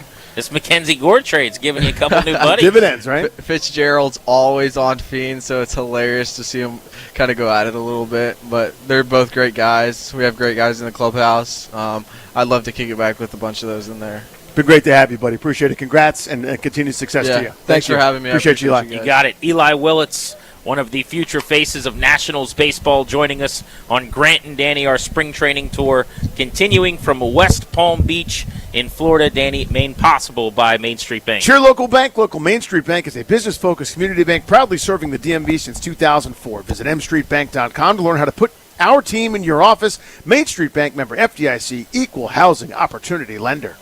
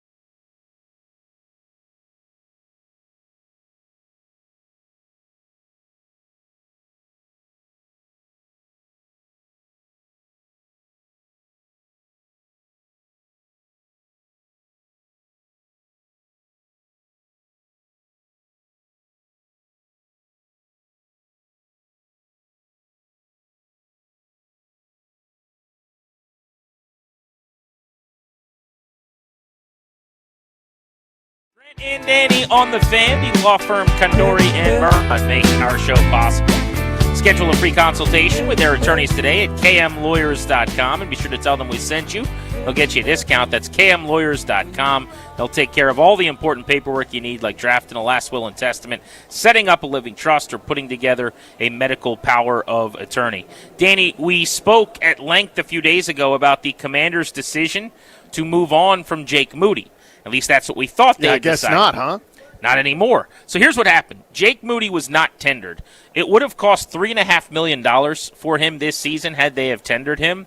That is irresponsible based on the career he's had so far as a 26-year-old fairly unproven kicker. So they decided we're not doing that. Now, at a much lesser rate, about $1 million from what I'm told, he's going to come back and at least compete. As of right now, he is the kicker. We will see if that's the case in week 1. I think they're going to sign someone else and have a competition. But Moody, a former, inexplicably, third-round pick at 99 overall by the San Francisco 49ers when Adam Peters was there. Kicker should never be taken that high, but he was. Has had a very disappointing career. He was pretty good in Washington, though. He was 10 for 11, only missed the one kick that was inside of 29. But they didn't ask him to do a lot from 50-plus. You know how I feel about this. I don't think he's got the big leg you're looking for to be automatic from 50 to 55 and give you the chance to hit 60-yard field goals. So I'm looking elsewhere.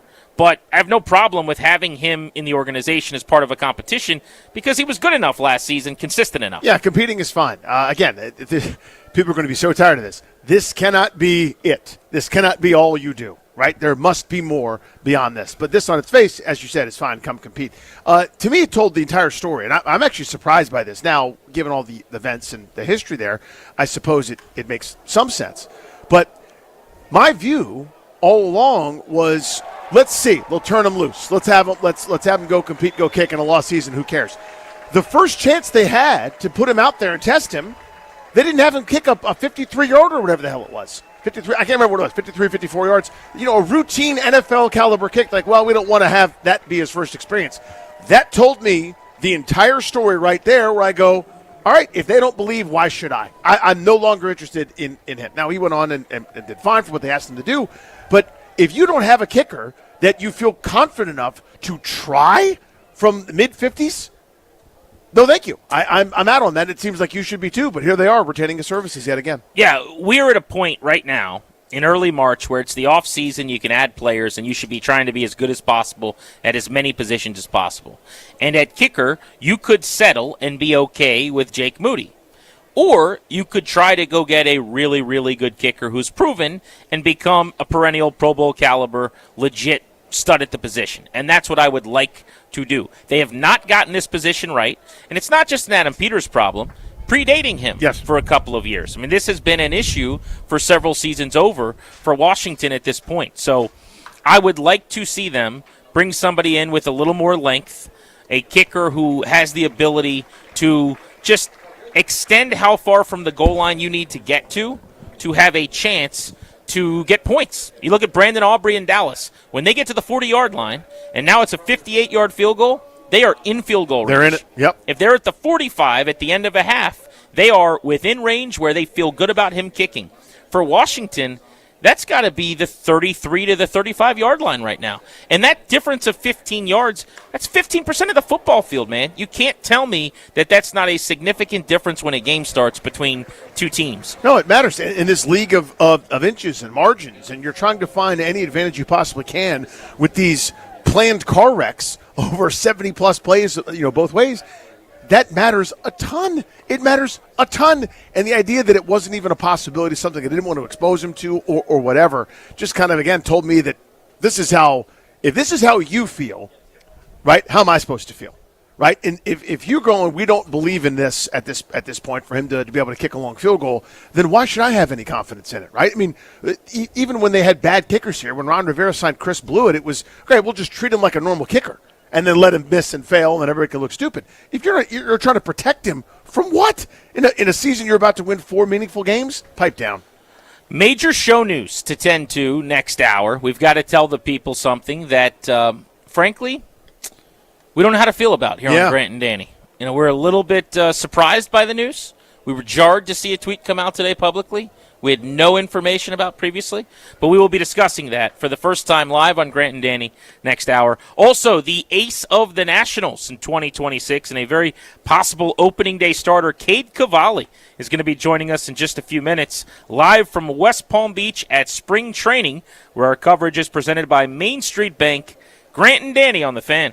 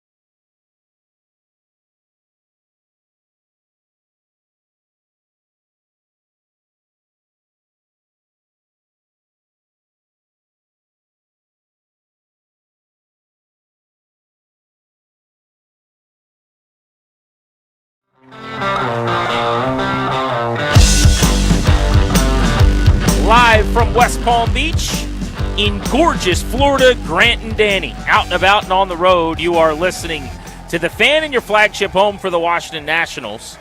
Spring training coverage on The Fan comes your way via M Street Bank. Cheer local, bank local. Main Street Bank, a business-focused community bank that proudly serves the DMV and has since 2004. Visit mstreetbank.com to learn how to put their team in your office. Main Street Bank, member FDIC, equal housing opportunity lender. Cade Cavalli is going to stop by the show in just a couple of minutes. He started for the Nationals today. He may start on opening day. Danny, that gives us an opportunity, though, to mention a congratulations to our buddy Ryan Clary. Yeah, how about it? I saw on Twitter today that he has accepted a new post. This news really came out of left field. It did. For us. It's one of those, you'd like he's a young person who doesn't know how business is supposed to, even though he's been corporate for a while. You're supposed to notify your coworkers, your friends. You would put them in the loop and tell them. But no, we got to find out at the same time the team does. You know what I mean? This year's a post. Stop following us on Instagram. One of those kind of deals. Getting aside, though, Clary, we are very happy for you, buddy. For those of you that have not seen his social media posts and have not heard on the air today, our assistant producer, who's now one of our video producers, Ryan, is going to be joining the B Mitch and Finley program in Happy middays for you, buddy. as their full-time producer. Very, very cool. Well-earned. Nice promotion. Nice opportunity for him. So we're excited. You grows up and you grows up. More on that in just a bit. But Cade Cavalli is sitting down with us right now. Has a great chance to get an opening day nod as the ace of the staff here in 2026. That was impressive, man. It was fun to sit up here at press level and watch you work up a lather today. 4 innings of one-hit ball, punching out 6. That had to feel good. Felt great. Appreciate it. Thank you guys for having me on. I did get a nice lather out there. It's pretty warm. Yeah, it's toasty. So I was able to warm up pretty quick today. But, yeah, Riley, the defense, did great. I thought he called a great game. We were able to keep him off speed a little bit, kind of freeze him with some four-seamers today, which is what we have to do. As you guys noticed, the curveball wasn't as sharp today, and we just had to kind of use both shapes of the fastballs and move it around, try to get some weak contact, and we were able to get a couple freezes there for strike 3. So I thought it was a very productive day. Threw 50 pitches and was able to go down to the bullpen, throw 12 more, so we got 62, like a modified five ups. So the build-up's going good, and ready to keep rolling. A couple different people, including Blake Butera, have kind of gone out of their way to compliment you, bring up good things that you have done and are doing, but physically. You've always been a big monstrous dude, but now it's like 1.5 times it. You know what I mean? You're a little bit of a Hulk out there at this point, right? You're foreboding. Well, I appreciate that. Damn Thank right. you. I ate a lot. I'm 250 pounds now. Yeah. So I think I was 225 last spring training. But how does it feel in all sincerity? Because Grant and I both are good at gaining weight, but probably not the kind of way you do it. It feels great. My test always is can I go jam a basketball? Can I go dunk? And I was able to dunk easy this offseason. That's my test as well. Right. So, right. Feeling bouncy, feeling athletic. I did it the right way through diet. So it was good weight to put on. And it was similar to what I finished at last year.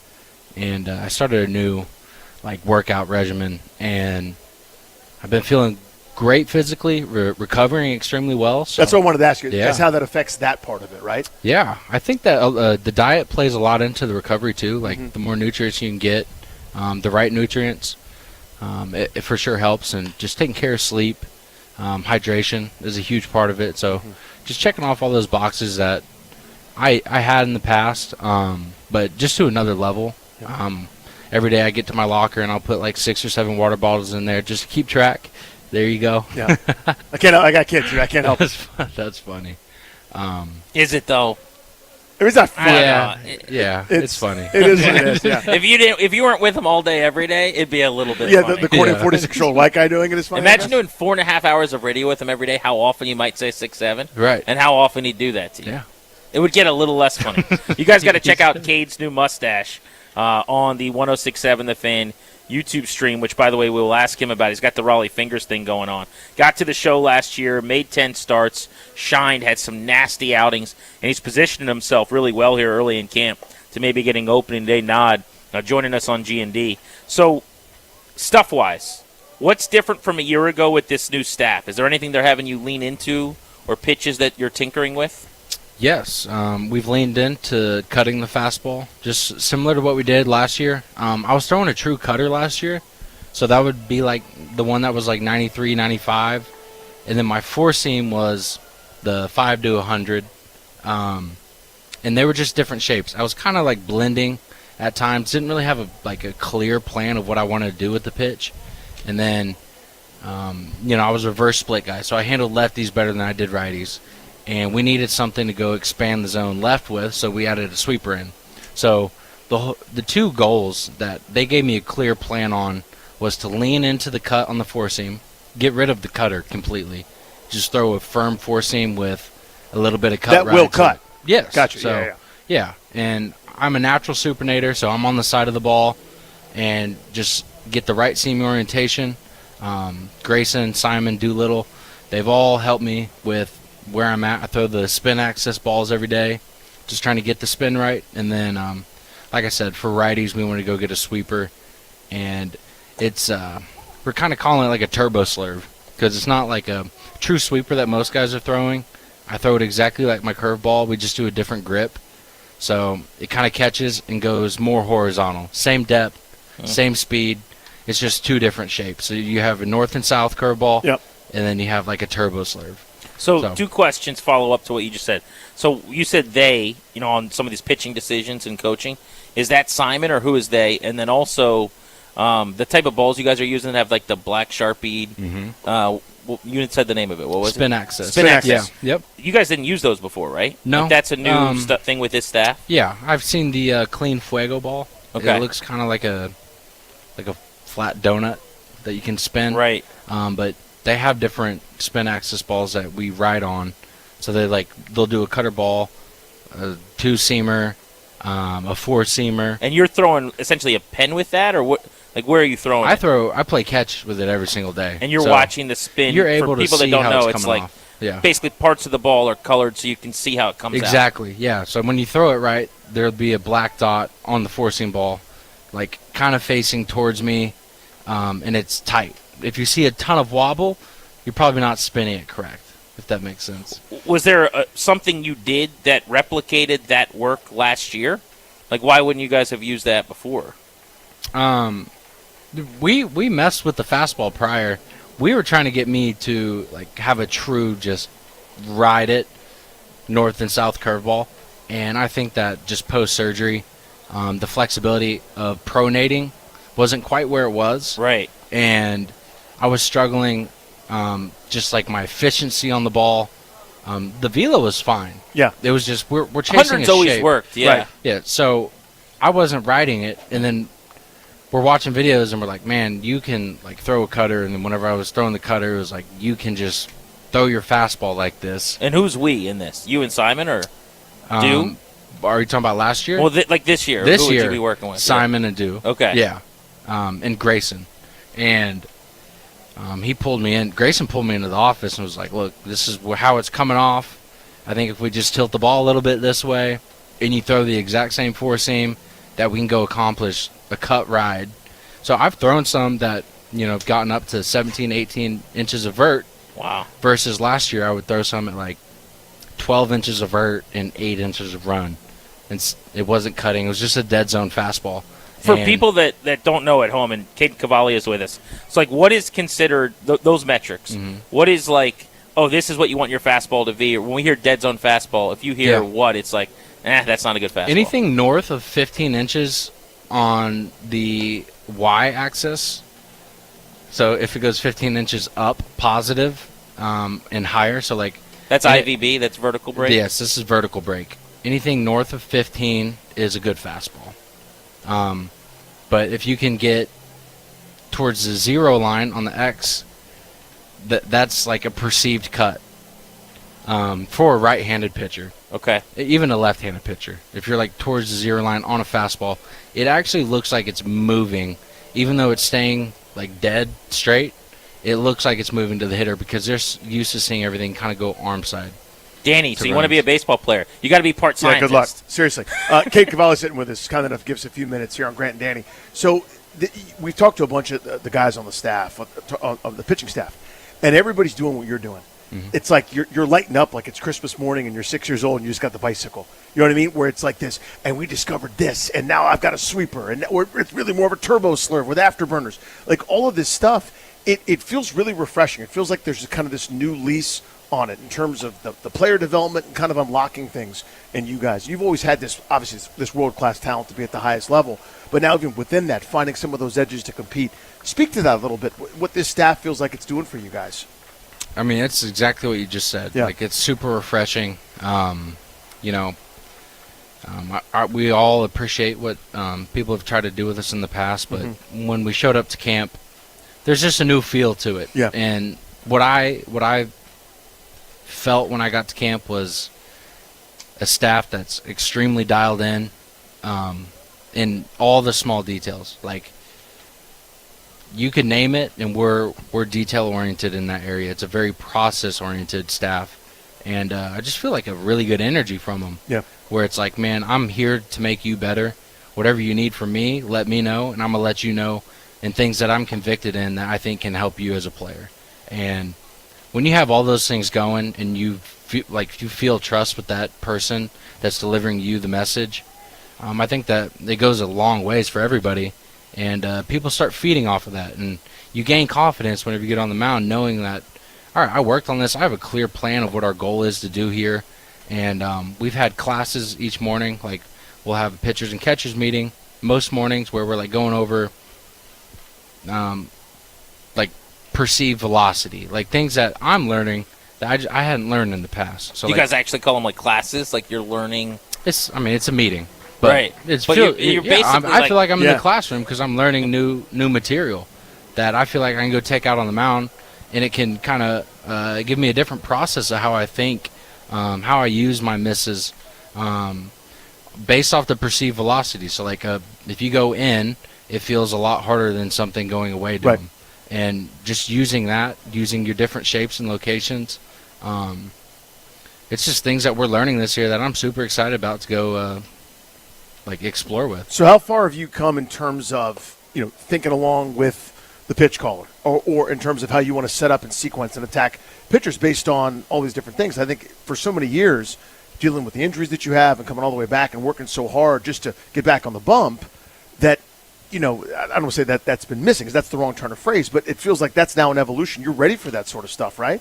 Yeah, 100%. That's something that I've always really enjoyed about the game of baseball. Like, I sit down in the off season, watch playoff baseball. I'm like, man, what are we going to throw here? Like, based off what the pitcher thinking along with it, thinking along.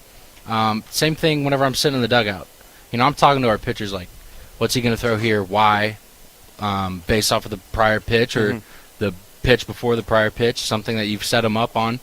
And then if you add that curiosity with material that helps you make a right decision, like we're learning right now. I feel like I am getting better at it. I felt my mind working a little bit different today after the meeting class that we had yesterday.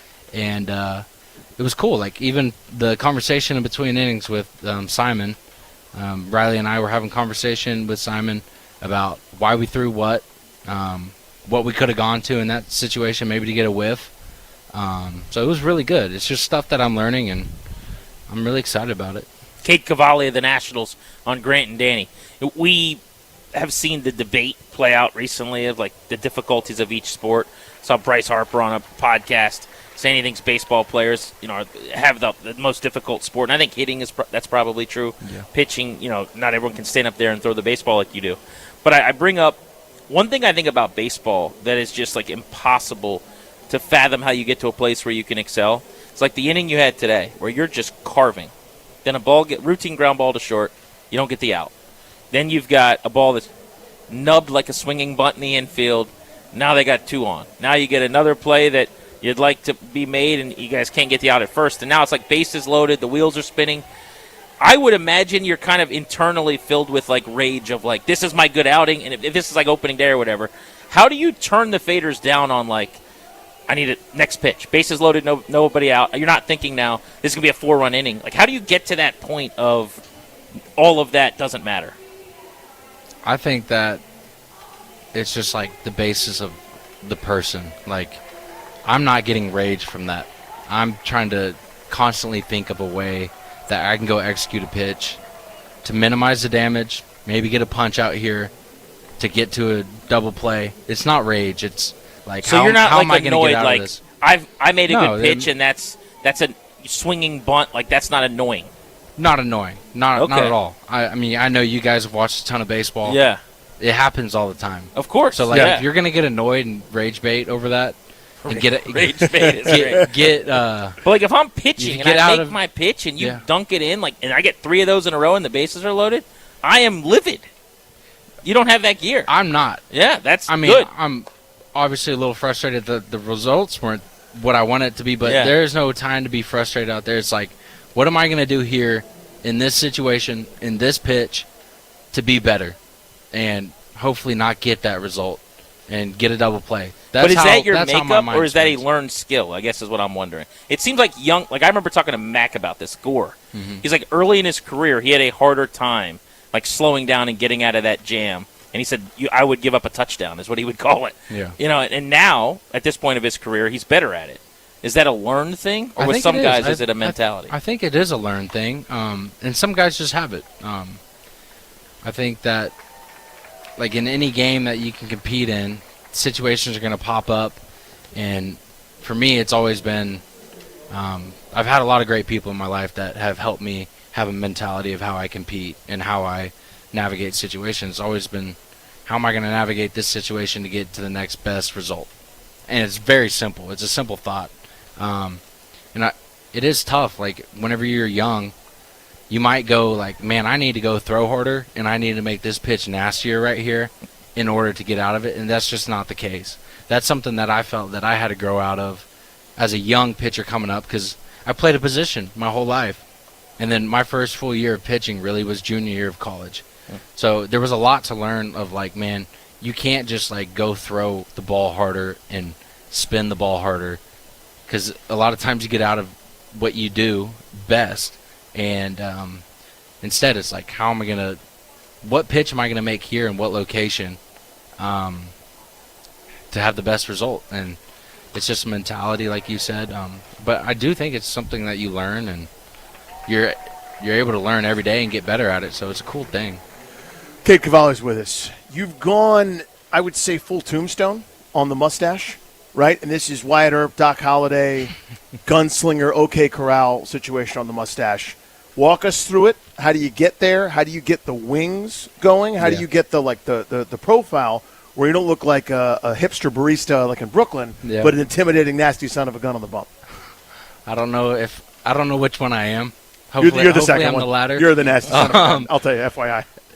No, it was just over the off season, grew the mustache out a little bit, and then the corners started going. And I didn't trim the corners up, and had some wax ordered off Amazon.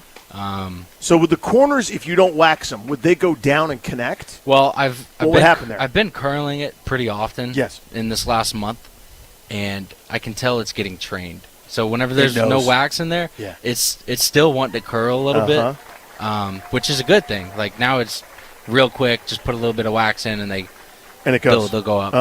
Obviously, it's a hot day. I've been sweating. They might be a little limp right now. Oh, no, it's not. Okay. Anything but. All right. Anything but. What's the end game? Like, a lot of guys do something like that for media day, so they have the picture on the scoreboard all year. That's in the rear view. So is this just we're making it happen all year? Yeah. I like it. I like it. My wife doesn't like it. That's the tough part. Yeah. That I doesn't I'm like trying it. to navigate that situation. How much does she not like it? I can just tell when I'm talking to her that her eyes go down to it, and then she's like, disdain. Just trim it. Disappointment or just a little. shave it. Yeah. And I'm like, man, I can't right now. Like, this is something that we're going to have to compromise on. And you're just going to have to live with it for a second. Yeah. You know? That's what marriage is. I don't have an end game with it. I'm going to keep growing it, that's for sure. We'll see where it goes. Do the sides get longer if you keep growing it? Or is that like... Yeah, I feel like they've gotten longer in the last couple weeks. Maybe I'm going to have to trim it at some point. But, if I get like a full circle, I think that'd be good. Yeah. Yeah. There's like that dude in The Grinch who has like the huge circles that come like out here. Like, if you go to the end of the season, I wonder if it just curls all the way up the cheek or what it looks like at the end. I don't know. Wrap it around your ears. Maybe we'll Yeah. see. Let's find out together. Yeah. Cade, this has been fun. Very, very exciting times here for you with the Nationals, fully healthy, and hoping you get a chance to make the opening day start, man. It would be really, really cool to Thank see you. you at Pulling Nats for you, buddy. Park. I appreciate you guys. Thank you Absolutely. very much. That was a pleasure. Great to Thanks, see Cade Cavalli. We are going to talk to the general manager of the Nats, Ani Colombi, as we continue from spring training today on Grant and Danny. The Sports Junkies are hitting the links indoors. Join us Tuesday, March 10th from 4 to 6 for happy hour at Par City Golf in Arlington. Play indoor golf or just come hang with the junks. Par City Golf, indoor golf, reimagined. Arlington.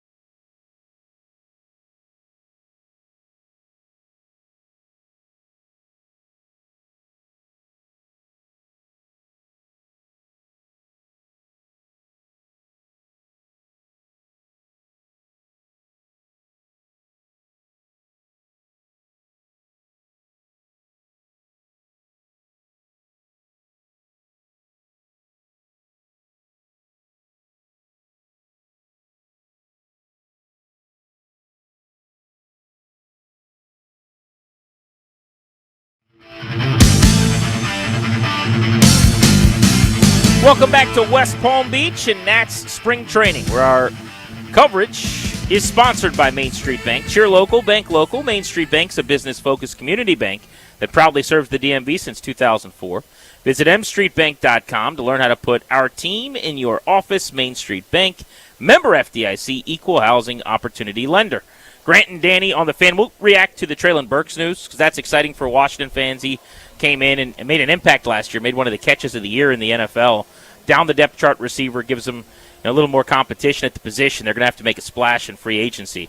But speaking of executives that make tough decisions and sometimes bring players in, Ani Kalambi, the new general manager of the Washington Nationals, came over by way of Tampa Bay and Philadelphia among his stops in professional baseball. Ani, thank you for the time in person for the first time on Grant and Danny. It is good to see you. How are you? Doing great. Thanks so much for having me, Grant. Danny. Appreciate you, man. So help folks kind of understand. This is all kind of new here for Nats fans. Give me kind of the org chart, how it works between Paul, you, et cetera, daily responsibilities. What's different with you guys? Right. We view it as a partnership. I think we came in with complementary backgrounds. My background in R&D, strategy, pro player acquisition, and Paul has a background in the amateur draft, player development, and scouting writ large. So, I mean, we have an opportunity to split things up as we see fit, but it's also just a partnership where both of us have our hands in a variety of different areas of the organization. For a deal like the Mackenzie Gore trade, I know that happened, I believe, like right around when you came in. So I don't know how involved specific to that you were. But let's say something like that were to happen now. How would that go to kind of enlighten what you're referencing with the relationship with Paul and how everything works? Right. Yeah, I was super involved in the Mackenzie trade, and we split up our organizational contacts with other clubs. So Paul happened to be the one talking to Chris Young with the Rangers, but both of us are chatting with our counterparts with other clubs. So in the case of a trade, one of us, it could be B, it could be Paul, is going back and forth with an executive with another club to try and come to a deal. Ultimately, I think we discuss internally the types of moves that we want to make in a collaborative process, not just Paul and I, but with all a big group of senior leadership, and either float trade offers or evaluate the ones that come in. So you mentioned that the research development angle and so some of the great data that you're able to provide for an organization. Jason Worth, we've gotten to know a little bit over the years. Not necessarily as a player, he didn't care for us, but now after his career is over, now he's a friend of the show. And he told a story, and I'm going somewhere with this, where when he got to the end of his career, he was in Seattle, and somebody from R&D came and said, hey, you should try to hit fly balls to left field. Those most often turn into homers, without any understanding that that's like the hardest thing to do, and you can't just hit fly balls to left field, and pitchers have a saying it too, et cetera, et cetera. How do you make the numbers and the data and the info that you've got that you know is so valuable to filter it down for an actionable item for a player? I think that's such a great challenge when these guys come from Little League fields and Babe Ruth ball and playing travel and stuff like that, where that's not a natural thing. They're just trying to put bat to ball, but you've got something that you know can help. How do you get it to them? Yeah, it's really tricky, and this is a bit of a cop-out answer, but it really just comes down to communication from the coaches and from the front office and understanding what works best for each player. Like, some players can really be extrinsically motivated by the results on the field in a certain way, and just you can tell them, like, hey, try to hit more fly balls to left field. And that's something that they can self-organize and do and feedback that they respond to really well. And other guys prefer cues that are a little bit more internally motivated and might prefer to think about their mechanics or might prefer to think about their bat path or the pitch that's coming in, think about their mindset or focus on doing damage on a specific pitch. So it really just depends on what works best for a particular player. And I think that's kind of the magic that our coaches have, is that they connect with our players every day and have a really good understanding of what works well for each individual. And now the coaching staff that we have is really, really good at taking these quantitative concepts and boiling them down into a message that works for each player and each human being. Ani Kalambi, the general manager of the Nationals, how purposeful was the lack of free agency money spent on veterans to keep spots open for guys to play and for these young guys to try to figure out? Because you guys want to know what guys are. If you go spend on veteran players, there are fewer spots and fewer at-bats and fewer innings. How much a part of the decision-making was that this offseason? Yeah, I think our idea for how the roster should be constructed is really driven by a lot of excitement for the young players that we have in camp, and the opportunity to see, James Wood get another full season under his belt, Dalen Lyle get a full season under his belt, Dylan Cruz get a full season under his belt. Like that, those are really, really important markers for us to hit. And to do so, we want to give them every opportunity that we can to see their potential. I want to go back to something you said about the coaching staff and their ability to kind of distill that information and bring it to guys. Every player we've talked to and every coach that we've talked to seems to be thriving in that role, in that process. Players are beaming and giddy, like they got a new toy for Christmas. Like Jake Irvin's like, I got a sweeper, dude, and we just had Kate Cavalli on with a couple new pitches. He's spiking his sweeper. I've never seen anything like it before, but that's coming from somewhere, and the guys are buying in and excited about it. There's a great energy to that. Is that the sense that you have as well? Like the message is hitting, like we're getting through, and whether that bears into wins in April or not, who knows? But the early on part of this, pretty good returns. Yeah, no doubt. I think we definitely all feel the excitement in the air. Yeah. I think the big challenge for us and the big test of our ability to connect with players and to connect with one another is going to be when we hit a slump, either individualized or as a club.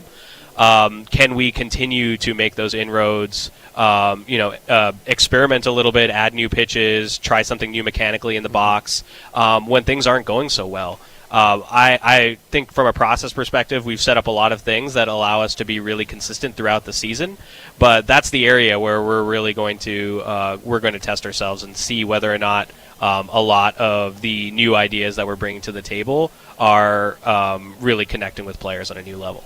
Nats Giamatti Colombi. It's been very noticeable for us to see some of the new tech here. Yes. Like actual tangible stuff we're seeing.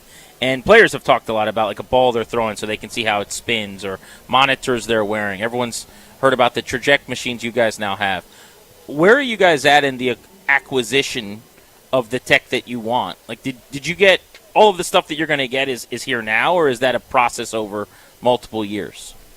It's a process over multiple years. There are definitely like some physical devices that are easy to get. I mean, you mentioned like the spin axis balls where you can just like draw on a baseball where you want to hold the ball, and that requires some technical knowledge to know how the ball spins, but not necessarily a ton of dollars and cents or time put in. But you think about the pulse sleeves or anything like that, you have to go out and buy them. At the same time, I think why I say it's a multi-year process is because we're going to make it a point to be on the cutting edge of new technology that we think can help players. So that doesn't necessarily mean just stopping with what's best in 2026, but continuing to iterate and continuing to understand what the state of the art of the industry is in 2029 and 2033 and whatever the case may be. And how do you go about staying on the forefront? Everyone's plugged in with teams all over the league, but how do you guys, if somebody else is getting something in 27 and you guys want to have it first or second or whatever, how do you stay on that cutting edge? What's the key there? It's a few different things. One is continuing to, like you mentioned, stay connected with other clubs and have conversations about how other clubs are doing things and hire people from other clubs to really understand what the state of the art plausibly could be. I think beyond that, it's staying with your ear to the ground to what these external facilities are doing in the offseason. We try to stay abreast of like what Driveline is doing, what Tread is doing, what Cressy is doing to help players. And I think we want to emulate the best in the business, whether those are teams in MLB, teams in college, external facilities, teams overseas, etc. So it requires us to be really plugged in and really scientifically rigorous in how we evaluate these new technologies as well. This is such an imperfect endeavor, right? Like someone who's great at this fails such an overwhelmingly huge amount of time. I'd love from your perspective, as such a wonderkid, someone that's done so much at such a young age, can you go through a time where you had conviction on something and it turns out you were wrong? And what did you learn from it? No doubt. I mean, the great thing about this game is that it'll humble you. And yep. I think that over the course of my career, have been fortunate to make a lot of recommendations, try to go out and acquire players, try to go out and try new statistical methodologies, whatever the case may be. And a lot of those times, like, my recommendations have not panned out. I think the ultimate takeaway from that is, like, hey, can you hone your ability to watch a player and evaluate him? Can you hone your ability to identify areas where a player can improve? The only way you can really do that is by building a Rolodex of things that work and things that don't work. And really all we're trying to do is be right 51% of the time relative to the league. Right. Pile up all of these small advantages and they turn into big advantages. And that requires like a really, really big portfolio of self-evaluation and really looking back on your history. I saw somewhere where Blake was talking about lineup construction, and he referenced the Rays at one point had 59 different lineups in 60 games during the pandemic year. But he was talking about this year's lineup, and he said, you guys will be a pretty important part of that with models that you've built out. I don't know if specifically you hand him the lineup or how that works. Can you go into that a little bit, though? Yeah, I mean, it's not a case where I or Paul will hand him the lineup. It's more that it's a collaborative process about, hey, here's what we're seeing in the data. Here are the guys that we think project best. Here are the guys that we think project best against the opposing pitcher for whatever reason, building in whatever adjustments that we think make sense for the bullpen or whatnot. It's a collaborative process to just identify the players who we can set up for success. And also, I think one thing that Blake does really well and thinks about a lot is planning out, multi-day rotation, multi-day lineup, bullpen usage over a longer period of time, and that's going to bear fruit over the course of the season. Identifying really favorable matchups to get bench players into the game on a particular day will be a combination of some of the data that the front office provides Blake and his own intuition about when guys need to get into the lineup. GM of the Nats, Ani Kalambi, with us. Before we let you go, last time you were on with us over the phone, Danny was not available, but I think you told me you're a big Star Wars guy. And I may have told you Danny's the biggest Star Wars guy. So I just wanted two Star Wars guys, a couple Star Wars to guys. Be able to nerd out really quickly for a second. Any projects you're excited about this coming year? That's a great question. I mean, I admit, like, this is going to out me a little bit. I am not caught up on the TV universe. What are you busy? What do you have huge decisions to make that affect the franchise? I have been knocked out. I have not watched an episode of any Star Wars related things this offseason, unfortunately. So I'm very behind. But are you caught up on Mandalorian? No, I'm not. I'm not. Okay. Yeah. Okay. All right. That's a conversation. There's a flight home, I guess, at some point. I would hop on that because Mandalorian and Grogu comes out very soon. Right. So does Maul Shadow Lord. That's in April. That's animated though. All right. Well, I have a lot of catching up to do, and hopefully a few plane flights this season to make it happen. But I'm going to need your help to make sure I prioritize. That's the way I can help you. That's pretty much the only skill set I can offer you. All right, thank you buddy. for the time. That was fun. Yeah, thank you so much for having me. Appreciate you. Nats GM Ani Kalambi on Grant and Danny. Dalen Lyle, who was the Player of the Month in Major League Baseball in the National League in September, is going to join us next on The Fan.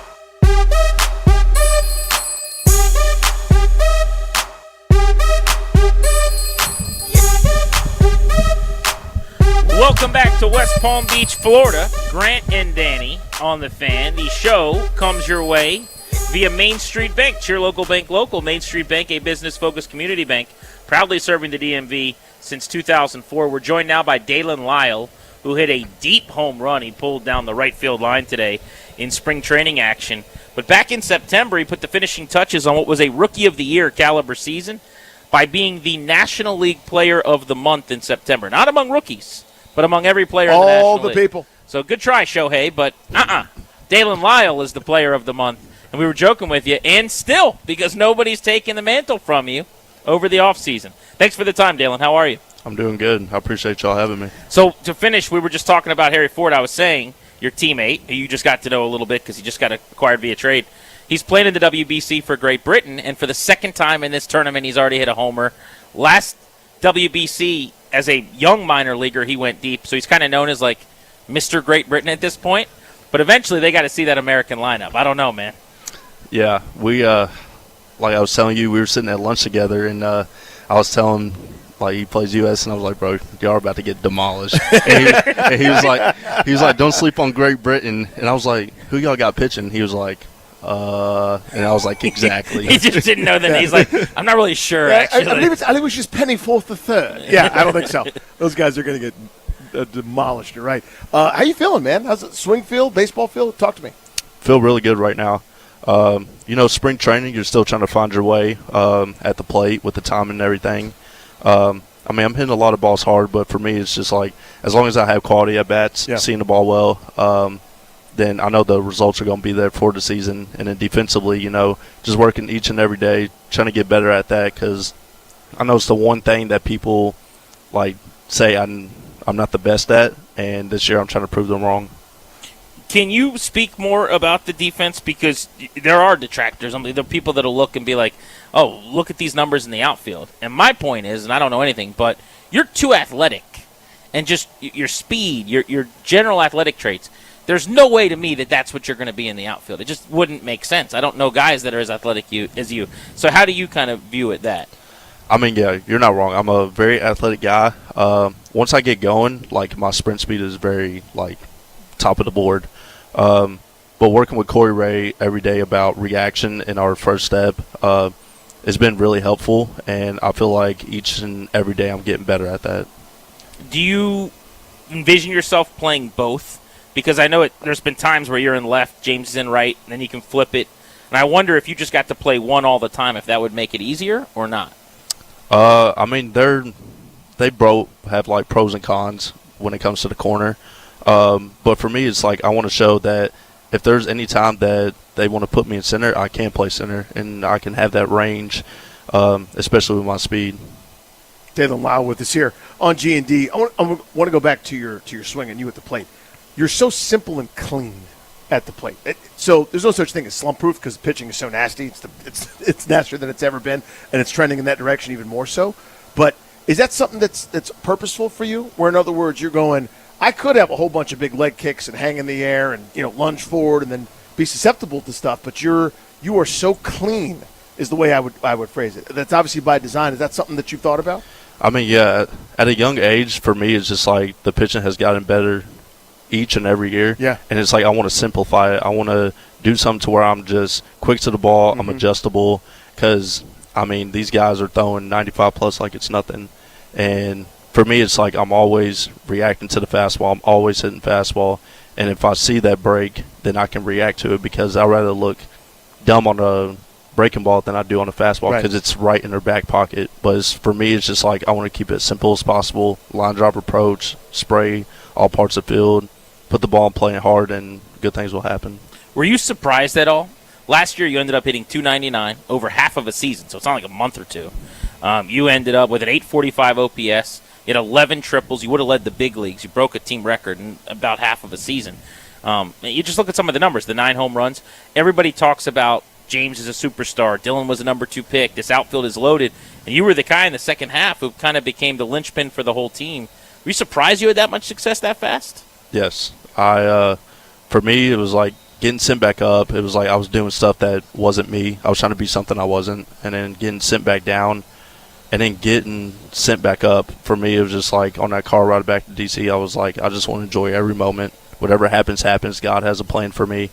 And each and every day my confidence got better because I finally started to, like, watch film. I started looking at the scout report, and I started doing things that was going to benefit me for whenever it comes into the game. It's like it comes easy. I know you guys want to compete, win as many games as possible. That's obvious team goal stuff. But in terms of you, personal goals, what are you setting for yourself this year in terms of what you already mentioned defensively, obviously, but as you kind of get through this now, establishing yourself in the big leagues as an everyday big leaguer and a really good one, what do you want to do this year?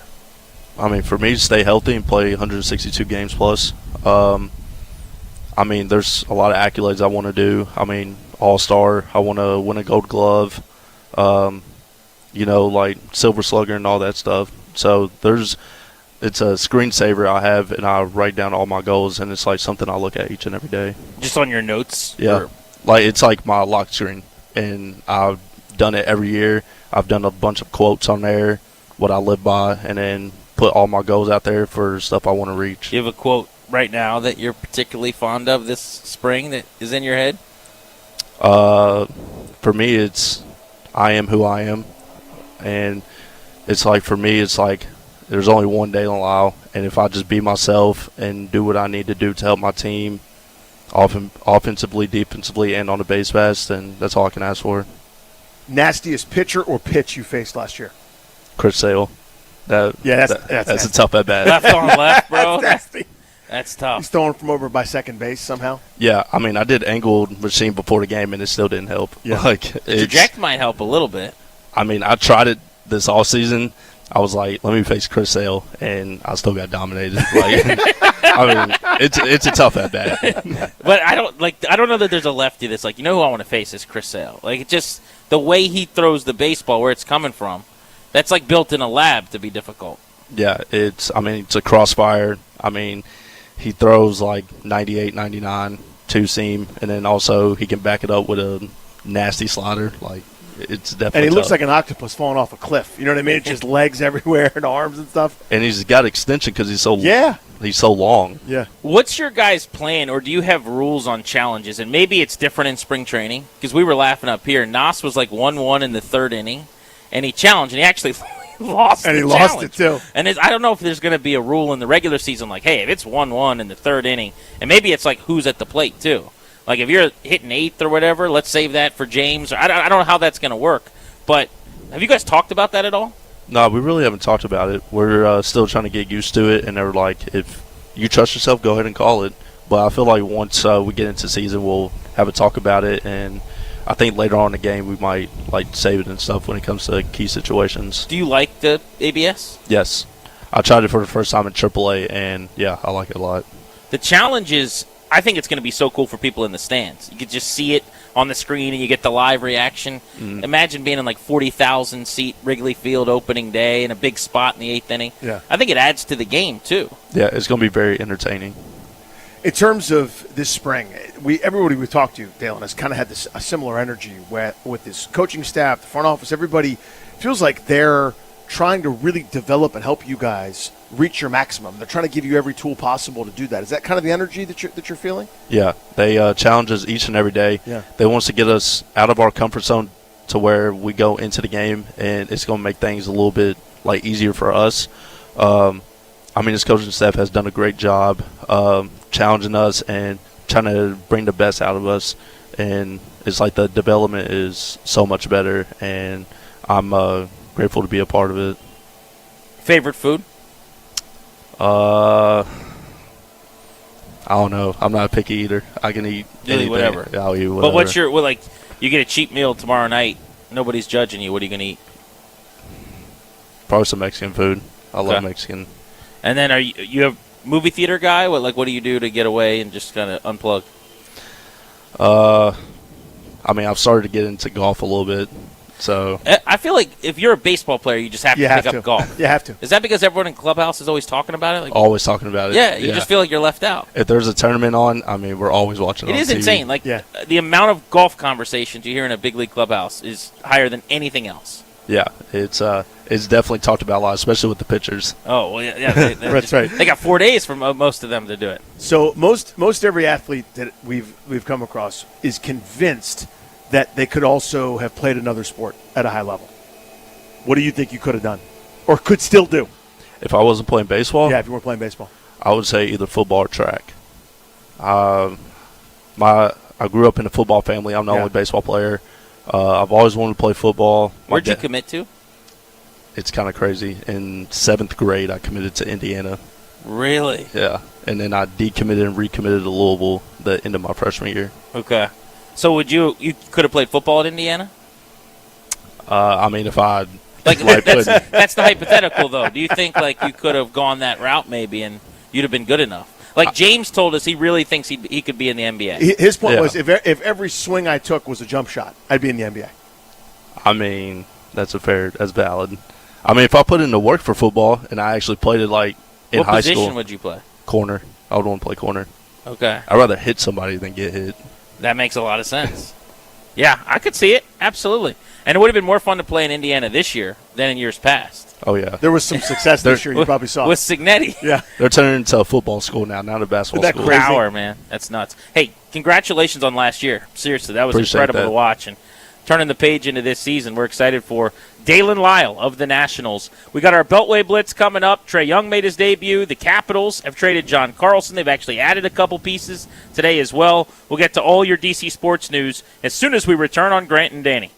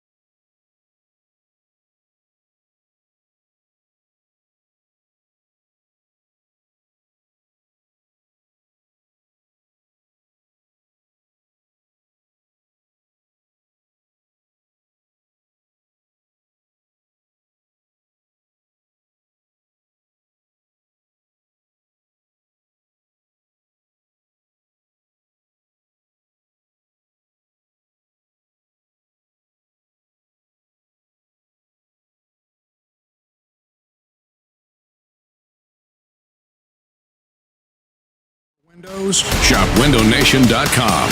Sports Radio 106.7, The Fan.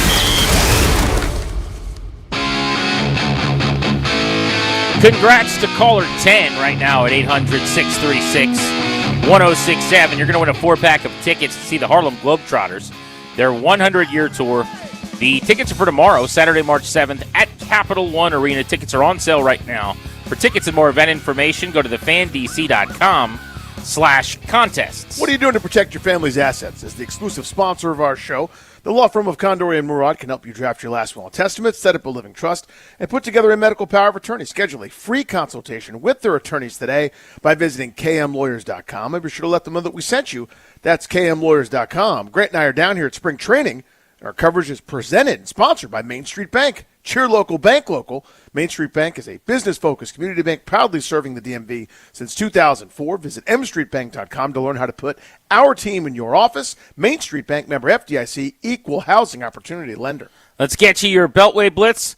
Lots of Cap news to cover, so let's start off on the ice. The Washington Capitals. Moving and shaking. Brian McClellan, Chris Patrick, the Capitals front office have been busy since last night. Let's bring in our buddy Ben Raby, longtime member of the Capitals radio network and now friend of the program, and I'm going to call him Hockey Insider. There you go. Yeah. Ben, you have covered Nick Dowd for years, John Carlson for years. We'll get to the two players coming in a minute, but those two traded by the Capitals, dating back to Dowder yesterday, Carlson this morning. Your thoughts? Yeah, good to be back with you, fellas. I'll say, if you want to clump them together, I mean, they're both longtime members of the organization. I think I'd rather separate them. You know, John Carlson standing with the team, it being as long as it has. To me, John Carlson is really part of the Mount Rushmore of the organization. I think it may come across here, fellas, perhaps as recency bias, but to me, if you've got a core four in Capitals history, to me, you've got Braden Holtby as the best goalie. You'll get the argument for Kolzig, but to me, Holtby is your best goalie. To me, Backstrom is your best centerman. Ovechkin is your best player, your best scorer, no question. And then John Carlson is your best defenseman. You could have the Rod Langway camp make that argument as well, no question. But to me, that's your core four. Holtby, Backstrom, Carlson, Ovechkin. I know a lot of folks are reflecting, this is a sad day in Capitals history. To me, if you take a step back, and maybe perspective will come with time, this is the golden era of Capitals history. And to me, those four, and sure there were plenty of others, the Wilsons, the Oshies, et cetera, as you could go down the list, but Carlson, to me, is on that Mount Rushmore. He's the best defenseman in franchise history, and to me, when you think back to the 15, 17 years that he's been part of the organization, he'll always have that place in history in my mind. For Nick Dowd, as much as we talk about the Mount Rushmore, the stars, I associate Nick Dowd, I tweeted this out yesterday, with Jay Beagle. You got to have stars that can carry your team. You got to have players like a Beagle, like a Dowd, who succeeded Beagle in that 4C position, that penalty kill role, the defensive face-offs, the defensive specialists who contribute offensively. So valuable to the success of the team. You don't have the run of success you have if you only have stars. You need those glue guys, those complementary pieces, and he was perfect in that role, Dowd. And we shouldn't downplay the person he was replacing in Jay Beagle, who had such an integral part on that 2018 Cup-winning team.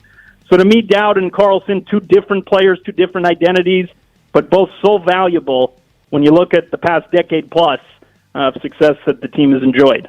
Bigger picture, Ben, Grant and I have been kicking this around all afternoon.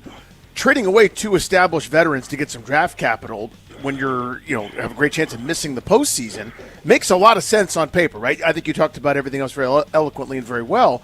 What does this mean big picture, though? Maybe as it pertains to Ovechkin in his future, where this team's going to be over the next couple of years. Speak to that.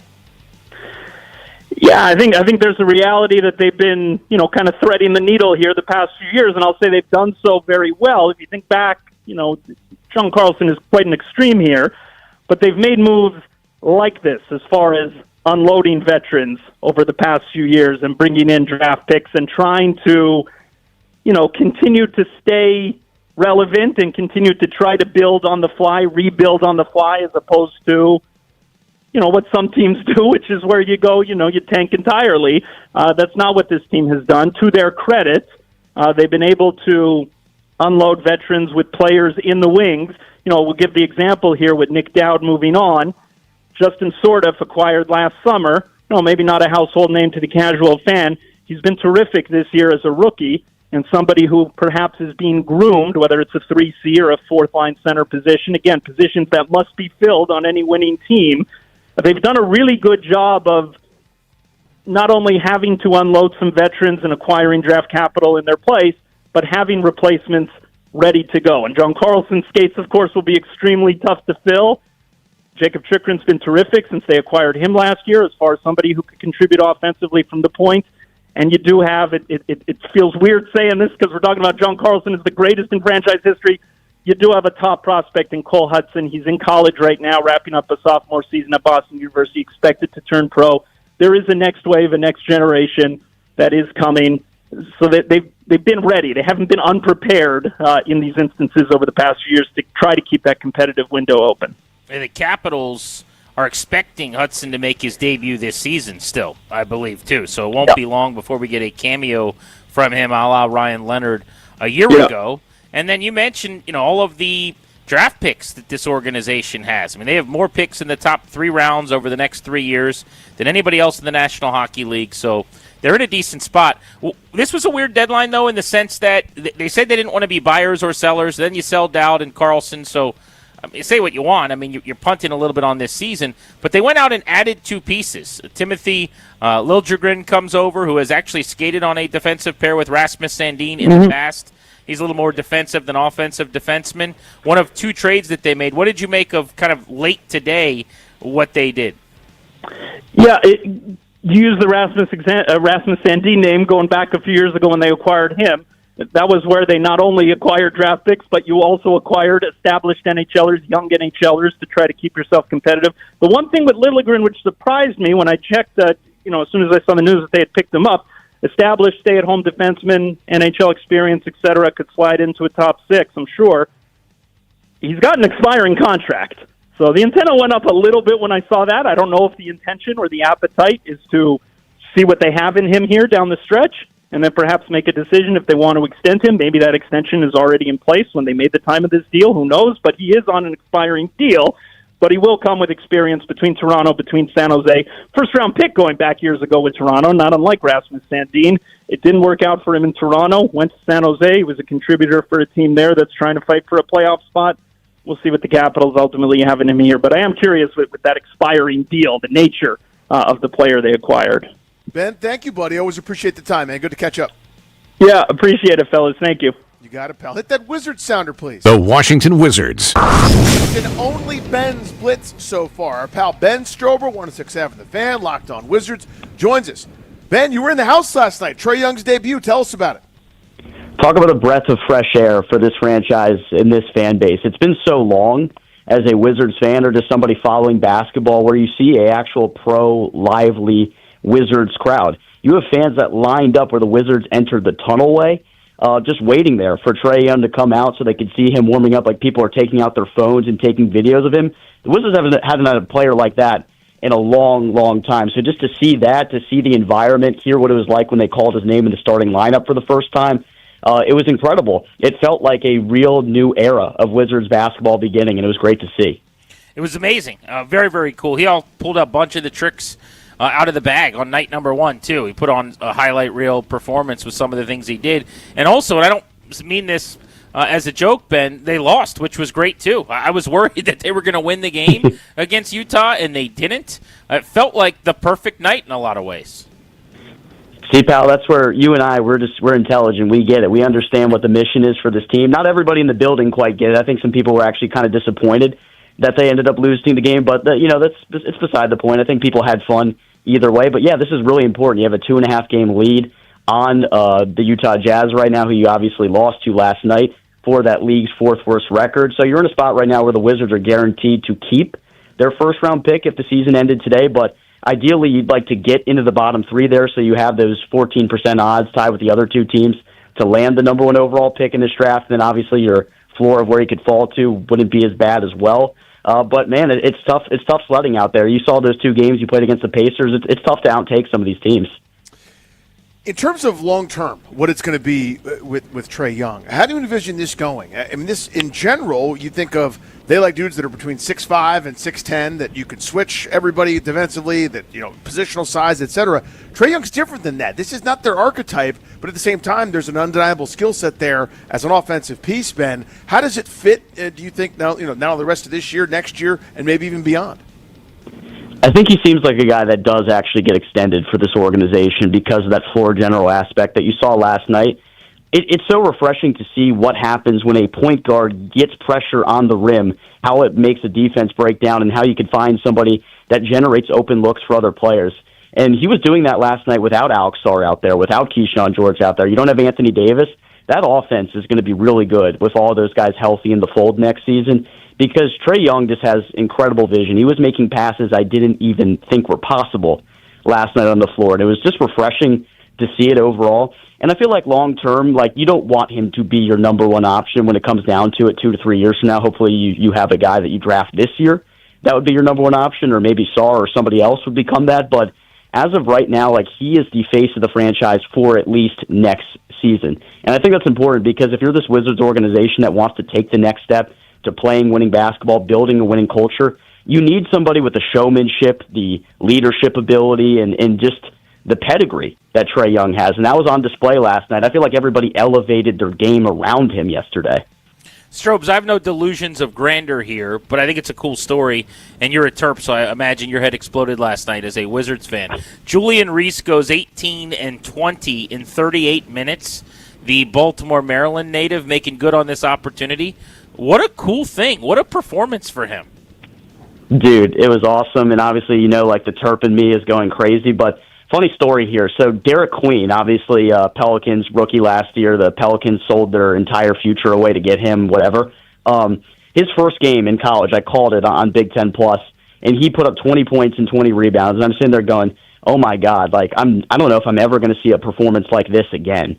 And it just so happened to be that I see that performance again for the first time with the teammate he literally had on the floor in Julian Reese, who did practically nothing in that game against Manhattan, a lowly team. Now he just did that at the NBA level. I was super happy for the guy. And, man, you talk about making the most of your opportunity. That was incredible. We haven't seen anything like that since the NBA-ABA merger. A 20-rebound game by a rookie player is unheard of for this franchise.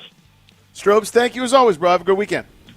Thanks, guys. See you Monday. We'll see you, my friend. Hit that Washington 53 sounder, please. The Washington Commanders. My God, that's Michael Phillips' music. Michael, the Marshawn Lattimore era is over. How are you celebrating?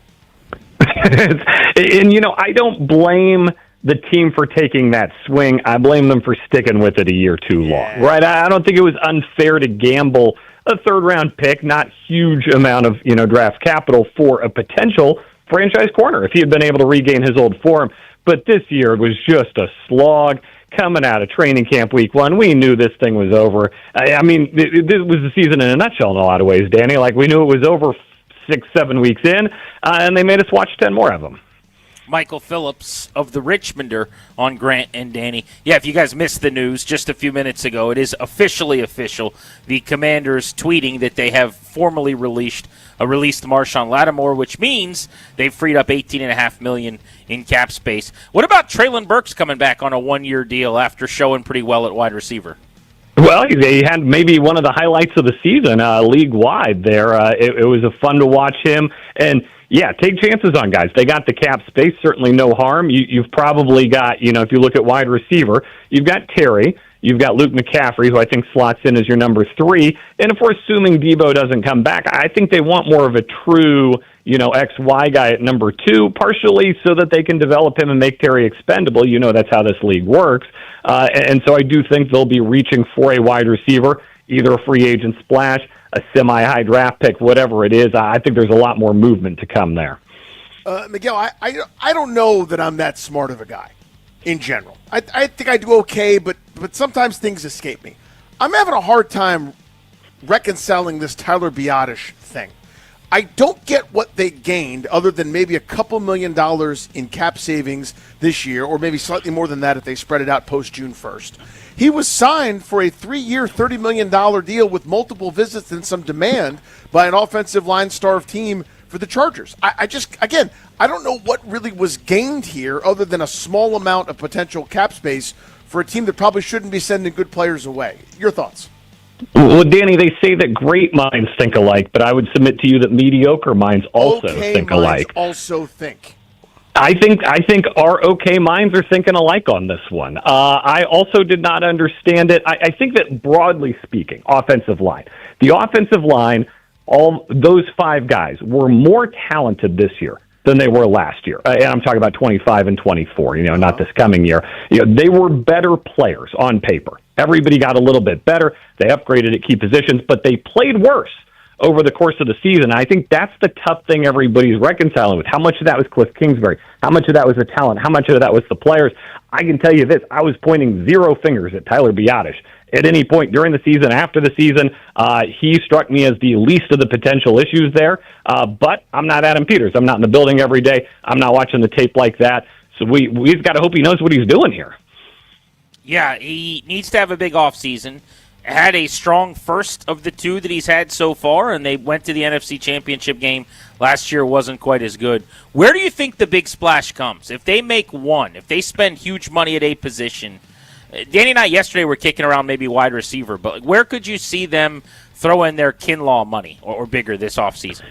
Yeah, I could see a receiver coming as well, right? Mooney from the Falcons. I don't know if that counts. Is that big enough for you to hit big splash territory? I don't know. I think they'll make a run at Boye Mafe, right? The Seahawks defensive end. Is that a big enough splash for you? I don't know. Hendrickson would be, of course. And I think there's a compelling case to be made. Go get him, not just for potential production. You got injury questions there, but to potentially mentor the guy you're going to draft at 7 if you think you're going to go edge rusher. Now, that's part of the problem with drafting at 7 is somebody's going to fall to you. You're not going to go get your guy. You're going to get the guy that fell to you among those great defensive players, but you're going to get a star. I don't mind investing in defensive talent that can both play well and serve in a mentor capacity, like Bobby Wagner did for Jaden Daniels in year 1. Michael, thank you as always, buddy. Have an awesome weekend. You guys have a great weekend. That is your Beltway Blitz on Grant and Danny here on The Fan. The Commanders are bringing back Treylon Burks. I do want to look at the wide receiver depth chart. Also, the kicking news of the day that Jake Moody is back. There is a kicker out there that I think would make some sense for Washington. We can get into that as well. We'll do it next right here on The Fan. Hey, it's JP from the Junkie.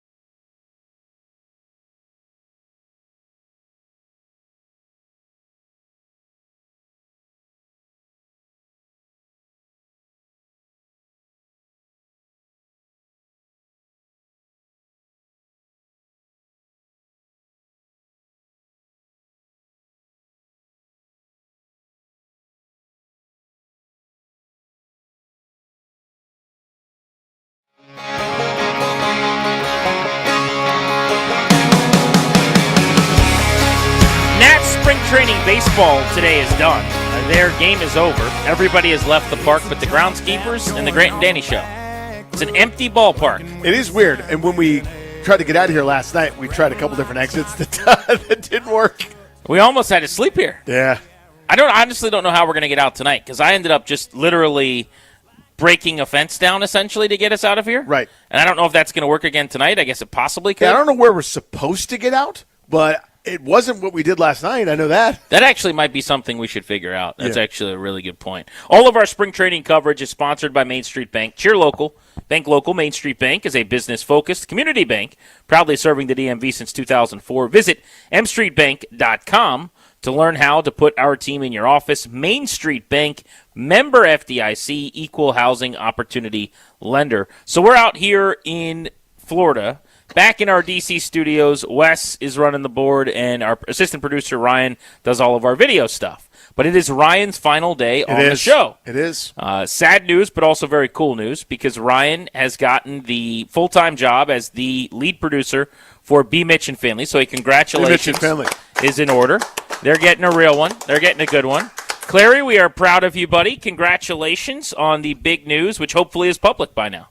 Yeah, no, this is all public, and I hope we're not breaking this news to people right now. No. Everything is public, and everyone who needs to know knows, and I'm excited for this. You know, it sucks. My last day with you guys are in West Palm Beach. It's very fitting. Just one last kick to the giblets on this show, but you know what? Like it's exciting, but it's also sad. I'm gonna miss my guys. Yeah, you went through the full background check, submitted the DNA sample, 10 interview process, the whole thing. I mean, they did the full. I thought round 6 is where it got a little ridiculous. I thought it was here. It's like, why am I meeting with Drab in this locked room with no lights or windows for 10 hours? But you did it, man. Congrats. I know. And bits aside by that, like the first few hours of today, like I had to come in early. I had to fill out just so many different documents. Yeah. I just wanted to go to CK and be like, you know what? I don't want to sign all these documents at this point. But wait, you know what? So it actually was a taxing amount of paperwork to stay in the company and just shift the time that you work? Yes. I mean, are you surprised? No. Not necessarily. But being a grown-up stinks, bro. I would have thought it was pretty seamless and easy. That's adorable. Although I guess in fairness, he's going from part-time to full-time. So that's true. You're now truly a member of the Odyssey family. We always viewed you that way, Clary. But then you were corporate, and then now he you're left us, man. Very local on the D.C. side. But we figured that throughout the remainder of the program, we were Nats heavy early on as everyone was at the ballpark visiting us. So if you missed any part of the show, number 1 pick Eli Willits, Giamatti Colombi, Cade Cavalli, who I think is going to start on opening day, Dalen Lyle, who was the player of the month in the NL in September. We had a great time catching up with those guys. Podcast all of that wherever you get your audio. But the rest of the way, very normal Grant and Danny for these next 2 hours. And it's a busy day, honestly. A lot of Commanders news, Caps news. We got a Trey Young game to break down. We're going to do all of that. But we did want to play a couple of clips here in our stretch run of some of our favorite moments of Ryan Clary on our show, because the contributions were bountiful. There have been many. And they were entertaining, and I will miss them. I mean, as much as I will miss his legitimate hard work and excellent contribution behind the scenes, the inadvertent hilarity on the air sometimes is also going to be something that is going to be hard to replicate. The same qualities that made him so wonderful to work with are part of that hilarity. To your point, charm. The charm. This is an earnest person that wants to do well, and God bless his tender little soul. He tried that little engine that could so many times over, and it led to on-air magic, if I can say that. One of my favorite things Clary ever did on our show, and my favorite legitimate production piece we put together with him. We had this grand idea after this that we'll do a bunch of these, and it ended up only ever being this one. I want to just remind everyone that we only ever got one of these. We did this one. But this one was damn good. When we sent Ryan to Dumfries, when we thought, after some stupid news report came out, that the Commanders could be building a stadium in Dumfries. And we're like, what is Dumfries? So he drove to some strip malls in Dumfries to try to figure out what Dumfries was all about. So you can go ahead and hit it, Wes. This is Ryan Clary, associate producer of The Grant and Danny Show, and here's my trip down to Dumfries, Virginia. All right, when I say Dumfries, what word comes to your head there? Dumb fries. Dumb fries. All right. Yeah. So how would you feel about the Commanders coming here, man? I don't like it. You don't like it? Why? Because I believe we should, if anything, we should stay in D.C. and rebuild RFK Stadium and keep it D.C. That's a fair point by my guy there. I mean, after all, we're the Washington Commanders. But hey, let's get to know Dumfries more. Come on, let's get to it. If you were going to pick the best date spot down in Dumfries to go on a date with someone, with whoever, where would you pick down here? I would have to pick Tim's Rivershore. Tim's Rivershore? Why is that? I love seafood. You love seafood. All right, there we go. There we go. Ha! Move over, Maryland. Guess what? Dumfries is a seafood town, and your boy loves some seafood. That's a point for Dumfries. You know on the Grant and Danny show that we love our food. So I gotta get a feel for the environment down there and what different restaurants we have to play with if the Commanders were to make the move down there. So I asked some more people. If you were to go on a date in Dumfries, where would be the hypothetical spot that you would pick? What is the spot around here? Here you go. It's just, we really don't have a romantic spot, but we have a lot of hangout spots. A lot of hangout spots? Yes. I mean, Applebee's is down the street, down here, but there's also Applebee's in Woodbridge. Okay, so the Applebee's down here, that's yeah, the so the Applebee's in Woodbridge is more Yeah. fancier than one down here. Got it. I don't know about you guys, but I could get down with some Applebee's.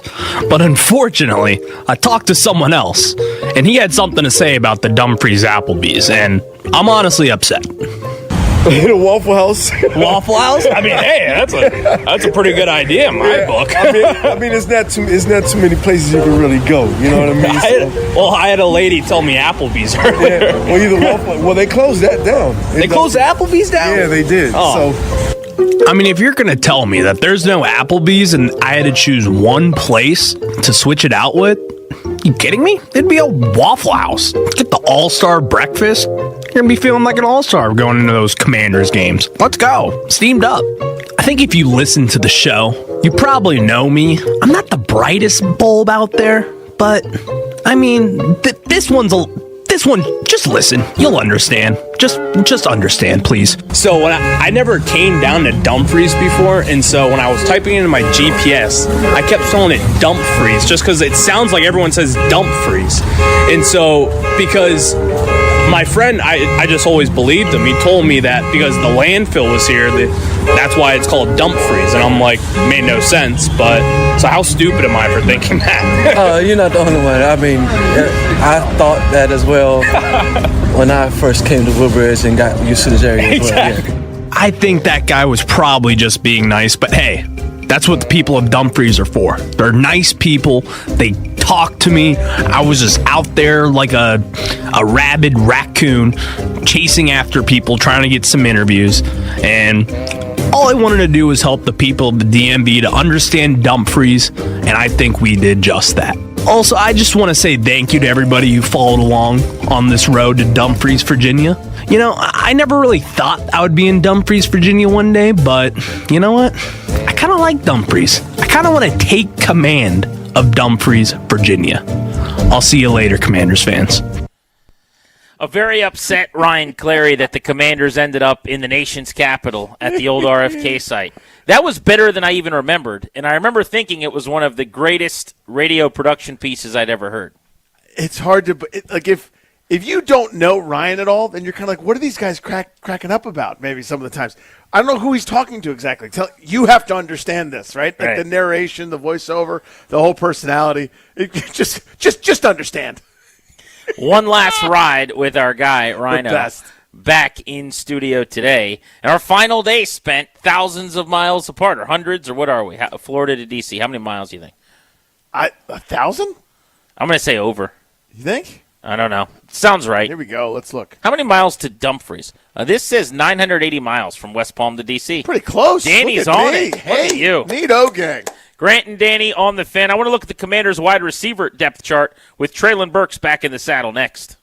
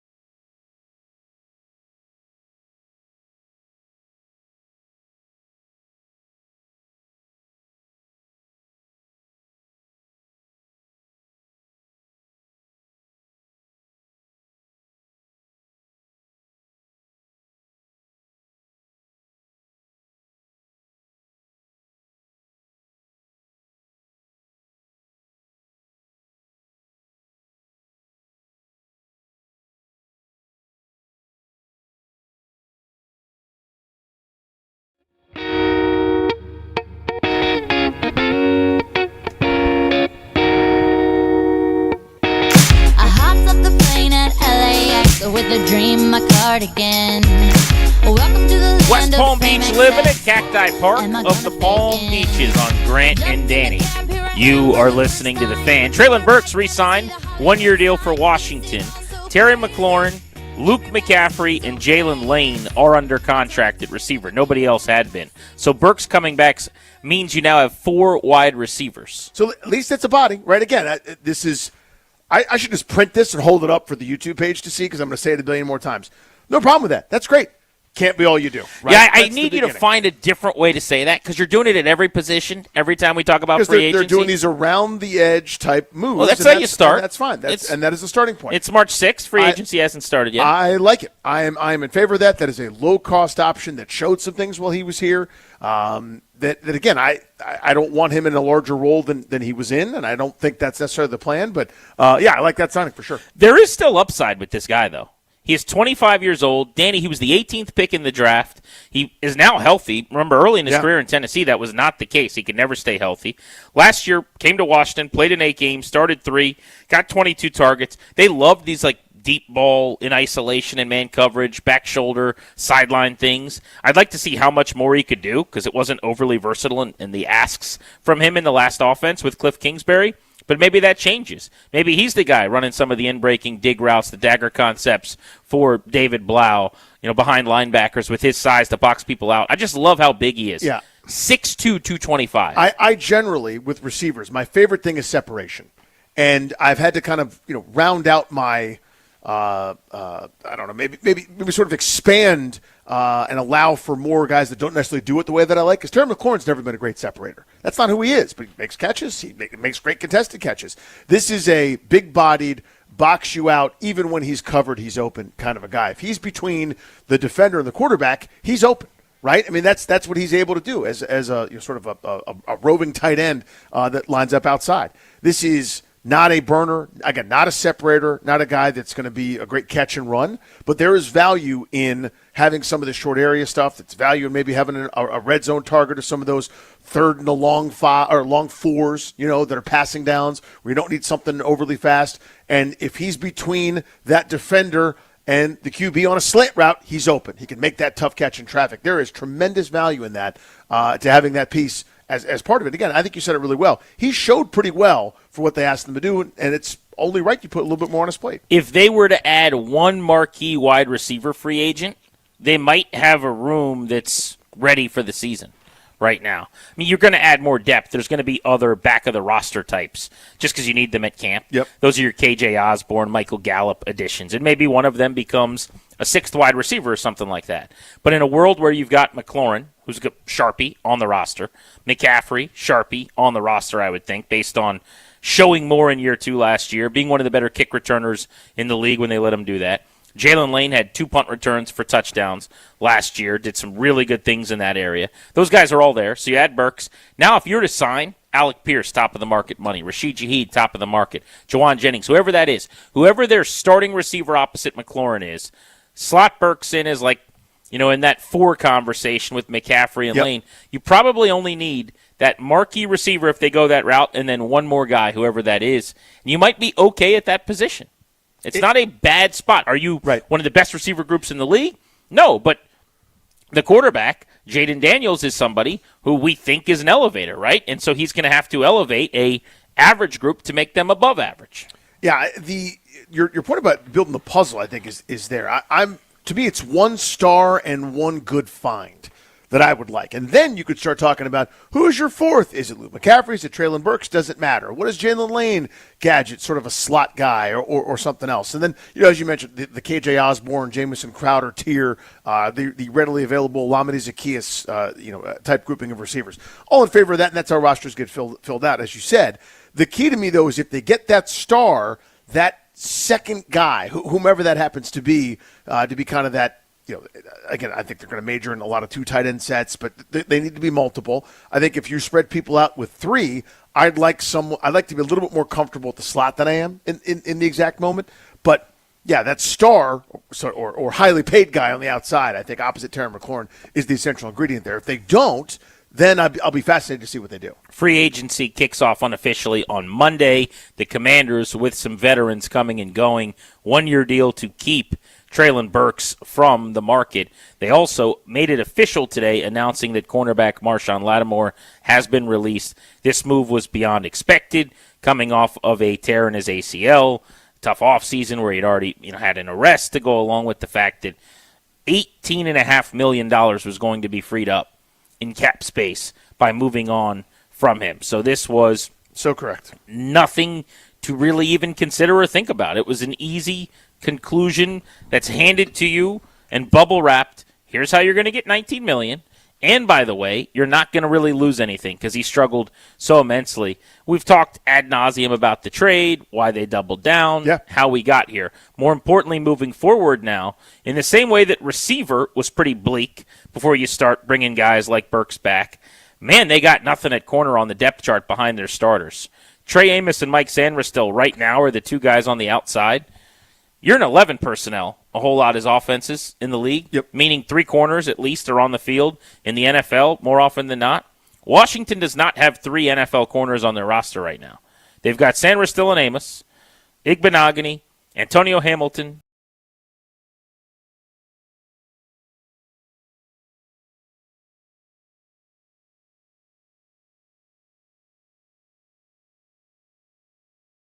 as at that position when you count camp bodies just to get through training camp. Indeed. Yeah, I mean, I think you're right on with this one. It's not only is it, hey, they need some pieces, they need some upgrades. They need human beings. They need people that actually play that position because you see it. I mean, this is one of those spots. Yeah, they had some bad luck there over the last couple of years with some of the guys that were part of the plan that got banged up and hurt, certainly. So who knows how good it would have looked if their vision had come to fruition. I don't know. I wasn't particularly bullish on it heading into last year with how low I was on Lattimore and some of their sort of, again, lateral kind of moves that they made, replacement-level guys like Jonathan Jones and company. But, yeah, that's a position that needs a major injection of bodies. You need to find a couple Treylon Burks, a couple, Olamide Zaccheaus for that position as well, where you're going to need to round out. And I'll have a lot of CBs. Grant and Danny on the Fan from West Palm Beach in Florida today. Spring training coverage on the Fan coming your way over these last 3 days via Main Street Bank. Cheer local, bank local. Main Street Bank's a business-focused community bank, proudly serving the DMV since 2004. Next on the program as we kick off our 5 o'clock hour from beautiful and sunny Florida, where we are the last people in the ballpark here at Cacti Park of the Palm Beaches. I want to discuss what the Washington Capitals did overnight, the trade of John Carlson, and the state of the Capitals moving forward. Today, I think for a lot of people is being viewed as the end of the era, understandably, but as if this is the slamming shut of a window, that this is the beginning of years where they're not going to compete. And that really isn't the plan. That's not the way this team is viewing it. I don't think it's reality. We'll get into that next. Sports Radio.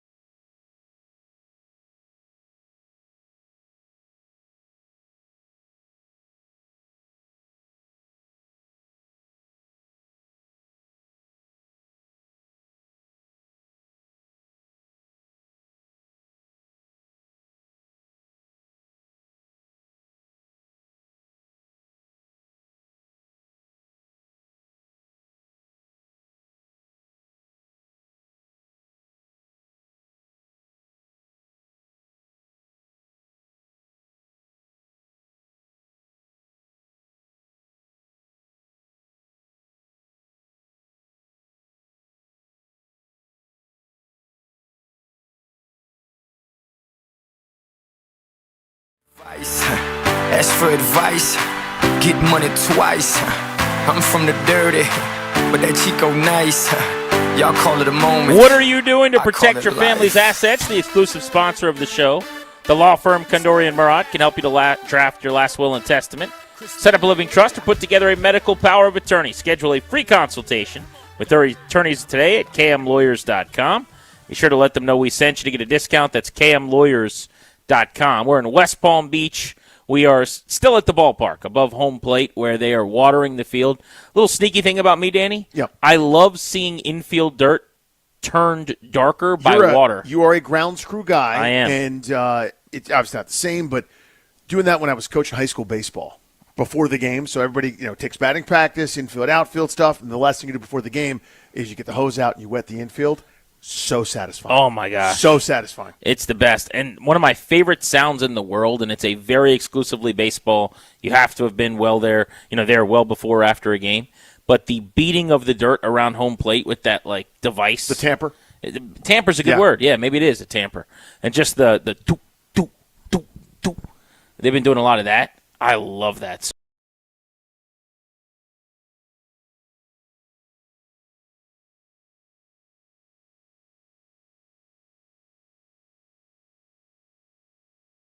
About the rubber and they're carving stuff out with their silly, weird ways. The rebuilding of the mound into the perfect shape once again so that it's pristine and new for the following day. And then they tuck it in. They tuck it in at night. Everything else is allowed to be exposed, not the mound. They tuck it in. I am on Instagram at Grant H. Paulson. You can go verify that if you'd like right now and give me a follow. But I posted a video from out here in West Palm today of Keibert Ruiz hitting in the cages. I went out and watched him. By the way, all three of the hitting instructors were working with him. So their hitting coach, their assistant hitting coach, and then their assistant to the assistant hitting coach. 3-on-1 attention with Keibert Ruiz, who's homered in 2 of his last 3 games in spring training. And they're putting bands on his legs and doing all this stuff and working on little details. It was really, really cool to watch them. He was working up a lather. But I mentioned this, Danny, because he is still on the Nationals. Keibert Ruiz is a Washington National. Apparently, he wasn't going to be a Washington National. That's what we were told by our producers who keep us up to speed on everything going on in the news landscape. That happened once when Ryan, one of the best clips we've got from Ryan Clary, who is leaving our show to go be the producer of B Mitch and Finley, got in our ears while we were on location on a Friday field trip to tell us that Keibert Ruiz was being traded or released by the Nationals. I can't remember which. I'm not sure which it was, but he was not going to be a National anymore, according to this report. Let's take a trip down memory lane to when Clary got duped by a fake account. So I got a text from producer Ryan during our last segment. I'm going to read it to you. Okay. It's in all caps. All caps. And it says, "Oh my God, Nats DFA'd Keibert." Now I'm going to let the rest of you guys know, bury the lead here, they didn't actually do that. They did not do that. They have not DFA'd Keibert Ruiz. He's still a National. Ryan didn't know that, though. Here's the thing, though. That account was, they got what they wanted with that. Yeah, you to think it they got you. It looked great. It looked exactly like his account with all these Nats news flying. You follow Andrew Golden. I know, but it had 15 retweets in 2 minutes. I'm like, you don't even think about it. How did you even see it? Because someone else retweeted it at that point. I don't know who, but someone else did, and that's when I was like, oh my gosh, I can look over at Darius. Didn't even think of it. Had a ton of interaction already, and I was just thinking that it was the real thing. Did you record a new Locked On episode yet about the DFA? What's up, guys? Ryan Clary here. Instant reaction. No more Keibert Ruiz. What does that mean for the team? I did record a YouTube short. No, you did not. I did not post it, and I came back. No, I was joking. You did it. How long was it? I did. It was like a 30-second clip. He didn't know until he came back in here that it was fake. Whoa. You leave the studio. You go record it. You come back in, and Darius says it's not real. It was me fresh right there for Locked On Nationals listeners, and then I came back, and Darius like, oh, dude, it was fake. Oh. Wow.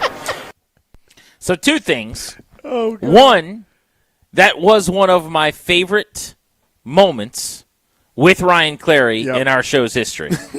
2, B Mitch and Finley. When Clary gets in your ears and tells you something just broke, you might want to double check it. In the words of a former president of the United States, trust but verify. But verify. In my defense, I mean, that was one of the best dupe jobs ever. I give the troll credit. Because can we just say, I was batting 1,000 before that. But Ryan, I'm not batting 1,000 anymore. The best part about it is your argument was, but the account looks like the other account, and people are retweeting it, which is the nature of the fake account. They don't make them to look a lot different than the accounts that they're trying to mimic. I know. I love when he goes, that account got what it wanted. Yes, it did. Okay, can I just say this? And I'm not going to throw this person under the bus, but I could say now we're far removed from it. But there was a actual TV person who is not a sports reporter, I will say, who retweeted it. And so I took that and I was like, okay, well, this is gospel. And I could release the tapes now, the Kiber Ruiz YouTube short that I recorded if I still have it. That would be a nice parting gift, actually. It'd be a nice parting gift. I can see if we still have that. See if you can dig that up. I would love to hear your 30-second. So you know what I was working on today, and it just so happened he didn't come into the clubhouse, but one of the Nats PR folks was going to help me do a goodbye from K-Bear to tell Ryan he's still here, even though you screwed up and thought I was gone. I wasn't. As part of this, playing this clip. Oh, my God. Because Ruiz is such a good egg and just a good dude, and I think he would have gotten a big kick out of it. But, yes, that account absolutely did get what it wanted, to be clear. That's a great one. Caps fans did not get what they wanted today. John Carlson was traded after 16-plus seasons, season number 17 with the Capitals. So before we get into the nostalgia of Carlson's run, where he ranks all time, Ben Raby today on the Blitz said he's a Mount Rushmore Capital. If there are 4 guys in franchise history who are going on the Caps Mount Rushmore, he thinks Carlson's got to be one of them, which is amazing. I want to revisit that in a second. But just very specifically to the value of a trade. Defenseman, still very good on the offensive end, not nearly as effective at this point on a league metrics level defensively, but can still help you and is still absolutely a player playoff teams want, as evidenced by what the Ducks gave up. You got a first-round pick and multiple picks back for Carlson. I texted somebody with the team, and I said, is this something that was being worked on for a while? Is this something that you guys thought was always going to happen? And the vibe that I got here, Danny, is it was just too hard to pass up. Yeah. This is a 36-year-old player. They've got Hudson coming. They think he's going to be in the NHL in mid to late March. They are trying to get younger. They are trying to add draft capital. They are trying to add cap room. And this was, in a lot of ways, an offer they couldn't refuse in their mind for what Carlson's going to be for the remainder of this season for a team that may not make the playoffs. Yeah, this is one of those no-brainers. It's like we weren't necessarily looking to do this, but somebody knocks on your door and is like, here's this unbelievable offer. You go, I guess you got to come on in, right? Do you really think it's a no-brainer? I do. Because guys like Carlson don't really get traded. There is an element of they called him at 1 a.m. to tell him, thanks for the 17 years, man. You're going to Anaheim. A lot of teams just decide with a guy like Carlson they're not going to do that. And again, I think they're doing the right thing. I think this is the way you run a championship program. You've got to make decisions on the future, not the past. But I can't, no-brainer is Marshawn Lattimore's release. To me, this one's a brainer, but we could disagree on that. I would call it a no-brainer. Because, to me, it depends on what you view. I guess the variable would be what you view this year's Capitals team as. And the instant I go, I have like a little, it's like I'm in a maze. And the instant I go to this one spot in the maze where I cannot get out of the maze, gone, let's go. And let's make some deals. Let's sell. And I've got a 36-year-old that's on an expiring deal that I may or may not be interested in bringing it back. I don't know their mind. I think there may be some interest there, which is something we could talk about. And the instant I can get a first-round and a third-round pick back for that to me is an instant, yes, fire, right away, let's do that. But I understand the point of there is an emotional element. There is what he's done for this organization. His jersey should be retired, in my view, when he's all done. I would probably make a great case that he is a Mount Rushmore player. If he's not, he's close to it. None of that changes for me, that given where I am now. I have done for a handful of years maybe the best thing for the club is X, but I can't quite do that because I've got this other goal here, which is, ironically, Ovechkin scoring all the goals, right? I needed to make sure that we were setting him up to do that and break that record in my jersey. I did that. I need to turn that fader down now and do let's try to build a championship Capitals team again, which makes it a no-brainer to me. Yeah, I think it does. It comes back to how you view them this season, and I do not view them as a true cup contender. My philosophy on hockey is get into the playoffs, and all 8 teams in either conference are good enough normally to win a series or two. And it's about puck luck and some things going your way. But there is a sizable difference between the best team in the conference and the worst team in the conference, plenty of years, right? This Capitals team at its peak, which if you look at the entirety of the roster, at full health, they played maybe a couple games together all season.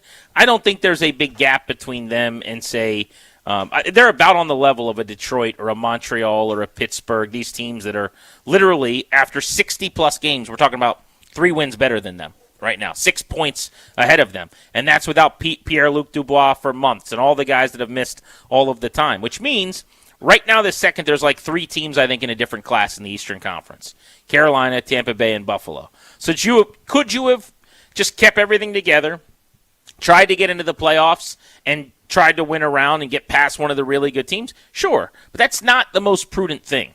I think they're doing exactly what they should be doing, as painful as it is to rip off the Band-Aid. But here is where I'm intrigued. This is not a 2021 Nationals thing, where you're trading Scherzer and Turner and you're moving on from 6 veterans because you're starting a several-year rebuild. They are not doing that because they don't have to, because they're not in the position where they will need to be that team. They have a 2026 draft coming up where they have 2 firsts, 2 fourths, a 5th, a 6th, and a 7th. In 2027, they have a 1, a 2, 2 3s, a 4th, a 5th, and 2 7ths. They've added so many picks and trades over the years. They have a 1, 2, 3, 4, 5, 6, and 7 in 2028. They have more picks in the top 3 rounds over the next 3 years than anybody in the league. 22 picks in the next 3 drafts, including 4 first-round selections and 9 picks in the first 3 rounds, best in the NHL.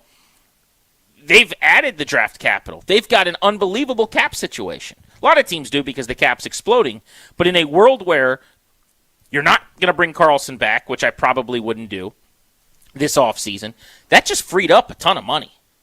In a world where Alex Ovechkin's out, that frees up a lot more money. So if you have lots of picks, lots of money, and a good young core, a great culture, a good hockey town, this is an organization people want to come to. I think they're in a good spot to reload pretty quickly here. I guess what I'm curious about, and we talked about this yesterday, where does the Ovi thing stand, and what did we learn about that today with the trade of Carlson? And also, but one thing on draft picks, the draft capital they've accrued is, teach your grad school class in GMing right there, right? As they've been able to do that while being competitive. That really is remarkable. Tip of the cap to that front office. Yeah, to read a tweet here from Greg Wyshynski of Puck Daddy, he said, does some stuff with ESPN. He said, again, the Capitals front office managed to build a relevant playoff contending roster around Ovechkin while brilliantly preparing for the next era. They still have to draft and develop, but the setup for what lies ahead is a masterclass. That's kind of how I feel. Yeah, me too. But those draft picks don't say to me, okay, now I've got a draft pick next year that translates into this year. There's a lot of time that is taken there. So that, to me, sets up for a handful of years from now, which doesn't really offer the reinforcements. To me, the reinforcements are coming from that cap space that's potentially there if no Carlson, if no Ovechkin. I think that's kind of the crossroads, and I think it all sort of centers on what OV plans on doing. And again, anytime we bring this up, I feel obligated to offer the caveat, whatever he would like to do, he has earned the right to do, talking about Ovi. If he wants to play for 10 more years, it wouldn't be my favorite thing, but he has earned that right to leave whenever he feels like it. But he does need to inform them. Yes. And I hope that he's already done it, because it is a detriment to their build if they don't really know what his plans are. The only thing I'd push back on a tad is, look, they drafted Cole Hudson, who's going to be in the NHL this year in 2024. So that was literally 2 calendar years later. He's going to be in the NHL helping them. They drafted Ryan Leonard in 2023. He was in the NHL last season in 25. So, next year's pick is only a couple seasons away, and your point's correct. The immediate, we're talking about like the 27-28 season for next year's hockey team. That's where all that money is going to come into play in free agency, obviously. But it's not like they don't have kids ready to develop or ready to play. Baby Protas, Alexi's little brother Ilya, that guy's NHL ready. Hudson could be one of their best defensemen next season if he is as promised. There's 2 guys you thrust right into the mix. Somebody like maybe Ivan Miroshnichenko is able to make a leap and contribute significantly next season. That would be a big deal. I've kind of cooled and moved on from Hendrix Lapierre. It's been a lot of time and not a lot of production. But he's about to get to play every single night, finally, legitimate minutes because Dowd's not there at center. So they've got some pieces in the meantime that they need to give opportunities to, plus the money they're going to spend. What's your prediction for Ovi? What do you think is going to happen? So I've thought that he's retiring, and he's let them know, and he simply does not want to do a ceremony every time he takes the ice. That's how I viewed this. Does today's Carlson trade make more sense if he's retiring or if he's not? I think it makes more sense if he's retiring. But I've talked myself in all the scenarios here, and I think no matter which way you slice it, you could see a scenario, for example, where the team goes, we can't wait anymore. We're just going to act as if we have to build the best roster, right? We've done the thing where we have owed you and built everything, and again, it makes it sound malicious. I don't mean it to, but we have made sure we've gone a certain direction that's not best for the long-term health of the organization in terms of fielding a competitive team. We need to lean into that now, so we can't wait anymore. If Ovi is coming back, no matter what, we still need some pieces to help you and buttress things for you. So maybe it makes sense under any scenario of whether Ovi's told them, not told them, they're guessing. He has told them that he's coming back. I don't know. But I'm not confident, and that's not something I'd bet on. But my gut here has been he's not coming back. They know it. And it's simply because the reason it hasn't come out is he is so over all the ceremonies and all the different things. He did that with the goal scoring stuff. It took away from the team. It was draining. It was exhausting. Everything was a production. Everything was a show.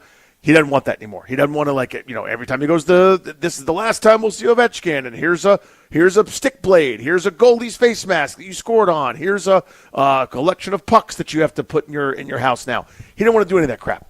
And he's just going to, send him a fax, Jordan style, a couple weeks after the season and say, arrivederci. I think today makes the most sense if internally they've been told this is it. Because if he would have said, I'm coming back next year, maybe they would have been more inclined to, you feel like they had to go out and add today a piece that's under contract for next season. They didn't really do that. I mean, they added 2 pieces, 2 players, but nothing significant. I think if Ovi was playing into next year, they may have taken on a bigger contract or something and really added someone that they thought could play with him, help him, would be a fit. As I'm thinking about it, though, by trading Carlson, it could be an indication that, Ovi forever, as long as he's been here, was kind of promised. That's the way we always heard it. We're going to give you a chance to win. We're going to keep taking bites at the apple. We're not going to punt. So by punting, the argument is he must have said that I'm done. It's okay. I'm not coming back. But wouldn't it be the other way? In other words, by punting, wouldn't it mean that he's saying I am playing next year? Because if he told them I'm done, wouldn't they have gone all in to try to win this season? That's the other part of this. If he tells them... I got to talk to myself and everything. Yeah. This is my last shot, and they look at the standings, they go, we're only 4 points out of this thing. Let's go get 2 or 3 guys and see if we can make a run with Ovi to win one more cup. Makes sense, too. And send them off into the sunset. Yeah. So that's in the back of my mind as well. Yeah, I just hope they know, because there is also the reality, and I actually think it's very plausible. Everyone assumes this isn't the case. I think actually I would bet on this, that they really don't know right now, that he has not said with any conviction one way or the other, that he hasn't told ownership or the front office if he's playing next year or not. That out. And they're just flying blind, and they're doing the best thing they can with the information they have, but he hasn't told them. And so this scenario would make sense in that scenario, right? I'm saying scenario a lot. Tribe Called Quest, shout out. But if let's play it like this. Let's say they don't know. All right, dude, we can't wait anymore. The same way that the Green Bay Packers can't wait for Aaron Rodgers to make up his mind. Or Brett Favre. And they could have gone to him 24 hours ago before they traded Dowd and said, what's the deal? And he says, I just don't know yet. I have not decided. And they go, no problem. No problem. We got to do what we got to do. We have to make good hockey decisions. We have to make good personnel decisions. And to me, that's what those are, right? I know it's not fun because you're throwing in the towel, so to speak, on this year. But if you don't know, we can't just sort of not do hockey business at the trade deadline for a team that's probably not going to make the postseason. Also, if you're still undecided, I think most people would say, well, your guys are all disappearing from around you. Like the cup picture that everybody has hanging in their house, there's two faces left on it. It's Marty McFly's Back to the Future family photo, you know? That's a good reference. Your references are sick, bro. You're the best references, bro. But honestly, everyone's like, oh, well, he's only got Wilson left. And then there were two. It's just Ovi and Willie. It's not like he's not boys with Jacob Chikrin, by the way. I mean, you become really close and best friends with these other guys. But, Wes, grab the audio of Alex Ovechkin today, in fact, from practice. He called this one of the saddest days that he's ever had. I mean, this really clearly hit him. His honesty in talking first and opening it up to the media and telling them how he felt cleared the decks today for Tom Wilson to say there were guys in the room that wanted to cry. Like, it kind of set a tone. This was Alex Ovechkin earlier today. Today in my career, been talking about personal life. It's always kind of not surprising when you're in a shocking situation. We're very close. We've been together since his day one in cash. We're growing up together as a person. Families. He's obviously the best defenseman in this franchise, history. He's a leader. Obviously, unbelievable man. And great friends for all of us. And it's hard.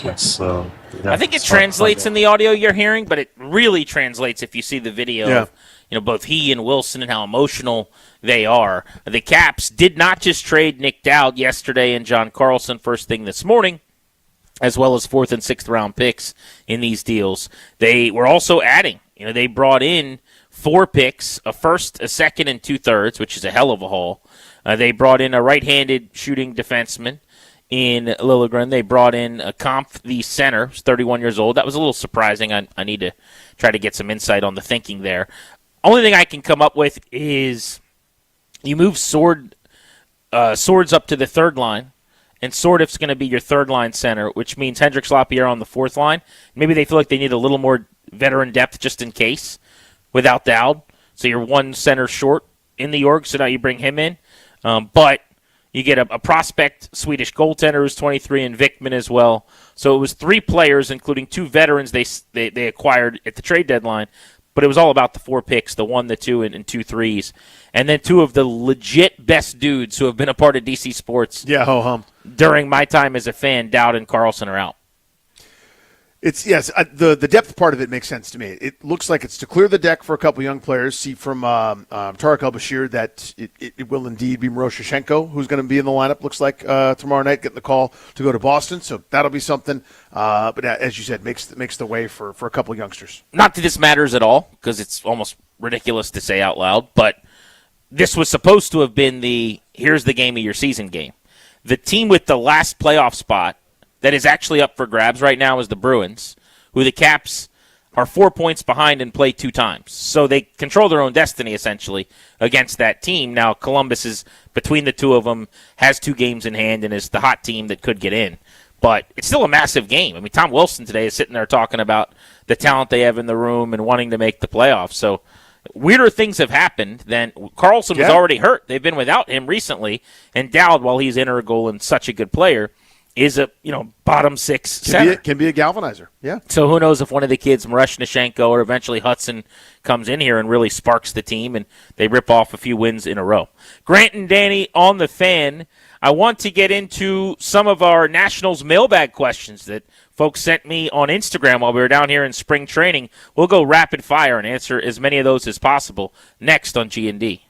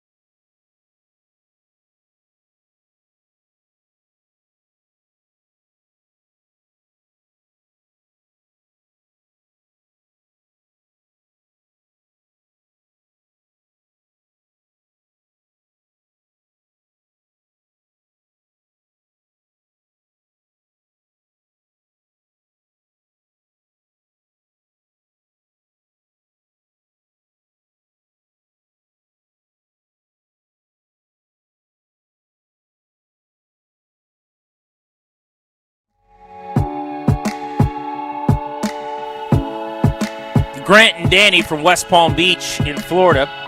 You're listening to The Fan. Looks like maybe some rain is getting ready to come through. Clouds darkening overhead, and you've got the grounds crew out there putting the tarp on the field. I just saw this tweet from GM Chris Patrick, who met with the media this evening. We're going to have him on the show, I believe, on Monday. The Caps GM who made the deals the last 2 days, sending Dowd and Carlson out. Apparently he got choked up talking about the Carlson trade and said it was sad, it was hard. He was upset about the 6 a.m. phone call with Carlson today. He said, so was I. But like I said, he's a pro. I was expecting him to be angry, and he wasn't angry. He understood. I think he was just sad that it ended this way. So here's my question. They talked at 6 a.m. The news broke at 1 a.m. Does Carlson wake up to Twitter telling him he's been traded after 16-plus seasons? I certainly hope not. Yeah, you would think that you got to call the guy before he wakes up and sees it on Twitter. Does that make sense? So I bet you John Carlson was sound asleep and the phone rings and it's the GM going, hey, you'll never guess what. But he's talking about a 6 a.m. phone call, and the news broke publicly at 1 a.m. That's what I'm trying to figure out. Right. So the thought is that, well, here's how I thought. Carlson was asleep, didn't know, and okay, he called and missed the call. Yeah, got it. And he calls and is going like, hey, by the way, FYI, so you don't read it on Twitter and then every subsequent reaction. Just want to let you know that this has happened. Because, I mean, again, how unusual. Like the Midnight Oil's burning. I know they're a West Coast team that he's going to, so it's a little bit different for them. But even still, it's like after a game, everyone's kind of hanging around the office figuring out what's what. Real quick, let's play the Tom Wilson audio from earlier today. I thought it was a just all-time great answer, honest answer from a guy who is going to be a future captain of this Capitals team. You heard what Alex Ovechkin had to say about trading John Carlson. Wilson, though, referencing guys in the locker room trying to hold back tears. I mean, this is a real deal thing. I think part of it is just how special these players are to the locker room, to the organization. But I think it's probably bigger the than toughest that. This was Tom Wilson. day in my career. Talking about personal life. It's always kind of not surprising when you're in a shocking situation. We're very close. We've been together. I think this is the OV audio, so I'll dump out of that. Group refocus with a big game tomorrow in Boston. Like I just said, I think Ovi comes in this morning, and he's our captain, and right from him all the way down to the young guys, everybody's kind of got a role, and everybody's got a different style of leadership, and it's on the whole group to understand that, today sucks. It's brutal. I'm sure there's some guys that want to cry. That's the reality of it. Today you can cry, and tomorrow you got to wake up and be a big boy and go out and play hockey, and we're professionals, and we got to do our job, and we're not going to roll over like it. Obviously the trade deadline's not over, but we believe in this group. I still look at our roster, and I think we're a better team than a lot of teams in the East. So, we're gonna have some closure today, obviously, and say goodbye to. Johnny's a guy that anyone in your family can call him, and he'll be there. He truly is. Tom Wilson, the future captain. The Caps have the Bruins tomorrow. He's referencing playing hockey and needing to be a hockey player in 24 hours. That's a big one with Boston if they're going to stay in the postseason conversation a little bit longer. All right, Danny, we opened up a Nats mailbag on social. Asked for people at Grant H. Paulson, Twitter and Instagram, to send questions they wanted us to answer, so rapid fire here. I thought we could go through some of these questions and answer Nats fans' inquiries after we've been here at spring training for 3 days. Kevin wanted to know, is there a young pitcher in camp this spring who looks like he could be the future closer? I'd go with Cole Henry. Not a name that is new to Nats fans because he pitched in the big leagues quite a bit last season as one of the best relievers on the team. But he's got one of the best fastballs in the organization in terms of metrics. He's also a guy that has a great mentality for it, was a former second-round pick at LSU, 26 years old. If you look at his expected batting average last year, it was 82nd percentile. Hard hit rate was 78th percentile. His fastball's right around 95, 96. It's a sinker, heavy pitch, but he has added some stuff as well, and he threw a sweeper, sinker, cutter, change last year. I think he's going to basically go with like 2 pitches, he told us. I think he could end up being a future high-leverage guy. I think there's a lot to that. I think Clayton Beater will certainly have a shot to do that as well, maybe in the short term. Maybe if they kind of do it. Maybe it's you're managing some things, innings, et cetera. But, yeah, Henry is nasty. I think that he's bona fide. How might the lockout next year impact the Nats this year, other than from a sales standpoint? That's from Kristen.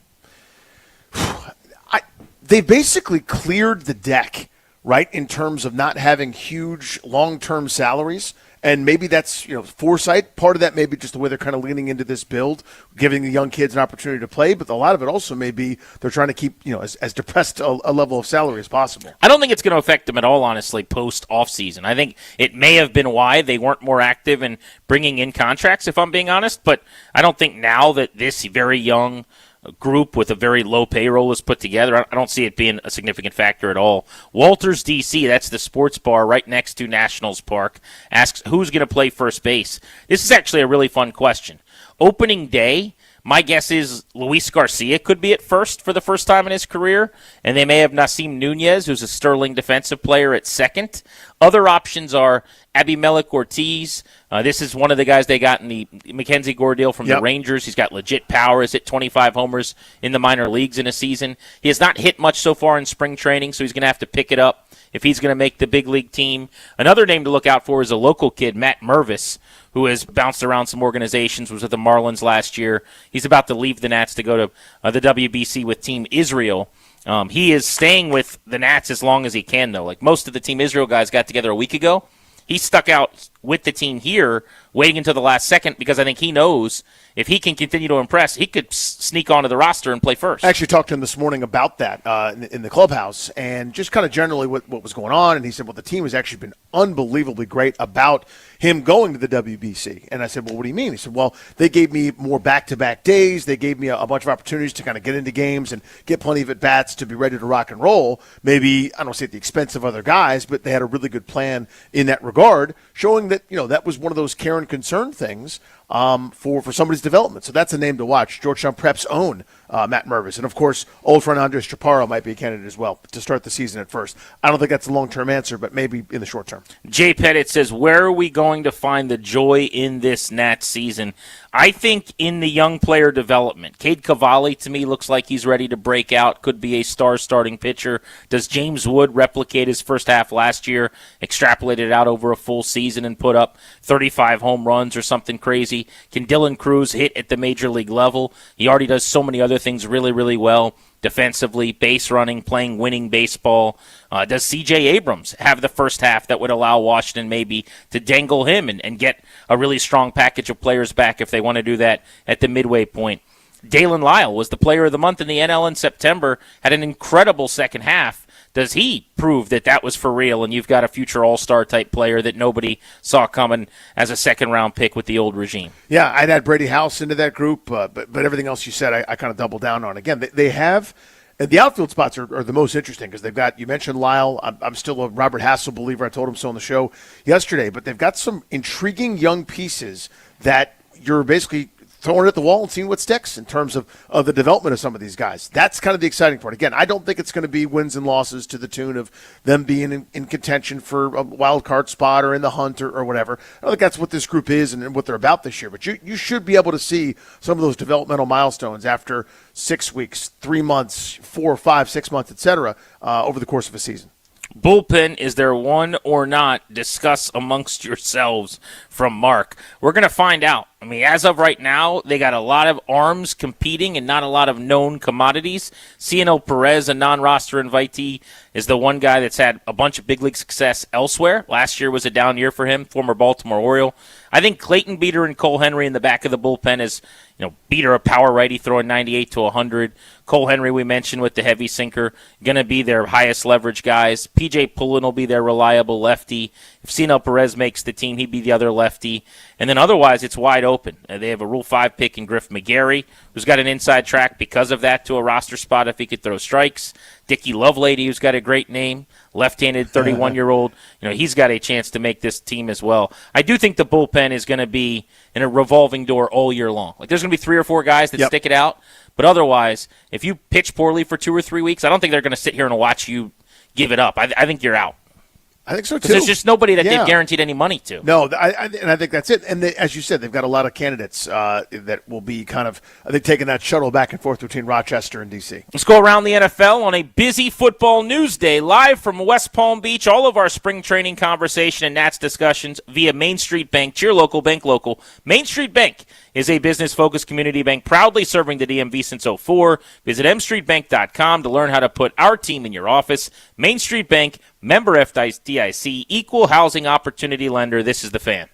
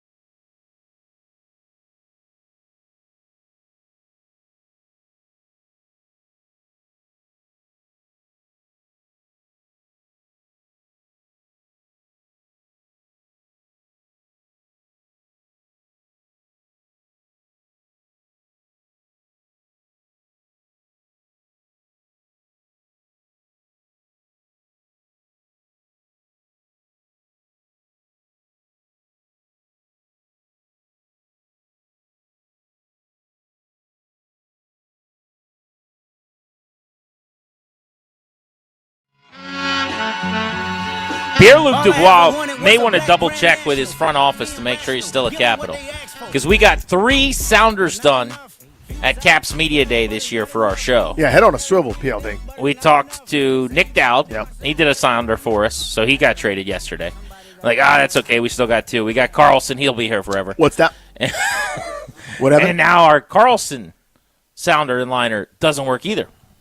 PLD's the last man standing. He's looking around like he's Will Smith and Fresh Prince in the room. He's the last man standing here. Good one. I thought you were going an I Am Legend bit, but you went the Fresh Prince bit once they moved out of the house. Great pull by you. I'm glad you enjoyed that. Thank you very much. Danny, we got to go around the NFL. There is a ton to discuss on the gridiron today. Lots of NFL news, including right here in Washington. So notably for the Commanders, at kicker, Jake Moody is coming back. They didn't tender him the $3.5 million deal that would have been ridiculous a few days ago. They did re-sign him to a 1-year deal today. I'm told right around the $1 million, so they're going to save about $2.5. Expect him to compete for the job. They'll bring somebody else in here. Saw Jason Myers got released by the Dolphins.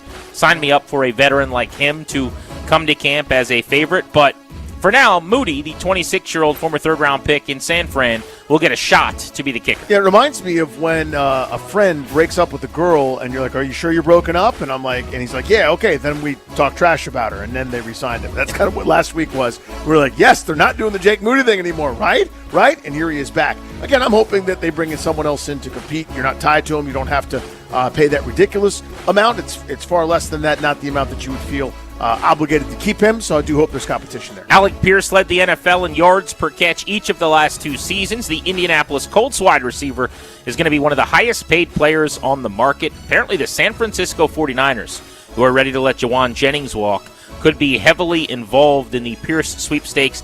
I think Washington could go big at receiver. If they do, Pierce could get a phone call. This is the name that I've been kind of throwing out there. Again, I think a lot of other teams recognize the value of it as well. A guy that had under 50 catches but over 1,000 yards. So it isn't just about the catches. It's about the threat. It's about his ability to go deep that opens up things for everybody else. He's going to make a lot of money this offseason. Here's a strange idea for a replacement in Indy for Pierce. The other guy that's a lot like him in this market, Rashid Shaheed. The Athletics' James Boyd says the Colts could sign Rashid Shaheed to replace Alec Pierce when and if he walks. I don't know why you wouldn't just keep Pierce around. I guess that means the market for Shaheed is expected to be considerably lower, which, look, I get that, but he's a great kick returner. He's a speedy receiver. I don't think he's going to get nothing. Look out for the Commanders on Rashid Shaheed as well. I don't know why I have a sneaky feeling like it'd be Shaheed over Pierce, but that's kind of what I'm thinking. Yeah, so I think if you want Pierce, you're going to get into the mid-20s. Potentially, right? There's going to be a bidding war. I don't think that's the case for Shaheed, even though, those big plays obviously stand out and you know the resume at this point. Not a total route runner, but you don't care. I mean, some of those are as you aptly put them for so many years, the love of the game routes, but every once in a while you're going to catch that deep post, that double move, that, just that straight 9 route go ball to open things up for everybody else. Geno Smith is going to be available after he found out today he is being released by the Las Vegas Raiders. The list of veteran available quarterbacks is growing all the time. Kyler Murray, Geno Smith, Kirk Cousins, Aaron Rodgers, and if you want Derek Carr out of retirement in the trade, you could have him too. It's a lot of guys, man. None of them necessarily are going to play at a level that win you a Super Bowl, but you can kind of, with each of these players, I think, talk yourself into some production.